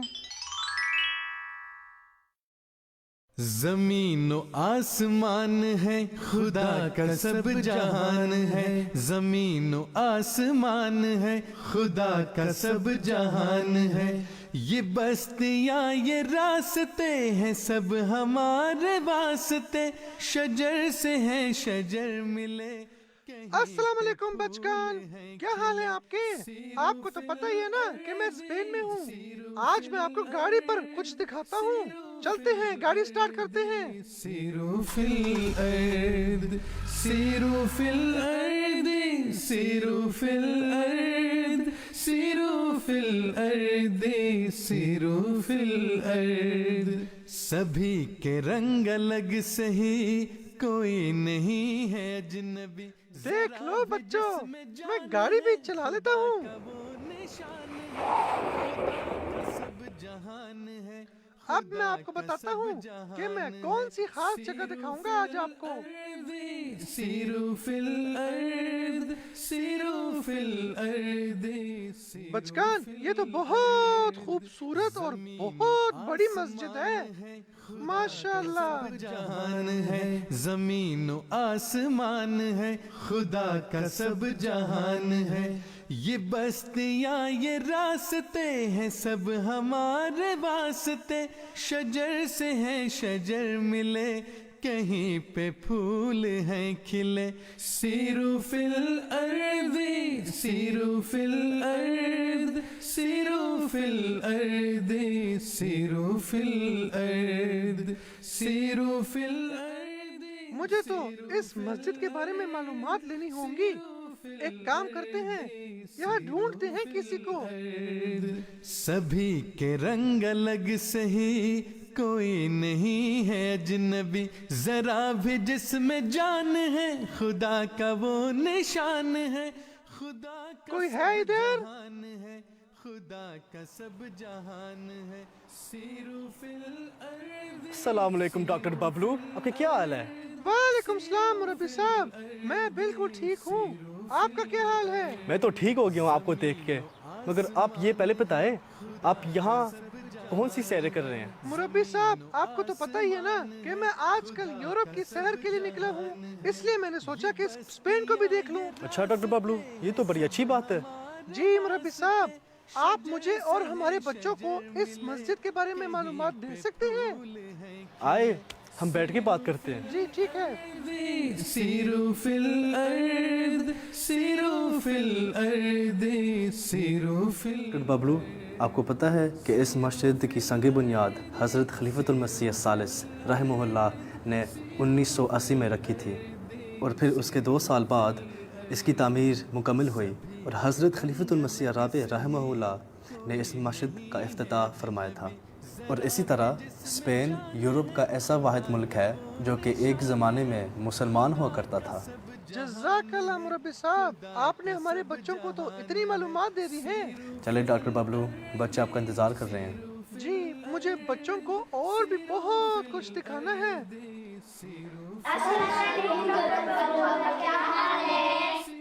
وعلیکم السلام بچکان، میں بالکل ٹھیک ہوں، آپ کا کیا حال ہے؟ ہم بھی ٹھیک ہے ڈاکٹر ببلو۔ اچھا یہ بتائیں بچوں کہ آپ بچوں کی دنیا شوق سے دیکھتے ہیں نا؟ جی ڈاکٹر ببلو۔ اچھا پھر یہ بتائیں میں زیادہ ذہین ہوں یا مدبر بھائی؟ یہ بہت ہی مشکل سوال ہے ڈاکٹر ببلو، آپ ہی ہو۔ کہا تھا نا میں نے آپ کو مدبر بھائی کہ میں آپ سے زیادہ ذہین ہوں۔ اچھا بچکان اب مجھے اجازت دیں، میں نے آگے بھی سفر پہ جانا ہے، انشاءاللہ ملاقات ہوگی، اللہ حافظ۔ سیروا فی الارض سیروا فی الارض۔ ارے واہ پروفیسر صاحب، ڈاکٹر ببلو تو خوب مزے کر رہے ہیں اور اچھی اچھی سیریں کر رہے ہیں، اور مزے کی بات یہ ہے کہ ہماری بھی سیر کرا دیتے ہیں۔ جی جی بالکل صحیح کہا مدبر بھائی، لیکن ڈاکٹر ببلو کو چھوڑیں، آپ میری پہیلی کا تو جواب دیں۔ آپ کی پہیلی تھی ایک استاد ایسا کہلائے کچھ نہ بولے سبق پڑھائے۔ جی جی بالکل، سوچیں بہت آسان ہے۔ ایک استاد ایسا کہلائے، او اچھا مجھے تو جواب مل گیا۔ بچوں آپ کو بھی سمجھ میں آ گئی کہ کیا ہے؟ جلدی بتائیں پھر مدبر بھائی۔ جی تو اس پہیلی کا جواب ہے کتاب، ہے نا پروفیسر صاحب؟ جی بالکل صحیح کہا آپ نے مدبر بھائی، لیکن بہت ٹائم لگا دیا آپ نے پوچھنے میں۔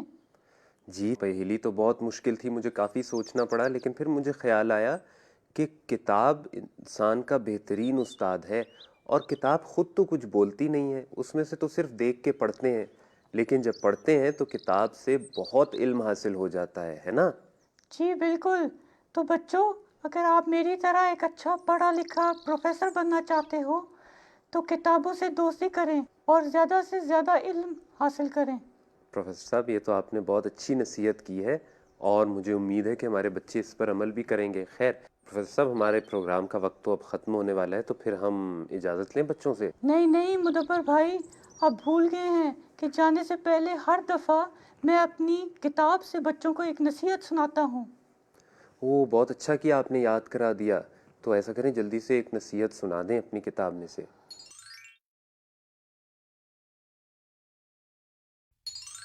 کسی کے لیے وہ چیز پسند نہ کرو جو اپنے لیے پسند نہ ہو۔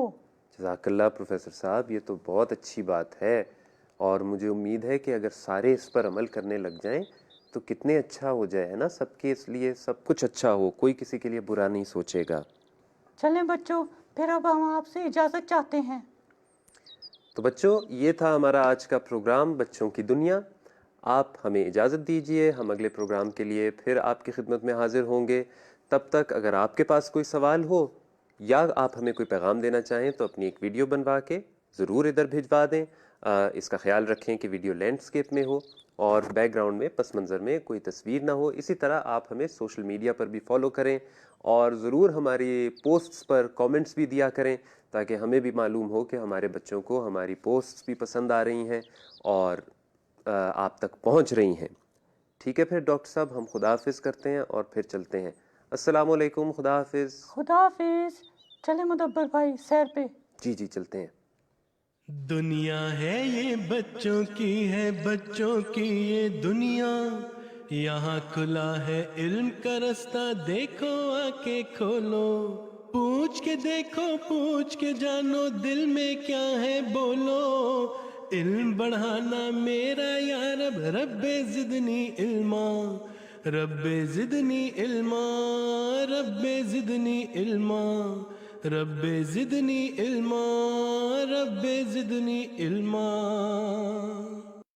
بسم اللہ الرحمن الرحیم، وعد اللہ الذین آمنوا منکم وعملوا الصالحات ليستخلفنهم في الأرض۔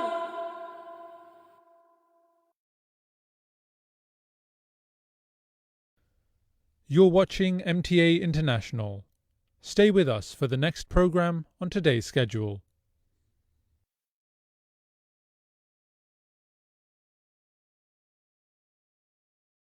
When you stand up in prayer, you should know it for certain that your God has the power to do all that He wills. Then your prayer will be accepted, and you will behold the wonders of God's power that we have beheld. Our testimony is based on seeing and is not a mere tale. How should the supplication of a person be accepted? And how should he have the courage to pray at the time of great difficulties, when according to him, he is opposed by the law of nature, unless he believes that God has power over everything? You should not be like that. Your God is one who has suspended numberless stars without any support, and who has created heaven and earth from nothing. Then would you think so ill of him as to imagine that your objective is beyond his power? Such thinking will frustrate you. Our God possesses numberless wonders, but only those observe them who become wholly his with certainty and fidelity. He does not disclose his powers to those who do not believe in his powers and are not faithful to him.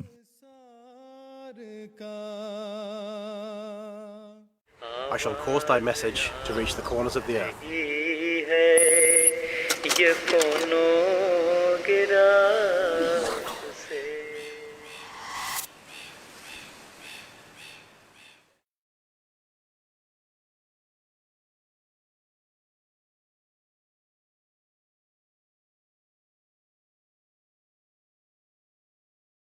لبیک یا حبیب من، लब्बैक सैयदी लब्बैक या इमामना लब्बैक मुर्शदी लब्बैक मुर्शदी लब्बैक मुर्शदी.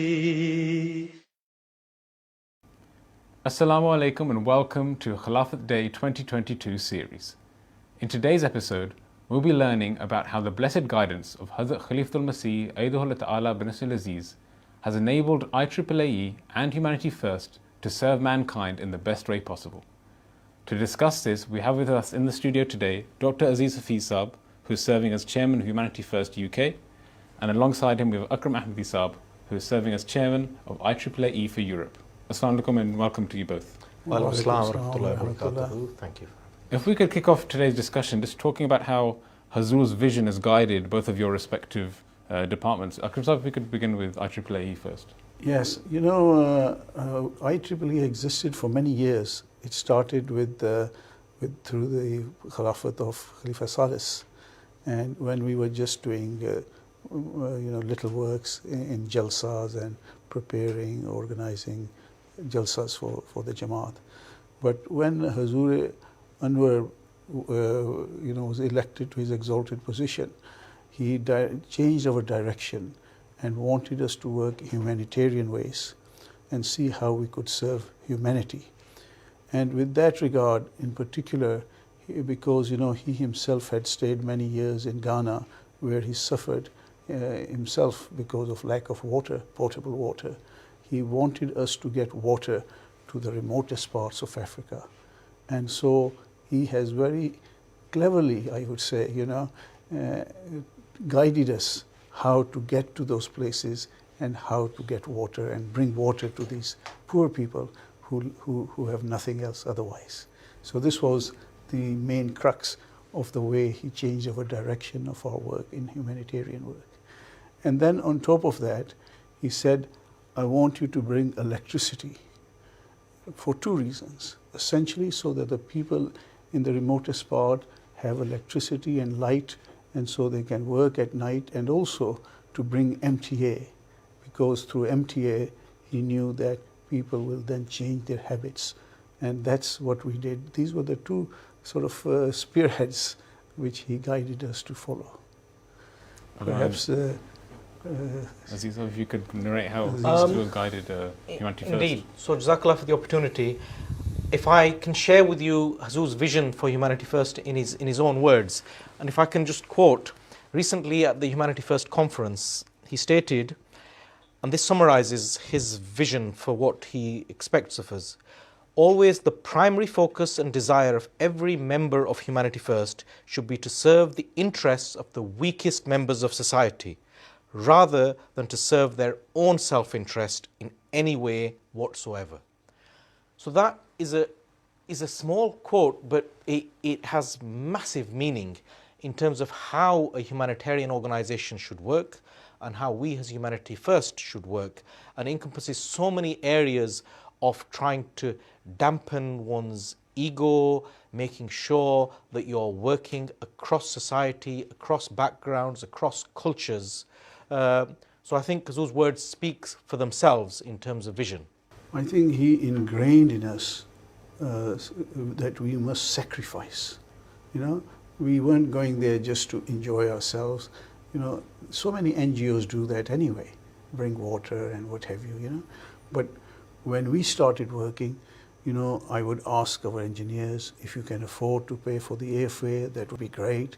And even when they go in country, they would be supported by our missions locally. And I told our guys, you've got to start eating local food, That's part of the sacrifice, in fact, And in fact, when they begin to enjoy it, eat it, they really begin to enjoy it as well. So that was also another part of our sacrifice, was to pay for ourselves, and then that way, we saw the passion of our work. And alhamdulillah, when we first went, to give you a good example, is that one village we went where we brought in water and electricity, that when I first went there were only 2 bicycles at the time, in the village. And I went there 4 or 5 years afterwards, after we had brought them water and electricity. And when I went there, I was just amazed, because now they had 2 cars and, about 20 motorcycles and maybe even 100 cycles, And that was because what they did was they started growing crops and then start selling them, and then they start making money out of it. So a real life changer for them, and the whole scene changed for them, really, in a way. And that is what our ultimate aim was, to make a complete change in their lives. And alhamdulillah, wherever we've gone and built these villages and brought water and electricity, we see this change in the people. And so it has been personally also, it's been so welcoming, that this is the sort of thing which many of us want to do in our lives, Humanity First volunteers and ourselves and many other NGOs as well. And we have got this great opportunity, and this is through the vision of Hazrat Amirul Mu'mineen. Following on from that, so many people may have the perception or misperception that a lot that Humanity First and IEEE focuses in Africa, but obviously there's other areas that you support as well. Could you narrate some of those, describe some of those projects that are ongoing at the moment? You're absolutely right. So Humanity First within the UK, we're covering food banks, befriending service, support line, community gardens, in the occupied territories in Palestine, water desalination, gardens, IT labs for the blind in South America, state-of-the-art hospitals on the Ukrainian border with Poland, providing medical support and essential services for the refugees. In Southeast Asia, again, water provision, education, disaster response. Back in the United Kingdom, thought leadership, bringing key academics in the humanitarian sector to share their knowledge on the sector to the public. So across the world, outside Africa, these are some of the examples of where we try to assist.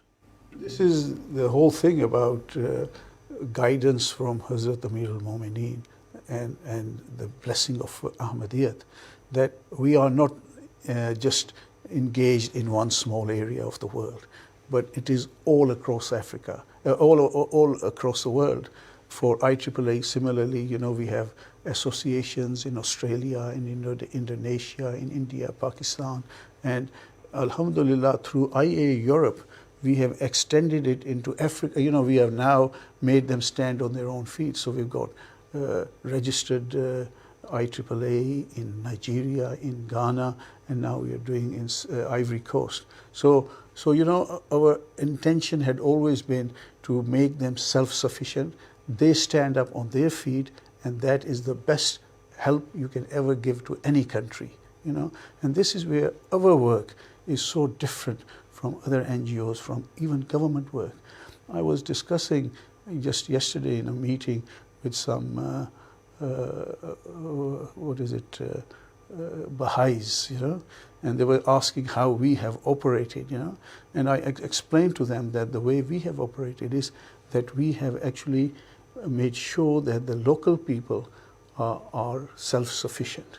That is the only way our things will work. Otherwise, the African countries and other developing countries will always remain subservient to the West, because they will have to, they are made to understand that you can only get help from us.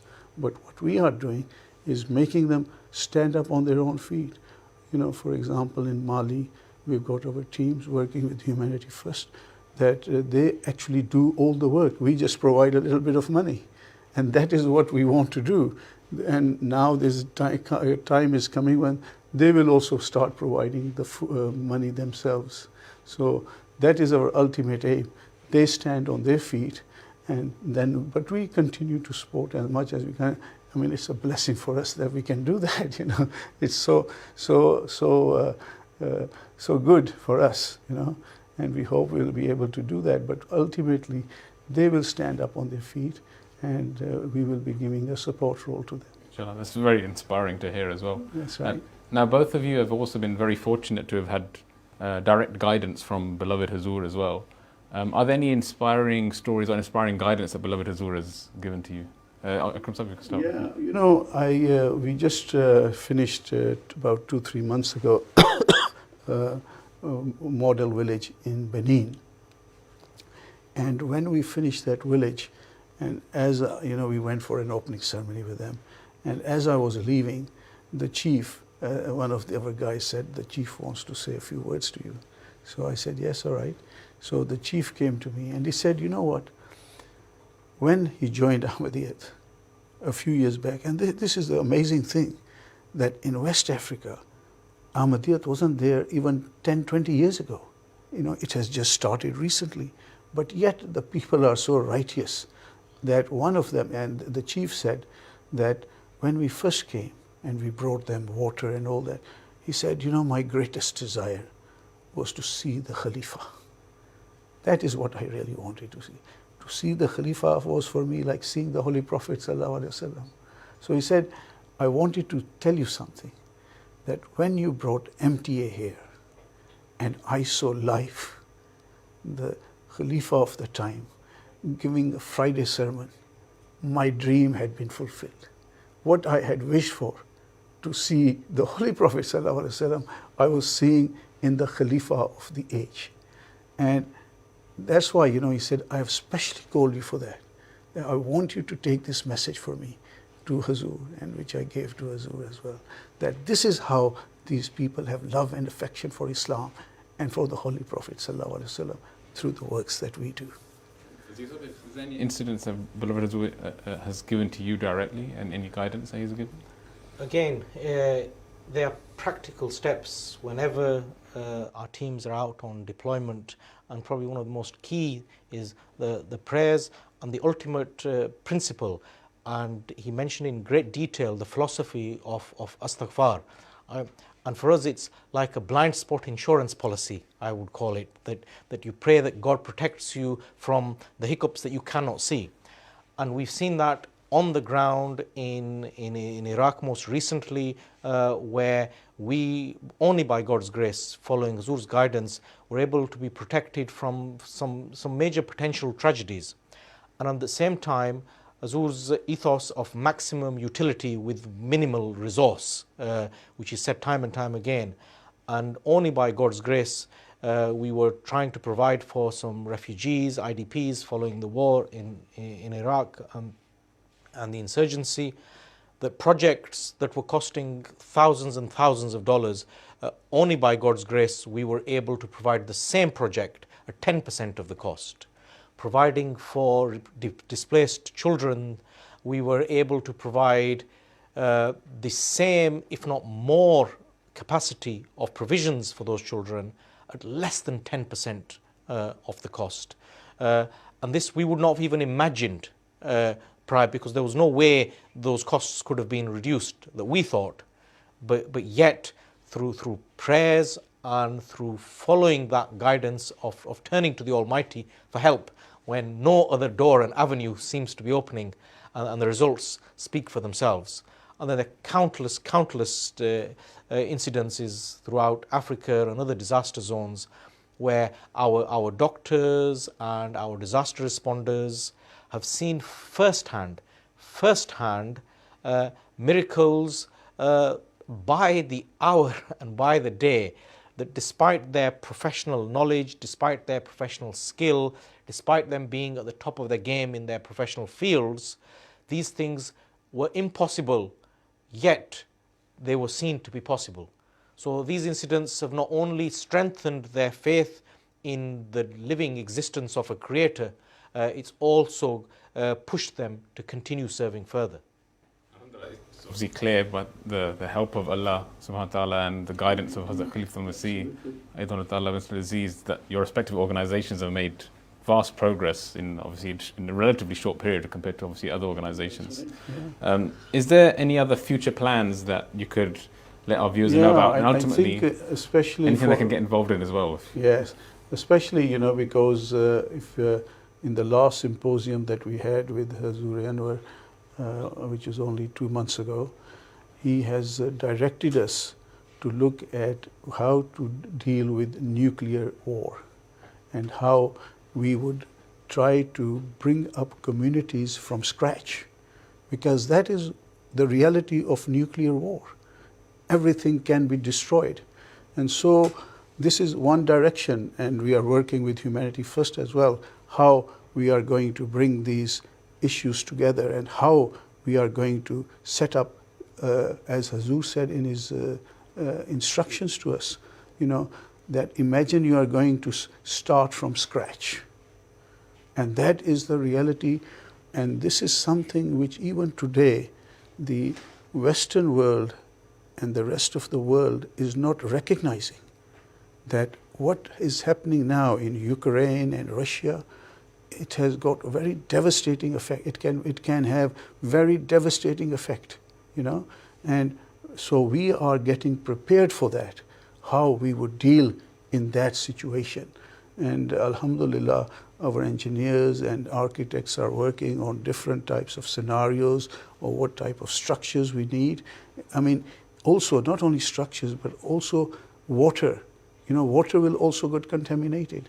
Even water wells will get contaminated. So we are looking at all those aspects of how to safeguard our water supplies, and we are looking at also in England, in Europe as well, of how we are going to secure our own at least sources, and then we will start looking at the rest of the world. This is a tremendous work in which we need to work, and all our organizations, within Islam, within Ahmadiyya, there is the Khudam, the youth, the Ansar, the older people, Humanity First, and other auxiliary organizations within the Jamaat. We are actually working, we have to work together, because we can't work on our own. It's just too much. It is huge, the amount of work we will need to think of. And that is what His Holiness is preparing us for. And this is the, sort of the far-sightedness which only can come through Khilafat, that it can guide us to look into such areas where we had never thought we would be looking into. And that is what our work is as engineers and architects. And as I said, Humanity First has been very good in bringing resources and things in disaster zones. So they have got that experience, and inshallah, together we will be working together to make sure that we can then try to save the world as much as we can. I think it's obviously going to be very vital and important work, and it's going to require the effort of everyone really to get involved. Absolutely, that's right. Is there anything you can Indeed, highlight in Humanity First? I would second that. Following Hazur Akhtas's sort of historic address at the IEEE conference, the key message that we took home, as Akram Saab has stated, is making Africa self-sustainable, making it completely sustainable, that it stands on its own feet and it's actually providing for others. And for that, you need strong, deep infrastructure across all levels. And as Akram Saab says, that working where there is nothing. And I think it's a huge opportunity, looking at capacity building, looking at training, looking at manufacturing, a whole host of areas which the continent of Africa is prime and ready to move forward. Jazakallah to both of you. That was very enlightening and very inspiring as well. And I hope our viewers at home benefited from that discussion as well. Until next time we meet, Assalamu alaikum.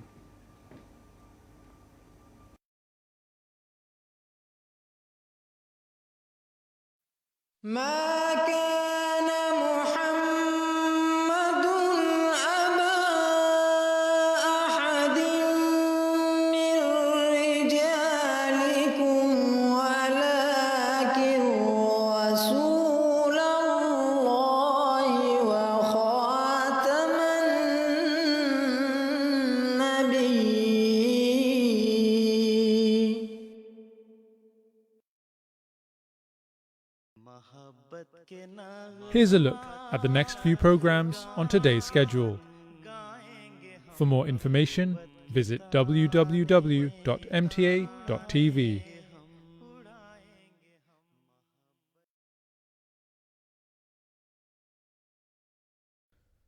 You're watching MTA International. Stay with us for the next program on today's schedule.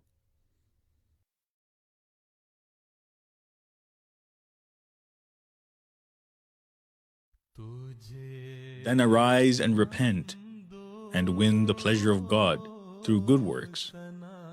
Remember that the punishment of wrong beliefs is after death. Being a Hindu or a Christian or a Muslim will be determined on the day of judgment. But a person who goes beyond the limit and wrongdoing, transgression, disobedience, and vice is punished in this life. Such a one cannot escape God's chastisement. So hasten to win God's pleasure, and before the dreadful day arrives, namely the day of intensity, of the plague of which the prophets have warned, make your peace with God. He is very benevolent. To the one moment of the repentance that melts the heart, He can forgive the sins spread over 70 years. Do not say that repentance is not accepted. Remember that you cannot be saved by your deeds. It is grace that saves, and not deeds. Benevolent and merciful Lord, bestow Thy grace upon all of us. We are Thy servants, and have fallen down upon Thy threshold. Ameen. Sayyidi, Mushfiqi, Murshidi, Meherba, Humne Bahre Khuda. दिलों में बसे हुए झूठे माबूदों को निकाल लें. हज़रत सल्लल्लाहु अलैहि वसल्लम ने एक दफ़ा फरमाया कि हर नबी की कोई ख्वाहिश होती है, और मेरी दिली ख्वाहिश रात की इबादत है. एक रावी बयान करते हैं कि मैंने रसूल करीम सल्लल्लाहु अलैहि वसल्लम को नमाज़ पढ़ते हुए देखा. उस वक्त शिद्दत गिरिया उजारी से आपके सीने से ऐसी आवाज़ आ रही थी जैसे चक्की के चलने की आवाज़ आती है. दाना पीसने के लिए चक्की चलाते हैं, जो ग्राइंडर की आवाज़ होती है. इसी तरह एक रिवायत में ये भी है कि ऐसी आवाज़ आती थी जैसे हंडिया उबल रही हो. हज़रत उम्मे सलमा फरमाती हैं कि आप सल्लल्लाहु अलैहि वसल्लम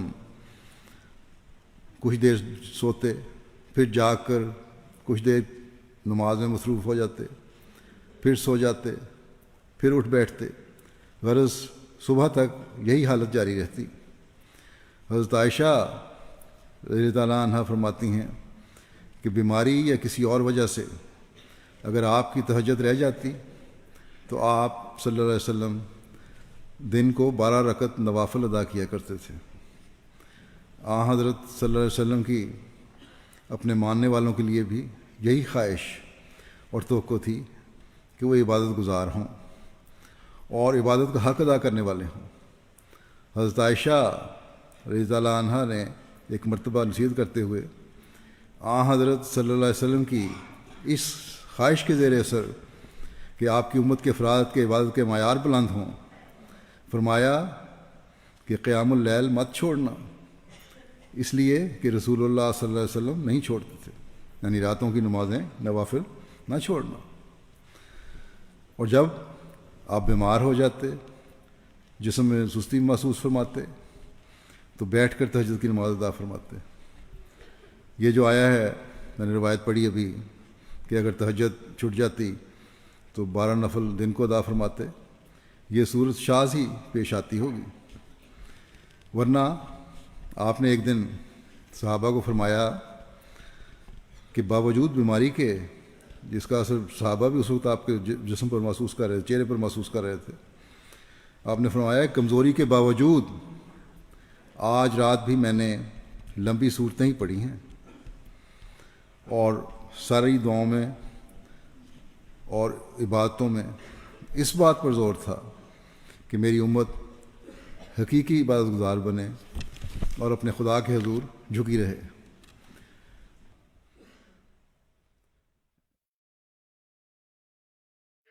Ich werde deine Botschaft bis ans Ende der Welt tragen.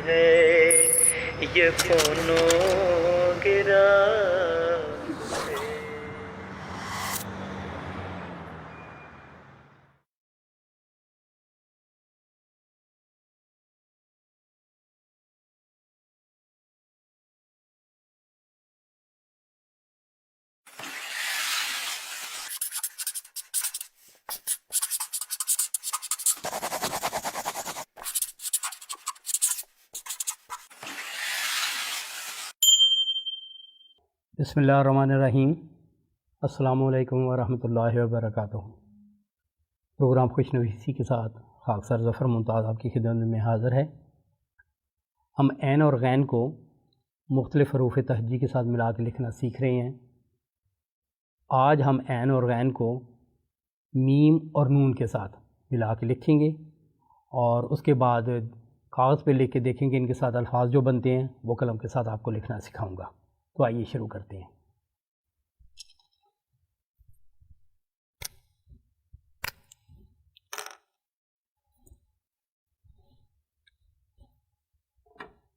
पहले ऐन और गैन को मैं मीम से लिखना बताता हूँ आपको कैसे लिखेंगे। 1 2 3 4, यहाँ से आपने 4 खत लेके